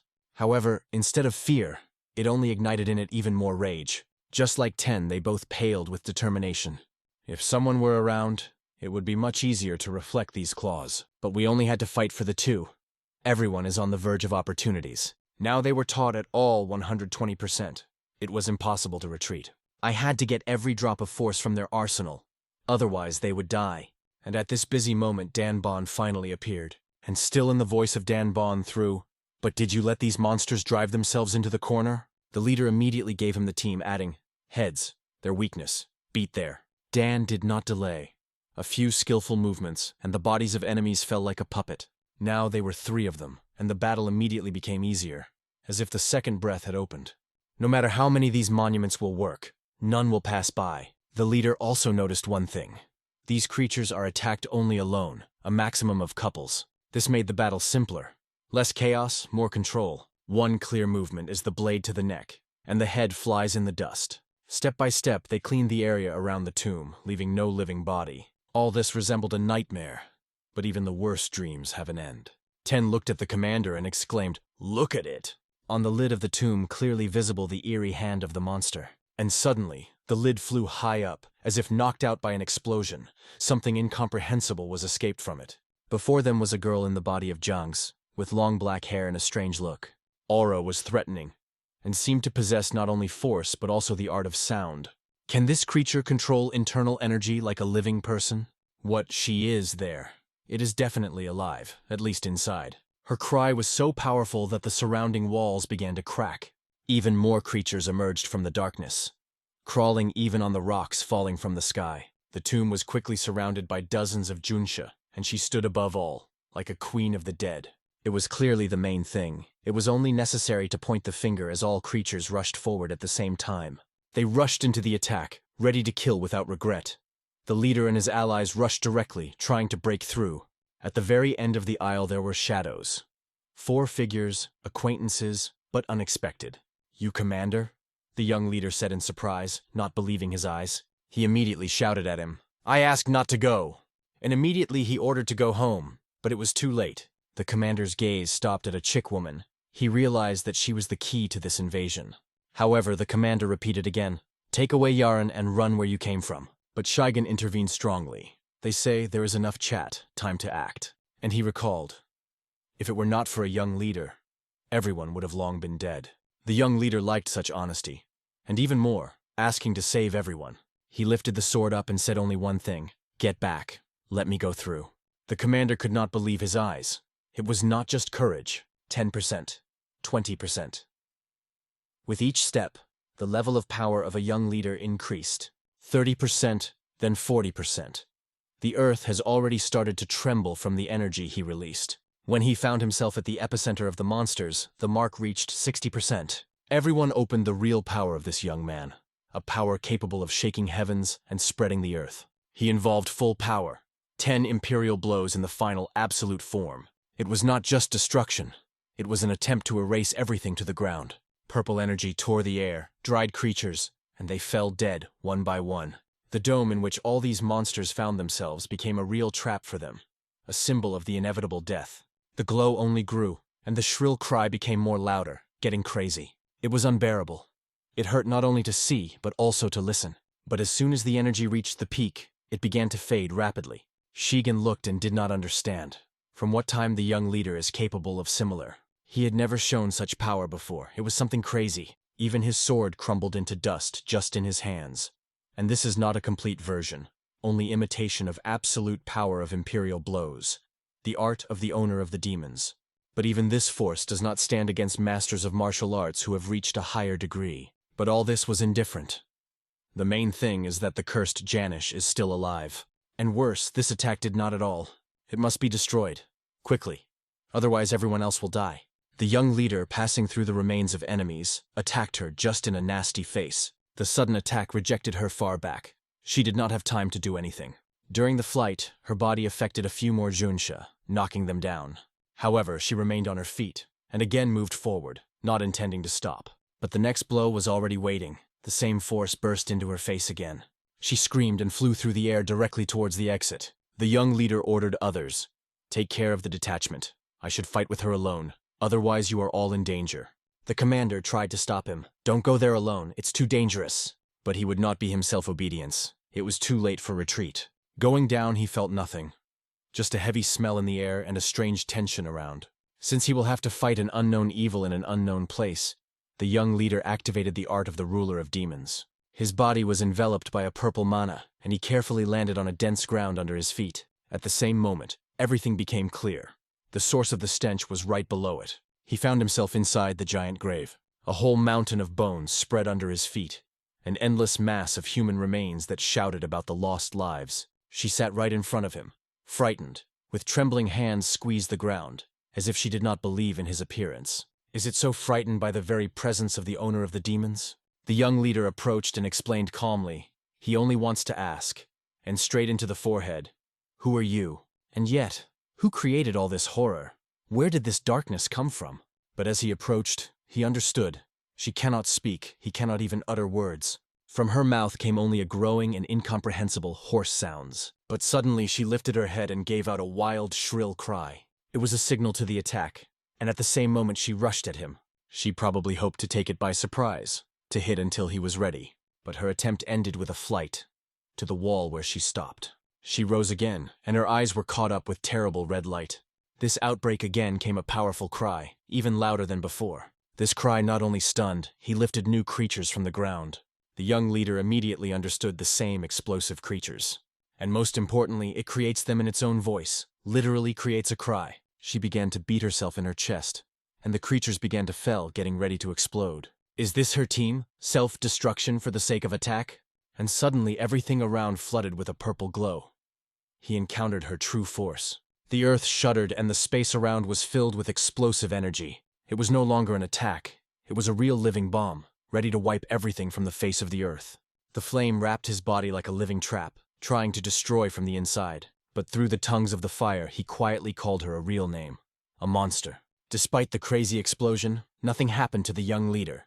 His strength was far from higher. His energy exceeded it so much that even a trace of lesion was left. After all, he possessed the highest art, the power of the owner of the demons. But as soon as she felt the threat again, it howled, tearing the air with a cry. But her stinking mouth immediately covered his hand, as a shadow. He approached lightning, whispering, "Quiet, turn out." However, she did not understand anything. And of course, she was not going to stop. I had to go to another language, the language of gross power. He pushed her face into concrete, ruthlessly and accurately. The next step was obvious, to erase it from the face of the world completely. The wall in which it crashed was cracks. The stone began to hang.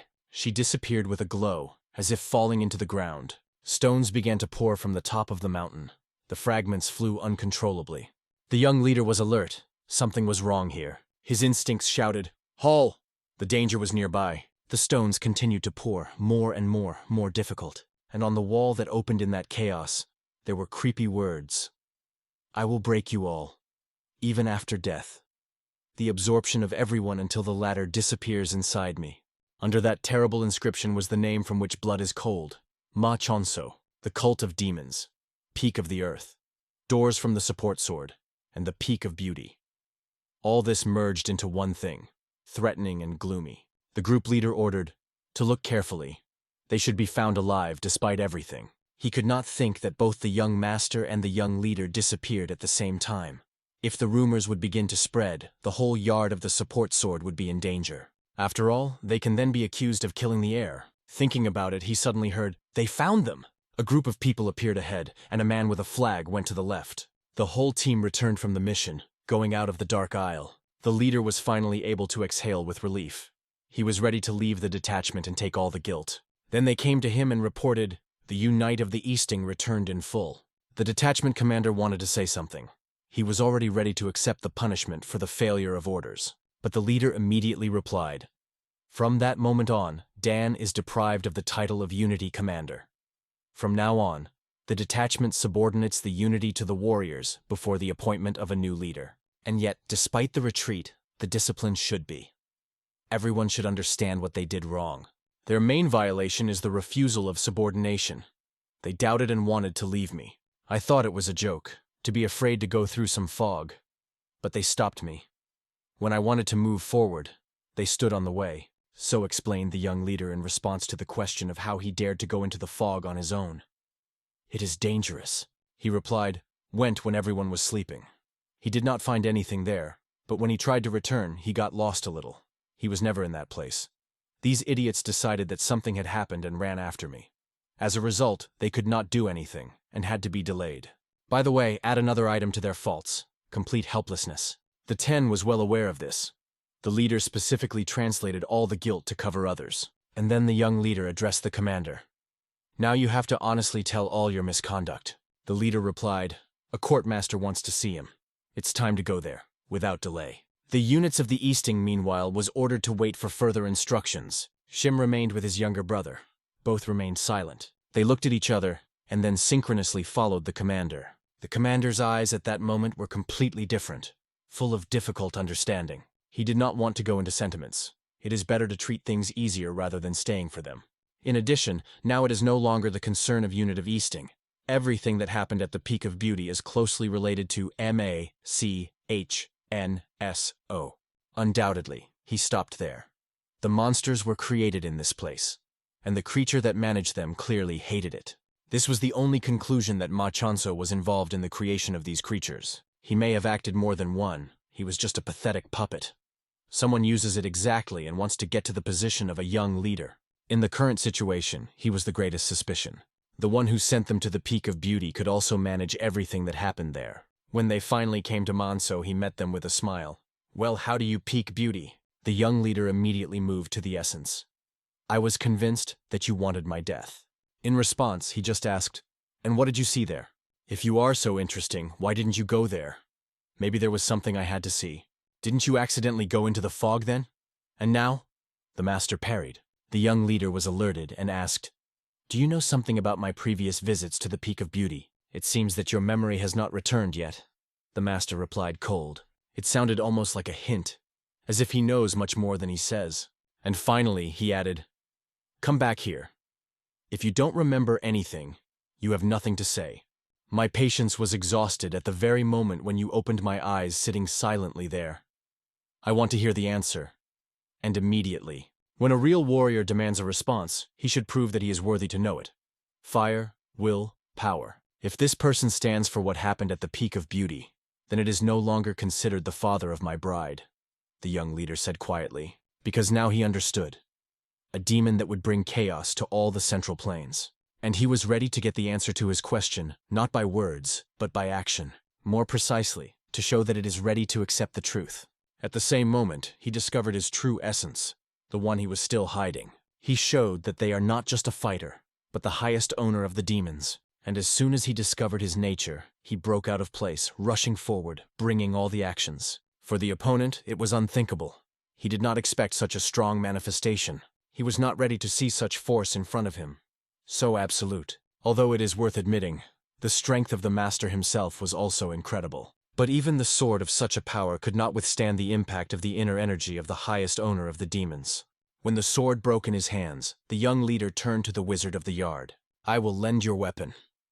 Only for a short time," he said calmly. The swords that hung on the wall felt its presence and began to be filled with energy. And so, one of them in his hand like a call, and others hung in the air, surrounding it, and they all subordinated to his will. Will the wizard be resisted by such an opponent?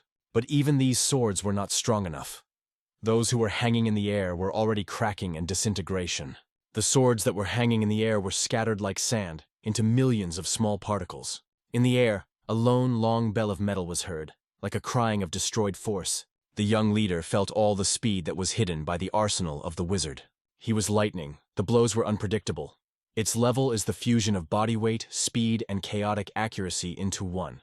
The young leader climbed into the sky. The air became his arena. The master thought he was running away, but did not know that everything was just beginning. The leader fully mastered the flight technique with the sword. He used to see it used the units of the Easting, and now he saw it in action and from the master of the Sword of Demons. The latter did not understand how the young man had managed to change the direction in the air. It was impossible with the impossible. But the young leader got his real trumps from the arsenal. Now his turn, and he decided to show everything he was capable of.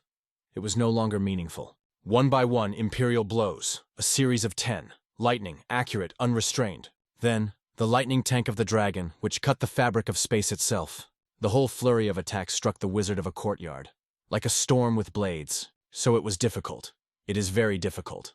But he kept clamping his teeth, silently, stubbornly, and the young leader continued to reveal power. But not only it, he demonstrated character. In most cases, the character prevails. Or more precisely, character is a true force. But even under this pressure, the wizard kept everything, like a mountain in the storm, and suddenly he raised his sword over his head, as if preparing the finale. It was difficult to believe that the attack of the dragon's rage caused him so miserable harm. On his body there are no scratches, and in his eyes, even more rage, burning hatred. He lifts the sword up, preparing a blow that he wants to complete this battle. The young leader stifles. He understands that the opponent wants to put an end to the battle with one decisive blow. But he still has one sword, one last opportunity. And until the master was struck, his chance came. He must act holding one in his head.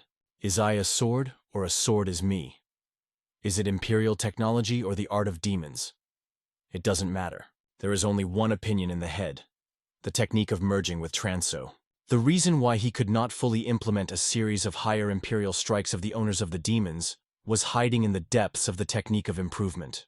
If the technique of improvement is the river, then the art of the demon is the waterfall of 9 dragons. One thing accumulates energy, the other pours it immediately as it is rain. Higher technique of improvement is the art of righteous. It forms force slowly, for a long time, and even if it is compatible with a shock series, its border is limited by the sphere. Even having reached the pinnacle of strokes, its internal energy was not deep enough. He could not evolve further, because he did not know art, which allows to control energy completely. This is why the demon's sword could not stand the lightning work of the dragon. But the art of the owner of the demons is an art that challenges heaven and breaks all restrictions. Simply put, if you use this art to destroy the boundaries of imperial technology, you do not have to be afraid of a waterfall. You can become a flow. And then even the Lord who will become against will not be able to retain this power. That is why the young leader decided to try here and now. All the air around the aura is filled with power, heavy, purple, unearthly. Like a purple dragon, a young leader broke forward, cutting the space with a lightning. A thin, perfect cut appeared on the enemy's body, which was preparing to strike a decisive blow, and the young leader was already behind his back, calm and silent. There was a sword in his hand, without a single drop of blood.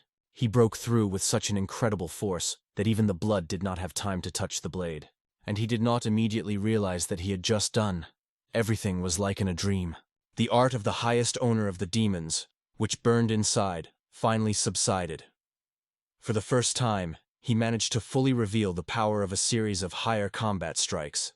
The wizard was standing on one knee, breathing hard. He admitted a horrible but honest voice. It is really incredible, but despite this, he survived. His spirit still resisted, did not give up. Because the meaning of the battle would be lost if the one who asks, or the one who answers, disappeared. The young leader has just proven he is worthy, he is ready to accept answers. And then he confessed. He does not see in him the culprit of what happened at the peak of beauty. After all, if he was really involved, he would have already used the technique of sword, enhanced by deep energy to kill it. Then the young man asked, "You said that I was already at the peak of beauty. When was it?" The master sighed and replied, "When you were 16. He said that then he just disappeared as soon as he stepped on the cursed land. The whole detachment of the battle sword was mobilized in search, but no trace was found. Subsequently, according to Dana, Ma Chanso arrived in the yard of the support sword to cancel the engagement. But Dan refused. Then MA went one for the peak of beauty and disappeared without a trace. Disappeared for 10 years. And when he reappeared, he was first seen not in the yard of a support sword, but in a small yard of mines. The wizard of the yard went to all this to understand the true essence of Machanso, who he really is. It always seemed to him that he was hiding something, that this is no accident, and that perhaps, like a young leader, Ma was passed through his own strict trials. And now it became clear. The reason for the refusal of marriage was not in the dislike of her daughter. In addition, he was the one who brought Yaren and entrusted him. The conversation between them ended. Calmly, almost silently. They could say goodbye, and something stopped them. The whole group entered the room. Those who have only recently left the battle. And for the first time the son of the master, Danjiko, asked his father to ask that no more against the young leader. Otherwise, he will have to say goodbye to all of them, because everyone kneel before him. At that moment, the commander ordered everyone to prepare their weapons. They silently got their swords, obeying the order without any objections. The young leader looked around in surprise. He did not understand what was happening here in general. The wizard of the court also did not understand where their hatred of the young man disappeared. But they answered, "We are part of the units of the heisting, and we do not bow to the authorities, even if we are waiting for death." And they added, "From now on, we are all under your command, a young leader." The wizard only nodded. He understood everything. His eyes were not deceived. "Estate," he announced. "From now on, you are forbidden to use internal energy. You block it yourself. The month of training, without a single drop of strength. Who will not stand, will fly out of the yard of the support sword." The commander no more doubt. The wizard of the court would not oppose the young leader. He acknowledged that from now on, the young leader is the only power in a demonic monastery. And from this day, the yard of the support sword obeys the will of the court of mines. Who would have thought that everything would end in that way? Everyone did not hide joy, and the young leader did not understand what to feel. Touches or confusion. Each of those present in the eyes was tears, tears of joy, and even the wizard did not stand. Fell on his knees without coping with a wave of emotions. The young leader came out, inhale fresh air, calm down. He looked at the sun and thought, there is a battle yard ahead, and the peak of beauty where it echoes something underwear. There is now only ruins left by a cruel battle. Suddenly the stones around broke into the air, as if something woke up. A red hand with long claws appeared from the debris, too familiar to confuse. The cry that he came could not belong to anyone else. Damn, how is she still alive? The man walked forward, muttering under his nose. What is this demonic village? No trace of cult. He was determined to show the main group that he was capable of. By the way, it was an elder Du clan from the Murim Union. His path led to the pavilion of the marine slaughterhouse. There were several people sitting at the table when it ran small, stroke and smiling. Smiling widely, he turned to the old man. "Hey, you, scoundrel," the snake says more official. It seemed like a little laughing at him, and at the same time something is not being done. The old man paid attention to the audience. It is clear, these people occupy very important positions. And the small eyes spoke for themselves. We are closed, alien, here. But he was more interested in another. Did they see this person? He took the picture and showed it. The little one immediately suggested, before him, a representative of the Union Murima. And those on the street are too. It surprised the old man. How did this boy see people from the Du clan that moved almost imperceptibly? The little one calmly replied, "Yes, I saw this person." The old man immediately asked, "Take me to her, I will pay well." But the boy, without losing smiles, explained, "He was late, grandfather." Panic swept a man instantly. Behind his back, he felt a powerful wave of energy, something incredibly strong. It was Yulchin. He entered quietly, suggested to officially start a meeting. The man immediately recognized him, a wizard of a bloody yard, and the little one, smiling, advised the alien first to go to the yard of the battle. But he did not have time to move out of place. Behind his back was the right hand of the yard of the battle, the second in force in the entire monastery. Without ceremony, the number 2 grabbed the man by braids, pulled out to the exit, and threw out from the scope just before those with whom he came. And only now he realized, yes, this is really a demonic cult. The hand grabbed him for her hair. This time she pulled right into the woods like a prey. Squeezing his teeth, the man muttered, "The great master of Jason. He became the Khan of the North Sea. But all years of trust have fallen in a moment. Cooperation with Tibet is completed. Now both sides, both mines and UN, consider them enemies." He suggested formally declaring the existence of a demonic cult. So, in the next month, the cult of mines organizes the Celestial Festival. One of the lady was indignant. "The bloody yard behaves as if it were the main thing in the cult. The festival should only be holy fire." But it was stopped. Both the Court of Mines and the Court of Holy Fire have already given their consent. And the candidate for the leaders of the battle, Gai Jan Ron, on the contrary, is delighted. He likes this idea. It was decided that in order to reconcile with Yason, each yard should send him 1,000 kilograms of food. However, Don Ben-Il, a master of the yard, considered it too premature gesture. But in times of such instability, is it worth making new enemies? It became clear to everyone that this man is clearly aimed at becoming a cult head, and he sought to punish the guilty who brought everyone to such a state. Although he acknowledged, the responsibility of the bloody yard is obvious here. However, the rumors of the Black Sun, which Yason used the technique of the rejected emperor, spread. Everyone agreed. Sounds like a complete absurdity. And he felt, these rumors were launched by someone intentionally. Because if Jason really wanted war, it would not be considered enemies. Their disputes were exacerbated, and everyone began to suspect the old master of the trade yard. He was asked directly, "Recognize, you are guilty of everything, though?" Suddenly, their conversation was interrupted. Someone entered the hall. It was a deputy captain of the Iron Cavalry, known as the Commander of the Spirit. They suggested that the old merchant a chance to survive. If John Biren couldn't stand it, he may have to fight him. The old man exploded with a real fury. The insult struck pride, and the small, meanwhile, was just fun. The show just started. Lady at the table also wanted to see. It is interesting who will replace Birana's John. And for the oldest, all this seemed stupidity, but he could not refuse. The experience did not allow you to run away from the call. The door opened again, and the man was politely invited inside. As soon as he stepped on the threshold, immediately dropped his hat. Everyone knew him. It was a bloody master. The energy coming from him was instantly forced everyone to silence. But silence lasted for a long time. The little one exploded again with laughter. The bloody masters looked down on the little one and asked in surprise, "Is this my opponent?" But he was not scared. This little one was not fragile. He was ready to break the old man simply for calling him Melisa. No one wanted to take the time. Everyone called for a fight immediately. Only the man himself could not understand the true level of the opponent. Others also became more and more interesting. Particularly important, who will be the winner of this fight? "Begin punishment," the owner said, and the battle began. Everyone was much more interested in seeing what a bloody master is capable of in real battle. It is rumored that he overcame Jason. The power of this man borders with legend. Will he be able to repel him, relying only on his skill and his weapon? His choice is bow. And not just one arrow, but dozens, all at the same time released for the target. Fiery rain blossomed in the air. The red element covered everything around. At first glance, it is like blood, but in fact, it is not blood, but a pulsating energy that has erupted from the heart of the bloody master. Her waves diverged in all sides, pouring a room with a heavy aura. And here, the leg of the giant presses the back of it into the ground. The battle was decided in an instant. Recently, these same people asked for a bloody master to go with John Biren to the Palace of Trade, but now they understood. The bloody node may require that the Trade Palace hires the Black Sun for the battle with Yason. But Yulchin is unlikely to agree. The woman nearby offered them to hear one important story. Tactics 29. To intimidate the enemy so that he does not understand where the truth is and where the lie is. But he was immediately activated by the technique of heavenly bloody art. And Yelson immediately recognized him. Old Dochich. Others also quickly realized, this is the leader of the detachment of the Higher Bishop Ming.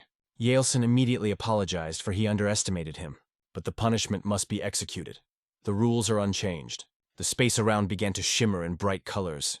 When Ulsiki sent his hand to the group, the flames broke out with unprecedented force, and the leg that just pressed the live flesh was already standing on a breathless body. Tactics 15. To force the lion to leave his own cave. This principle has just been implemented. Now everyone expected what the master of the Palace of Trade in the future would surprise. On this note, the meeting ended. When Yelson passed by the bloody master, he asked whether he was the same Black Sun. Of course no, but give you an answer. I hope you will not make a fatal mistake by raising the sword against the Trade Palace, because everything does not seem, he added with a smile. Tactics 3. To make another do all the dirty work for you. Yelson left the hall saying goodbye, and the thought was spinning. Is it all the advice of elders? If things are followed by this scenario, the Trade Palace can completely break the relationship with the Wisdom Palace. The master of the Palace of Trade will no longer stay. Tactics 25. To win, replacing the truth with a favorable lie. Cult of Minds, the Palace of Bloody Art. In the air, the name of the Keonchek Ming was spread, and a vessel broke with a roar.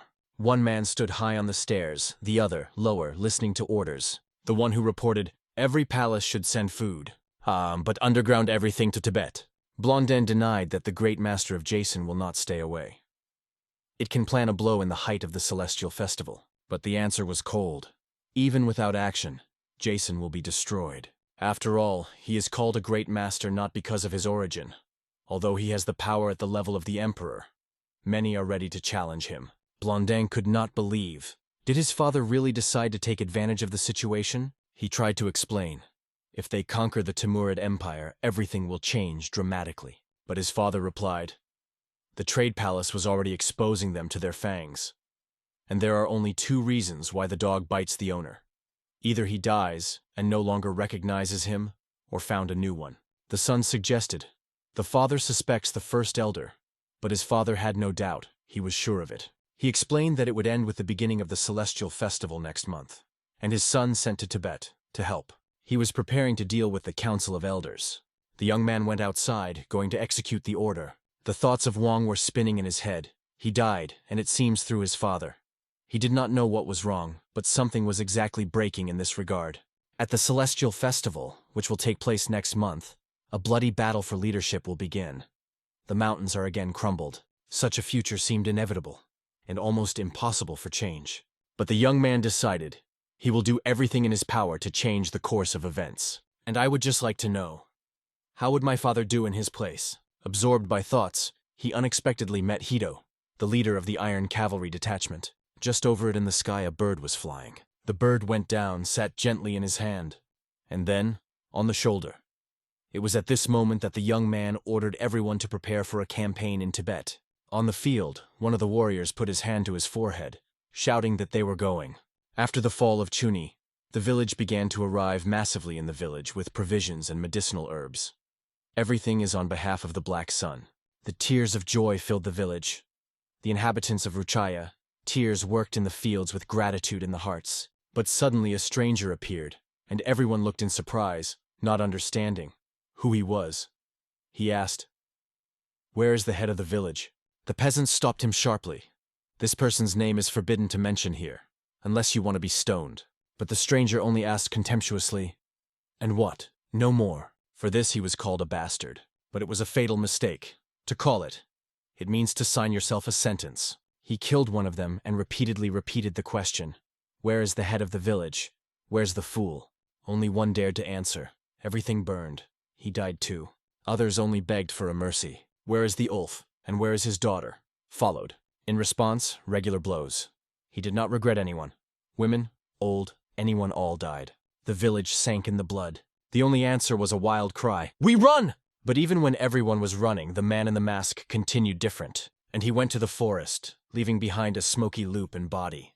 Among the trees he finally removed the mask. It was B-Seek, the current leader of the Ming Higher Bishop detachment. And that is where another figure happened to him. The beautiful Mrs. Danyadia stood in the midst of the forest, appearing from the legend. A minute of silence, the voltage hung in the air. He first spoke, asking that she was doing so far from home. She answered calmly, "They have not seen each other for a long time. I'm looking for something here." B-Seek asked what she was looking for and promised to help. But suddenly she leaned and exclaimed with surprise, "Is it a decoration? Where is she from here? Someone lost her?" She carefully lifted the find from the ground, considering it. B again repeated, "What are you looking for here?" But instead of the answer he heard the explosion of emotions. "Did you go crazy? I came to find the Black Sun, that is enough." He just smiled. "You try in vain. I was already there. You will find nothing." She was embarrassed. Why it was him? Bai replied, "If the Black Sun exists, then it is the leader of the cult. He entertains there." She immediately asked, "What did you know that day?" "The young leader was here too. Then the Black Sun appeared and killed the head of the village. That forced people to cook strong drugs. And then this leader just disappeared without saying a word," she added with an insult to her voice. Its annoyance only grew. The questions have multiplied. If he saw the Black Sun, why does nothing do? Why is it silent instead of rescuing people? To find answers, she will have to go to the small palace of Ming. She hoped that B-Seek would not follow, because it would look too suspicious in the eyes of others, so she asked to stay. And without turning, she went forward. Bo squeezed his fist, looking after her. In her breasts, anger was anger. "Priva! I came here to look for another, and I do not even allow me to go around.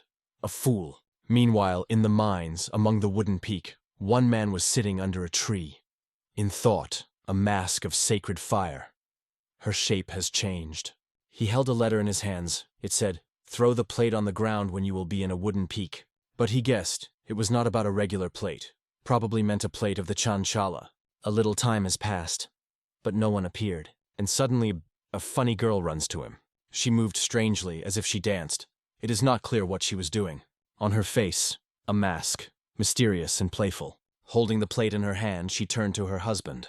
"Looks like you lost it," she said, fun. She played the role of a cat, so convincing that it became awkward. Bai could not understand what was happening here, but she explained quickly. "They say, from him there is a sweet aroma. The plate clearly belongs to him, And how did it happen that in the cult of minds, there is someone she does not know? Then he realized the reason in the mask of the sacred fire he now wore. It became interesting. Who is she? And he decided to ask. Without any shame, she introduced herself, Hanmu, a special rank messenger that delivers the message from the Hao clan to important persons. Then he asked her to tell everything he knew. He wanted to understand why he was called here. Past 272 steps north, then 139, south through a branched path. Further 78 steps north of the cedar tree, you will go into the bamboo forest, and there you will see the palace of Zaboy. It stands in a dead village. At the very end of the bamboo forest is an inconspicuous building, nothing special. But you should stand on that land, and you will become the target of killer demons. It is almost impossible to escape from them. She then told how their elder went there without training, and was brutally killed. The only thing they found is the fragments of the feet. These creatures kill even allies. The demons are numbered from 1 to 300. You kill one. Its place is immediately occupied by the other. And to have more victims, they even abduct children. By the way, the number 1 demon is Gu Janron. After he heard, he moved silently forward and came across a rag. Standing among bamboo forests, he looked at the fabric in front of him. It clearly depicted the symbol of the storm. Is the detachment of a dragon storm already inside the Zaboy Palace? Suddenly a powerful roar of the blow swept around. Turn his head left, he noticed a deep mark on the ground. It was clear. Nothing good is waiting here. The striking structure, majestic and at the same time shiny. He almost reached her entrance, but a familiar, sinister rustle heard behind. These were not leaves. The chains gunched with iron through the air. The murderers came out of the shadows, silent, deadly. Chain, and a group of people armed to the teeth. The group is still gently said. There were many, a lot. Only incredible agility helped to evade this deadly shit. Even kunai, flying straight into the heart, he had time to repel. But you do not catch the tiger unless you step into it. So you have to go to the very heart of the palace to hunt the beast. Was ready to execute the order and kill everything that would appear on the way. On the table lay objects covered with blood. They were tortured by the young man who was now lying on the floor. And only then did the guy, all beaten, finally opened his eyes. A silent man sat next to him, wiping his weapon leisurely. Mojonvi, yes? Said the cat. Do not resist, you will still die. Even if you survive, you will not call it life. Yonvi only looked calmly, as if he would indifferently, he would live or not. But he knew inside. He had to get out of here to the return of that terrible figure. His gaze stopped on the hands of the tormentor. They crawled the caterpillar. Gathering with his forces, he tried to ask, did he send a demonic cult? Is he born in the palace of Zaboy? The Ming cult does not throw children in such places, a cold voice came in response. And when you turned to the leader of the detachment of a dragon storm, he added, I was not ordered to leave you in the living. Do not my grave. Who left me here? I wanted to learn Jonv. You yourself, even the beasts do not throw their cubs. And you, dirty righteous freaks, are hypocritical on humans and rotting behind the door. And it is only necessary to know someone. You are immediately thrown away like garbage. The goose to become a butterfly must escape from the cocoon. And by whom, in your opinion, I became when I was betrayed by the righteous and raised the palace of Zaboy. You are just a dog of a demonic cult, Yonvi exclaimed. But he already understood in his chest that he was right. Shut up, and not moving, if you do not want to be bitten. His fist hit simply in his chest. The blow was stunning. He then lifted the caterpillar and burned it with the flames of internal energy. He threw the charred body on the floor and silently went to the door. And he was not the only one. The bodies were hung around. Other victims. One of them was desperately looking for someone. Jan Chagak, his leader from a dragon storm. The last hope was throbbing in the heart, that they will soon meet again. He only dreamed of one thing, to meet with Yonov and apologize personally. Meanwhile, Jan has already dealt with all the enemies that happened in his way. But suddenly he heard a cold question behind his back.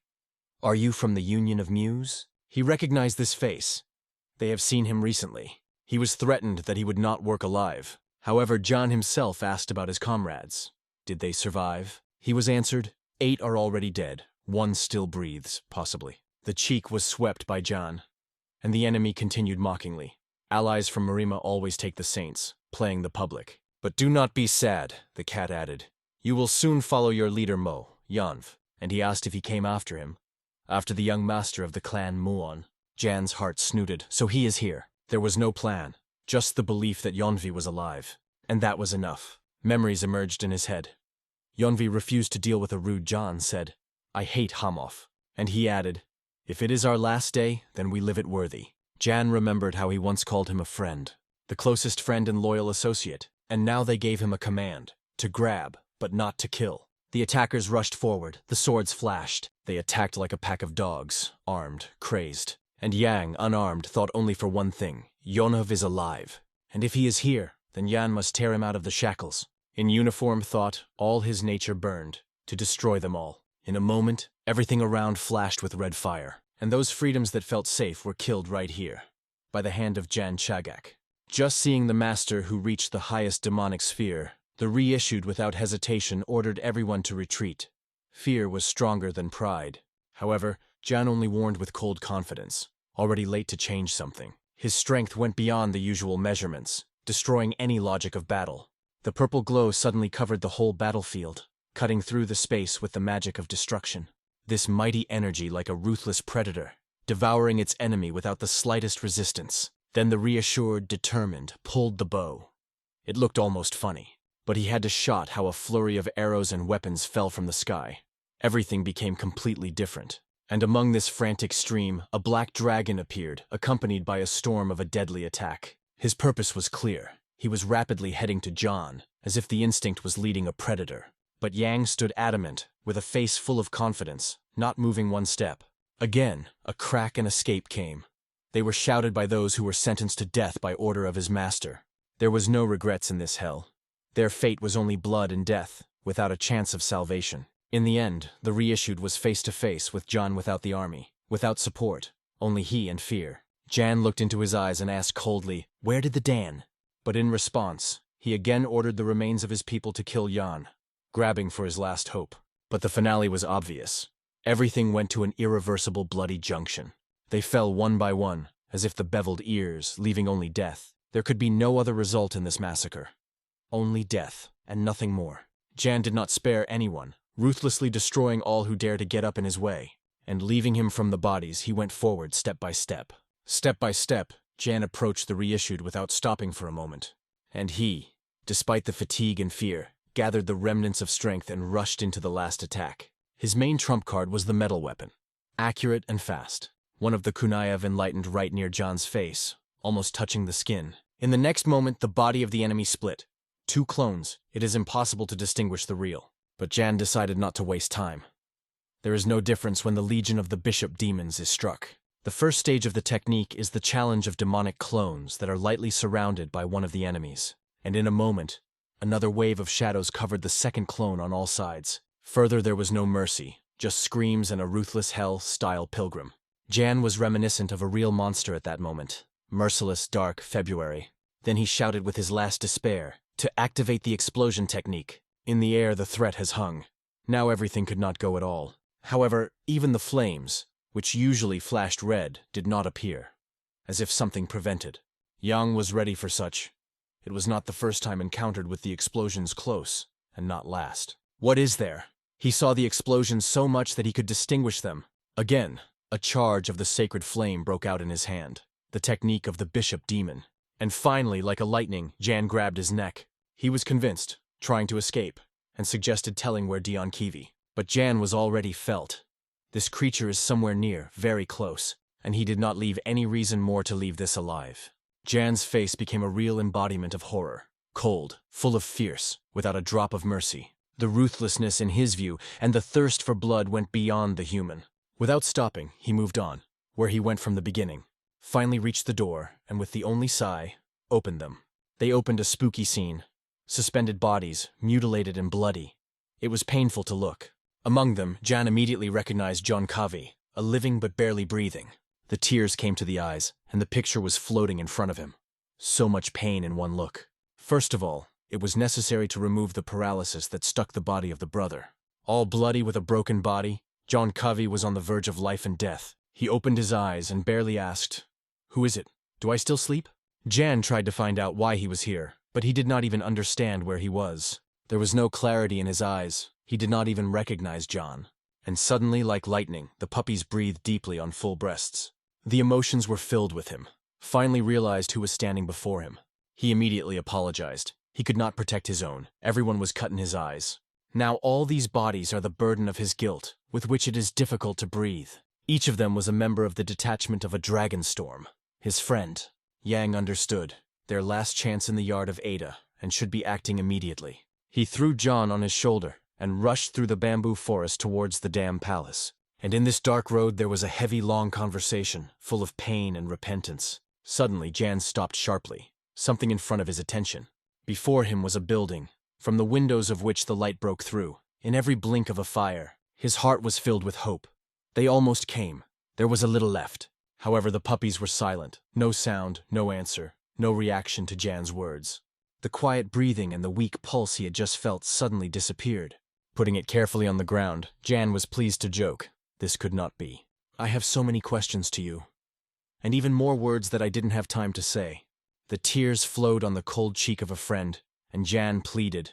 Just not that, but not death. Calling him by his name, Jan first allowed himself to cry, because only now he realized how much he was lacking.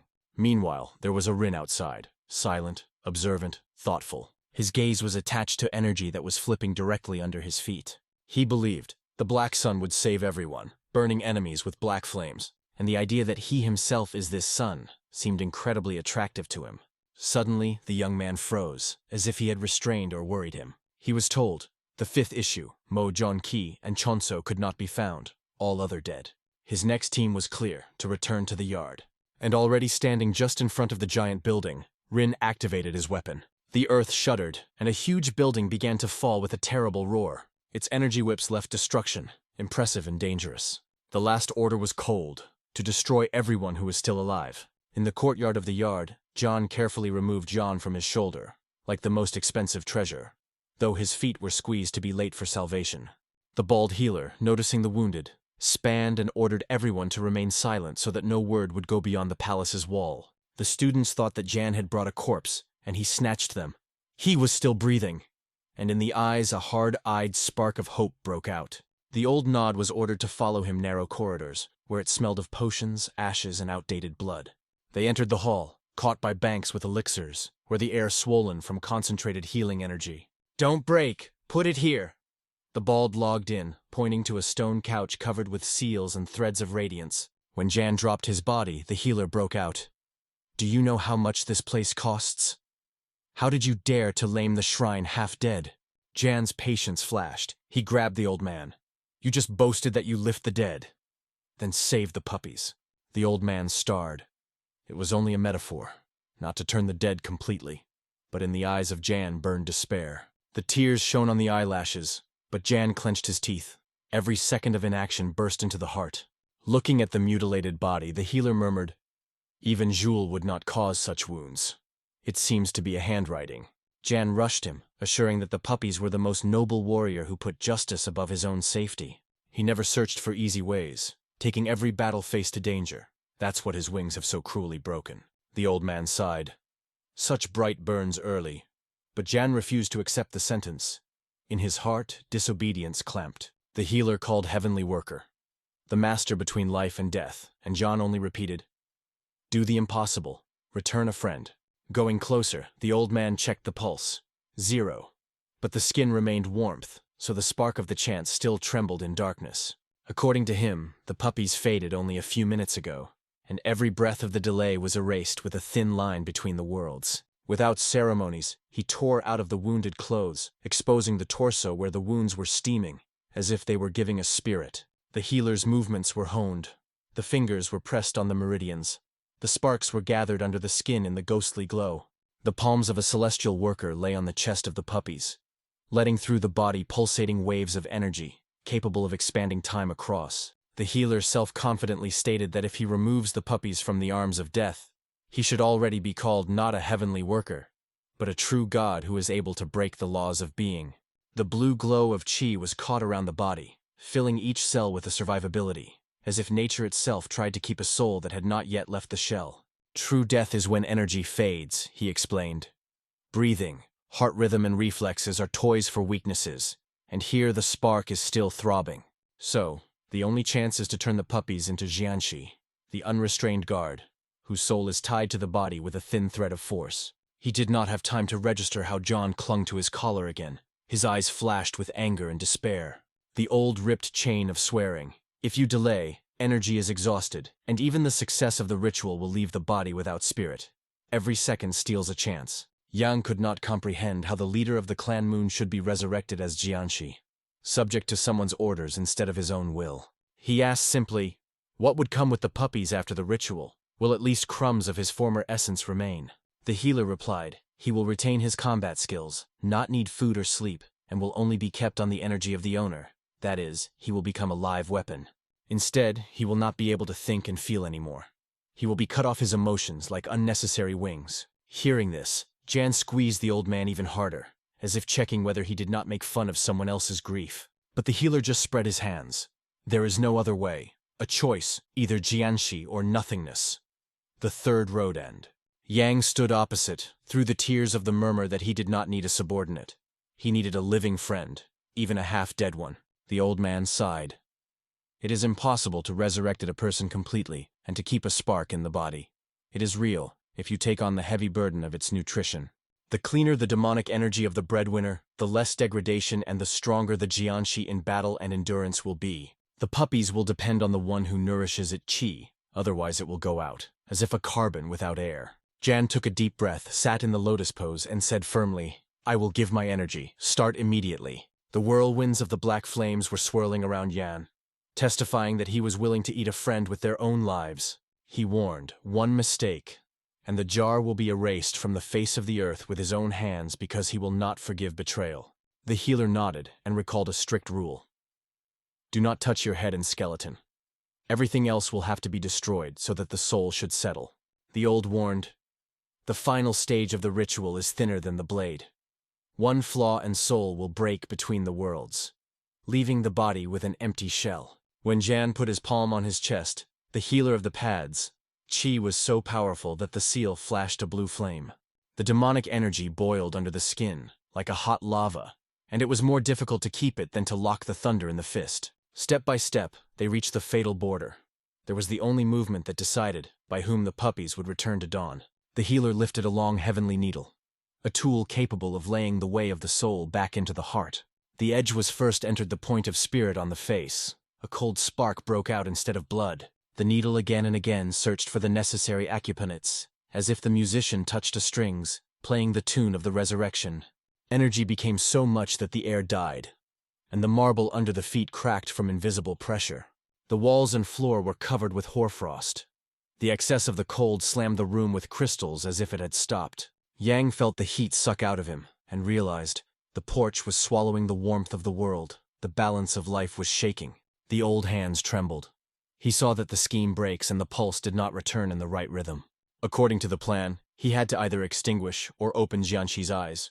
But qi behaved unpredictably, destroying the cannons. The old man touched his neck. The body flashed with fire and then went out, leaving the skin intact. What kind of uncle? He got out of him. Jan also panicized, demanding explanations. A illumination ran across the healer's face. The chain of guess was locked. His eyes expanded from shock. Did you study the art of bishop demons? He shuddered. Only a real ruler can have such a pure qi. I was a round fool, recognized the healer, lowering his shoulders. Jianshi ritual failed. Jan's power broke the seal, but most importantly, the puppet did not become a puppet. Instead, the soul returned to the body. The excess energy burned down, leaving a living spark. The old man exhaled with relief. We did not create Jianshi, but we saved a person. He will live. Plus, the world shudder. The legendary Jianshi of the highest rank was born, a creature that even ancient treatises were called a myth. As soon as he felt conscionable, he jumped and asked if these people were serving a demonic cult, not understanding where he found himself. He turned his gaze on Jan and wondered, were they not friends? Why is the enemy's eyes burning as if before a bloody battle? The skepticism changed the cold. The porch asked if Ian was a young leader of the demon cult, and doubt in the Nanari pupils. Without waiting for the answer, the puppies were rushed forward with lightning. A belated awareness was mixed with the animal instinct of attack. His palm flew to Jan's face with a whistle. She is ready to shred his skull, and Jan did not move for a moment, trusting his fate. He tensed, felt the resistance of the invisible power, and exclaimed, "What did you do with my body? Why do I feel chains inside?" The old man saw in him the ocean qi and knew. Jianshi could not hurt the owner, so his blows were like an attempt to beat the shadow. Only now, when he heard the explanation, did he realize what he turned into. And the horror of the butterfly sat in the pupils. Jan coldly addressed the wizard of the Yard of Poison. "Leave me with a friend alone." The words were cutting the air like a blade. He emphasized the request, and the old man closed the door on the other side. The room remained two hearts, separated by memories and unknown future, fought in unison. Jan, with a gesture, invited the puppies to sit on a stone couch, where he still trembled the heat of ritual seals. He grunted that he would do without these fools. And after a moment, like inadvertently, he dropped to the edge of the bed. The puppies could not accept that he became someone's puppet. The thought of Jan's dependence on the mustard. Behind the door, the old man kept his breath, fearing that the slightest rustle would not flave a spark between the two titans. Left himself, Jan whispered the name of the puppies so quietly as a password that opens closed memories. "You are alive by my chi and your heart. I'm not holding a slave. My brother," Yang said gently, letting his energy into his palm. The furrow closed his eyes, caught the pulse between them, and for the first time from the beginning of the ritual stopped trembling.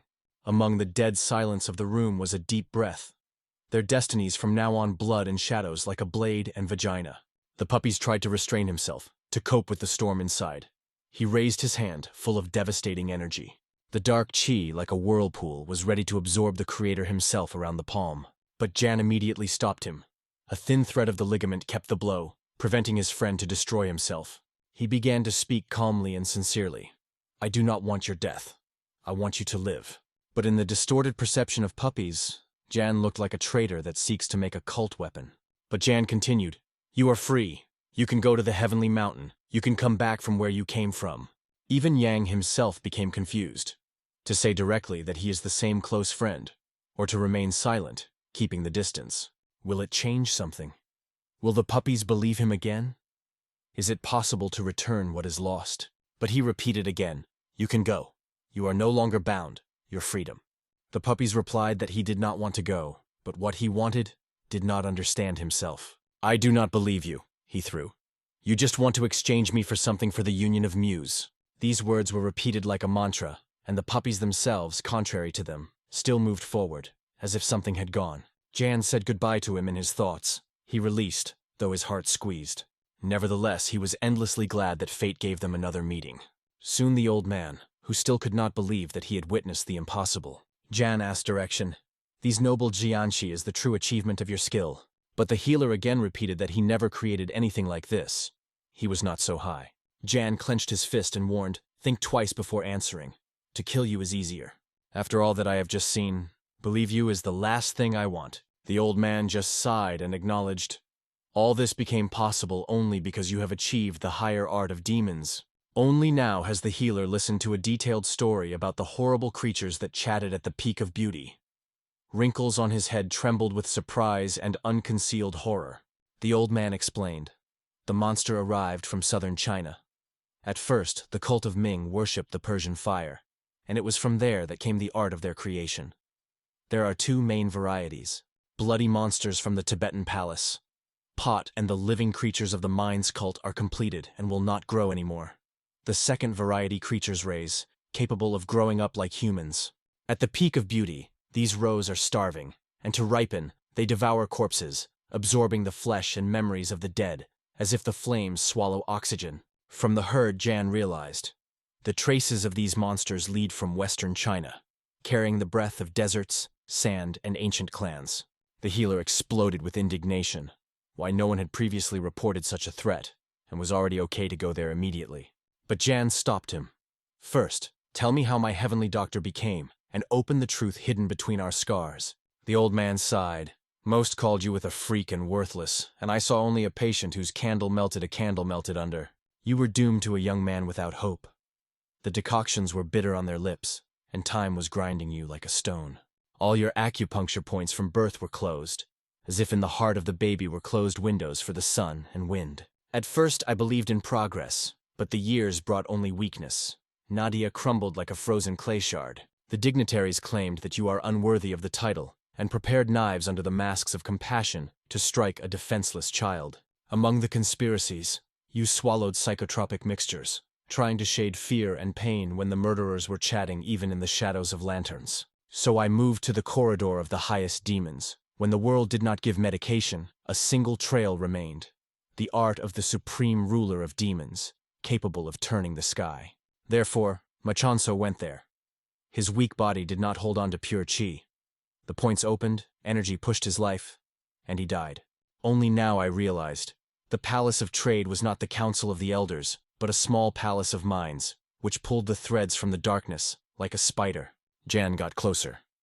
I will not kill you because you saved me and the puppies.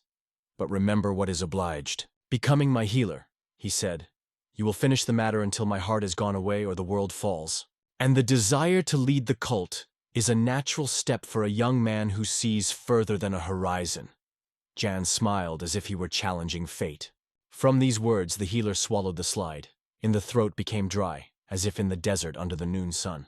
The old man warned, even if Yang becomes the owner, the road will be lit with blades, to keep the demonic throne incredibly difficult. In addition, the Wizard of the Bloody Palace has almost reached the level of the supernatural demon, and the Council of Elders and Gu Yanzhen are inadvertent. The doctor advised, hide, wait for a better time, and when the storm retreat, I will give a sign. But John did not listen. He turned and moved directly to the small palace of Ming, where the root of all intrigues boiled. He was sure it would find a way to break the fate trap and turn the game in his favor. Before leaving, he thundered again at the healer. You want to be my doctor? Perform duties without complaints. Now we are on one side of the barricades. Betrayal has only one way out. Death. Jan finished, cut off the blade. As he came out, he stood under the door. He stood as if a silent guard. Jan was surprised. He ordered him to leave. The old man explained that Jianqi is not able to move away than 15 kilometers. And you only say that now? Jan looked at the embarrassed old with a cold breath. Without spending time, they went to the small palace of Ming, where the next plot was smoldering under the ashes. At the same time, there is a puppy demanding that the stranger showed her face, proving her determination. The man replied with a smile. Be so strong not to be frightened by the truth when you see it. Their verbal duel broke Jan, a sharp gesture by ordering to stop. He pointed to the girl and calmly declared the audience. This is my maid. At the table, the nobles were already well drunk. Hops were burning their tongues and reflections. They praised her as if drunk butterflies were circling over a flower petal that seemed like a prey. There is a puppy silently looked out the window, leaving their tactless compliments out of sight, thoughts far from here. Her mind wandered. What will the young leader say if she just now searches for a small palace of minds? Meanwhile, Jan explained the puppies. I will become the master of the demonic den and put an end to their games. Suddenly, Jan came across a hole in the middle of the hall and was surprised. Why was she still here if he commanded her to go to the little palace of Ming immediately? The girl got up, and her icy look slid on Yan, as if she were a scalpel, which reveals the true intentions of the interlocutor. Only one word, you, broke from the clenched lips, and the air between them was shaking from tension. Jan was almost glad, deciding that she recognized him despite the mask, and the next phrase immediately destroyed this illusion. Have you been at Tears in the Village recently? She asked, making it clear that the sacred flames hid his face from her memory. Jan smiled mentally. The lack of recognition meant that their secret had not yet been revealed. In a moment there was a puppy flashing anger. The table flew as if the glass under the blow of a hammer. Several boards became the leaders of her strength. The wave of energy cut the space, flying right over the heads of Jan and the puppies. The sharp fragments whistled at Jan's cheeks, and as if dried, crashed into the wall, leaving burning furrows in the stone. Immediately after the explosion, a detachment of armed people appeared in the door. It was read from the eyes that they did not come in peace. Their leader declared himself a messenger of the palace of Zaboy, and sought those who recently stopped in the stream of tears. As he heard the name of Zaboya, his hand trembled, as if the memory of an ancient massacre woke up. Jan whispered, sitting quietly and not moving, early to manifest yourself means death. But the obedience was not Zhangsha's virtue. The puppies barely restrained the instinct to break the uninvited guests. Jan counted at least 20 mercenaries, and the shadows in the hallway suggested that the ambush was much larger. Jan's gaze has blinking to the moment. What does she make? Challenging a whole pack of heads. The girl straightened and coldly ordered the leader to get out in order not to disturb her peace. The mercenary was angry, but the puppy called him the deck of Zaboy and refused to retreat even a step. She mocked that the Zaboy palace hired the eunuchs themselves, and assured that she was not going to dance under their tune. Behind her back, the strength of the clan was pulled by an invisible whirlwind, hinting, Anyone who tries to touch will burn in her own fear. Her gaze was directed simply on a scared thunder before her, and in the pupils, a determination that could cut the steel flashed.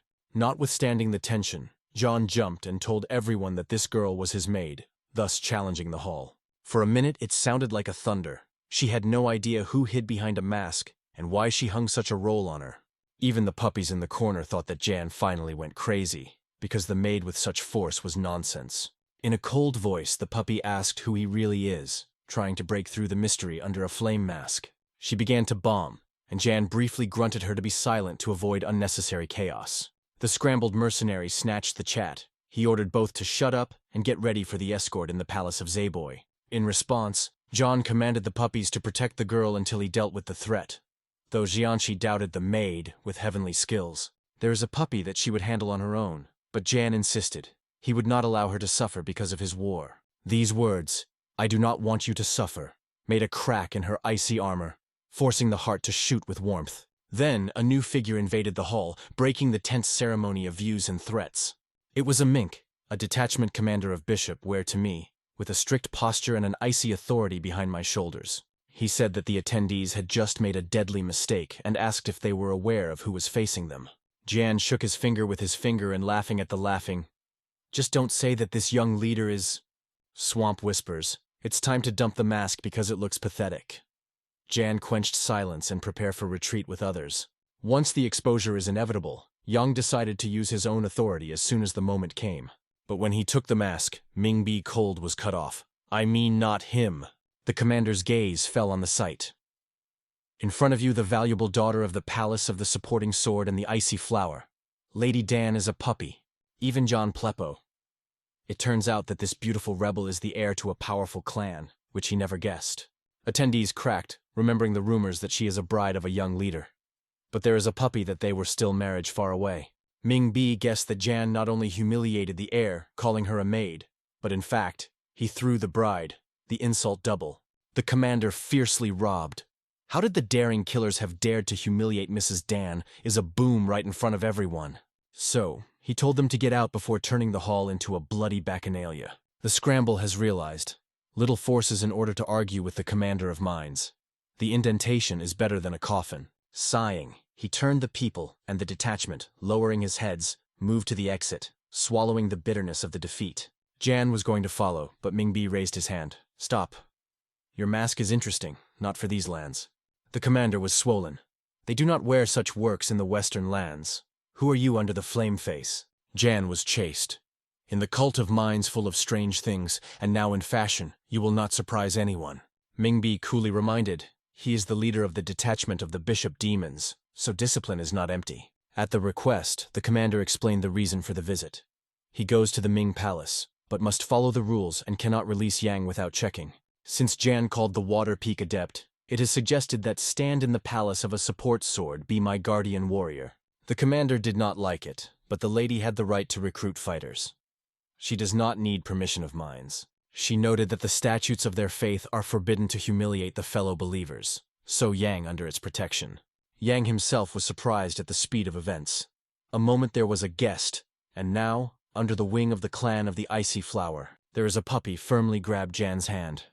"Let's go, without questions." He leads it to the side streets. Burkoch. "I do not understand what is the benefit of the demon heir to the palace of the ice." Finally, she stopped at the old gate.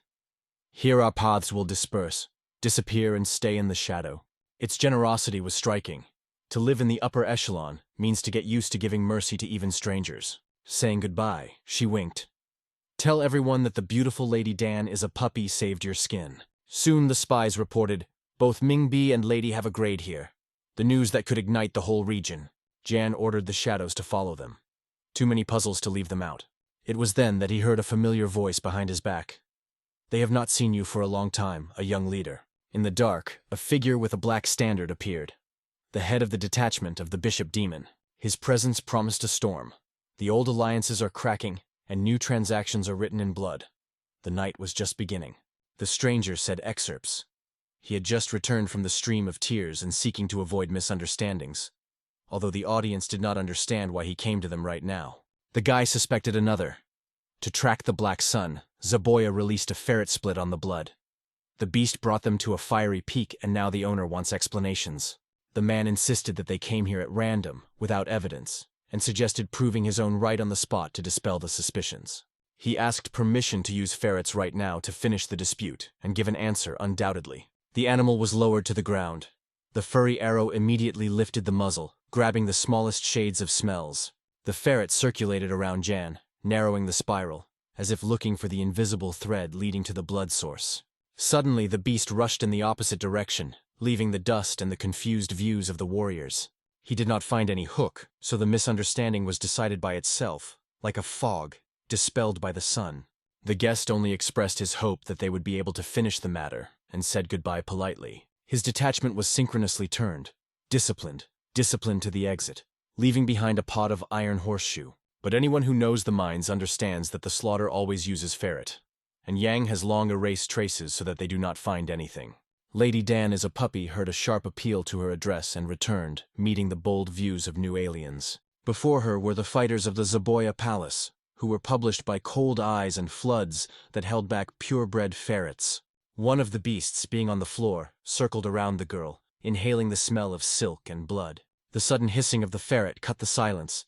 It came across a trail from which it drove away a recent massacre. A bloody imprint remained on her decoration, so the warriors were accused of a boom of attack on slaughter. They stated that they feel the energy of a black flame in it, a forbidden force that the palace hunters hunt. The master of the slaughter ordered the destruction of all the flames, regardless of the title, and now demanded that the lady move with them. If the fighters kill the heir to the palace of the support sword, the clan of war will explode, and the order left no place. The tension flashed like a dry tinder. Every breath could be the last, and no title would protect against suspicion of slaughter. One careless step, and between the palaces of Zaboya and the support sword, war will break. This spark will easily turn into a flame capable of devouring clans even to the celestial festival. The scramble commander smiled like a chess player. Chaos between the big homes was a pre-arranged figure in his bloody party.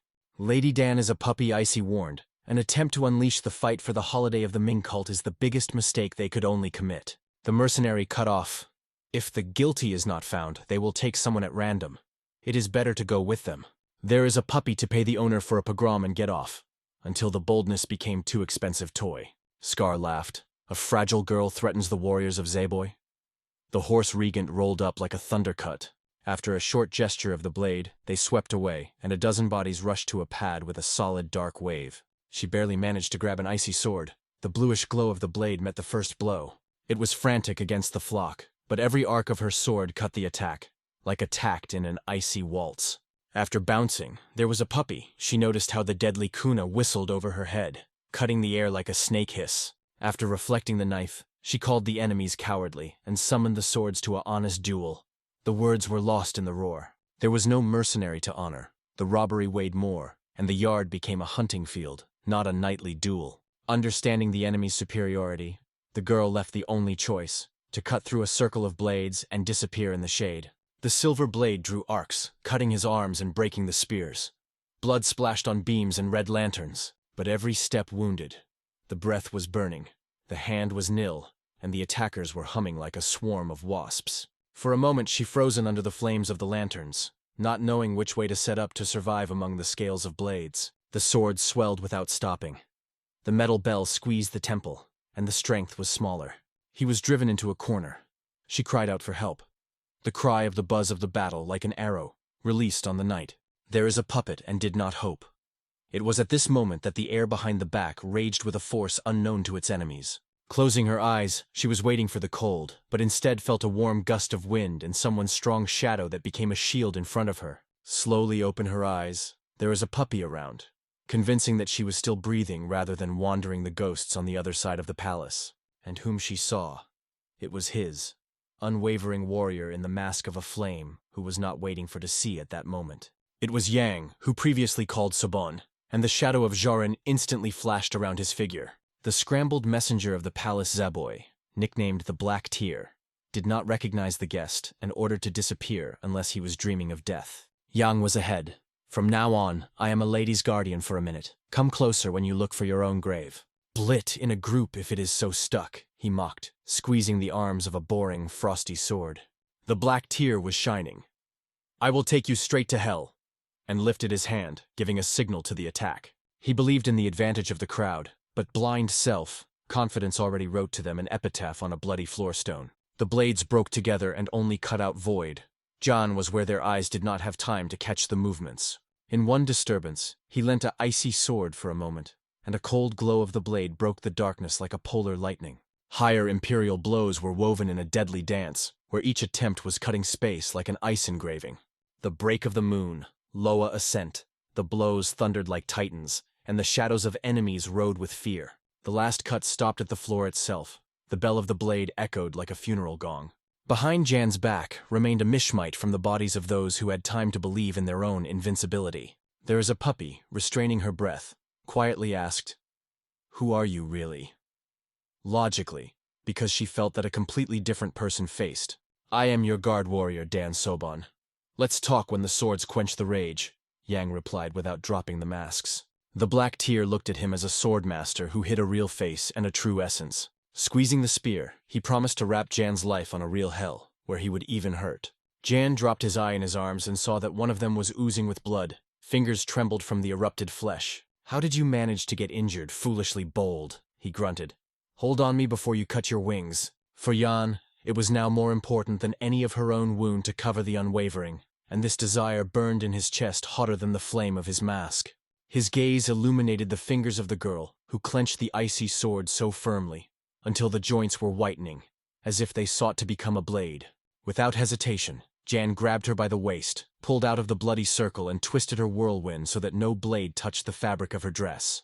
A moment, and there is a puppet being pressed against his chest, hearing the heart of a warrior who promised to deceive every blow of enemies. With one hot blow, Jan struck beams and tiles, opening a break into the roof through which both flew into the night sky, like a double comet. Iron rain fell behind.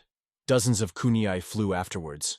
But the couple had already cut the clouds, ahead of death in the roof jumping. Jan's legs barely touched the paving stones, while behind the creaking of the ridges of tiles, the hostile iron was in vain. The nun black tear tore loud oaths. A strategy worked to the smallest things, as ashes in one moment. At his feet circles ran a ferret, looking for a smell that melted between slabs, like a drop of blood in a mountain river. An angry failure, the commander ordered the beast to find fugitives in the shadows of the gorge, where even the stone smells like night moisture. But the ferret pulled him on his shoulder, trembling and losing the thread of the smell. Yang wiped traces with a hurricane, leaving the hunters with nothing. Thanks to a fierce jerk 50 kilometers of Yang, the puppies were hidden in a quiet, permanent yard, where it smelled of boiled tea, not blood. All this happened under the nose of Zaboya, and even in his possession of the spark of the Black Sun remained elusive, irritating the pursuers. For them, the Black Sun became a ghost that laughs from the hood of the night, playing with everyone who called himself a predator. Meanwhile, a different story was deeply in a stone cave. A wounded warrior was squeezing a message that could turn the fronts. His breathing was grabbed, but he was trying to crop the order, to pass the young leader of the words that could change the course of battles. Earlier, he visited the mustache to entrust him with a letter for the Union Muri, but now, flowing with blood, he could no longer take a step. With the last breath, the messenger begged immediately so that his death would not become a futile spot on the sand of the forgotten cave. There was a warning in the letter. A detachment of a dragon storm is closely monitored by the masters of the palaces, and he himself is not able to restrain the ridge of the storm. "Pass the advisor," the warrior whispered. "Sangan's secret unit will no longer wait and will collapse the blades to dawn. Tell the mentor that the secret detachment of a dragon storm will no longer wait. The storm will come to dawn," the dying whispering. In his hand, the plate of the heavenly dragon shone, the sacred symbol of the palace of the Bishop of Demons, a seal, which is respected and afraid. "Beware of Yulchin, he plays in the shadow," the bloody smile added, and the face of the warrior darkened with pain. These were his last words. There was no strength to beat the heart, and the body swept through the body. Before extinction, the warrior whispered, "Take me out. I want to look at the endless sky for the last time." In an instant, the new soul rose to the stars, leaving the sword and trace of blood on the stone, as if signature under its own life. A friend who kept his head has a tear. In this world, friends and enemies change places, and honor only says goodbye. Now one way is to get to the Union of Murim and convey the last message of the Sanan hero. His body was broken, the lungs were burning, and every step he was promised to fulfill the will of the dead friend. He saw only one goal, to make a friend's request, even if you have to burn your own life. Meanwhile, John traveled next to the needles, looping the unknown streets that smelled of steam and fresh rice. The girl confessed to the fascination. She does not have the slightest concept where they, but for some reason she liked this place. Jan also laughed. Both for the first time here, so they are exploring new quarters, as if the children of the fair under the night lanterns. So you pulled me out of the Zayboy Palace?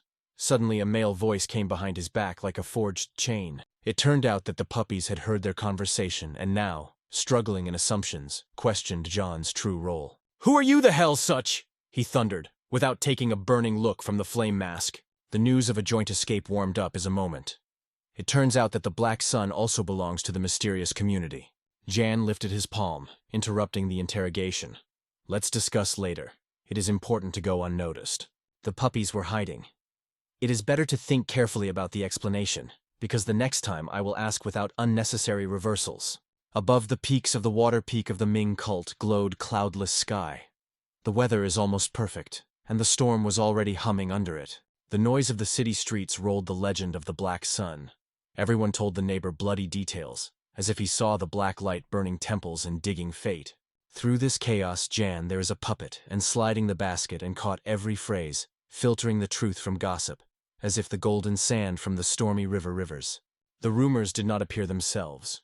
Jan deliberately threw them into the crowd, forcing enemies to run for ghosts until he retains the party in his own benefit. Suddenly, a thin voice came over their heads, and three stopped, feeling that they were watching not only adult eyes, but also interesting children. A little girl with big eyes crawled on the roof between the tiles, like a cat finding adventures over the habity streets. The leg slid, the body flew down, leaving in the air a frightened cry and a cloud of dust that melted under the sun. The puppies threw ahead and caught the baby, putting her on his feet so gently, as if catching a feathers. Not a living creature. The girl did not even shudder. She believed that the Black Sun would not allow her to fall, because it considered the puppies reliable as a dawn ray. Jan leaned and gently asked how many secrets she had already issued, because she whispered something too trusting. Little joyfully trapped, Jan killed 147 mercenaries in less than 8 minutes, destroyed the palace, and now looking for a friend. That's all she told. She explained her persecution simply. Jan lost the plate of Heavenly Dragon on a fiery peak, so she decided to return the relic. The puppies were surprised to hear that the girl described him as a brave hero, who immediately fell to her heart and laid all the secrets. Yang realized that the intention to help only complicated the situation. New threads that could be pulled for the enemies appeared. When asked about the plan, the girl answered, "Enemies are several hundred. They are scattered with a circle, so they do not know where to look for real prey." This gave a chance. A wide ring of siege testified to the fear of slaughter, but forced to move like shadows, leaving neither sound nor smell. Little warned, the Palace of the Slaughter is famous for fermentation, which can sniff a drop of blood even in caves underground. The question of the stream of tears made her to see. The village burned, all the inhabitants were killed. No one knew that there were people at all. Only charred beams and a broken stone remained, like dumb witnesses of the tragedy, which the silence buried deeper than the grave hill. Jana engulfed blazing anger. These are the same believers, rescued from the traps of fanatics, and now their innocent souls are being rebuilt from the ashes. The rage in her chest flashed brighter than the flame mask. Its steps have become sharp, like a thunderstorm blade. Revenge is already aimed and inevitable. The baby remembered that in the stream of tears she saw and Mrs. Dan was a cunning. The threads of events suddenly came together in a spooky pattern. The girl's head clicked. A meeting with Mr. Mingbi is a key that units the bloody tragedy door. She remembered their brief conversation, a cold smile of Mine's, and anxious premonition, which then seemed a little thing. Finally, it could only be ordered to destroy the village and replace the tracks, turning the flow of tears into a darkness. The girl remembered how she picked up that icy decoration among the ashes, the last testimony of the massacre. In her eyes, fear broke out. For such a toy, the Palace of Zayboy will now open a real hunt for all witnesses. Jan gently put her hand on the top. "Here our roads will disperse, Small," he said gently, but firmly. The girl objected, but Jan just shook her head. His goal is to deal with the head of Zayboy, not to pull the children into the war. He knew that the mercenaries would not stop until their master is alive, so the owner should fall first. Jan's fingers slid to the ice decoration. She refrigerated her skin, and burned in her heart, like a sparkle of an ice flame. "I'm going to kill Gu Jenny," he said calmly, as if he had discussed morning tea, not a bloody vendetta. The mercenaries have broken around, so the Zaboy Palace itself is now almost defenseless. This distraction is the fraud of elders. Jan said goodbye and asked the girl, "Pass the owner to go to Lady Dan as a boom home." For Jan, it was a sign. The flame blades are already drilling the night. The black sun comes to cut the darkness. At that moment, there is a puppy, blinking with cold anger. After slaughter, after you will hunt other palaces. Jan smiled with the edge of his lips. He had a plan that turns every hunt to a funeral ritual for hunters. The girl was shaking him by the collar, trying to keep it as if the storm was holding a thunder in the sky. Yang turned so quickly that the air was clinging, and the lanterns shuddered like lotus in the wind. He did not have time to clip when her warm palms slid on his neck, drawing in a whirlpool of emotions hotter than the flames of the mask. Her lips touched him, a short but blazing kiss that exploded like a lightning, announcing, their history just crossed the border. Her kiss blossomed like the most rare flower in the world, which filled the breaths with a sweet nectar of spring. The hearts were tangled in an eternal garden that never faded, leaving the soul in the captivity of the aroma of love. The palace of the support sword. The cult of minds. The walls where the vows are sharpened than the steel. A little time has passed, and there was a punch, kneeling before advice, still did not understand what that crazy kiss meant. The father expected a clear explanation from her, which would outline the future of their home. He needs to know, who is the mysterious Soban? A man in a fiery mask that came from night legends. The name Soban, which John was called, was not invested in her previous knowledge. But are the names relevant to the heart? For goodbye, she asked him to defeat and return to the palace of the support sword. Then, she said, he would become his wife. Now she had no words in front of her father. She only knew that Soban was the Black Sun, and the rest is still a mystery. The council pressed on all sides. How could she destroy the engagement with the young leader and promise a stranger? There is a puppy again, firmly stated. He would go out for him, at least as if it were thunder over the palace roofs. The commander is boiling. How dare you make such decisions? No one was ready for her unwavering will. There is a puppy did not understand how they could trample her right to choose their own path and love. Will everyone be happy if they sell it like goods, only for the sake of new political marriages? Tears acted in the eyes. Each drop burned the image that her dreams are torn like a thin silk thread. Most likely they are even sorry for her. They are lost between the brutal politics and the sincere pain of their daughter. But she felt something wrong, because her father remained icy, as if he had not seen her tears or did not want to see. Why is his look so cold? Is the duty of the clan froze once a soft parental heart? However, he ordered to send it to the small palace of mines. While the young leader is absent, the wedding is postponed, and it remains there. The order seemed cruel, but no voice was denied. There was no needle no longer joined. Every step decides the fate of the clans. She fenced away from the world, and swallowing the image, crooked, so that no one even dared to approach. No advice, no compassionate hands. The hall exploded, her shouting, "Why are you doing so with me?" The pain thundered louder than the swords and shake even icy walls. In the palace of Mina, at the height of the sun, the echo of the storm died. And under the marble vault, new intrigues of the Mina cult have already matured. Two sitting at the long table. A chunky hall to the right, and a cunning stranger on the left, like a statues that kept the secrets of corridors. They were waiting for the news from mines, which swore anything to bury the enemy and bring a victory on a silver dish. As he left the hall, he called them dirty old miracles and scorched them with their gray grandeur. On the way, he told the giant that the people of the palace Zaboy had already drawn in the abandoned stream of tears. Grubian wanted to argue, but caught the cold in the voice of Mina B and immediately apologized to die of his own curiosity. The rage was squeezing the mind fists. Everything went to scare, and the world laughed at his attempts to hold the threads in his hands. Did these televisions decide to pour oil into the fire? He strained, warming his own anger to white heat. He ordered the vice-capitaine to take people to a safe place until the old fools lost their mind. Suddenly, behind his back, "You made a mistake and I was deeply disappointed." A sharp voice pierced like a dagger. Ming began to disappear. They say they would start the production of potions again, and in response he heard, "It's already unnecessary." The guest emphasized that the assignment is not repeated twice, one and the same unreasonable. The chance is lost once and for all. "Turn the plate of the heavenly dragon," he ordered dry, leaving no room for auction or mercy. Ming Ming Bai shaky, squeezing the relic. Cold metal has pierced his arrogance and self-confidence. He dreamed of never giving a symbol of power. and the fear of already blossomed in the pupils, breaking dignity like shrubs. "Enjoy life while you can breathe," the stranger threw, giving a poisonous and sweet hope for tomorrow. Ming fell down, grabbing the air, and begged for mercy that slipped through his fingers like the sand of the desert. "You are only a buckier that is thrown away when it becomes superfluous." The sentence came down, and the ceiling seemed to fall on his shoulders. Forced to swallow pride, minds in silence received humiliation, because he understood that the smallest protest would turn his life into an instant and very painful nothingness. Instead of complaints, he said that he could still be useful. A thin thread of hope that he desperately sowed his own sentence to delay the massacre. A predatory stranger gave him 3 last chances and demanded a lightning benefit that he was calling a lion to bite a place in pride. Ming was issued. The tragedy of the Tears is involved in the Black Sun and the young leader. It was already known before, and other cards in the sleeve were not left. He whispered the name of Ulchik, hoping that the bloody distinction of the past will interest the new Lord of Shadows. Once upon a time, Uldochich headed the elite detachment of the Bishop Demon. The very fact of his presence on the place of the massacre smelled of conspiracy. These 2 words gave the minute tiny hole. The information worked, and the verdict of the convoy was postponed to a new dawn.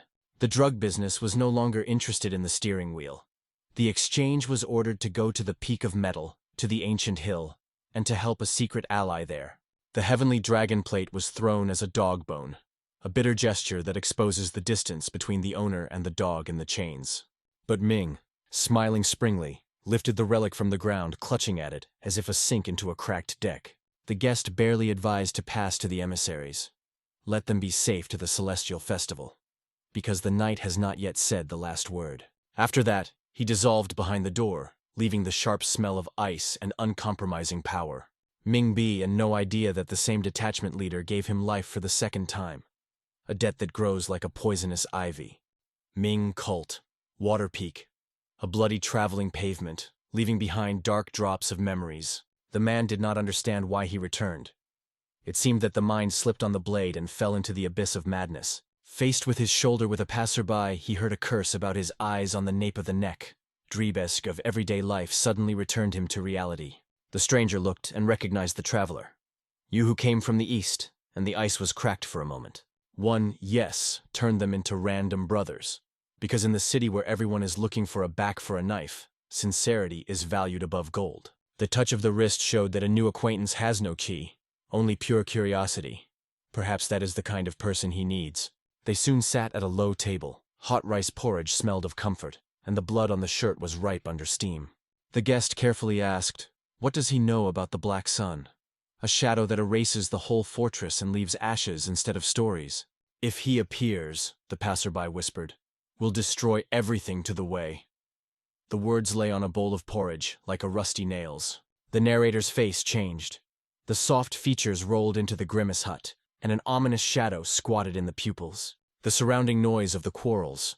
A random friend was a bow with a knife behind his bosom, not a friendly traveler. As if the snakeskin was asleep, and under it the true nature of the cruel, cold, ready to bite the pleasure of surviving. It seemed that the city stopped the breath. A new threat was hanging in the air, and the distorted face of the stranger blossomed with a murderous smile. Against the backdrop of a quiet evening, 2 men sat in front of the building, conducting a deep conversation about the events of the past and the present. Mosnan Kvi did not find the answer to the main question. Why did Jan Chagak save him, risking everyone? After all, after the fighting, everyone was convinced that his body could not survive in any circumstances. In the voice of Mosu, the notes suddenly appeared, as if the memories had escaped outside without permission. Before his death, he had a strange dream. He saw his friend, a true friend from the past detachment. And now, looking into the face of Jan Chagak, he realized with horrible clarity, it is not a dream, but a memory from the depths of his soul. In his previous life, their detachment consisted of fighters of different hardening, where everyone thought only about themselves, but in battle they became one. After going through the blood of enemies and brothers, they gained a connection that could not destroy either time or death. Returning to reality, Jan Chagak did not reveal the truth. He only remembered that he had conflicts with the palace as a young leader, and at the moment of thought he decided Moon Kavi would still be useful. That is why he took him with him. Finally, to act, Jan Chagak stood up and began to describe in detail the enemy whom they would meet that night, Jan Ren. For both, it was profitable. Moni and Yu would get a chance to take revenge, and Jan Chaj to take a step towards his own purpose. Jan Chazak was cold. If the plan is not to my liking, then let him go alone. But Mozi Kvi confidently stood up, agreeing to fight. Meanwhile, in the depths of the dark palace, Gu Jianren sat slowly playing a knife and analyzing aloud recent anxious events. Half of the strength of his palace was lost, but even he could not understand who dared to challenge them. Nearby stood a prisoner of the Federation's warrior to the John Su, who boldly called Gu Yanren crazy just in his eyes, not realizing that he had already touched his own mortal seal. The owner of the palace turned slowly and was in a fierce whisper. He explained that in fact he was crazy, but a fool who had penetrated the cult from the Federation. In a restrained, however dangerously throbbing voice, Jan Ren asked what exactly he was looking for this self-esteem in the possession, where every step was paid for by blood. Suddenly the hall was shaken by a wave of incredible energy from the depths of the palace. A series of explosions, like a volcano's eruption, forced the walls to shudder and crumble. The heavy door exploded out, and two uninvited guests appeared in the clubs of stone chicken, whose aura swallowed light and filled the space with a premonition of death. Jan Chagak and Mosnan Power stepped forward, sparkle. Having posed to the enemy, Moonkivi reminded the promise. He returned to take his head from Gaijan Ren. In response, Gaijan Ren's face blossomed with a smiling smile. With a sadistic pleasure he noted that the former rebel himself came, like a mouse in a carefully put trap. Jan Chagak calmly spoke to the master of the palace, who has long sought this meeting and regrets, because the previous visit broke out for reasons not dependent on him. Hearing this, Jan Ren faded and exhaled whether this young man was a legendary black sun. The icy fear cut his self-confidence in half. Mosu Kavi interrupted the dialogue, becoming between the ally and the enemy. The only question has been in the air, whether Jan Chaj is really able to kill Gujan Ren. In the corners of the young leader, a mysterious smile has gone. The chat has passed, the wind of the change has already risen, and no one will stop the storm that grunts inside. And the patience of the moon was cracking. Every stroke of the heart drove forward, hatred of the chest with an iron grip, ready to break the obstacles.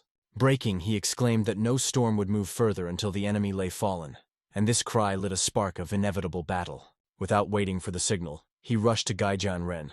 He met an attack with a frantic smile, asking what strength gave the rebel such a crazy power. Without vagning his breath on the chats, he cut out that he was indifferent, and all the boiling anger put in blows, forcing the space to tremble from their rage. Gaijan Ren easily evaded every blow and mockingly saying that without sophisticated skills, the rude force remains empty grunts, worth only the moon. His words came true. Moon Kvi was inferior in technique, so the enemy effortlessly overheated him with tactical fints and tricks. The crazy glitter in Guyaren's eyes broke out when he assumed unthinkable. He faces not just a man, but something outside the usual flesh.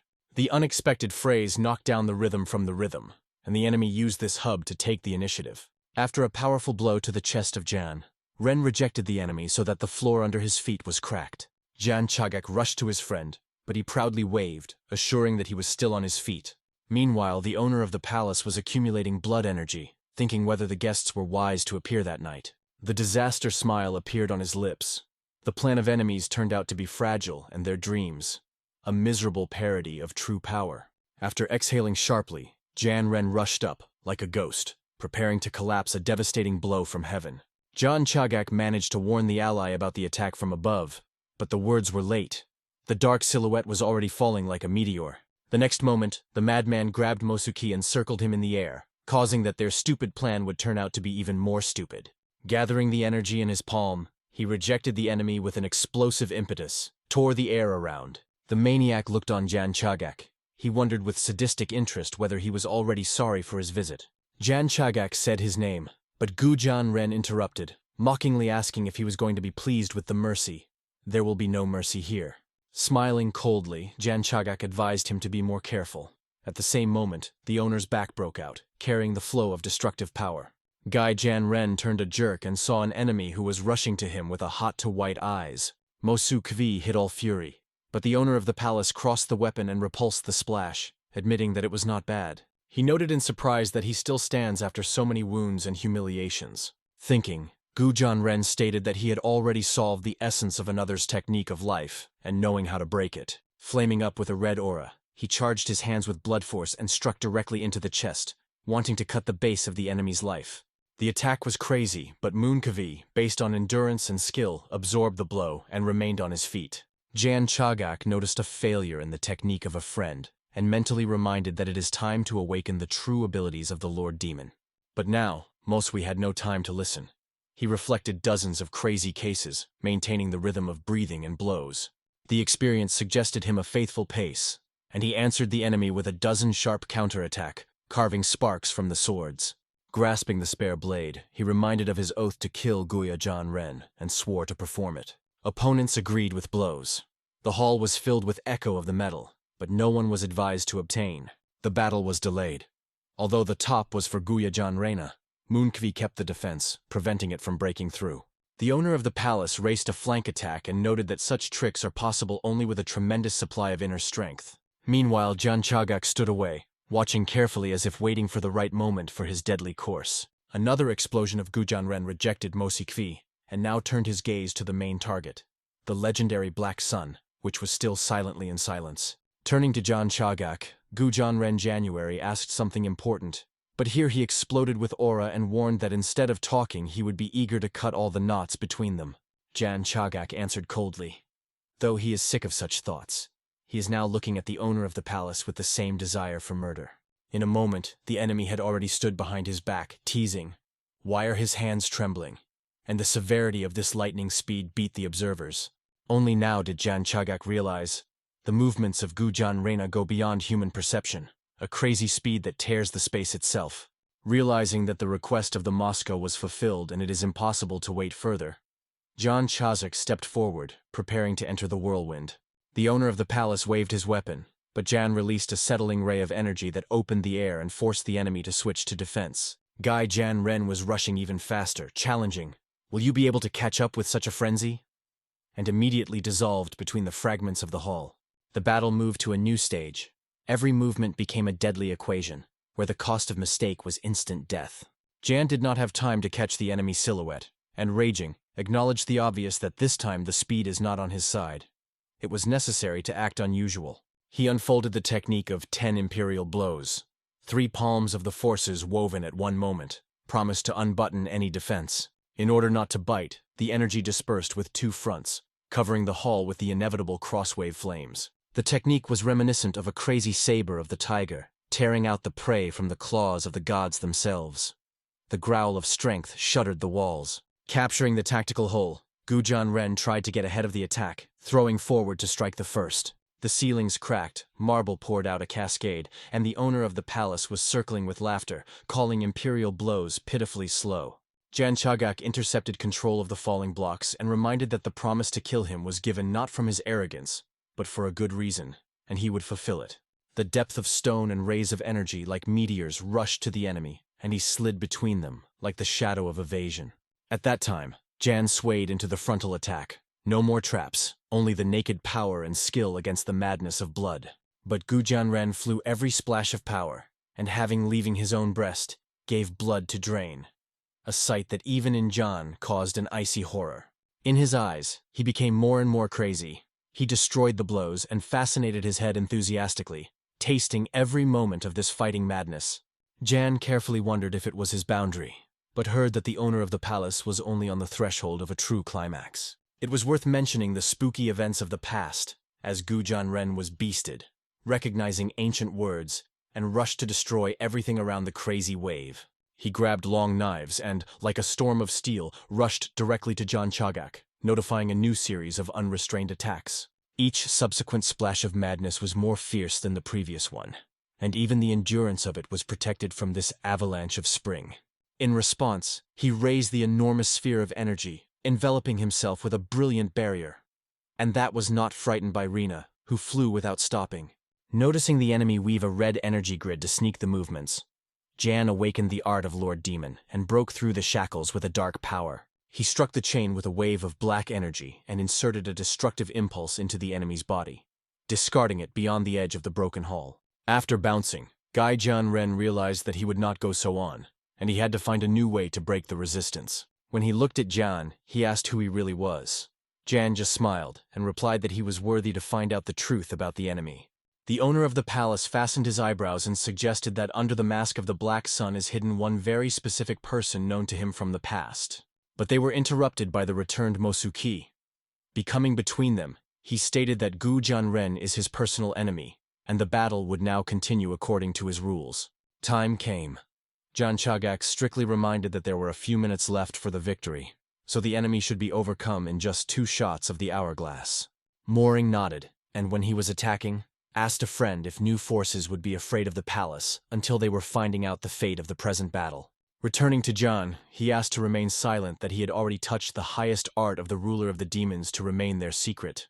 Blossoming with a new pressure, Moonporch rushed to the opponent and first caught a sharp smell of fear that he still did not feel from a crazy tyrant. But Gai Jan Ren was just laid out. His scream broke out in the hall, and the blade poured blows, cutting the air and forcing the stone to shine. He seemed to break the last limits of consciousness. Laughter turned into a crushed roar, and the threats flashed before his eyes, like a blade in a storm of storms. Finally, one of the crazy cases achieved the goal. The blade cut the body of the Moor, with a painful scar and a spark of blood. Smiling with a smiling, the tyrant whispered that it is worth breaking the enemy head, and then no revival technique will no longer save. Seeing this, Jan handed over the flow of his own power to the ally. Aura Move Nagi flashed at times brighter, wrapping the hall with a dark flame of retribution. The unexpected reinforcement became a trap for the tyrant. The new energy ring clenched it like iron arms, and did not allow the breath to swallow. Estimating the pressure, Gu Yangren smiled vigorously. Now it is really interesting who will fall into the abyss of death, because the rates have increased to the limit. Mosakvi felt the same load, and, realizing that the truth opened only a step from the abyss, decided to go on. Without delaying, he cut a series of sudden blows on the enemy's head, squeezing every shot of anger into a crack of a crazy mask of a tyrant. Rejecting the enemy, he remembered the brothers of the detachment, and swore that this blood would fall instead of the tears of those whom he could not save. The tyrant asked who was talking about revenge. Standing with both feet on the threshold of his own death, and lifted the blade. Mosakvi rushed forward again, realizing that every movement is a pain, and deciding to fight until the heart beats. Gai Jan Ren said that everything would be the way he would like, and snatched the distorted blade to cut even the hope of the enemies itself. In the culminating moment, Mozi Kvi applied the reception of Yan. He clenched the nucleus of energy and threw it directly into the heart of the madman. But the tyrant struck and realized with horror. There is no heart in the chest of moss. Gai Jan Ren protected the floor with blood, and fell like a doll with trimmed threads, still managed to remember the old Ron. His body thundered against the stone, and above him in the victorious pose, he frozen the moon, which extinguished the blade and listened to the silence of the triumph. Turning to Jan, he said he was avenged for a detachment, and asked if it was enough to redeem past sins. Seeing that a friend was exhausted, Jan picked him up on his back, taking the weight of a friend and guilt, which tied them with fate. Thanksgiving quietly flew from the mouth of Mosukvi, and he remembered a long journey when Yang carried him through a dark night in a blizzard. The memories were riding. He turned his head sharply and reminded that Jan had not yet voiced his old name hidden by a new mask. Mouskavi recalled Jan's funeral when the detachment mourned the missing commander and the darkness seemed bottomless. Those days became a solid sadness. Despite the burden of responsibilities, he remembered a friend every day, looking light in hopelessness. Many years have passed, but today, in the look of Jan, he clearly saw the friend whose smile once lit the hearts of the whole detachment. With tears, he admitted that Jan saved him a second time, and he, blinded by pain, did not recognize the brother who returned from nothingness. Jan first suffered ignorance, but when Mosukvi hugged his tears and whispers, as he missed, his heart shuddered under the burden of truth. At that moment, Jan Chagak understood. There is no point in hiding. The mask has already cracked, and the truth is knocking on the heart. He acknowledged his head with a bowed head. All this was too long, and in the middle of all chaos, he also missed his friend. Before leaving his ears, a quiet voice came. Someone called him from behind, almost whispering through his last breath. Looking back, he frozen. He was in front of him the same abused man whom he saw before the beginning of the battle. The view of the dying was familiar. Jan immediately recognized the warrior Old, once known in the Federation of Muse. He hurried to him and heard a request, to convey an important message to the young leader until it is too late. From the last forces, the old man begged to beware of the symbol of the heavenly palace, a dragon plate that bears evil. Yang did not fully understand the content but promised to convey the message to himself, because he is the leader. Feeling the pulse of energy, he became convinced. The man died, leaving behind a mystery that does not rest. He has never heard of the Heavenly Palace. If there is no such place, you need to find out why he was afraid. Mouse Kvi suggested that he first get out. Taking a friend in his arms, Jan moved forward, going deep into the unknown. On the way, he warned, a lot of palace warriors and everyone will interfere. He asked to stay stronger and flew sharply, like a shadow in the wind beyond the palace. In 1 minute, Jan broke through all the protection, and when the Noiseverse muttered that he was fatally tired of him, he said it was time to put a point. There would be no more games, because the patience broke out. After reaching out, he began to form a giant sphere of energy that glowed like the second sun. She rushed directly into the palace.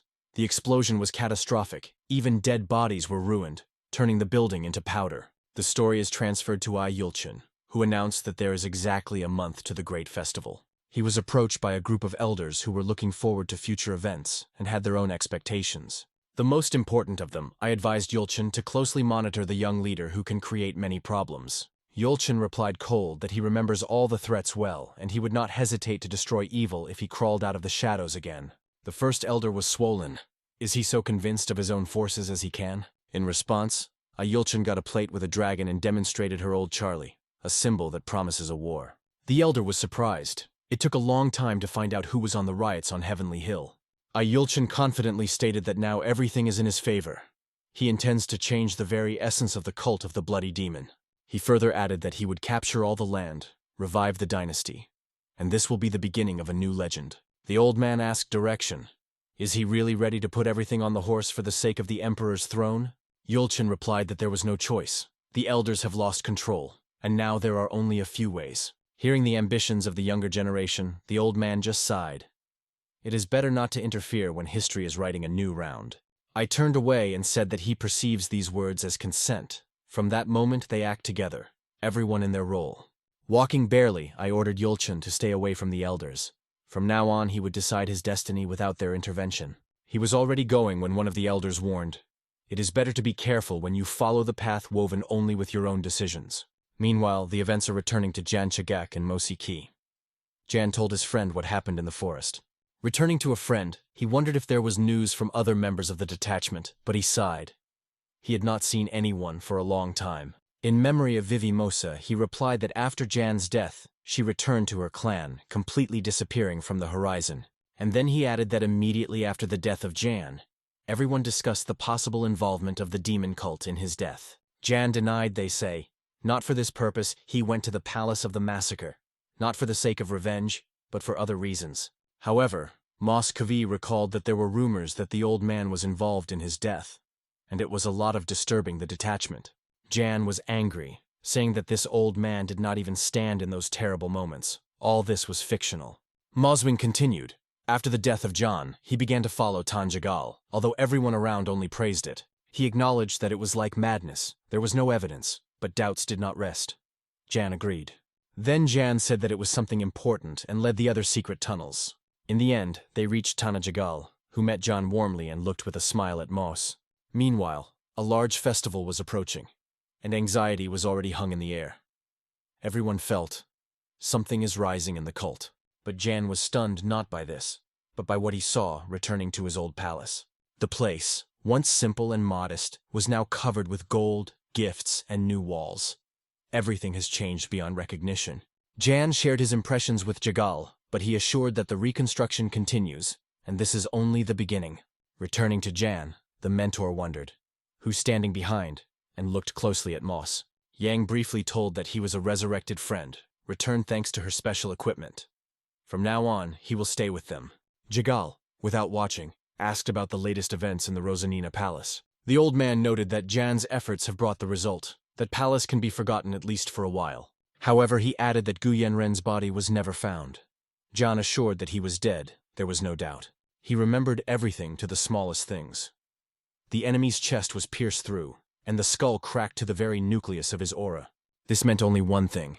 The palace of the massacre fell, and I was only Yulchin, who had already lost his elder. Tang Jagal described Yulchin and warned, it can only be defeated through true strength. However, the conversation was interrupted by the unexpected appearance of the security guard with Kan Sosoa, who welcomed Jan Chagaka. Jan acknowledged that their speech at the Council of Elders made a strong impression, and sincerely thanked both. Jigal was pleased that most of the problems have already been solved, so progress is obvious. Yang did not immediately understand what the mentor was leading, and laughed.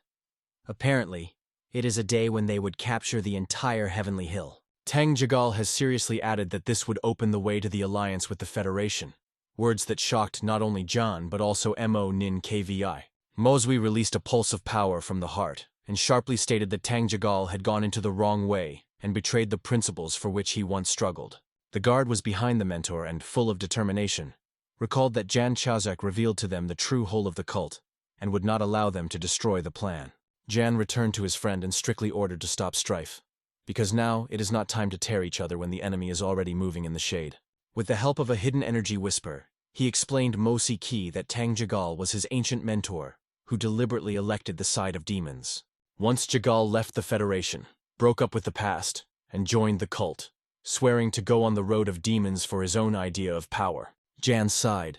He tried to convince the old man many times, but he just smiled and repeated that humanity was left behind. Turning to all, John asked that they were aware of the mysterious Heavenly Palace. Kan Sosoa sincerely confessed that she had never heard that name. He suggested aloud, "I am Yulchin associated with this place, because there are too many traces to him, like a spider web." John has put forward the version. The script can repeat the scheme of the Moon Tribe of Yason, where resources became the key to power and blood. Kan Sua added an important detail. "I Yulchin plans a large-scale trade through my palace, collecting money and influence." Jan nodded. So the enemy needed resources to sprinkle ambitions and strengthen the hidden force chains. From the descriptions of Yulchin's actions it became clear. He lacks the money, and the call of Sua hints he forms his own army. Tang Jigal suggested that the disappearance of several groups of people can be directly related to these plans for the accumulation of force. The mother-in-law immediately asked for authenticity. Jigal apologized to not reported so that he did not sow panic among the allies. Jan wondered, perhaps the settlement leader cooks forbidden substances to supply them with recruits and keep the army in obedience. He announced, "It is time to start immediate hunting for I Yulchin and his supporters, until their shadow became a black curtain."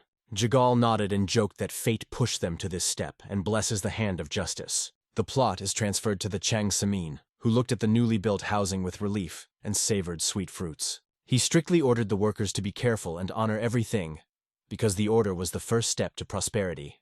Wiping his palms, the Semin thought that the support of the small palace turned to him with a profitable investment and a new gate of influence. But when the guard and assistant appeared with a report on an urgent meeting with Jan Chagak, the mood of the Semin instantly faded. He first wanted to gather guard, but he heard an order to appear alone. Such a tone knocked it out of balance and ignited anger. The Semin annoyed not the format itself, but that Yang, formerly lower in the hierarchy, allows himself to give direct orders. Going, the Semin ordered the assistant. "You hear the alarm. Appeared immediately. Only to save himself and the rest will wait." However, when the old man disappeared from view, the guard smiled. Neither he nor workers will risk their lives for his whim. At the same time, he commanded the loaders to again pack all things.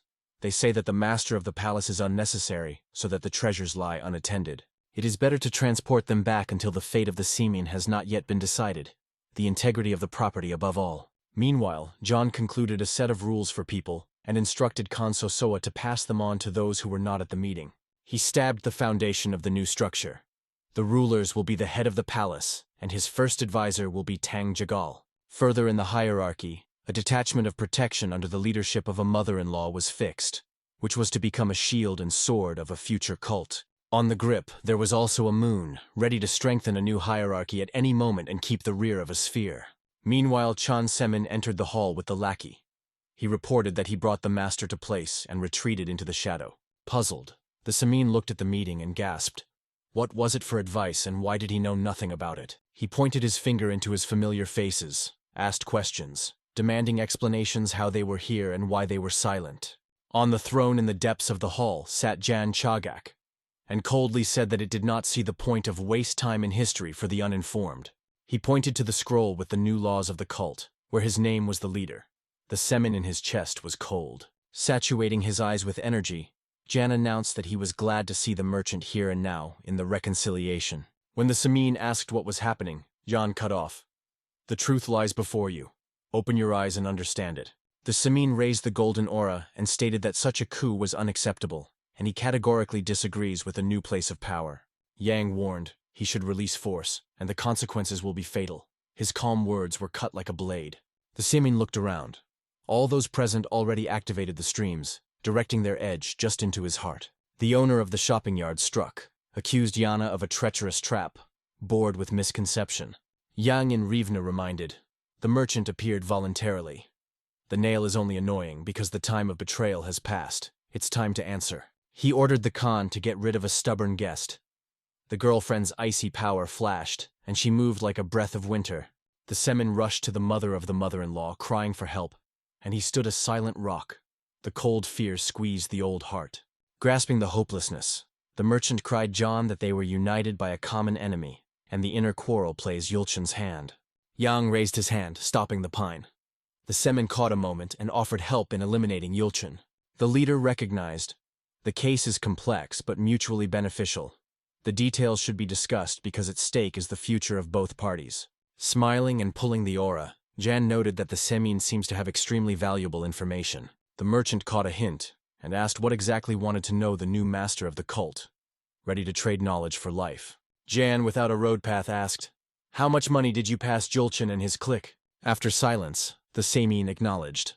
Small schemes that made significant profits outside the official books. And to cause pity, he complained that Yulchen had stolen him, shamelessly pulling out the gold from under the nose of a trusting merchant.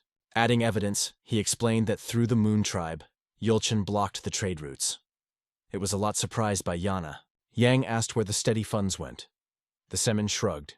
He remains in the darkness of the enemy's intentions. Then Jan ordered him to grab him, and the old man screamed that he could get the information if he remained alive. He warned that his disappearance will be a signal for Yulchen to attack the next Jana. The risk will double. The Semin added, "The yard of pleasure will be under the blow, the second in wealth." It made Jan think. He stressed that Yulchen will not stop before the blood or the corpses for his own ambitions. Yang calmly asked, "What price do you demand for your services and information, old bald? Speak open or silent forever."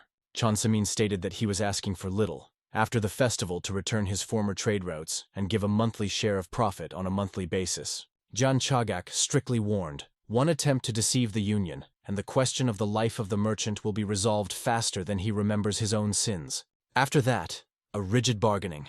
Every word sounded like a blade blow, and the air between the Vat Seaman and Jan sparkled distrust. The old man assured that only 40% of income is able to yield, because otherwise the trading wheel would slip into the abyss. Jan demanded half and raised the rate for each refusal for another 10, until the shocked seaman agreed 80. When the agreement was fastened, Jan called a mother-in-law with a gesture and ordered the merchant to remove the merchant from the hall so that he was trapped from the survivor. Khan Sosoa expressed her desire to include the Semin in a circle of trusted, to use his connection network and financial skill. Yang was surprised, but he admitted, "Let his grandfather and funny, but the market feels better than many and can become a good trump card." One of the servants supported the idea, noting that the alliance with the merchant would strengthen the economic foundation of the new government. To the joy of Sua, Yang, already moving away, agreed to try this option, which raised the morale of the entire hall. On the threshold, he cast a gloomy look. The war will end only when he personally breaks Yulchen and blows the ashes of his ambitions. The servant recalled the problem of giving Yeva, but Jan replied that she had to decide other cases. She was gone. He was aware of the need for urgent training. The unfinished martial arts had already bitten the body and the mind of hungry flames. Only perfect control over this power will allow him not to go crazy during the inevitable battle with a new enemy. He soberly appreciated the reality. Yulchen is much more dangerous than the fallen Gaia Janren and will require marginal skills. So Jan announced that the festival would go to a demonic training corridor for a grueling spurt of study. Meanwhile, let Yena learn that John disappeared again, and anger mixed with insult and confusion broke out in her heart. Harp's detachment fighters persuaded the girl to wait, assuring that Jan had crucial things, and the words were flying away with an empty sound. "Give Juan a sword," and fiercely asked why they still protect the one who caught her pain so many times. The guard asked to lower the weapon, noting that Jan probably had significant motives, and called on to trust his eldest brother. He emphasized, to listen to the elder, the path to wisdom, and his words were reflected from the icy despair of the girl. Jacob cut off that he was not her brother, only a receiver, and no feelings would make her justify Jan's cruelty. She remembered the humiliating words of the leader and called him a crazy pervert, from whom the frost ran on the backs of the listeners. The guard exploded. Jan, a hero who performed a feat at the peak of beauty. To disgrace such a person is the greatest sin. The girl steamed sharply. For her, he is the greatest fraud in the world, and her heart does not recognize another title. She announced her departure. The warriors tried to block the path with the swords, and in the eyes of Yichva, unwavering determination was burning. Give Juan, who would interfere, meet the blade, soldered with the icy art of her clan. The words confirmed the action. The blade flashed, and the icy energy poured the walls with a frosty breath. The guards shuddered from the explosion of strength and raised the shields, but the girl slipped between them like a ghostly vortex. Accumulating the blow, she broke the wall and jumped out, rusting roofs like a white shadow in night darkness. Give Ju a lightning out of the sword palace, leaving the stunned guard and the icy loop of escape behind. No one even had time to raise anxiety. Meanwhile, somewhere in the dark room, an unknown strategist viewed a board with figures that embodied key players in a bloody party. He pushed aside the figure of Gu Jianren and sighed quietly. So much hope relied on that crazy, and now the ashes remained from them. Taking the miniature of the elder, the stranger stated, 3 remaining on the field, and the rates rise to the price of life itself. Walking the figure in his fingers, he felt the last hope of a neat victory without the universal chaos. White mask and silver hair hid the face of a player who complained. Everything had to end, but there is still a chance to beat the fate. By shifting the figures of John Chagak and Ayulchan, like 2 comets, he prepared a scene for a collision capable of destroying the half of the sky. Time switched, and we were in the Empire, high in the Tibet mountains, where the winds sing about old dynasties and new intrigues. Emperor Ibrahim sat on the throne when a guest appeared that, smiling, remembered. It was quite a time since their last meeting. This guest was the heir of the Blood Palace, the son of Ayulchan. Behind was a detachment, drawn by gifts and hidden intentions. Ibrahim looked at the young man's luggage and immediately realized, they seek from the Empire more than just ceremony courtesy. The heir announced that Jason self-proclaimed the leader. The Emperor laughed, calling it a joke worthy of a fool that despises fate. He believed, if Jason is really so bold, let him say goodbye to life, and sent scouts to test the truth. The young man added that the cult leader would soon change and asked if the ruler would come to the ceremony. Ibrahim refused to do it. Instead, he promised to send valuable gifts. The heir tensed and asked to choose a gift on his own. The Emperor, captivating the hall with an unusual aura, allowed, if he has already passed the half-world, choose that you consider fit. The guy was in a hurry to voice the desired, to borrow the Imperial detachment of the killers, because a sharp blade in the shade may be needed ahead. This application alarmed Ibrahim. He asked what kind of massacre the new moon was planning to demand such dark services. While the Emperor weighed the risks, the plot returned to Jan and Mosi, who stepped in the hidden path in the mountains again. Yang explained that it is the MVI who has to talk to one person, because their paths and memories are intertwined, than the chains. This man was Tang Jagal. Moon, swooping in front of the mentor, first remained silent, weighing every word. Lifting his gaze, he spoke quietly. You are a black crane, right? And the air between them thickened, like a storm. Jigal only rapped. He was funny to come here and ask about the obvious when the world is lying on his head from other land. To clarify whether he remembers Mosuki, the old man cut off. The name said nothing, and in his eyes a cold indifference flashed. Then Mos Kai called the former leader of the Blue Wind Detachment and warned that the Alliance Muram would not allow the cult of jicking the world. Jigal waved, they say. Only the puppet Yana. And the game has long been on another chessboard, where the rates are much higher. More Kavi acknowledged. He may really be a paw, but he remembers who he was, and therefore will not allow his own honor from history. He broke into a cry. Will the mentor be able to speak so boldly when the blood of the Federation shines in his hands? After the pause, he asked, explain how the former pillar of the Federation was in the benches of the cult. The answer can change everything. Jigal was cold that it is indifferent. Now they are standing against the Alliance. But Mosi Kavi stood up, saying that it should not be, and the battle just begins. Tang Jigal exploded with anger. They say the Alliance was helpless until his students wrought in the Palace of the Massacles, and they only arranged tournaments and drank tea. Moswi did not give up positions, not all of him. That is why they created a detachment, to stop this madness until it is too late. He began to remember the past of Jagala, as the same time spread the ideas of unity and protection against darkness. Looking straight into the eye, Mosakiva admitted that it was through Jagala that he joined the detachment and embarked on the path of cleaning. Suddenly, Tang Jagal said, he wants to give his ex-student the last advice before their paths will disperse forever. With a demonic aura, he said that the destruction of the Alliance is one of the main goals of the cult, and nothing will stop this storm. He added that Mosu's mountain has already part of this cult, even if he is not aware of it. There is no way back. In response, Mosu Kvi grabbed the old man, but Jagal only said, not to break them. It is in vain to resist, because darkness is already inside. The warrior released the mentor. He said that he did not tie his hands, he still has honor, and turning around, he went away. Only when he disappeared behind the door, Tang Jagal muttered, now he recognized the guy, but it changes nothing. Meanwhile, Jan Chagak walked through a quiet path with a servant who noted that in these parts everything was left as once. Jan remembered how he often wore someone in his hands as a child, and this nostalgia fiercely sore in her heart. Suddenly, he stopped. A familiar symbol, seen once in battle at the Peak of Beauty, flashed on the wall. He remembered this pattern and began to think, how did it happen here? As soon as they came to the building, a man came out of the door, someone who was not waiting to see. The servant was happy and Jan was naked. A librarian whom he had not seen stood in front of him. The librarian immediately spoke, saying that he heard about problems with the memory of Jan and apologized for his former silence. Jan asked if he was the master of the area. He replied that he was only managing the library of the Lord of Demons without being a fighter. But there is one who knows all the techniques. The Lord of the Top, the main demon whose power is more terrible than each entry in these books. When asked if the librarian knew his father, he replied, no, but they once gave the letter asking for a message. In a letter, his father asked John not to look for him. He went on a journey to find a way to change in his own life. Yang later paid attention to strange patterns on the walls. The librarian explained, this is an ancient sign that has been going on since myths. Then Jan said that he went to the heavenly library and asked what gates to get there. It turned out that the strongest of all is the gate of heaven, and only he and his father can pass through them. The librarian and servant held Jan to the entrance and wished good luck in his search for truth.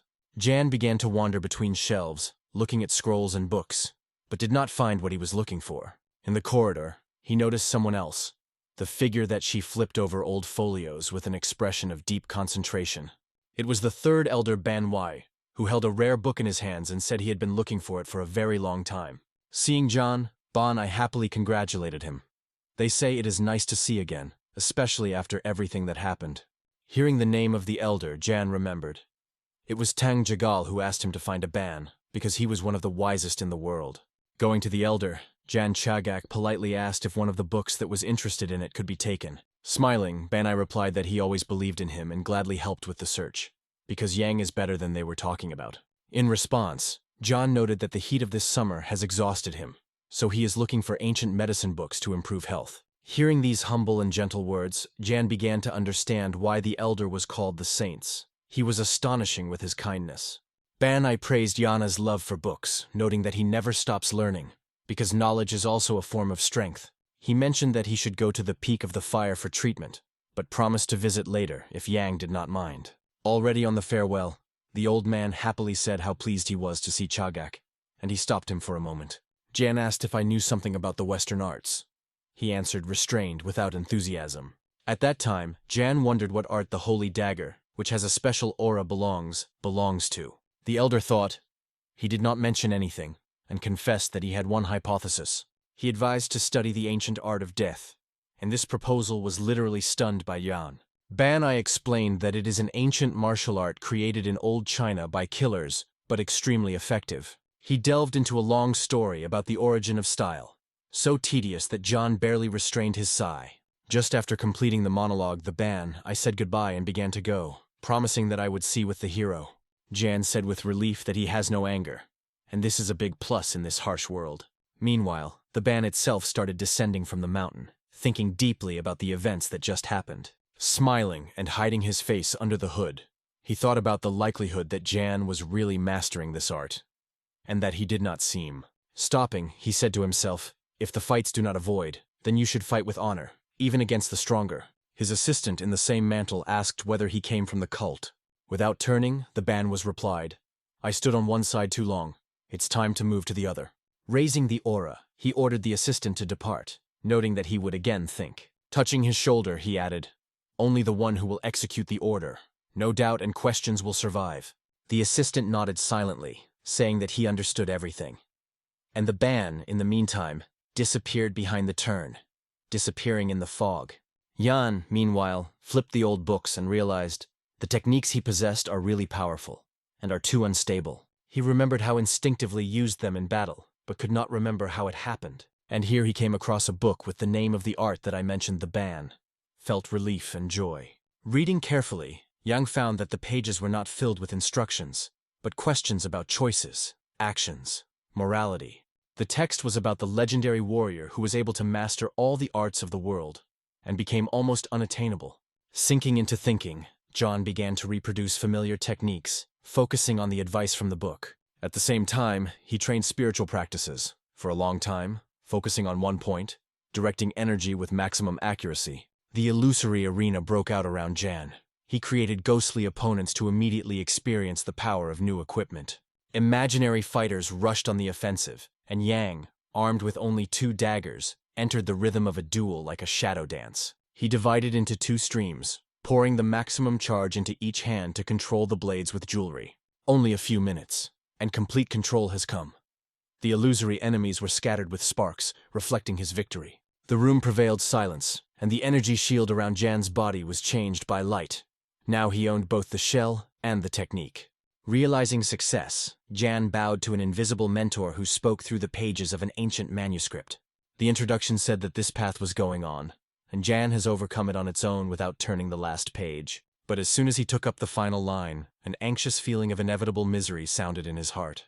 The text described the soul mutilated by a demon that does not deserve a peaceful life. Words penetrated more sharply than the blade. The following was mentioned: demonic vision, which monitors the darkness. The symbols were the same as Jan saw at the peak of beauty. Meanwhile, I was thinking in silence whether there is a legendary black sun that could change the power schedule. He called the assistant and asked sharply about the search in the Palace of the Massacre, demanding a specific answer. The servant reported, "The bodies of Gujan Reina was not found. Therefore, the insane is still alive and is hidden unknown where." Yulchin acknowledged that it is logical. Such a creature will survive even when the world is falling. So you should prepare for a new blow. And whoever the Black Sun will be, he will pay. Yulchin promised to disrupt the legend personally from heaven personally. He ordered to go to the Peak of Water, to return the lost funds, and to send the following to the secret hiding of the Palace of the Massacre. When the assistant left, Yulchin whispered, "Soon the blade will find herself in the throat of the Emperor, and the world will learn the new Lord." The story then brings us to city streets, where the detachment in the black cloaks went to the meat shop with code orders. Their leader announced the meatball. "Climb the top of the tree. There will be a demon of a massacre with a new mission." In response, the butcher, who was in a joy, exclaimed that he was ready to release the gut to anyone who would stand against their bloody business. Around the butcher, the knife comrades quickly rallied up, happily quarreling that he finally ordered an order to act, and they would be able to shed blood for the glory of the demon Rosanina. When the detachment left the store, the deputy whispered, "What is the strange band in the black cloaks?" "General," said Kripko, "this is an auxiliary mouth. Their leader is a cannibal. But on the battlefield, such a brilliant rage is invaluable." In the forest, Daijakad was angry. Friends were crazy. They scolded Yana yesterday, and now they marry him like salvation. The maid shouted behind and shouted indignantly that the lady was ripping her day off, chasing in the thicket. Jacob covered the girl's mouth. "Quietly, they are hunted." Her eyes were determined. Returning to her girlfriend, she asked the Yang now, because he should be cut off on the old path. The maid shook her head and wondered where the elusive black gentleman could go. While Jacob was waiting for the answer, the girl spoke flirtily what she was thinking about Jan. She replied that she was only interested in a mysterious black sun. She did not quench, "Did you really fall in love?" And these preschool words ignited a storm of anger. She fell into a cry, and the maid laughed, demanding an honest confession that made the forest shudder from the moon. Jan's conversation with Momozi failed in memory. It came to where he could be. She turned to her friend sharply and flashed her eyes. "I seem to know his hiding place." The maid was surprised, and Yeva suggested going together, but she just grunted that she was not in humor for adventure. We go to a soldier who realized he fled too hurry, and now enemies can track his storage. The adjutant came running with news. The palace disappeared. and the peak of water fell under the pressure of the blood palace. The soldiers were scattered. It would be worthwhile to leave the cult, we became a live target. And the commander refused to flee. Then the assistant added that other palaces were thrown, the connection was cut off, the gold reserves were confiscated. The shock and rage were rolled by the commander. The world was lying, and he could not believe that he had remained with nothing. Suddenly, a disgusting laughter was laughed out of darkness. The commander instantly commanded, "Before battle, perimeter, in full protection." The body of one assistant flew over bloody sparks when fighters of the Meat Clan emerged from the shadow, instantly reducing the distance to the commander. The surviving soldiers rushed to the attack and released the rays of chi, but their power was absorbed by a black failure that dissolved simply between the enemies. Therefore, the warrior was in the ring of dozens of meat, each with a rusty blade and a brilliance in the pupils, ready to break the prey. Realizing the trap, the commander cursed his own ignorance. It was she who opened the enemies of the gate to a weakened shelter. The leader of the attackers coldly stated that the spies of defenders worked the bad, and left the break through which blood now flows.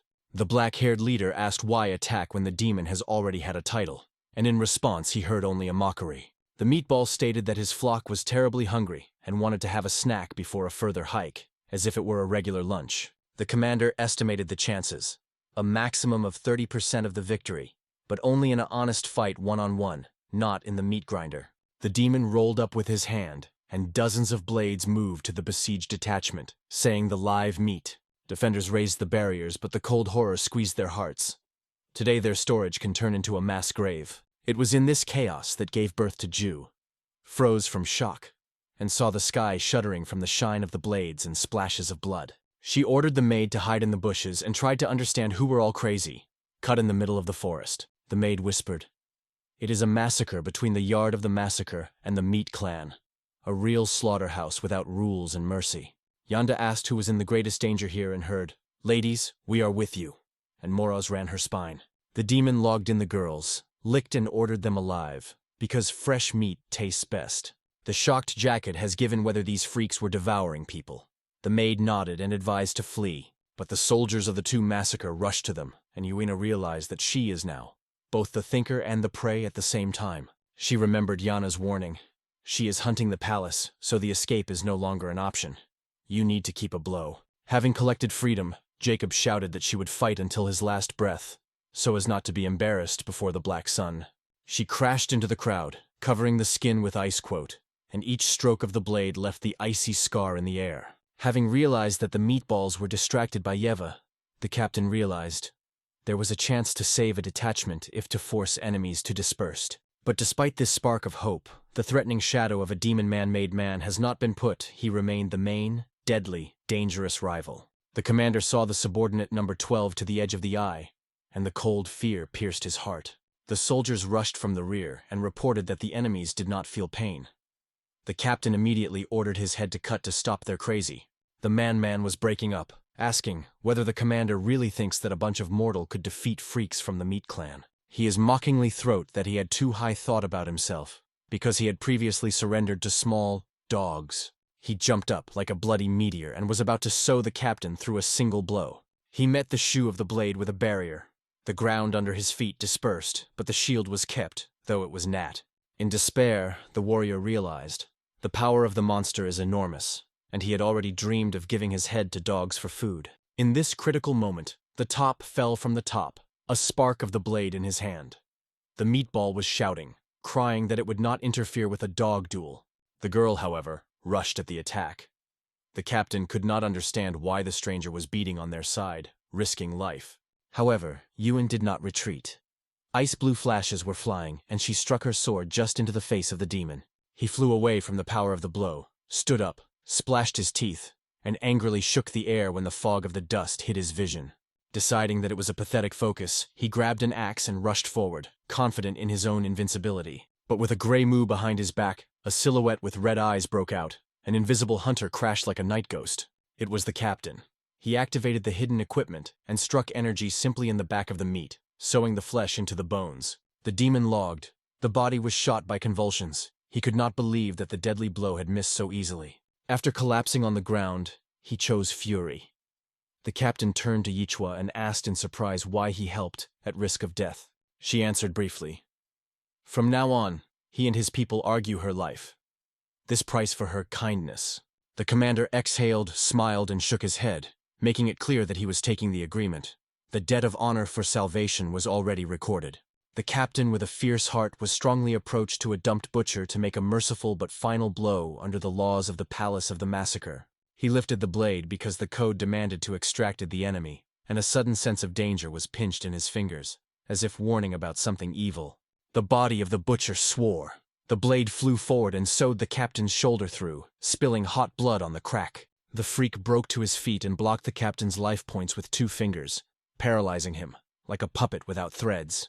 Masticing the prey, the butcher looked at the gave-up in front and asked her to not flee from fate. He rapidly rushed to the girl like a spider to a fly, and the shadow lowered over her sword, absorbing the remnants of light. Yanda realized, standing motionless means to die. She rushed into the counterattack, cutting through the blade like a comet's tail. However, the enemy, intoxicated with blood, poured strokes without a pause, looking back only to assert himself in the future of the feast. She miraculously restrained the pressure, but felt the forces melt like the ice under the midst of the ruthless desert. And so, the hot blade of the meatball cut the defense. The iron hand swept the girl's throat, lifting her like a light doll. Squeezing the trachea, the monster enjoyed her wheezing, admiring the fear in the pupils that dim under the lack of oxygen. The maid, after shuddering, realized she could no longer watch, and rushed from the shelter, sparkling with determination. But the butcher waved it up, threw it up like a cod, and quarreled that he would start a meal with the gifts, tasting the words. Suddenly, the sky stitched the steel lightning. A huge blade on a long chain shook the torso of the freak and drowned his warlike regat. A wave of force destroyed the earth around. A chain of bells like a funeral bell that announces the end of a bloody banquet song. From the fog came a figure of a baby with long hair, a single-eyed bandaged mask, and a demonic aura that extinguished any resistance. It was the resurrected Guy Jan Ren. When he stopped, he asked a hoarse whisper, who dredged to wake him from the darkness that night. Meanwhile, Jan Chagak, immersed in ancient folio, noticed in the fields records of the previous owner of his body and the cipher of memories. Small facts were formed in a strange puzzle. The one who was called the Weaken-Law was a much deeper figure in the shadow game. He mentioned the secret techniques of control of consciousness used in the Palace of Pleasure, without the knowledge of Kansua, and shuddered from suspicion. He also mentioned the carved runes at the Peak of Beauty, the same symbols that flash in his dreams, like the bloody god in the light of the moon. If the predecessor was considered weak, how did he even reach the tops? The question was torn Jan's sword. Further mention of the Heavenly Summit. The people of the Alliance tried to tell something, and their voices were lost in the whirlwind of events. Jan came to the conclusion that there was someone else between him and his father, and I was suspicious of the shadow of Yulchuna. The record said that someone depressed the heir's power, not letting rise, and Jan was increasingly suspected of his own father. One of the hints came from one thing. The father was against his paths from the beginning and planned to cut his wings into the embryo. Hypotheses were spinning in Jan's head, but all led to a feeling of inevitable collision with the past that comes to life in the blood and flames. We come back to the battle. The meatballs were numb, seeing the living guy of Jan Ren. The death itself came to judge them. The band realized, if the captain fell, then they would not resist the ghost. Fear melted in the runoff of escape. They rushed all over, and Guy Jan Ren stood motionless, like a stone obelisk, and the bloody chain was slowly shaking in his hand. Guy Jan Ren did not let the butchers go away. The chain circulated over his head with a wide, deadly circle, and he mocked that they had not even said goodbye.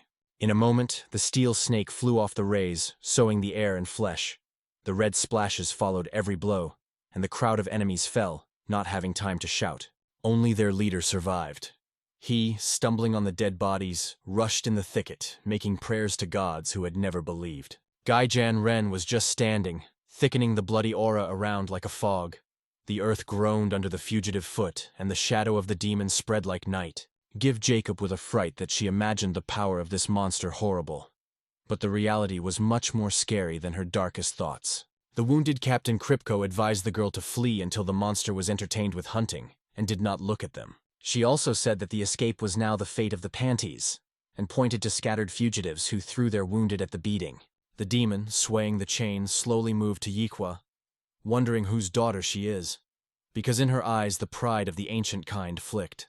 Yanda stated that she had come and leave herself, and the predatory laughter of Guya Janren explained that he was not going to release the prey. He thoughtfully asked if it should be killed immediately, reminding that after the extermination of the whole tree, the fast death would be a gift. The girl denied it. She did not cut anyone and came with the leader of the heavenly detachment capable of confirming her words. Too many lies for the mortal, the demon smiled. Then she suggested that she swear to her father's name to prove innocence. In response, there was a crazy regiment. Watching her despair was much more interesting than listening to the oaths. Yevi thought that curiosity saves her life, and one icy no from the demon destroyed the crumb of hope. She kneeled down and stated that it seemed that he could kill her effortlessly. The maid burst into horror behind her back. The girl remembered her father who would worry insanely, and the demon grumbled that she was too pressing on his conscience, which he had no. He asked who, in her opinion, was behind all this, if not herself. Yev's eyes flashed with doubt and fear at the same time. She suggested in a trembling voice that the black sun, which lives at the peak, could stand behind it. The demon was surprised by her ignorance. Guy Janren noted that she seems to understand nothing, and this ignorance only warmed his curiosity to the girl. Turning to his fighters, he ordered, "To take Jeva and her maid alive. They will be useful when he will understand those who pull the threads." The elders were peacefully scratching the tea, but a calm conversation felt tension, because the world was shocked by battles and intrigues. Among them, the ban, I leaned to one of the oldest, asking how long he watched the current chaos. The old man sighed. 3 riots were already browned for his cadences, which is only a prologue to much larger storms. He added that the excess of the owners leads to the avalanche of victims, and bloody bills will only grow. I looked intently in the eye of the ban, looking for signs of fate, and talked about strange similarities, which heralded a great shift. He emphasized separately, the fights of the yards, only entertainment. The real challenge is hidden in the secret of the heavenly mountain and the great dragon. No matter who will sit on the throne, all will be the food of the dragon, if they do not understand the scale of danger. Banai enthusiastically noted the depth of the interlocutor's thoughts and asked what conclusion he finally came to. The old man said, "It is better to be a dragon's tail than the head of the viper. Then you live longer and see further." Banai clapped my palm, approving the wisdom and experience that permeates every word of the interlocutor. He jokingly suggested to elect the old man with a new leader of the cult, but he waved. The authorities are not attracted to him. Growing on a ban, he confessed that he only dreams of eradicating clan strife from the body of the cult. Banai clarified that it was not necessary to present the elders of the elders above the 9 courtyards, and saw that this is what the wise interlocutor seeks. Laughing, the saint acknowledged the idea of brilliant and assured that he was pleased to deal with such a person. Substituting, he announced, "Startsef, clan reforms, and takes on other fronts for himself, because the work will be enough for everyone." On the farewell, the elder broke out and swore he would put his own life in order to realize the idea of reality.